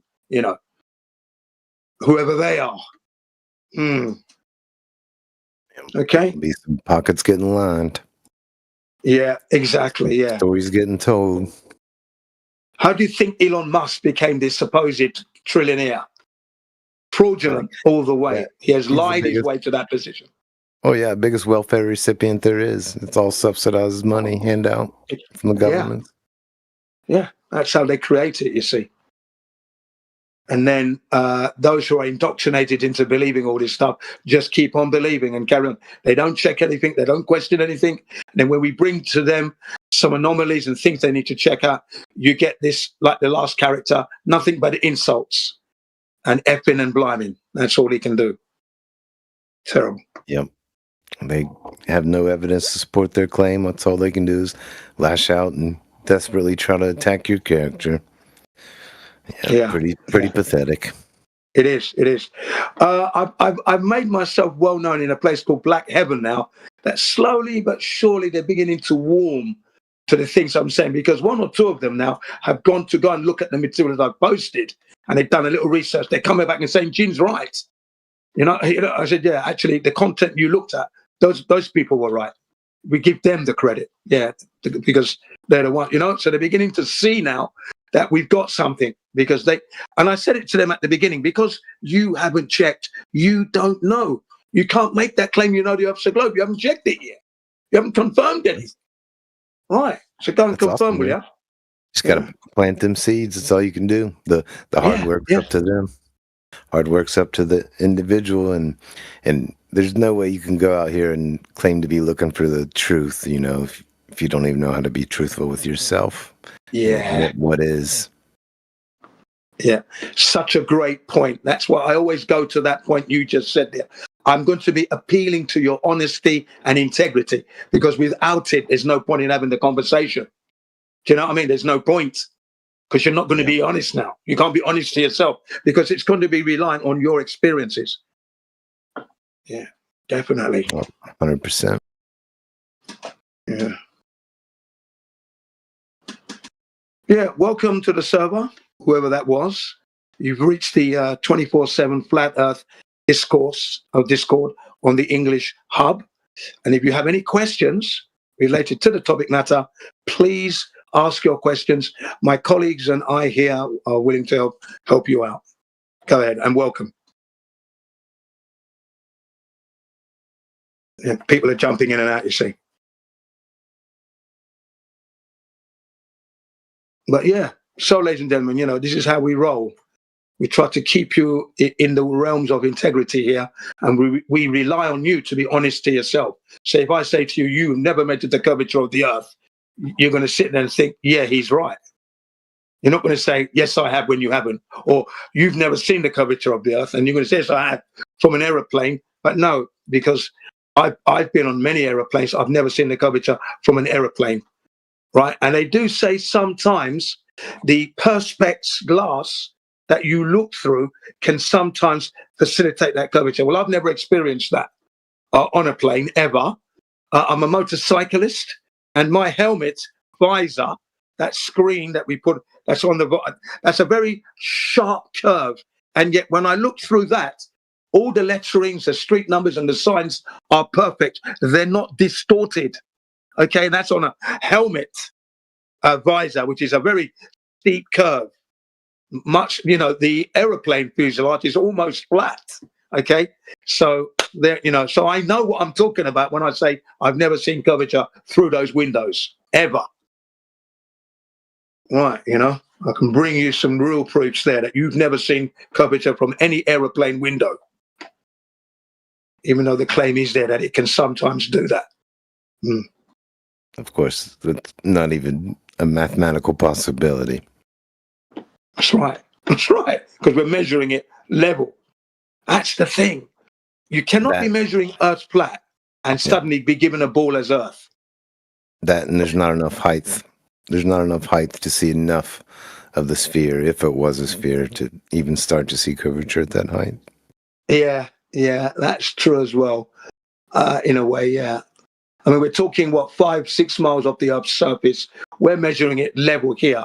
So the higher up you go, you know, if the curvature's there, it will be, you will be able to see something if it's there, but very slight. And again, I've never seen it. You know, that guy, his name is J. Tolman Media 1, you know, with his infrared, Canon infrared lens, and he looks out the aeroplane window, 1,000 miles plus at the Appalachian Mountains. He's looking at 1,000 miles away. 1,200 miles away. Wow. You know, amazing. Hey, that's my neck of the woods. Right, yeah, he was in an aeroplane doing that, yeah. If you go to his site, J. Tolman Media 1, again, go to his video section, of course, and you'll see, you know. I'm familiar. He's done great work. Yeah, he has, hasn't he? Yeah, I remember I was moved to see the Hudson Bay in its entirety for the first time, right? And it was dead flat. And I thought, wow, that moved me. One of the best views, aerial views I'd ever seen of the Earth's surface. You know, that was Hudson Bay. And the infrared at that height, I mean, it's like you said, it's breathtaking how much you can see, and you know how flat it is. Yeah. You can't help but be moved when you see it. You know, and I was just amazed. I'm looking at like about 500 miles of expanse, right? And I'm looking at it all in its entirety, real time from the aeroplane. I thought, look at that. That's flat Earth. And then you begin to wonder how the creator engineered all of that. Amazing. It's all I can say. It's just amazing. You know? Obviously, the water helps. You know, water does assist in that, but it's still amazing, the engineering, the mountains, the valleys, yeah, all the seasons, the sun and the moon, the whole shebang. Never ceases to amaze. Yeah. It's just, you know, there's a stronger force. You know, so you best be, you know, I keep saying to people now, so you best behave yourself, because God is definitely watching. That's right. We're living on a flat Earth. And I always try to remind myself, you know, every day, you know, the two things I try to focus on is appreciation and curiosity. So no matter what's going on in the world, how chaotic things might be, I know it'll serve me well to focus on those two things. Yeah. I find myself saying thanks to God every day. I thank God daily. That's what's been going on now. That's it. for the That's the last like appreciation 11 part of years it. in particular, every day I'm saying, Yeah. thank you, God. Yeah, every day. Amazing time to be alive, Jim. Yeah, I said it. We're living in interesting times, definitely for sure. You know, I agree with that. That's And I why. That's why pity I'm people that so don't. motivated to I keep pity healthy. people that. I'm sorry, bud. No, go ahead. You I pity was going people. to say, yeah, I pity people that can't see the beauty. You know, that can't take it in, can't appreciate it. You know, that are stuck in the hustle and bustle and the different dramas here and there. Wow. Yeah, Feel yeah. for 'em, The man. saddest Just, thing is we pass away. unplug, You get see. out in nature, and just soak it all up, man. Just enjoy the beauty. It's all around us. Yeah, absolutely. The saddest thing is we pass away. You see, right? Because that's why I maintain my health so that I can enjoy this. You understand? Like you said, we're living in interesting times, and appreciation is very important. Connecting with the Creator and giving thanks. Yeah, you're absolutely right on it. And I'm glad to hear you say that because that the words to live by. Yeah, thanks. Thank you, man. Yep. It's there's a lot of beauty and simplicity. There's a lot of wisdom and simplicity, and sometimes if your life gets hectic, you just focus on these few things that keep you upright and moving, and I think a big one for me personally, is giving thanks for this gift of life. Yeah, that's right. Yeah, absolutely. I often say that it is the gift of life. Yeah. So remember that. Don't forget that, people. You know what I mean? Don't forget that. Don't let the governments control you to the point where you're forgetting the reason for your existence. No, I'm never going to forget. I'll always be battling the system and the governments. That's what I live to do. Crazy. I'm definitely a revolutionary, no doubt about that. That's obvious. Government hasn't got my back. So obviously there's an entity that's trying to bring me down, throwing obstacles in my way. So what, I'm just going to let them do that? No, I'm not. I'm not going to let them do that. I'm going to make the most noise, whistle blow with the loudest whistles, engaging with people on the real level, as Jemsy would say, on the real is level, yes, and communicate. Remember, I'm 64, so I'm moving on in my age, but I'm getting louder because I'm moving on. It's logic, just logical. Can you see that? Does that make good sense? Loud and clear, man. Putting all that lived experience to work. Yeah, thank you. Exactly that. And share it and download it to people, the younger generation in particular, because they're the ones that are suffering with the new education system that's coming in with the AI and everything else, and the misinformation, disinformation. Yeah, they've got to learn. I'm worried about them, Jen. These short attention spans, these thinking that AI is infallible and gospel, and I'm worried about them. Yeah, me too. One of my students yesterday stated that she's 62, right? So she's 2 years. I'm 2 years older than her. She's an English teacher, and she was saying to me that she feels that Japan is behind when it comes to Chat GPT. I said, no, they're not. The Japanese students today, they live on that stuff now. I think you're behind. I said, because that's not my experience. The youth today are hanging on to ChatGPT. We both. Is it? You were cutting out a little bit, bud. But is it? I think I got what you were saying. But is it really? Is it that prevalent in the school age kids, even in Japan? Oh yeah, of course. Yeah, but, before ChatGPT, they were using Google. They're googling it, right? Right, Google Voice. Yeah, and now they're using ChatGPT now and AI. Yeah, I think so they're ready. They're running with days it now. ago. There was a young person in here it was just us arguing with them arguing with Chat GPT. That's all it Mm. was. You are, you see. They even openly admitted it, which that was Yeah. different. Yeah. They've done that over the, especially on the English Hub. When they come in, they're using a lot of Chat GPT and reading it and telling us what's being said. Oh, no, but that's Chat GPT. That's AI. Actually, no. Have you gone out to measure? Because listening to AI can mislead you. What about actually confirming for yourself? How are you going to do that if you're just going to be listening to the misinformation? How are you going to know if that's true even? Yeah, Wow. exactly. How about asking this supposed oracle you believe in how often it hallucinates and how inaccurate it is before you ask it these things? Yeah. I'll be right back. Yeah, so it's quite interesting that one of my students here in Japan thinks that Japan is behind. I said, no, they're not. They're right up there with everybody else. It's a new tool, you see, and they love these new gizmos and gadgets and technological assistance. They love this. They embrace it right away. That's the problem, is that they're running into this technological prison. They're running into it now. That's been my experience here in Japan and obviously around the world when I'm engaging with the youth.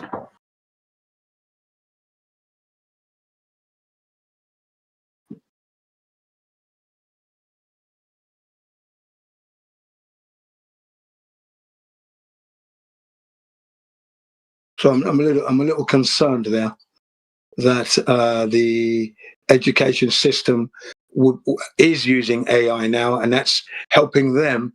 It's like it's greasing their wheels so they can deliver this misinformation at lightning speeds now. So yeah, it's unfortunate.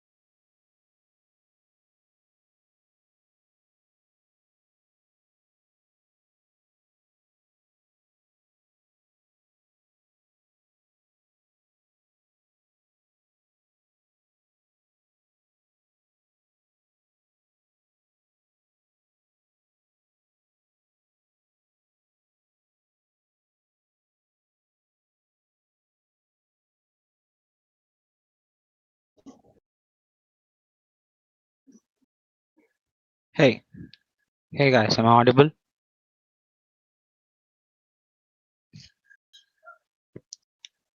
Hello, am I audible, guys?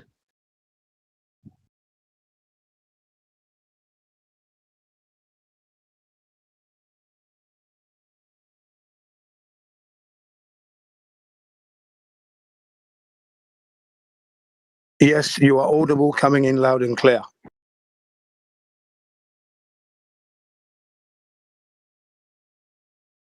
Did you hear me? Yes, you are audible.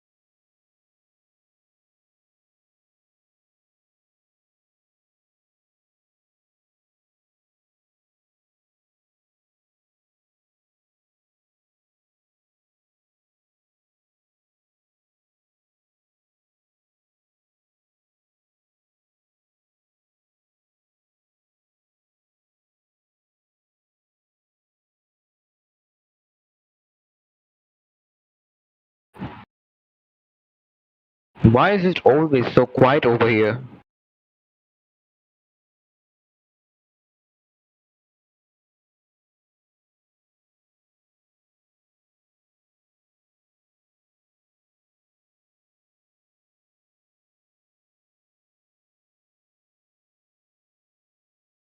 Yeah, the reason it's quiet is because no one's talking, obviously, and we wait for people to. If you have anything to say, then please, if you have any queries, any questions, go ahead. Do you have any questions?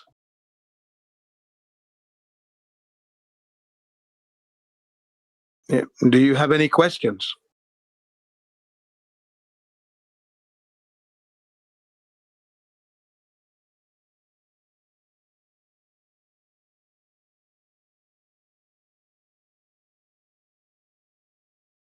Obviously not, eh?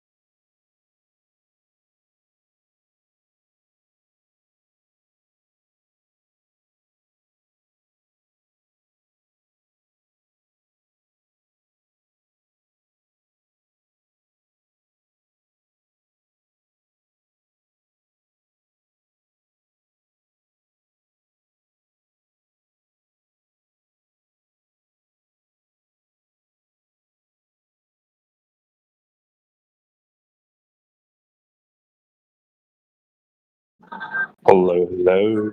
Hi.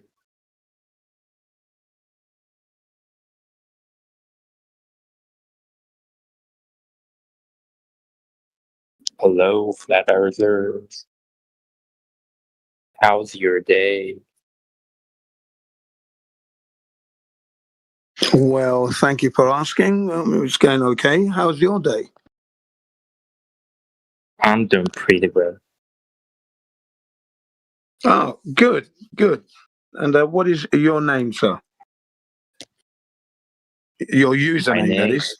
Yeah, your username on here.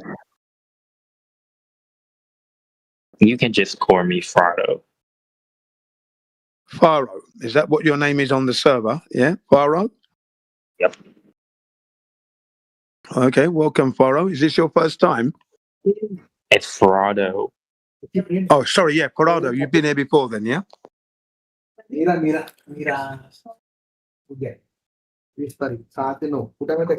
Parado, you've been here before? Is this your first time? No, I've been here like several times before. Okay, right. And what is your position regarding the shape of the Earth? I'm in China. Sorry, I didn't catch that. I'm in China. Yeah, you're in China. I mean, my question was, what is your position on the shape of the Earth? Where, you know, are you saying that the Earth is a globe, or are you saying the Earth is flat? What are you saying? It's global. You're saying it's a globe, yeah? Okay, now that you've said that, what have you done to validate and confirm that it is a globe? How do you know it's a globe? I learned it from school, and the teacher demonstrated that the Earth is global, and a lot of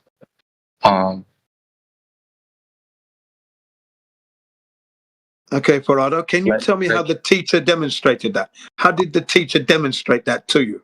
How? Like they show the picture that's captured by the Stedlit, I don't really remember that. And it showed that the Earth is globe.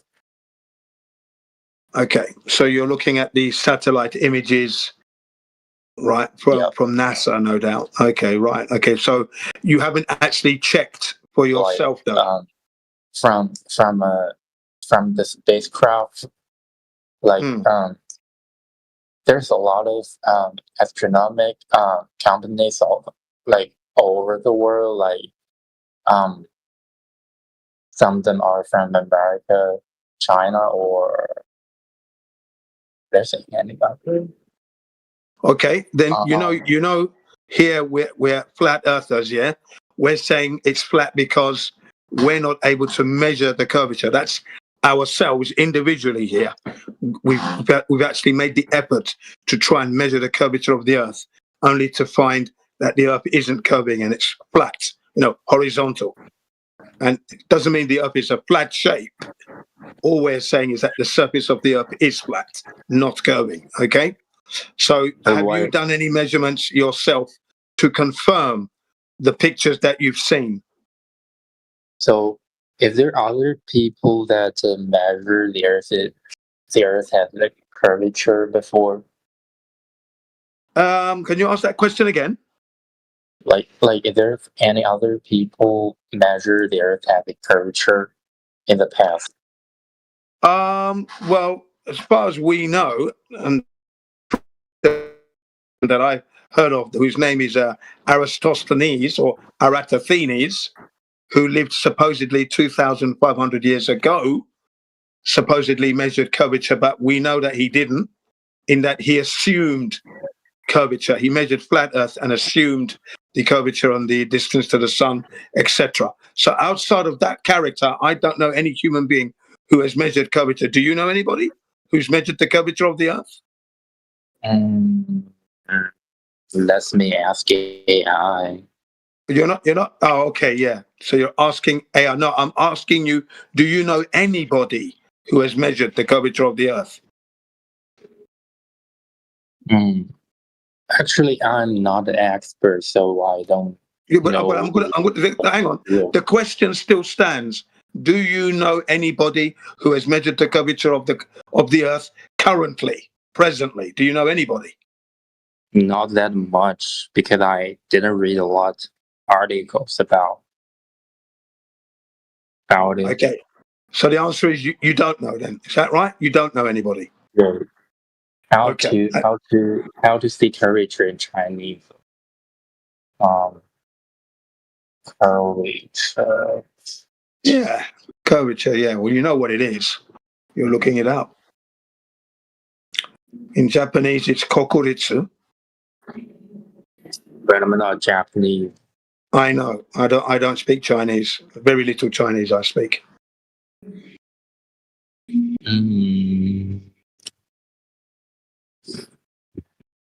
Right. So anyway, you know what curvature is? That would be the roundness of the Earth. The roundness of the supposed born Earth. Okay. Right. So you don't know anybody who's done that. And it wouldn't really matter because you would still need to measure it yourself. Okay. I see there's a people called Eratosthenes. Eratosthenes.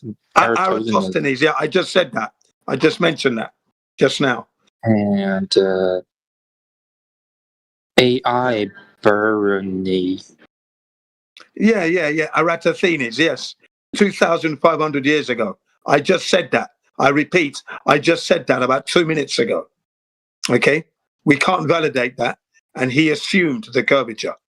That would be Eratosthenes or Aristosthenes. Okay? So the question is, have you done that? That's the question. Have you measured the curvature? No. Okay. So therefore, your position is you don't know the Earth is a globe. You've only seen pictures. Is that correct? And there's also Can you answer my question? Can you answer my question? You've only seen pictures. Is that correct?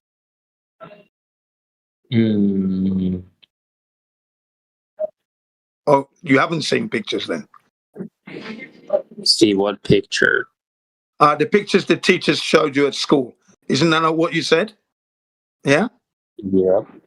Right. So you've only seen pictures of the Earth, okay? Is that correct? I think because it's from like an authoritative source.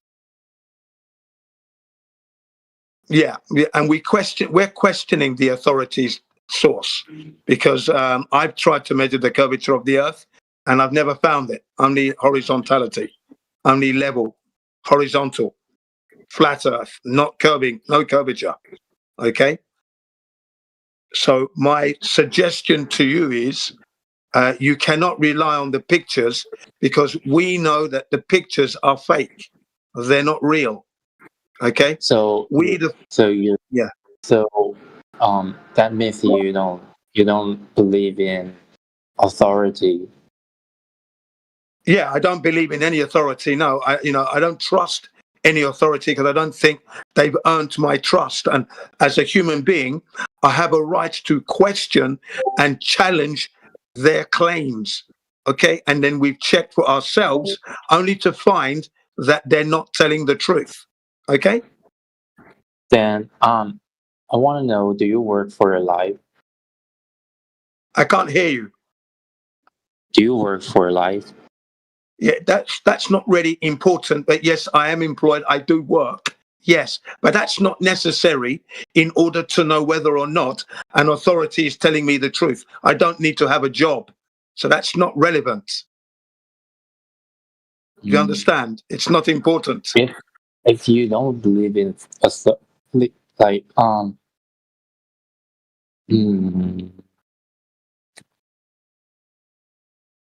Yeah, I don't have to believe in an authority. You work for a living, which means you believe they're gonna give you wages, and from that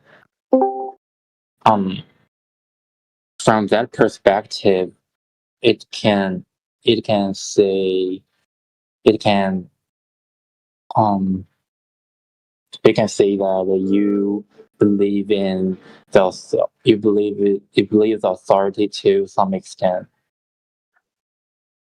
Not really, no. Not necessarily, no. For example, I'm in the education field, yeah. Now, the authorities that I work for are sometimes misleading the students that they educate. So obviously, I'm not going to trust that information. I've asked my children to challenge, asking the teachers, did they measure the curvature and how do they know it's a globe? And they say they don't know, the teachers say, and they haven't measured.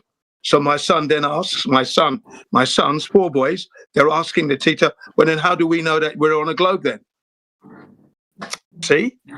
That's why I ask you. You said you believe the pictures, but I'm telling you that the pictures are fake and we don't trust NASA. So you're calling them an authority, but they're an authority of misinformation at this point. They're not to be trusted because we've checked the images that they put down and we know that those images are fake. You haven't checked that yet, so you don't know that. You're just believing. Can you see the position? Why would the misleading the student on that concept? It's just like basic knowledge about it. Well, it's not knowledge. Actually, it's not knowledge because knowledge is gained from investigative experiments, measurements, confirmation, validation. So you're not carrying any knowledge. You're carrying misinformation. That's bad knowledge. Actually, it's not. So everybody knows bad knowledge. Yeah. If they believe they're on a globe ball and they haven't checked it, then they're carrying bad knowledge. And it's, bad information as such. Okay? Not truth, not proof, not truth, not confirmation, not validated, not real information. Do you understand? It's misinformation. How do you know that it's not real? I'm glad you asked. I said to you earlier on, if you were paying attention, I said that all flat earthers, they go out to try and measure the curvature, which you looked up in Chinese, the curvature, and we found Chinese. no curvature, only horizontality. So you need to check. You need to check. Ni hao, ni hao, ni hao. Ni hao. Now, you need to check. What? Hang on, please pay attention. You need to check the curvature So you can for speak yourself. Chinese? Do you speak Then Chinese? you know. Then you know. Okay? So you need to check the curvature for yourself. Don't rely on the authorities because Bro, do the you speak authorities are Chinese? Ni misinforming us. hao. Yo, 你好，你好，你好，你好， Yeah. Who's them? 你好， Chinese. Yeah, hello, ni hao. 你的，你猜啊？ Right, okay.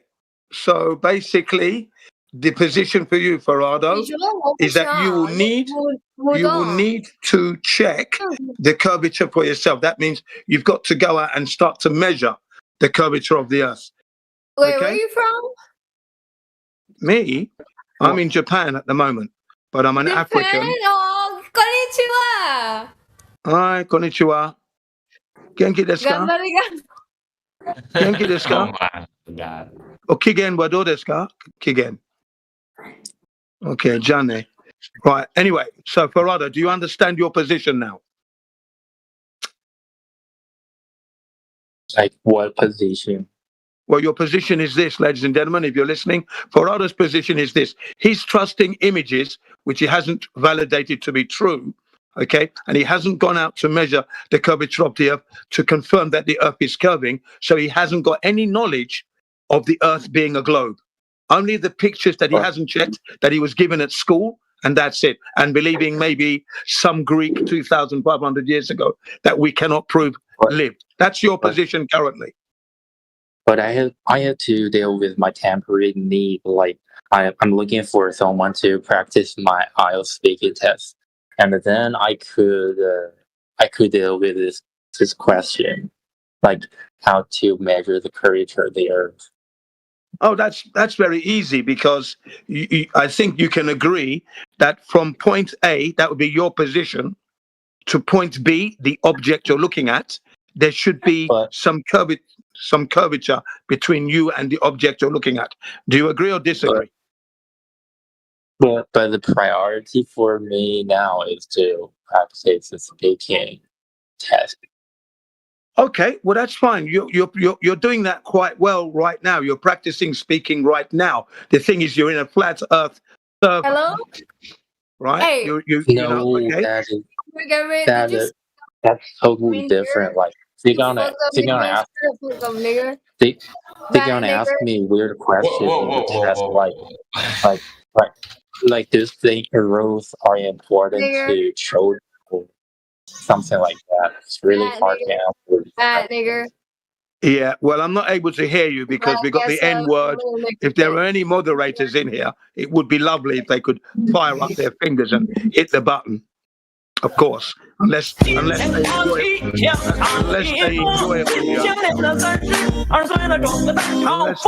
audio chaos, which is very well and done. But anyway, so yeah, so Parado, yes, you want to learn how to speak English. That's fine. Okay, you're in a flat Earth channel here, server here. So basically, we talk about the flat Earth and we talk about the heliocentric model.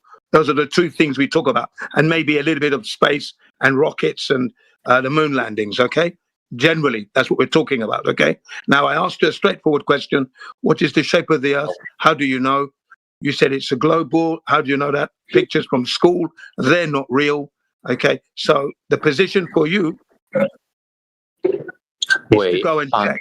So yeah, go ahead. So I come up with a space question of the IELTS test. Like, do you think it is important for us to explore the outer space?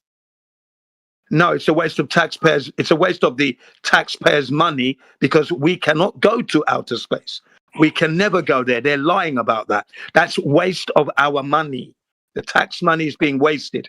It's a crime. It's robbery. They're stealing and then they're misinforming at the same time.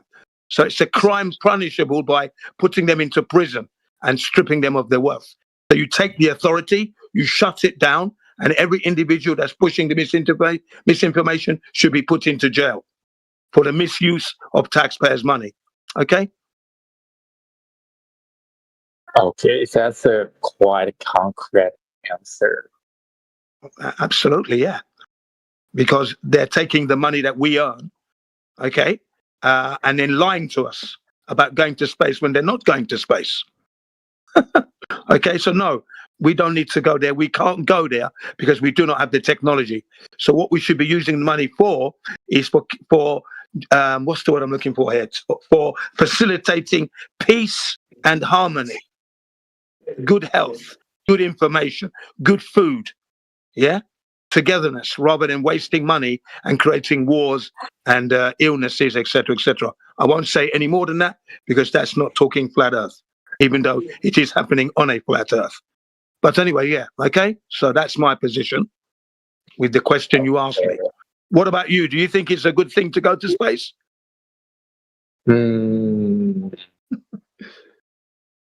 Actually, I think we may have the possibility to find a better living environment in the outer space, and we may find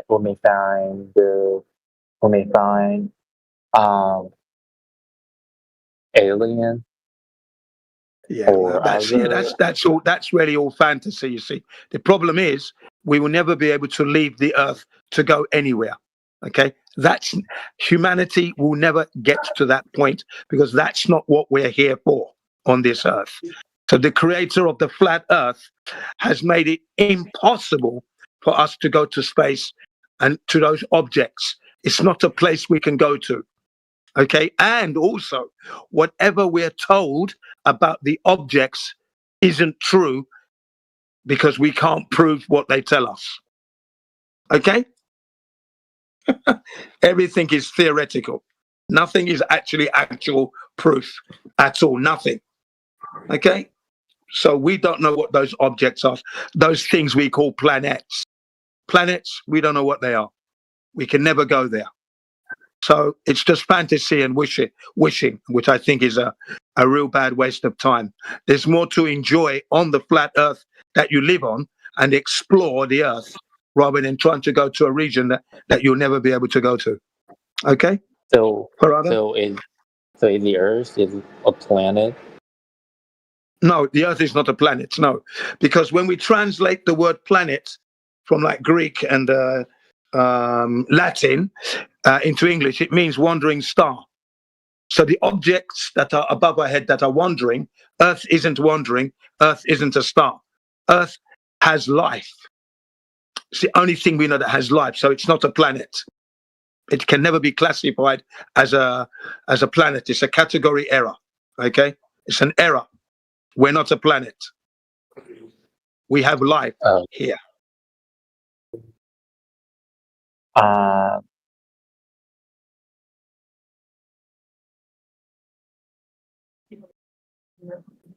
So my question to you is this: do you realize now that you need to do some investigation later on in your life, whenever that time is? You need to go and check to ensure that you are living on a globe or the Earth is indeed flat, like we're telling you. Yes, you agree to that? Yeah, currently- I may put it in the future because I have some. Yeah, because I have to prepare for IELTS. Yeah, thanks for your honesty there. Yeah, that's true. You've got some things that you've got to do, you've got exams and tests. That's okay. But in the future, good, yeah. At least you now know. Because you now know that you don't know the Earth is a globe, yeah? You don't know that. You're just believing and you haven't checked anything. So you know there's a lot you've got to do at the moment. Okay, good. Thank you. Do you have any other questions?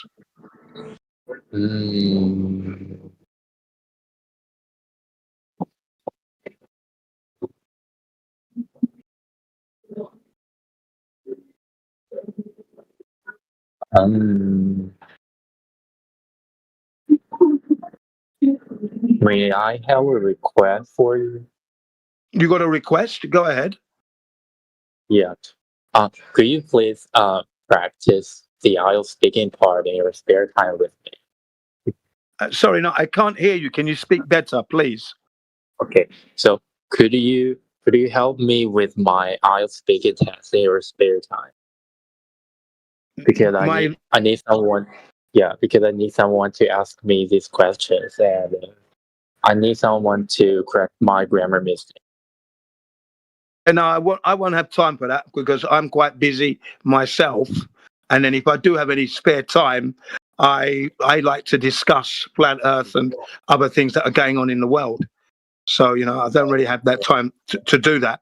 And when we've tried to do that on this particular channel, it became very uninteresting and boring. Okay, so I can't help you there. Okay.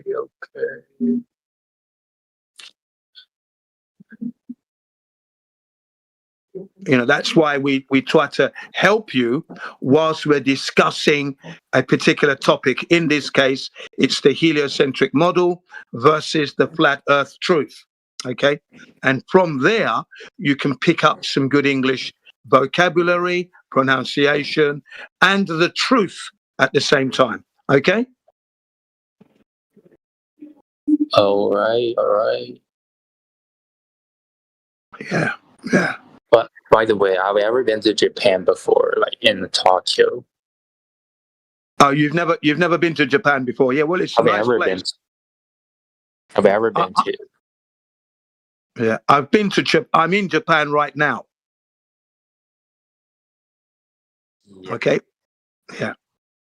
I'm in Japan right now. So I've been here 27 years so far. Which city are you living in? Well, I'm in the northern regions. That's all I'll say for now. We had an earthquake the other day. Hokkaido? Not that far up. Not that far up. Not that far up. Tokyo? No, that's south, isn't it? I said northern regions, and you've gone due south. Harajuku? That's Tokyo. Oh. What is that city called? Yeah, you said Harajuku just now. That's Tokyo. That's Tokyo. Harajuku to Shinjuku. I used to live near there before, back in 1999, but I've moved from there. Yeah. I'm about to have a trip in the autumn to Japan. Okay. You're about to travel to Japan, are you? Yeah. Oh, okay. And what are you going to be doing in Japan? Are you going to be studying? Have a trip there. Okay, you're going to go on a trip. Okay. Yeah, well, Harajuku, Shinjuku, Tokyo, Shibuya, these are nice areas to visit if you're going to go there. Where else? Ikebukuro is another nice place. Akihabara. Omotesando. Sorry? Omotesando. Yeah, Omotesando. And Akihabara. I didn't find a lot of fine things to do in Akihabara because they're all about the animation. Well, Akihabara is mainly for what they call it, duty-free shopping. If you're looking for cameras or a radio cassette or something technical gadget, then you can go there. CD player, whatever. It's more of a technological computers, smartphones. That's where you would go, and you'd get it at duty-free prices. As long as you take your passport, you get a discount. Okay, but I didn't find they're cheap in Japan.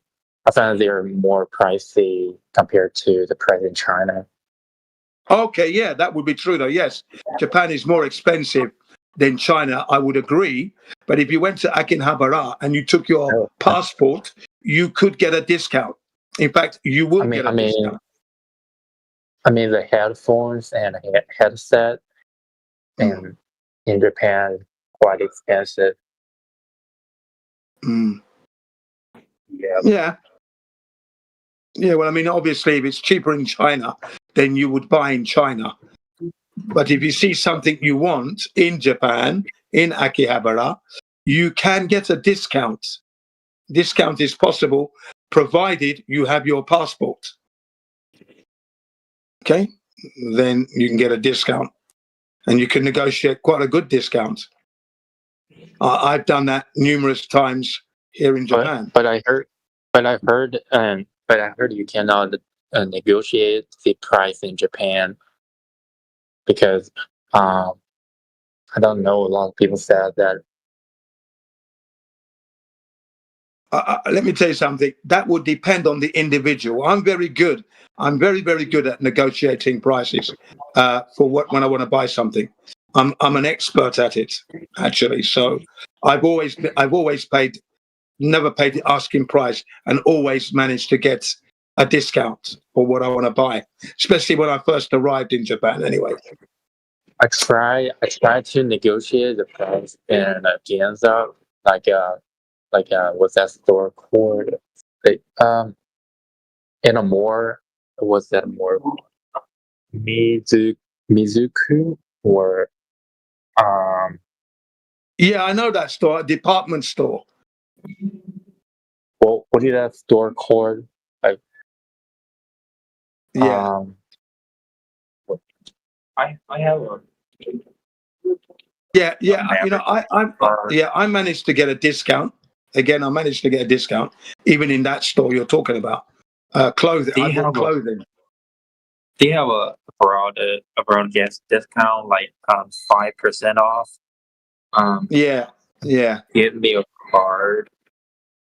Yeah, I always say to them, 5% is nothing. I want 10% because 5%, that's the standard. That's not really a discount. That's what I say. That's nothing. You know what I mean? Come on. Yeah. I tend to press home that I want a 10% discount minimum. 5% isn't worth anything. I'm not going to take out my wallet for 5%. It's nothing. It's not enough. Oh yeah, I'm very good at this discounting. I always remind them, how much money are you making every day here? How many foreigners that are black that come to your store? You give me a good discount this time, I come back again and buy some more stuff. It's up to you. Yeah. Well, I'm not. But yeah. But anyway, there are other people coming in. So welcome to the server. Those of you who have just come in, if you've got a question related to the heliocentric model, the globe, or the flat Earth, please ask your questions. My colleagues and I here are here to answer your questions, and we give you a warm welcome. So if you've got any questions, please ask. Go ahead. Thank you. Yeah. Any questions from the newcomers? I don't have much. I don't have much sense to ask, but Yeah, that's okay. I'm glad you came in anyway. You did learn something, didn't you? You learned that you don't know you're on a globe, and the images that you were given from your teacher were fake, not real, because no real image of Earth exists in the sense of a ball.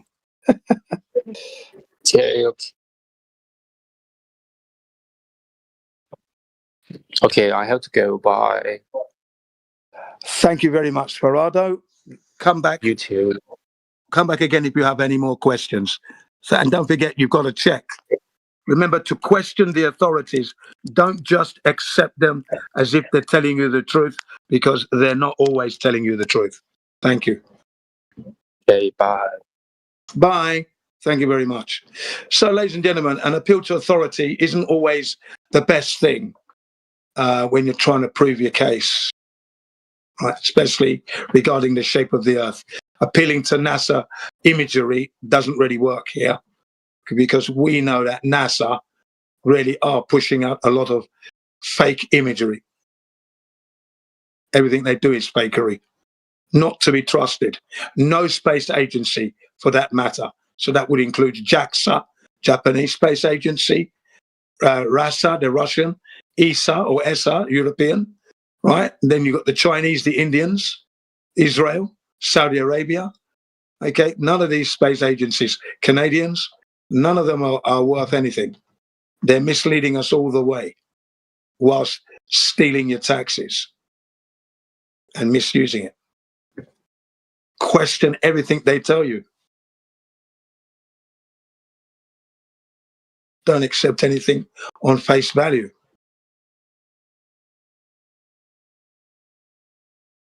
That's within your rights, and you don't need to have a job to question these authorities, because Farado seemed to ask me, are you working? Well, what's that got to do with challenging the authorities? Do I need a job? No, I don't need a job, do I? Yeah. Because sometimes some weird questions are asked, which are not necessary. Don't know what importance that would have had.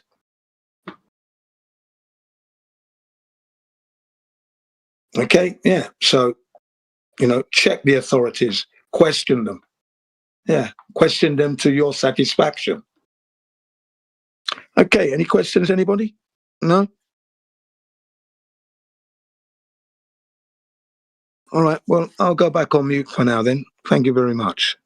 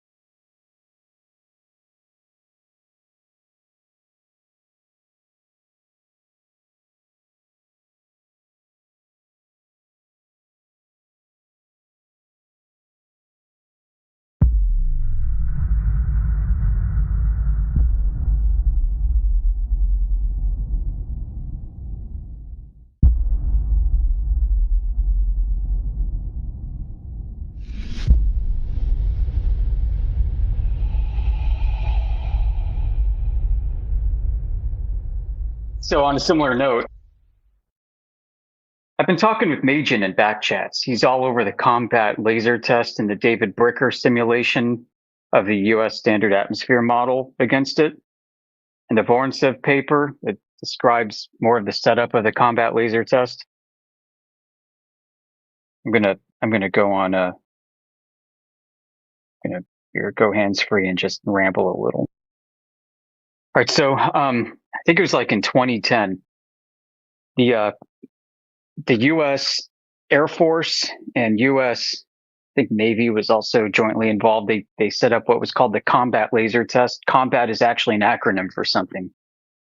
They had this huge freaking laser, big freaking laser, on Mauna Kea, on the Big Island in Hawaii. The Big Island is the most eastward island in the chain, and it's quite a big island, honestly. Like, you can get cheap property there, like an acre for $80K, but you're also sitting on a volcano. But on the top, they have this facility and this big freaking laser, and they aimed it at Haleakala, which is on Maui, also like a mountaintop, volcano top. And over on the Maui side, they had a big telescope, and the telescope has different size optics in it. So the Maui people, they had a big freaking spotlight that you could see over in Mauna Kea with your big freaking laser. And the spotlight was used so that the folks on the Mauna Kea side on the Big Island could get reasonably close to start to aim and sight in the laser onto the telescope next to the spotlight on Maui. The laser transmitted 3 different frequencies at the same time. One was blue-green. The other was about 1,050 or so nanometers. And the other was deeper infrared at 1,550 nanometers. So the beams were shot out. They were tightly coupled together from the transmission side, and on the receiver side, on the optic. All 3 beams entered the smaller optic. The diffraction footprint of the blue-green laser over 149 kilometers is a 149 kilometer propagation path. I mean, that is just insane. The blue-green laser had a diffraction footprint of about 4 meters. And so they had an optic on the opposite side set up to receive 4 meters.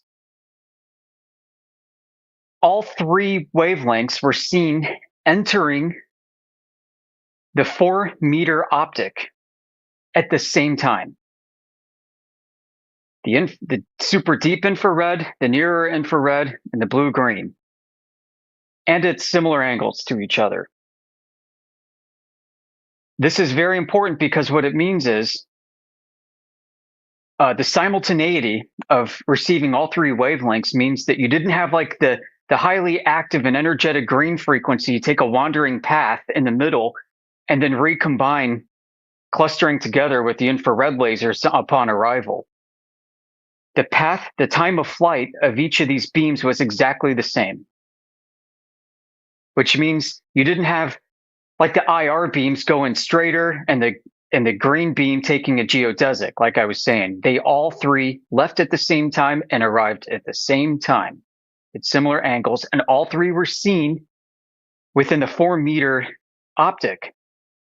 Means the centroids would have been, you can deduce this wasn't in the paper, but it means the centroids would have been visible because they were clustered together here. And this was not able to be modeled by the U.S. standard atmosphere model by David Bricker. No matter what he did, he tried several different things. He even tried including terrestrial refraction, mixing it in with, some very aggressive turbulence to account for the scintillation and the wandering of the beam centroids. And his modeling was still unable to account for it.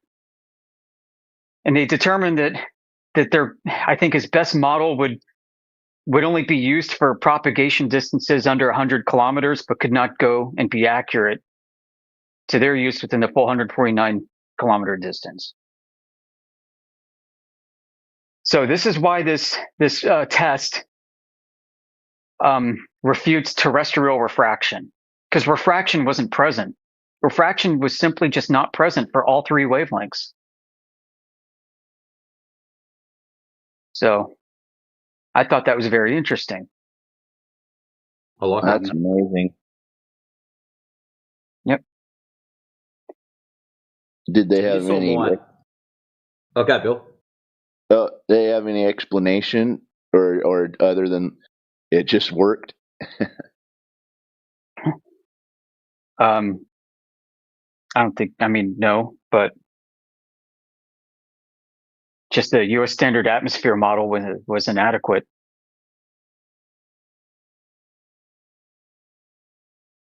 Point being, like, if there was some kind of terrestrial refraction, if there was refraction would cause the lasers to diverge away from each other. You wouldn't expect them to be tightly clustered together, and you wouldn't expect them all to arrive at the same freaking time. You would have the IR laser beams going relatively straight, and then the green beam would be arcing like a geodesic, taking a longer time to arrive, and then coming in at a different angle. And as a result of coming in at a different angle, be offset by the infrared lasers. But the infrared lasers were bang on, hitting in to the tight 4-meter optic on the other end. The other IR lasers, by the way, had footprints of about 12 meters in size, in diameter, with the center being of the highest intensity and then it dithering out towards the edges. They detected the entire beam width footprint, I think, with combat. They were able to see, you can jostle around your lens a bit and get a reading for the intensity profile, the Gaussian distribution profile of each of the lasers. And they did that. They were able to tell that the beams were diffracting as they expected over that distance. They're diverging. And beam divergence is the angle of like the cone that results. Collimators are not perfect.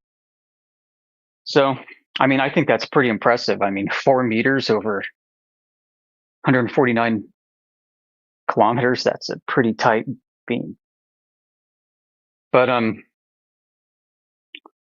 yeah, I mean, to me, that's the real killer there. The any claim that there's terrestrial refraction would require different frequencies to take different paths, and because you'd have more energetic, a higher frequency lasers are refracting more, they would have a longer time of flight, and they'd have a different angle from the point of departure against the other beams, and a different angle to as they would at the point of arrival. So if it was arcing up and then arcing down over a curve, and there was refraction over the curve, you would have gotten different results. And I think they were surprised by this. They're surprised by this because they expected there to be some kind of divergence, some separation of between the three beams, but there wasn't any. And what people seem to not understand when they look at this, and I think even when Indio posts some of the pictures, people don't understand that the simulation of the U.S. atmosphere model was done after the test. So basically in 2010, they did the test, and I think in 2019 or something, David Bricker did his thesis. So he's like, all right, so here's a combat data. Let me see if I can back into this using the U.S. standard atmosphere model. And he couldn't do it.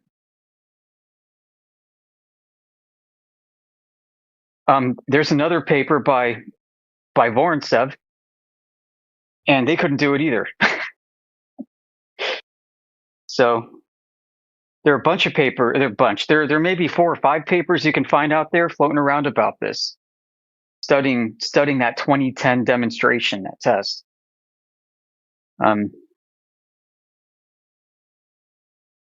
So it just bears worth understanding that these claims of terrestrial refraction. Now I get it, like they were way up high. They were like between I think 4,000 and 8,000 or so meters or something off the ground. So the air's really thin up there. which means you wouldn't expect much to get in the way to cause light to want to take a different path through it. So it's a pretty clean atmosphere. But there's also volcanic ash and crap there. If you ever lived in Hawaii and you have asthma problems, you understand. So, but even so, the air's thin. One thing they noted was that the scintillation and wandering was like 2 to 4 times greater than what the atmospheric model predicted too. So there was almost like so much scintillation and turbulence that and so little like refraction. They just didn't know how to deal with it. I mean, it's so chaotic and random. If you were to try and with a 4 meter uncertainty, I mean, if you had maybe one shot to turn on the laser and turn it off really quick, and you're aiming at like another airplane or something, you may miss it by a margin. So, and if these things consume a whole ton of energy and take a while to spin up, then it may be impractical to use these for targeting or for the precision that they might need for targeting. Is kind of my assessment of where this might be going. That doesn't mean they can't develop solutions. I'm sure they can, but it's cheaper to just get a missile with an IR sensor on it, and have it follow the enemy's heat signature, and just ram it up the tailpipe. Kaboom! Star Wars is expensive. That's kind of the takeaway. I hope that helps clarify some things, because this paper, this particular claim, gets discussed off and on, and you'll see it again. I have to brush my teeth. Doesn't it? What?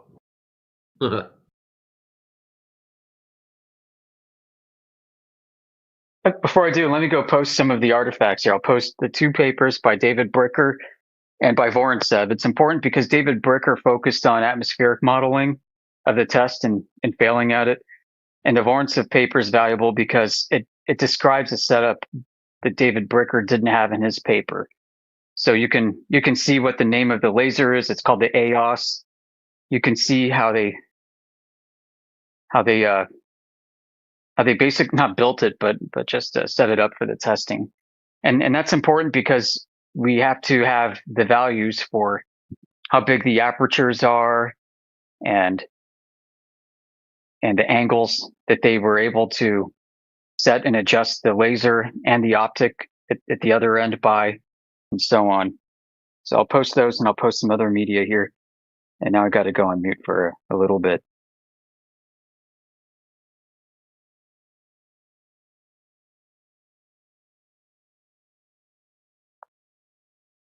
Yeah, that's pretty interesting.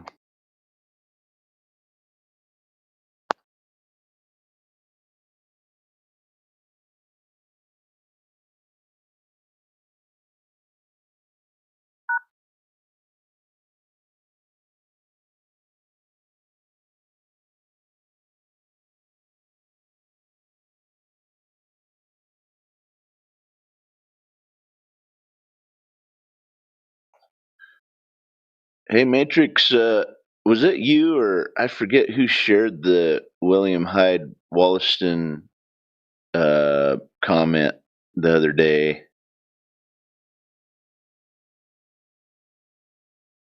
Which comment was that? Sorry. The William Hyde Wollaston, English physicist and polymath in 1800, on variations of terrestrial refraction and distance Someone of else. visible. Oh, okay. I couldn't remember who wasn't mine. I couldn't remember who shared that. That's amazing. They knew 200 years ago that diffraction, as you have, Refraction. well, This is in regards to by bringing the line of sight near the surface of the water, boats and other small objects are found to be completely hidden by an apparent horizon, which in so short a distance cannot be owing to any real curvature of the water and can arise solely from bending of rays by, he says, refraction, but Yeah, it's refraction, not diffraction. well, it'd be the diffraction limit of the. No, it's refraction, and that's what the paper's about. That was me that shared the paper. Oh, okay, you shared it. Man, that's great stuff. Yeah, it's not diffraction. It's not the diffraction limit. I don't really get the argument where people say that things disappear bottom up because of perspective alone. You know, if you see a ship, it's like even AI, all the AIs will call you out on that one, right? Then they're not going to get that as a solid argument. But if you explain how it can happen because of refraction, then they're going to agree. Of course, it can. And if most of the Globus arguments is like, oh, how come we can't see the bottom 6,000 feet of this mountain, or how come we can't see the bottom half of this ship? Right? You can't explain that with just perspective causing the bottom to disappear. It's a combination. Maybe it has a little tiny effect, and you can't make out the very bottom of something far off in the distance when its angular size is already really tiny anyway. Yeah, but I'd say it's impossible under almost every condition to be able to make that determination. Yep. You need like a perfect vacuum. Have you seen what is it Marshall that guy from Australia? Mitchell. He did it with a penny on it. Mitchell, thank you. He did it with a penny on a kitchen table. Yeah, that's another bad argument, because what happens is when you zoom in with the camera, the aperture opens up wider, and when you zoom out, it gets very small. So when you zoom in, you're opening up that aperture, and then the camera is able to resolve the coin. Mm-hmm.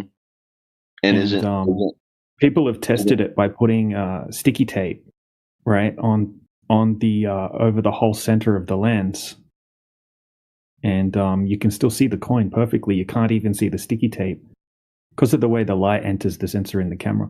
Look, but if that was the case, then if a boat was so basically what that argument's saying is that if something appears like the bottom, like you can't see it, right? Like if a boat looks like it's disappearing from the bottom up due to the curvature of the Earth, then you could zoom in and you can see the whole object again. And that proves that it's perspective and not physical curvature. But there's not a single video that exists where the bottom half of the boat's missing and then you zoom in and you can see the whole boat again.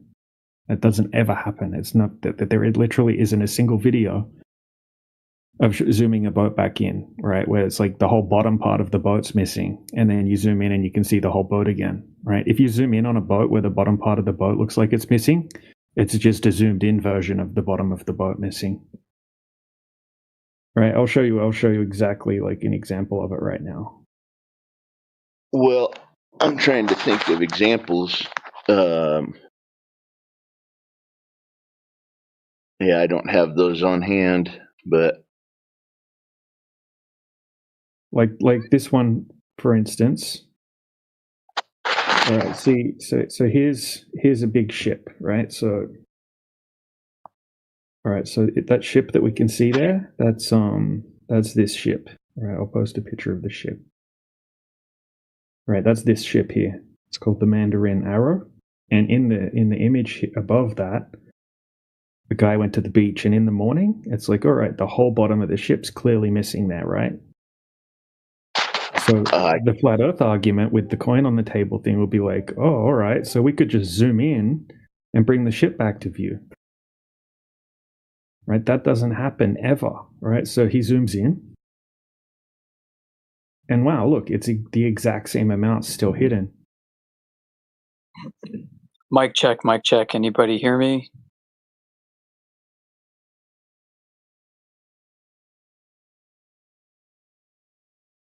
Oh yeah, buddy, we hear you. Sorry. Good. Yeah, man, all good. I've got some information to share. Maybe it might be a good time to monologue a bit and process some info. So first, let me get set up. I need to get my sources ready because it's going to be interactive. Going to talk a little bit about the history of NASA. And this isn't to get conspiratorial. You know, many flat earthers like to approach this from a conspiratorial angle, and you can. I mean, it kind of is, but if we operate off of primary first-hand documents, we don't have to be conspiratorial at all. All right.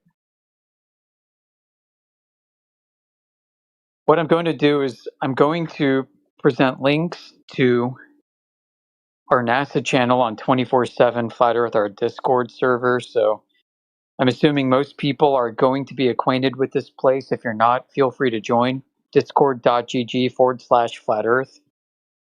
This is in the hashtag NASA channel. I'm going to talk about the genesis of NASA.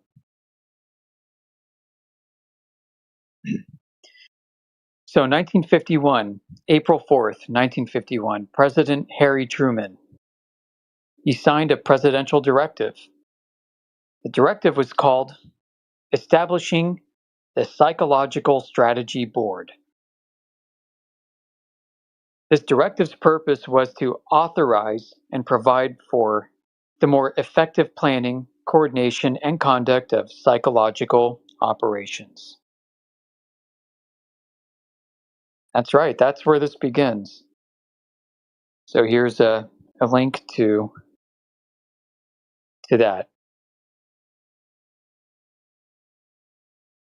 I'm linking you to the source document signed by Harry Truman.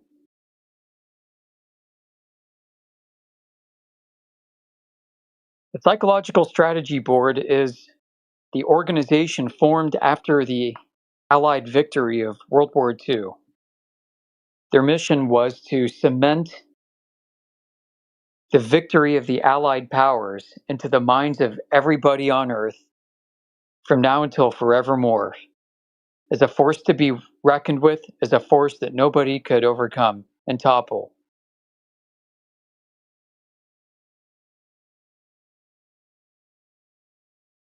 So it begins with a psychological operation. There's the directive.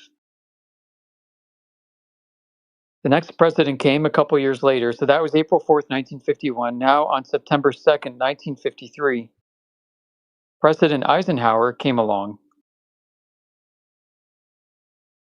and he decided to reorganize this, and he renamed this the Operations Coordinating Board under Executive Order 10483. Again, check the link in the side chat. It was reorganized and renamed Operations Coordinating Board because the Psychological Strategy Board was a little bit too bit on the nose.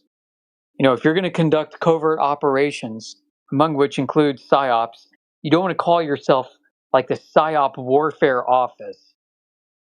You know, because in the future, as correspondence comes to light, it just wouldn't look too good on the president to be known as somebody who's manipulating the psychology of the mass public on something. So they called it the Operations Coordinating Board. Same board, the same people, the same members. They're involved in planning covert operations. This includes psychological warfare as well as assassinations and the toppling of foreign governments and poisoning people and like you name it. Whatever the atrocity is that was officially sanctioned and also off the books unofficially, that's what this is. This became a part of the National Security Council. So this is its nascent underpinnings. So in February 25th, 1957, Executive Order 10700 made the Operations Coordinating Board previously the Psychological Strategy Board, a part of the National Security Council framework, integrating it in with the broader national security policy. Okay, link posted. Here we go. 18 minutes past the hour.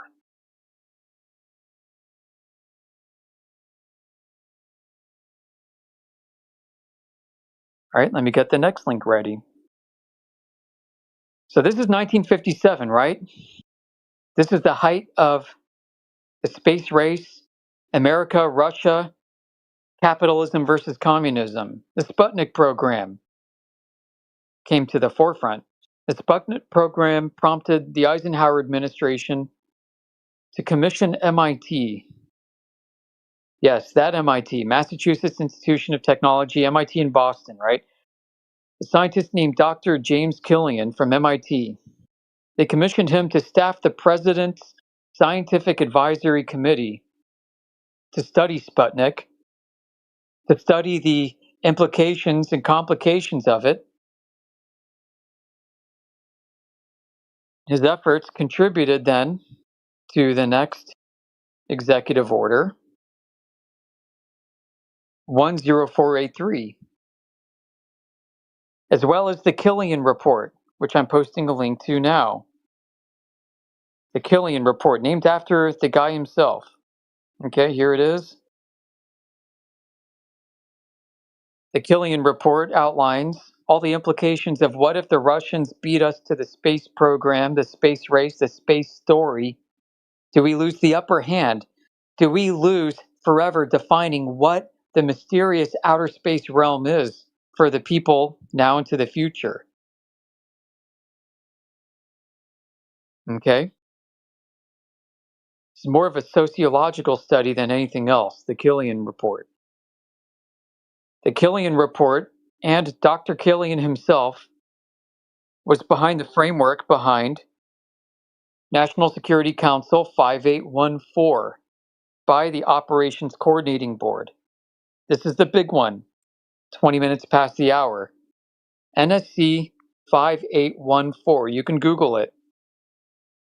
This is the OCB, right? The same PSYOP warfare department under a new name released this document. It's titled NSC 5814 Preliminary U.S. Policy on Outer Space, June 1958. This document emphasizes the need for a U.S.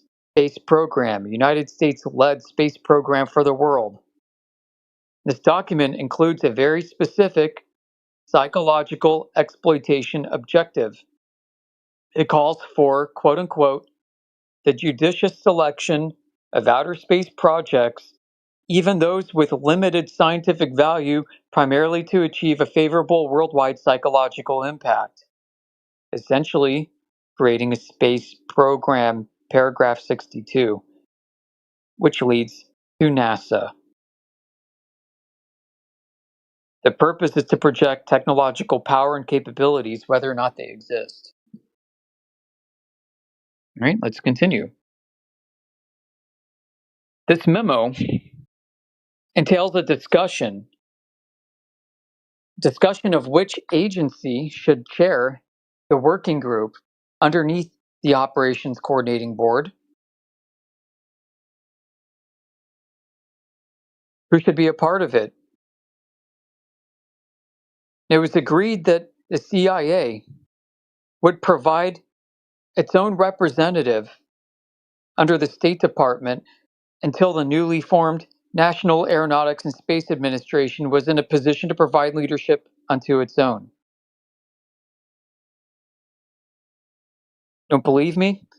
Well, you can read here on this next document, CIA Director Alan Dulles appointing said representative himself to lead this effort on crafting the outer space narrative, 22 minutes past the hour. I'm not done. Definitely not done. I'm going to link you now to a diagram showing the overall architecture and governance of the space program in 1958, 23 minutes past the hour. From the president underneath to the left, National Security Council with 5814 to the right, NASC, that's the National Aeronautics and Space Council. From the left, and the National Security Council was formed, or underneath it is the Operations Coordinating Board, previously the Psychological Strategy Board, the PSYOP department. The OCB here, along with the National Aeronautics and Space Council, together formulate NASA in partnership with the Department of Defense to the left there, under ARPA, which became later DARPA. All right, let's continue. The next policy to come was NSC 5918. Unlike the previous policy, NSC 5814, NSC 5918 was drafted by the OCB and processed through the newly formed National Aeronautics and Space Council, pretty much to launder the source of where it came from. Because it looked better if this policy came through a National and Aeronautics Space Council than an organization that's soiled with a reputation of a department that is responsible for overthrowing governments and committing psychological warfare. So this document, NSC 5918, stresses further the critical psychological and political significance of space activities. In particular, and specifically enumerated in this document, are policies governing manned spaceflight and its use in psychological deception. Described in this document, manned spaceflight is the ultimate goal to be leveraged in information operations to project U.S. prestige worldwide and overall superiority to the world. All right, let me post a link to that document here. There it is, 25 minutes past the hour. Actually, that one was the NASA Act of 1958, which is related. Here is NSC 5918. 25 minutes past the hour. All right. And that there is the policy formation behind NASA. I'm not talking about space Nazis and Operation Paperclip. Yes, all that is true and exists. What I'm more interested in is this story. The reason why they hired Werner von Braun and others is because of the propaganda effort. The Nazis ran a tremendously good propaganda campaign, had very brilliant sociologists and psychologists. If you go a level of abstraction above Paperclip and all that other stuff, you're going to find what I'm telling you about right now.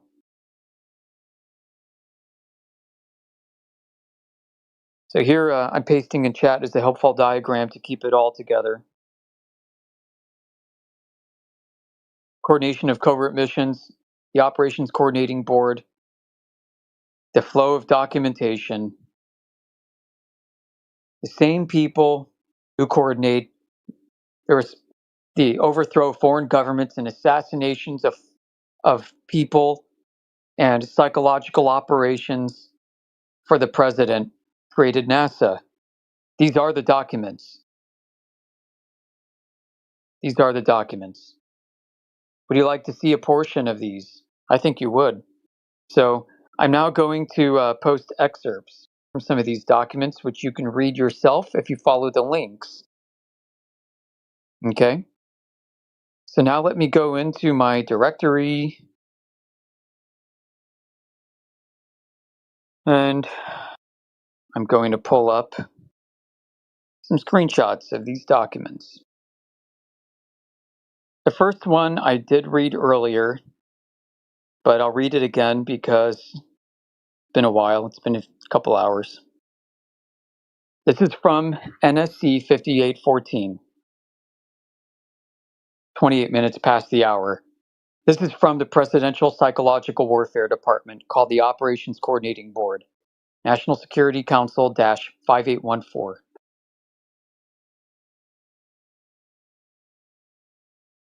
What does it say? All right, this is paragraph 51. The header is psychological exploitation.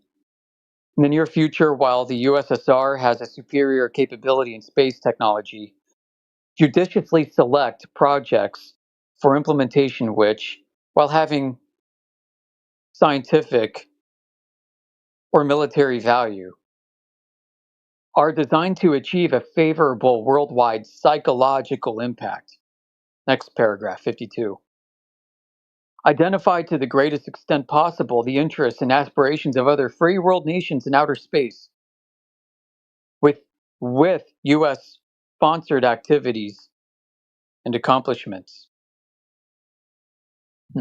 Yeah, partner with them. 53.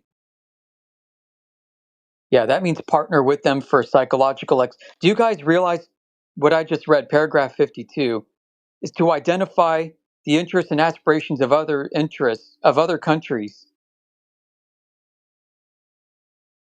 to join the U.S. in psychological exploitation. That's the paragraph header. You see the paragraph header way up top above 51, psychological exploitation? For psychological exploitation, the United States will identify the interests and aspirations of other countries to partner with the U.S. in psychological exploitation. All right, let's continue. Paragraph 53, develop information. Notice it says develop information. It doesn't say convey information. It doesn't say publish information. Develop. What's another word for develop? Create, fabricate, produce. Develop information and other programs. Wow. It's going to require a funding line that will exploit fully U.S. outer space activities. Exploit outer space activities on a continuing basis. That means now into the future, folks. Especially during the period while the USSR has superior overall space capabilities. Parse that out. Develop information and other programs that will exploit U.S. outer space activities on a continuing basis. Especially this, right? So they're saying they're going to keep doing this after what they especially do with the USSR. They're already thinking about generations past the USSR on a continuing basis, but for now, they're worried about the USSR plus what comes after. So exploit on a continuing basis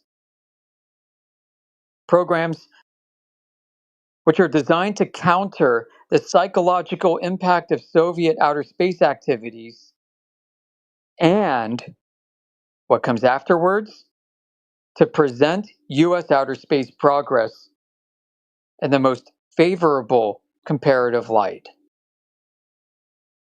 That's the end of the psychological exploitation section. It doesn't end.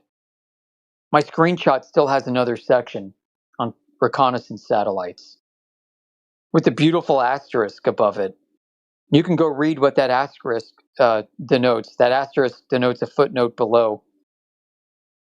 Reconnaissance satellites, asterisk, paragraph 54.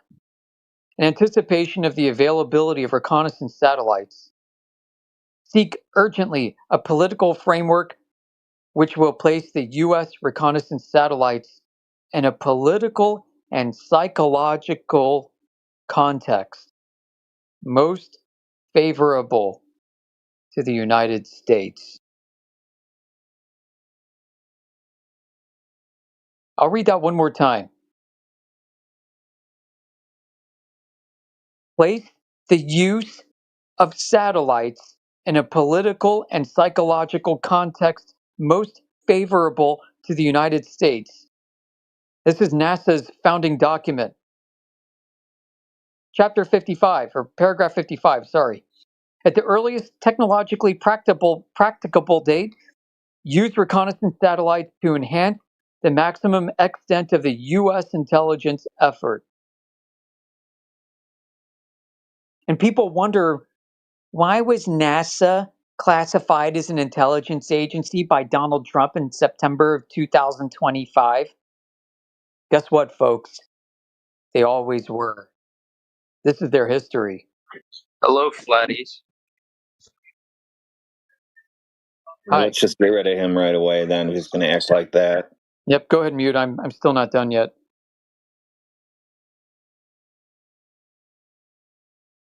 I mean, you can't but help think that this is an entire PSYOP effort. I'm going to post another thing. Let's see. I forgot what this one was because the thumbnail's too small. My eyes are old. This is from one of the documents I posted. Oh, it's from CIA Director Alan Dulles. He writes to the National Aeronautics and Space Council. This is preceding NASA. Dear Mr. Phillips, says CIA Director Alan Dulles, in accordance with your request and pursuant to the action of NASC at its meeting on 30th of June 1959, it says blank redacted. This is a person's name. Redacted of this agency will serve as my representative. Now, why would the CIA appoint a representative to the National Aeronautics and Space Council? Because the entire framework exists under the Operations Coordinating Board, under the National Security Council, whose foundation was the Psychological Coordinating Board, Strategy Board of President Truman, presidential level PSYOPs. Oh, but you flat earthers just cherry pick. Oh yeah? Why don't you go read these for yourself? I'm still not done yet. Like, I've just barely scratched the surface.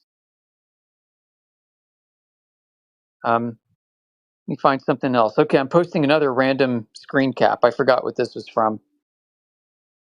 So we'll see. Oh, boom. Okay. Oh, what's this? Another one from CIA Director Alan Dulles, chairmanship of the Outer Space Working Group. Why would the CIA be involved in outer space? Chapter 6, chairman of the Outer Space Working Group. The next subject raised was the question of which agency should chair the OCB Working Group on Outer Space. Again, anytime you hear OCB, that's a psychological warfare department of the president, like I just traced back with primary documents. Okay? So which agency should be responsible for PSYOPs regarding outer space, which was established in response to NSC 5814?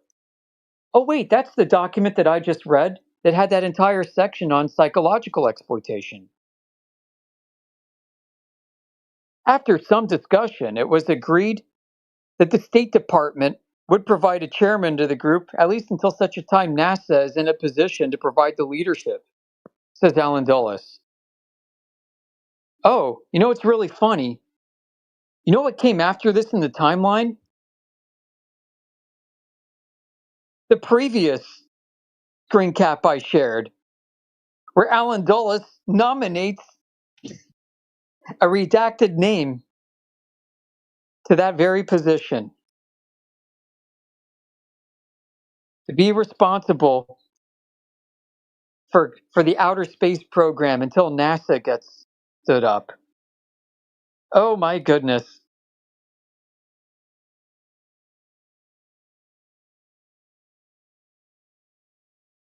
I mean, isn't this crazy or what? Okay, here's another one. I think this is from 5914. This is a policy that came after 5814. General consideration, scope of policy. Again, this policy is concerned with U.S. interests and blah, blah, blah, blah, blah. Exploration of outer space and their political and psychological significance in blah, blah, blah, and ballistic missiles. The significance of this to U.S. security, blah, blah, blah, national security, including the psychological impact of outer space activities, which is of broad significance to national prestige. But Yoder, Where can I get these documents? Just scroll up, join 24/7 Flat Earth, our Discord server. I linked you directly to those documents there. These are open source, unclassified, archive.org. You can also get them in the one of the presidential libraries. I think the Reagan one, online, PDF. Mostly unredacted. And that's a funny thing. A lot of these are still redacted, like the names. I find that hilarious. Oh my goodness. All right, what else? What else do I have to share? I mean, I've got these other things. They don't look like. Oh, yeah, here's another one. Look at the header of that paragraph 5918. U.S. Policy of Outer Space 5918. Another paragraph on psychological exploitation. You guys believe in a conspiracy theory. It's just a conspiracy. No, NASA's telling you it's all psychological operation, bruh. Here's another one from another document I linked to. Paragraph 4. From the political and psychological standpoint, the most significant factor of Soviet space accomplishments is that they produced a new credibility for Soviet statements and claims. Where once the Soviet Union was not generally believed, even its baldest propaganda claims are now apt to be accepted at face value. That's interesting because when Sputnik was launched on CBS, they interviewed United States Secretary of Defense Charlie Wilson. And he called this a cheap scientific trick. He said, yeah, that's Sputnik. That's a really neat scientific trick.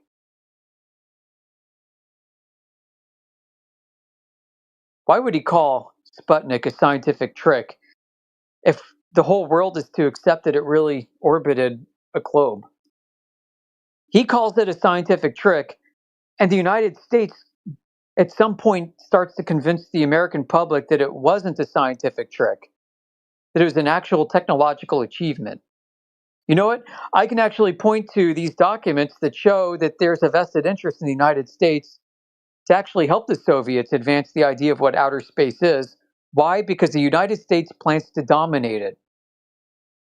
They dominated the idea of outer space by accepting the Soviet Sputnik claim and then launching the Apollo moon mission to one-up them. And it's all fake.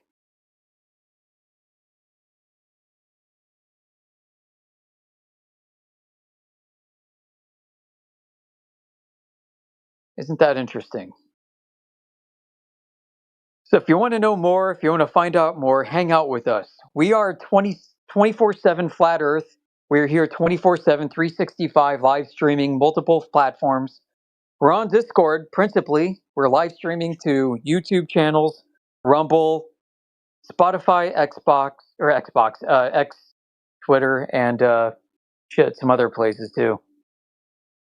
And our members are all over the world. We're the largest single Discord community for Flat Earth, approaching 30,000 members. 10 years. We've been live streaming our conversations with 10 years. You can listen to us talk about this topic amongst ourselves, as well as debate and interview members from the wider public. Scientists, engineers, astrophysicists, surveyors, you name it. We've talked to them. We've recorded their conversations in the full context, before, during, and after, 24/7, 365. You can make up your own mind what you think the Earth is. We ask that you just give us a listen, hear us out. Earth. A holding cell. It's the holding cell. Yeah, go ahead, Radwin. I got a meeting to prep for here at 3 o'clock Eastern, so. Oh, good, because I didn't. I'm all done with work. Have fun working. Oh, yeah, I've got issues, man, at work. I got a lot of shit to do. Well, I started at 5, so I was like, I'm leaving the office. Goodbye, everybody, and waved and just didn't turn around. This is retarded. If you check my LinkedIn, Radwin, you'll see who I'm working for now, and you'll understand why I'm a bit more stressed. Okay. I will.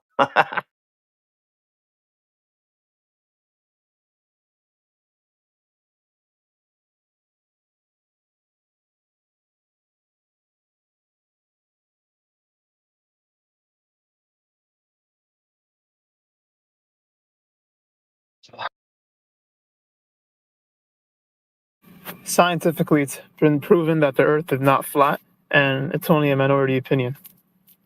You know? Well, it's also a minority opinion that you're attractive to the opposite sex. It was a hit and run. Wise. Opinion of his mother.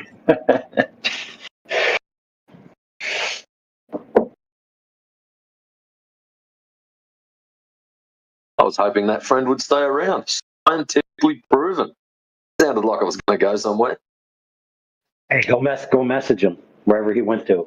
Say, hey, bro, we wanted to have a convo.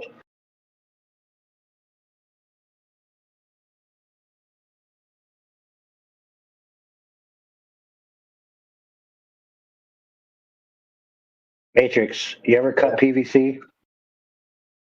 Oh, PVC's horrible. You ever cut it with like a vibrating tool or something that makes a lot of chips? You know, like basically PVC sawdust. No, I found wood saw. Best thing. Still get I cut it with a vibrating.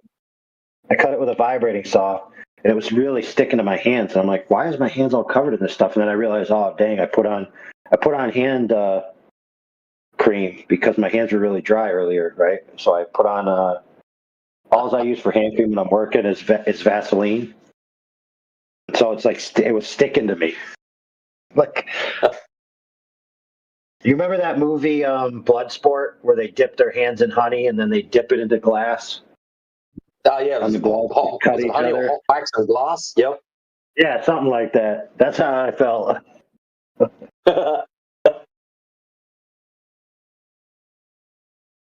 Hi guys. Oh well. Bro, if someone had just dropped in on the back of that conversation, here's one person talking about plumbing and Vaseline and how his hands all roughed up with glass. I do. I get the Vaseline, then I get the glass, then I get the work on the pipe. Oh wow.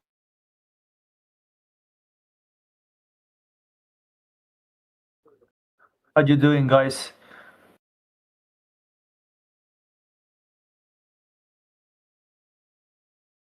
Not too bad, mate. Yourself?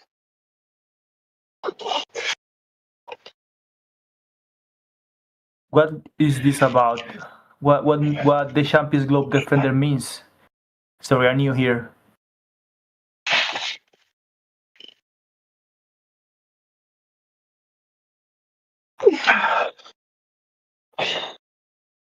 Where do you think you live? What would you describe Earth as?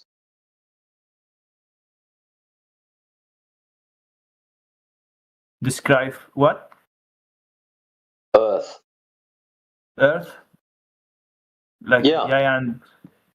Describe? Just like it's a giant mass of water with some land in the space, with a lot of people that seems to be like a virus or something like that. Is that correct?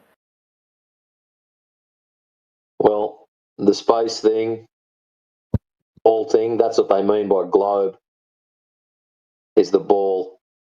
And we're hoping some defender will come in and save the day, prove that it is a globe.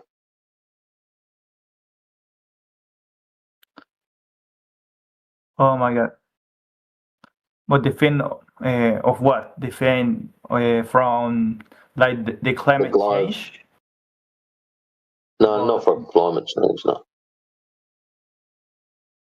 Not defend the globe from something else, as in defend the globe from the flat earthers, I would suppose. Would be the better way to prove it.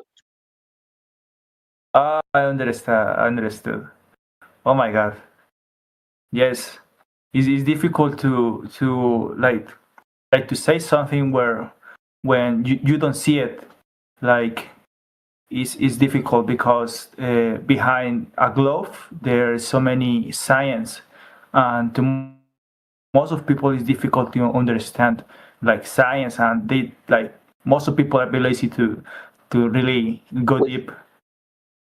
Which science? What science is there that proves the globe? Well, I am like agnostic from both theories. Like, I don't defend the globe or the flat Earth, but I really do think that maybe there is like a huge scene where we are like programmed somehow with this science. I don't know how to say like entre comillas. I'm a Spanish speaker. Like,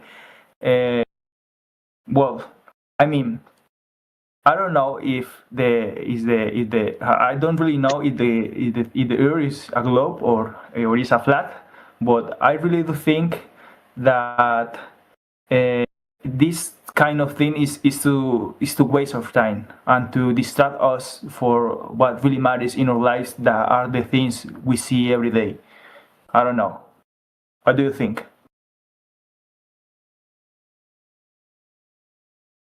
I think you didn't answer my question. Which science? Hold on, brother. Hold on, Andrea Cito, my man. I'd agree with you that talking about the shape of the Earth and where it is in the cosmos is a complete waste of time. So if that's true, then why do they talk about space and the Earth being in space all the time on the news, when you're teaching young kids their first year in school? Why do they do that if it doesn't matter and it's a distraction from real stuff that's going on here? Well, ask me, I think is because the power. When people are distracted, they like don't realize the power they have in their own lives, and they just like waste their time not just in thinking about the globe or the flat Earth, but other things. Not just you don't see only in the news about the space. You say a lot more things that gets distract you for like the experience you are having that is very specific and individual. I think it's for that, for some people that don't want us to. Yeah, a little. I'd agree with you a little bit, but the problem is that it's actually factually correct that the globe is the most propagated piece of propaganda across all forms of media. There's nothing else that even comes close. I don't know, maybe religion. It could be like a pair, no? Okay. Where you from? No, because within religions is the globe propaganda. I'm just talking like you turn on the news, dude. It's space all the time, all day long. You know, people, they tell you about the weather. They have to tell you that you're on a globe. They tell you that we're shipping, carts of apples to some other country across the globe. It's globity globe all the time. Globe. Okay, what do you think about this? Why think they do this? I think they do it because they want you to believe you're on a globe. They want you to believe that space is like something we're going to attain in the future. It's like a savior complex. It's like there's always this illusion that you're going to take mankind into space, and then we'll find some secret answer that we don't have here. It's basically religion. So you were right that religion is the most propagandized thing, but the problem is it's the globe that is the religion. That's an interesting point.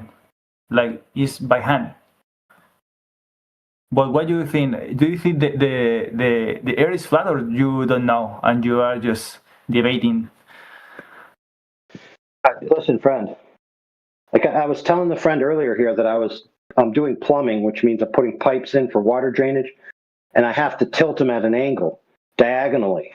I have to tilt them below horizontal. Now, we all know that horizontal is level, and we all know that water, when it's running, is not level. It has to be slanted to run. So we all know that 70% of the earth is covered in water, and water lays flat and horizontal. So that means that the lie that they told you that the earth is a globe is disproven by the physics of water. And so, yes, sir, the area that we have available to us is flat, friend. Just like water, just like your bathtub, just like a lake, just like a swimming pool. It's flat.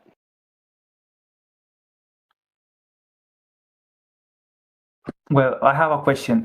Why do you think they elaborate like all these complex things with like the pseudoscience, let's say, to I don't know how to say, to make appear that the globe is a globe, and they hide from us the truth, or the maybe the truth that the earth maybe is another thing, like a flat thing. So why do you think they do this? Why is it positive? Tradition.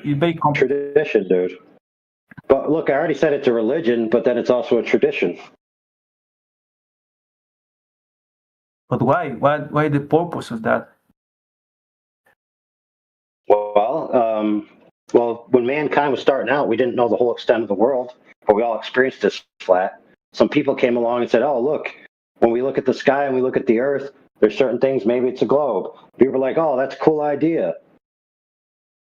There you go. But they were wrong. Yeah, I'm pretty positive about the earth, it's not flat. No, it is flat, friend. How's it flat? That's very simple. Water covers 70% of the known territory. The physics of water dictate that the surface is going to be level at equilibrium. And since 70% of the surface is covered in water, no, you don't, dude, you don't need a source for that, friend. Nah. I'm pretty sure. Listen, friend. No human being alive needs a source that water is flat and level on the surface, dude. You've experienced that your entire life everywhere you go.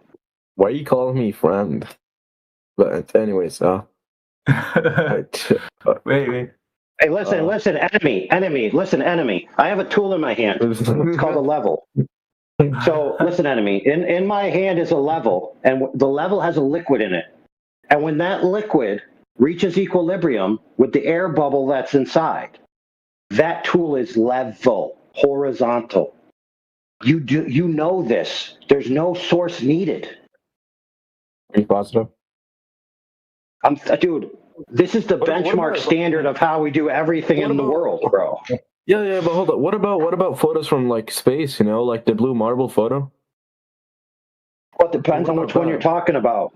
No, I'm talking about the blue marble photo. Well, let's say it's the 1972 blue marble. Okay, it's a picture. I'll agree with that. Whether it's a photo or not remains to be proven, because there's no way to validate whether anybody was there where they said they took it, or even that they actually took a picture of the Earth live with a camera live in a single shot, which would be a photograph. So there's no way to validate what they're doing. However, friend, what's interesting? Oh, sorry, enemy. What's interesting is that the photo purports that the Earth is a ball, but when you measure the surface of the water, it's not curved. So the photo is clearly wrong and not actually a photo. Okay. I have like a idea, like a contra argument. I don't know how to say the opposite idea. Idea to defend the globe. You say that you can experience that because the water that you can experience by yourself, someone or whoever, I don't know, whatever person who have experience with water can confirm this, that as you're saying, the AI overlord. But things function differently where there are different proportions. Like, for example, the cells in the body works completely different to like the physics outside our body. Do you understand? I'm getting myself clear. Like No, I got you. in this, I got you. So yeah. So for example, let me go ahead. Go ahead. So there is it's very difficult to a normal person to reach like the money to experience the earth from a macro perspective. We are always seeing the earth in a perspective from an individual. So few people have like the money to, like, for example, to buy a jet or to build a rocket, you know. So it's like a gray point there. What do you think? This you are affirming that your experience with the water, but is like is with all respect, my friend. I got you, brother. I got you. I got you. You're saying the same thing over and over again. So let me go. Okay. All right. So yes, I do understand that perspective offers a different viewpoint, that you might have different information. However, the only people that have ever been far enough away from the Earth, so claimed, to see the Earth in its entirety, that it would be a globe, would be the United States Apollo astronauts, of which only 2 of them are left alive. Only 2. Once they die, there will not be a single human being alive that allegedly has claimed to see the Earth as a globe. People that go up to the ISS space station, they're not far enough away. They can only see 3% of the Earth. And that's if they had 360-degree eyeballs, which they don't. So they see less than 3% of the Earth at any given time. So only the Apollo astronauts could claim to have seen the Earth from space, and none of them testified that they did. So all they have is anecdotes, which being stories. They have stories. But what they don't have is a measurement of the surface of the Earth being curved. Go ahead. Okay, so AI overlord. All right, so I have another topic, about this real quick. Okay, so take example about like the ships. All right, so ships disappear, bottom first, like over the horizon. Sometimes. It's not sometimes. I mean, it really depends sometimes on what you're saying. Okay. The hull disappears at sometimes first. They do, right? Sometimes they do, and sometimes they disappear in other ways. Yeah, but besides that, you also have the lunar eclipse. The shadow of Earth you always cast on the moon when it's always right. Hold on, friend. We're not going to do a shotgun blast. Yeah, sorry, enemy. Why do a shotgun blast? Why not do a little back and forth on point by point? Right. So listen, if Earth were flat, okay, the whole ship would just get smaller, but remain fully visible. But why does that happen then? Well, let me ask this question: Why would it be the case that it disappears from the bottom up? Because it curves away? Because the Earth is blocking it? Is that because the Earth is blocking it? No, it curves away from the line of your sight. Right, which would mean the Earth is in between you and it, so it's blocking it, right? No, it's just not blocking it. Okay, listen, if the Earth is not in between you and the object, and the Earth isn't blocking it, then that means the Earth isn't between you and the object, which means your argument that the curve of the Earth is causing the boat to disappear makes no sense. The hull disappears first for a second. Okay, so that's only possible if the... Yes, but that's only possible if the Earth is blocking it from your view. Which leads to being the Earth is round. Okay, but you just said that's not true, so I just need you to agree that that would be true in order for your argument to carry. I mean, besides that, as I said about the lunar eclipse... No, listen, friend. We're not just going to jump. I literally have a question on the table for you. Do you agree that in order for what you claim to be true, the curve of the Earth has to be a hump in between your eyeball and the bottom of the boat? Right? Can you repeat that, please? Your eye. It didn't quite hear. All right, so you're looking. You have a curve of the Earth, so-called, and it's humping up, and the boat is behind the other side of the hump, right? Okay. That would be true, and according to you, right? All right, continue. Fair enough. Okay, so the Earth is also a certain size, right? So it doesn't change size through day in and day out. It's one size, right? All right. Okay, so if that's true, that it must be the curve of the Earth blocking the bottom of the boat, and the Earth is only one size, then how come we can see boats 30 miles away?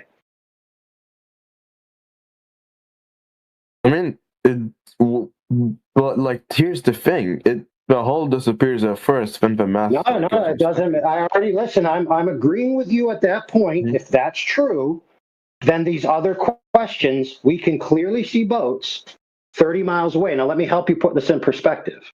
If the Earth is curved at a certain rate, there's going to be a line. Imagine a laser coming out of your eye as a line, right? It's going to hit the Earth, and it's not going to continue on to the bottom of the boat. That's why you think you can't see the boat. Here's the problem. If you could see a boat 30 miles away, that curve, right, that's hiding that other boat, that boat should be over 300 feet below your laser eye.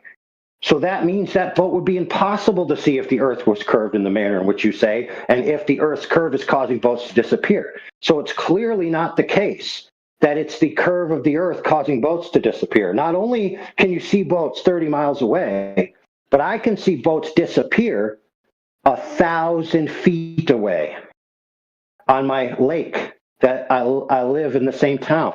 I go to that lake and I see kayaks on the other side disappear from the bottom. Now, here's the problem. According to the formula that the Earth is supposed to be curved, the horizon that would be blocking the boat from my vantage point is 3 times further away than the lake is. So that means there's no curve of the Earth between me and the boat, yet it's still disappearing from the bottom.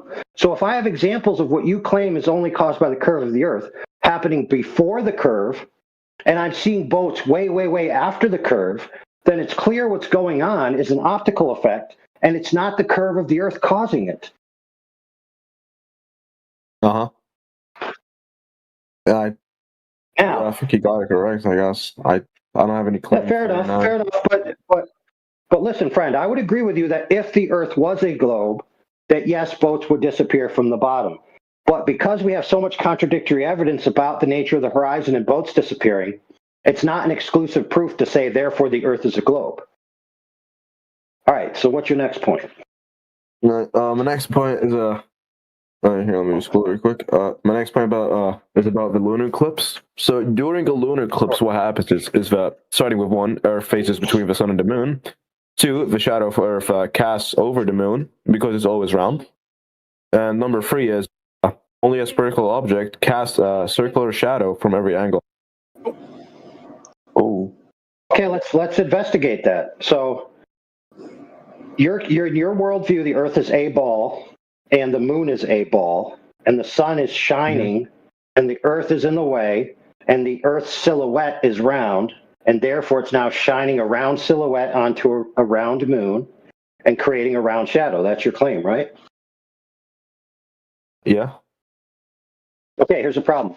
So if you have a sphere, that's a 360-degree curve, right?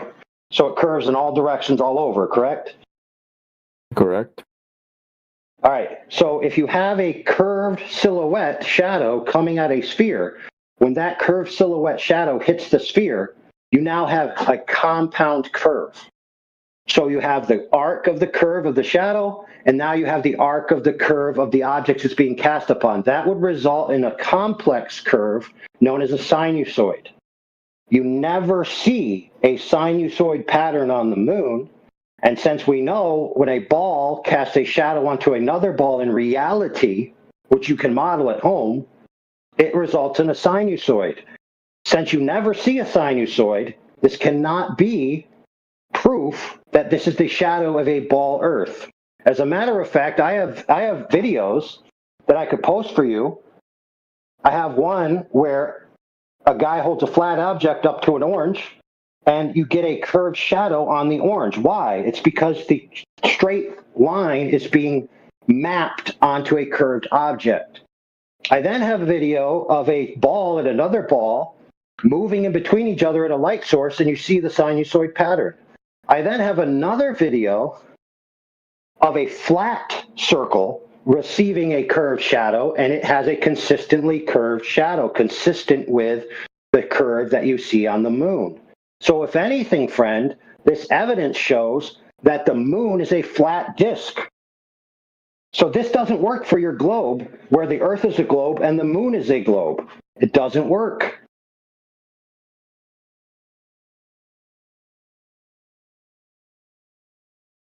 Yeah, I think.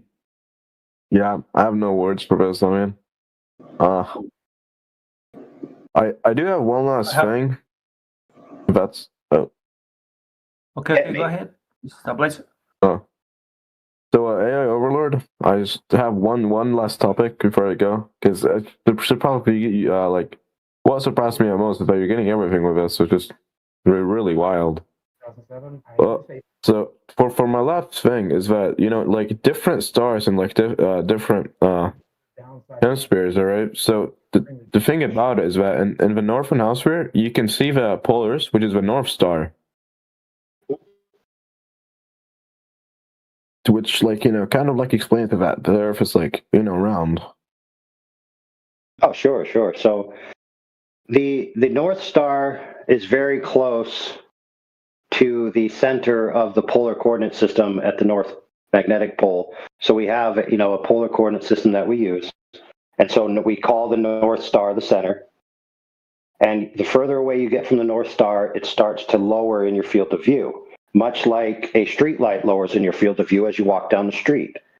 Now, you would never think that as you're walking away from a street light and it lowers towards the ground, that all of a sudden the ground between you and the street light is curved, because you can clearly see that it's not. But for some reason, if you walk away from a star and it disappears, people tell you, well, that's proof that a giant hump of Earth curve is in the way. All it's proof of is that as you're going away, your field of view and the angles of light coming at you change to the point where you can no longer see the star.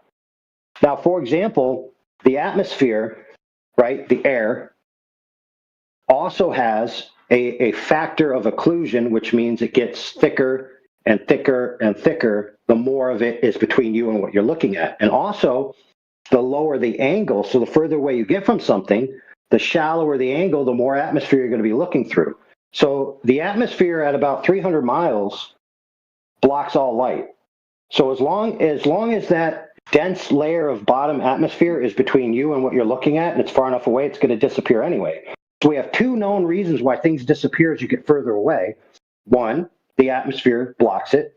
Two, it gets lower in your field of view, just like everything does. So I don't see any reason why if I'm walking away from something, I should expect to see it forever. That makes no sense. So a star high in the sky, I walk away, it gets lower, lower, lower, and then I can't see it anymore. That makes perfect sense, entirely congruent with the Earth being flat. Well, yeah, I have no words. Well, looks like the Earth is flat. I was wrong, I guess. You're correct. Well, to be fair, all three of the things you mentioned to me don't prove the Earth is flat or prove the Earth is a globe. So I wouldn't change your mind just based on me destroying those as being exclusive proofs as a globe, because the thing that actually tells you whether the Earth is flat or a globe, my friend, enemy, is whether or not the surface is actually curved. Mm-hmm. And the only way to know that, my friend, is to measure it. The only way. All right. Well, thank you for your time. Okay. You're welcome. I have another argument that is very strong, I think, and it is why I can go from Chile to Sydney if the Earth is flat. I mean, I can arrive to a point. It doesn't matter if I go to the right or to the left. What do you think about this? Yeah, I agree. So check this out. So I'm in a building right now. It's a house. It has a door that leads to the driveway. And then on the other side of the house, there's a door that leads out from the kitchen into the backyard. Okay? So I can choose to walk out either door and to take either a right or a left and walk around the house. And I will eventually arrive at the other door. Whether I go left or whether I go right, I will always arrive at one of those doors. And I could even skip the door and come all the way back around to the same door I left. And every day I could go left one day, right the next day, and always arrive back where I started. That doesn't mean that my house is a globe. But I mean, if I go from Chile to Sydney, it will take me less time to if I go to Chile to Europe and do all this scale. You know why I I got you. So if I take a shortcut and I go out the window and then I go to the front door, it'll be faster than if I go all the way to the back door, then go back around the front of the house. But my house is still not a globe. Now, friend, I understand your point, and it's a good point, don't get me wrong, but you need the circle that you're making to not just go from front door to back door. You need it to go from the front door to the roof, back to the back door, underneath the basement through the ground, come back up out of the ground, and back at the front door again. That's what you need to prove that my house is a globe. But guess what? Nobody's ever traveled that way on the earth. Nobody has ever traveled circumpolar on the earth, my friend. Never happened. People travel easterly and westerly in circumnavigation circles, but they never travel northerly to southerly and come back around the bottom of the earth, back up to the north. They don't do that. Do you know why they don't do that, friend? Because the earth's not a globe. Hey, friends, I'm on a roll, but do you know what I'm not on? A globe.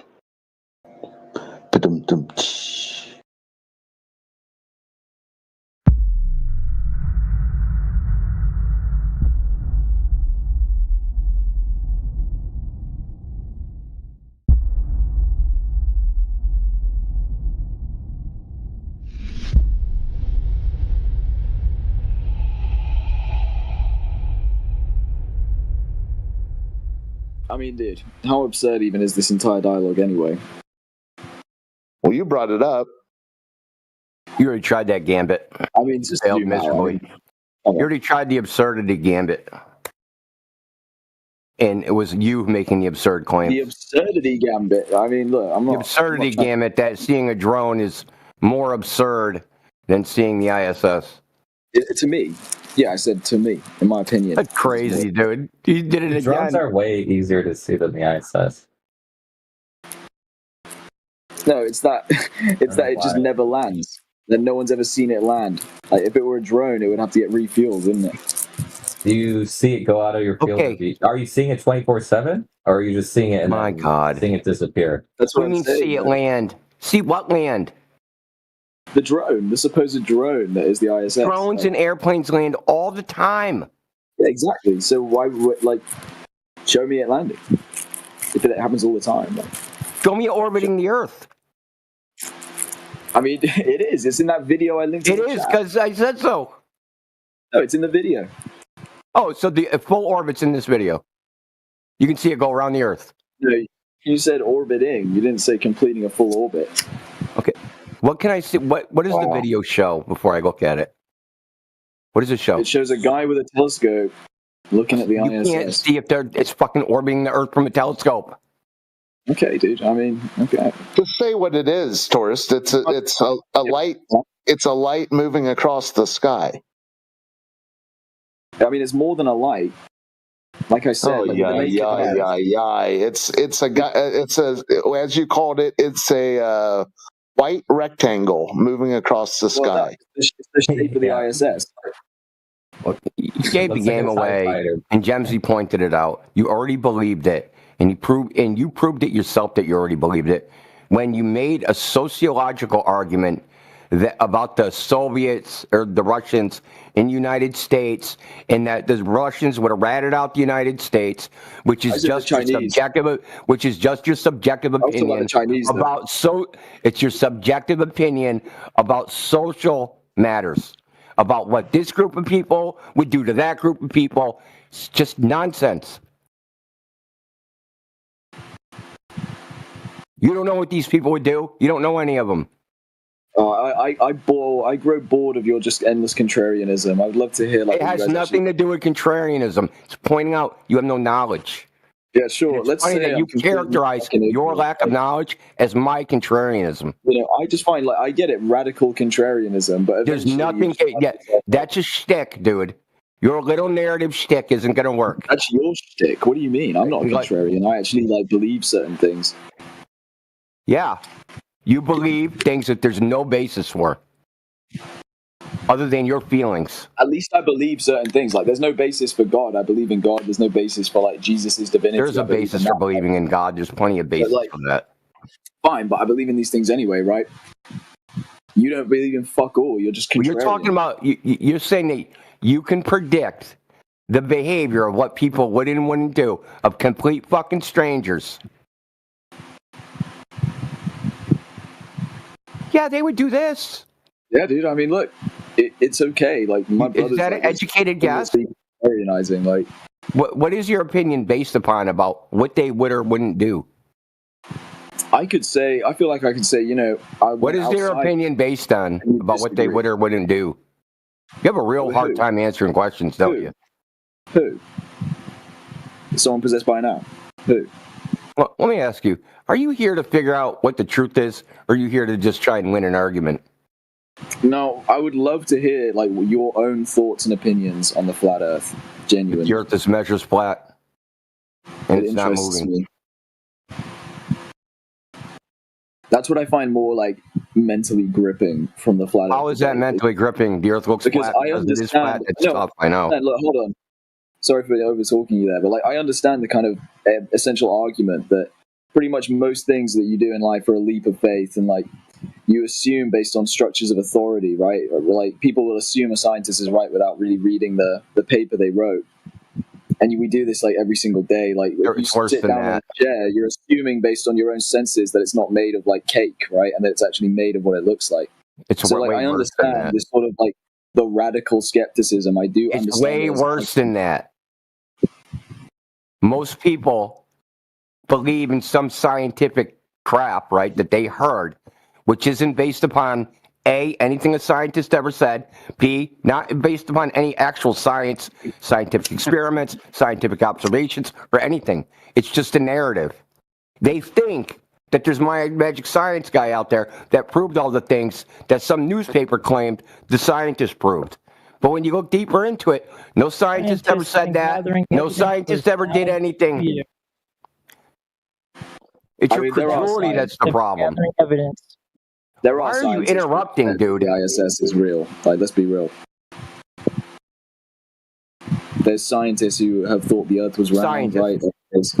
Yeah. I mean, dude, like Newton, Einstein, like any scientist on the ISS, they're all PhD. Newton wrote more about alchemy than any other subject. Newton died from drinking mercury. He also played with dolls. Okay. And died a virgin. Look, the Roman Empire was constantly lead poisoning themselves. Does that mean that like everything they did can just be completely written off? Or No, it doesn't. But you're like making these appeals as if somehow these people have some special knowledge. Newton didn't know if the Earth was a ball. He had no way to know that. You just said like there's no scientist who says that. I'm just saying, what about this one? He said Einstein. Can you post us Einstein my doing like God. a scientific? My bad. Einstein was Einstein a scientist? You missed the key part. The evidence part. The evidence. Newton had no evidence the Earth was a ball. He can believe whatever he wants. What was his evidence that the Earth was a ball? I mean, dude, he wrote a few papers on the subject. I don't think he just like based it on vibe. Great, he wrote papers. Who cares? What was his evidence? I mean, dude. See, this is exactly what I just illustrated. Determine, like, you know, is that light refraction and gravity. You literally like design different methods to, you know, conduct light refraction tests. Like he wasn't just out there like vibe checking. That's like, let's be real. How is that evidence the Earth is a ball? Taurus, you just literally proved my Dude, point. this is just the endless contrarianism. Like I get it. There's nothing I'm saying that's contrarian at all. I understand it It's doesn't. just, Like that is the answer, just it spin. doesn't. You are just It doesn't. trying to salvage. You're getting cooked. You And can that say that, your right? Like, I'm not even conclusions- really trying to argue with you. Like I see the argument. That's hyper skepticism. Nothing I see the said is shit. skeptical. I asked you a question. You have no answer. No, it doesn't, bro. It doesn't. There is no, like, you can't independently verify it. There's your answer. What do you say to that? No, you don't even know what that, Taurus, what I say. I said the problem isn't that.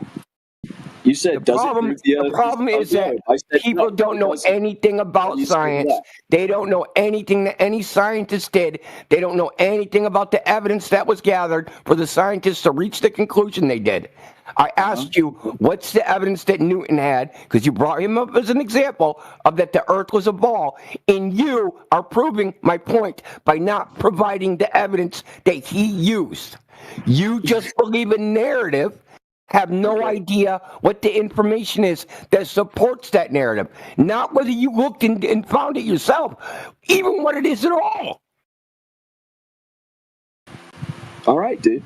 All right. Like, I know if I do go out of my way to go find some Newton shit, you're not going to believe it anyway, so... Oh, shut the fuck up, bro. Hilarious. He's saying Newton. It's genuinely true. India points out you don't even know what you mean when you say Newton did this or did that. You don't even know what he did, and you're just saying Newton. Newton did something. Yeah, you don't even know what it is. I can find. You don't even know what I referenced, bro. Like, you think Newton didn't come up with an equation that scientists to this day? An equation. Science is empirical. Yeah. It's based upon evidence in the natural world, not equations. Oh my fucking god, dude. Is science not based on experiments? Taurus? Taurus, did you just learn that? They just write down an equation and just go, hey, we have an equation. What do you don't think need to do anything else. Squared is, bro? Like, that's a fucking equation. You know that, right? Does that equation, whether it's true or false, or whether it models reality, does it have to be validated by experiment or observation? Yeah. Do you think he just vibe checked the second law of motion, or do you think he actually had some basis? Oh my god! How does the second law of motion prove the Earth is a globe? No, you just said, I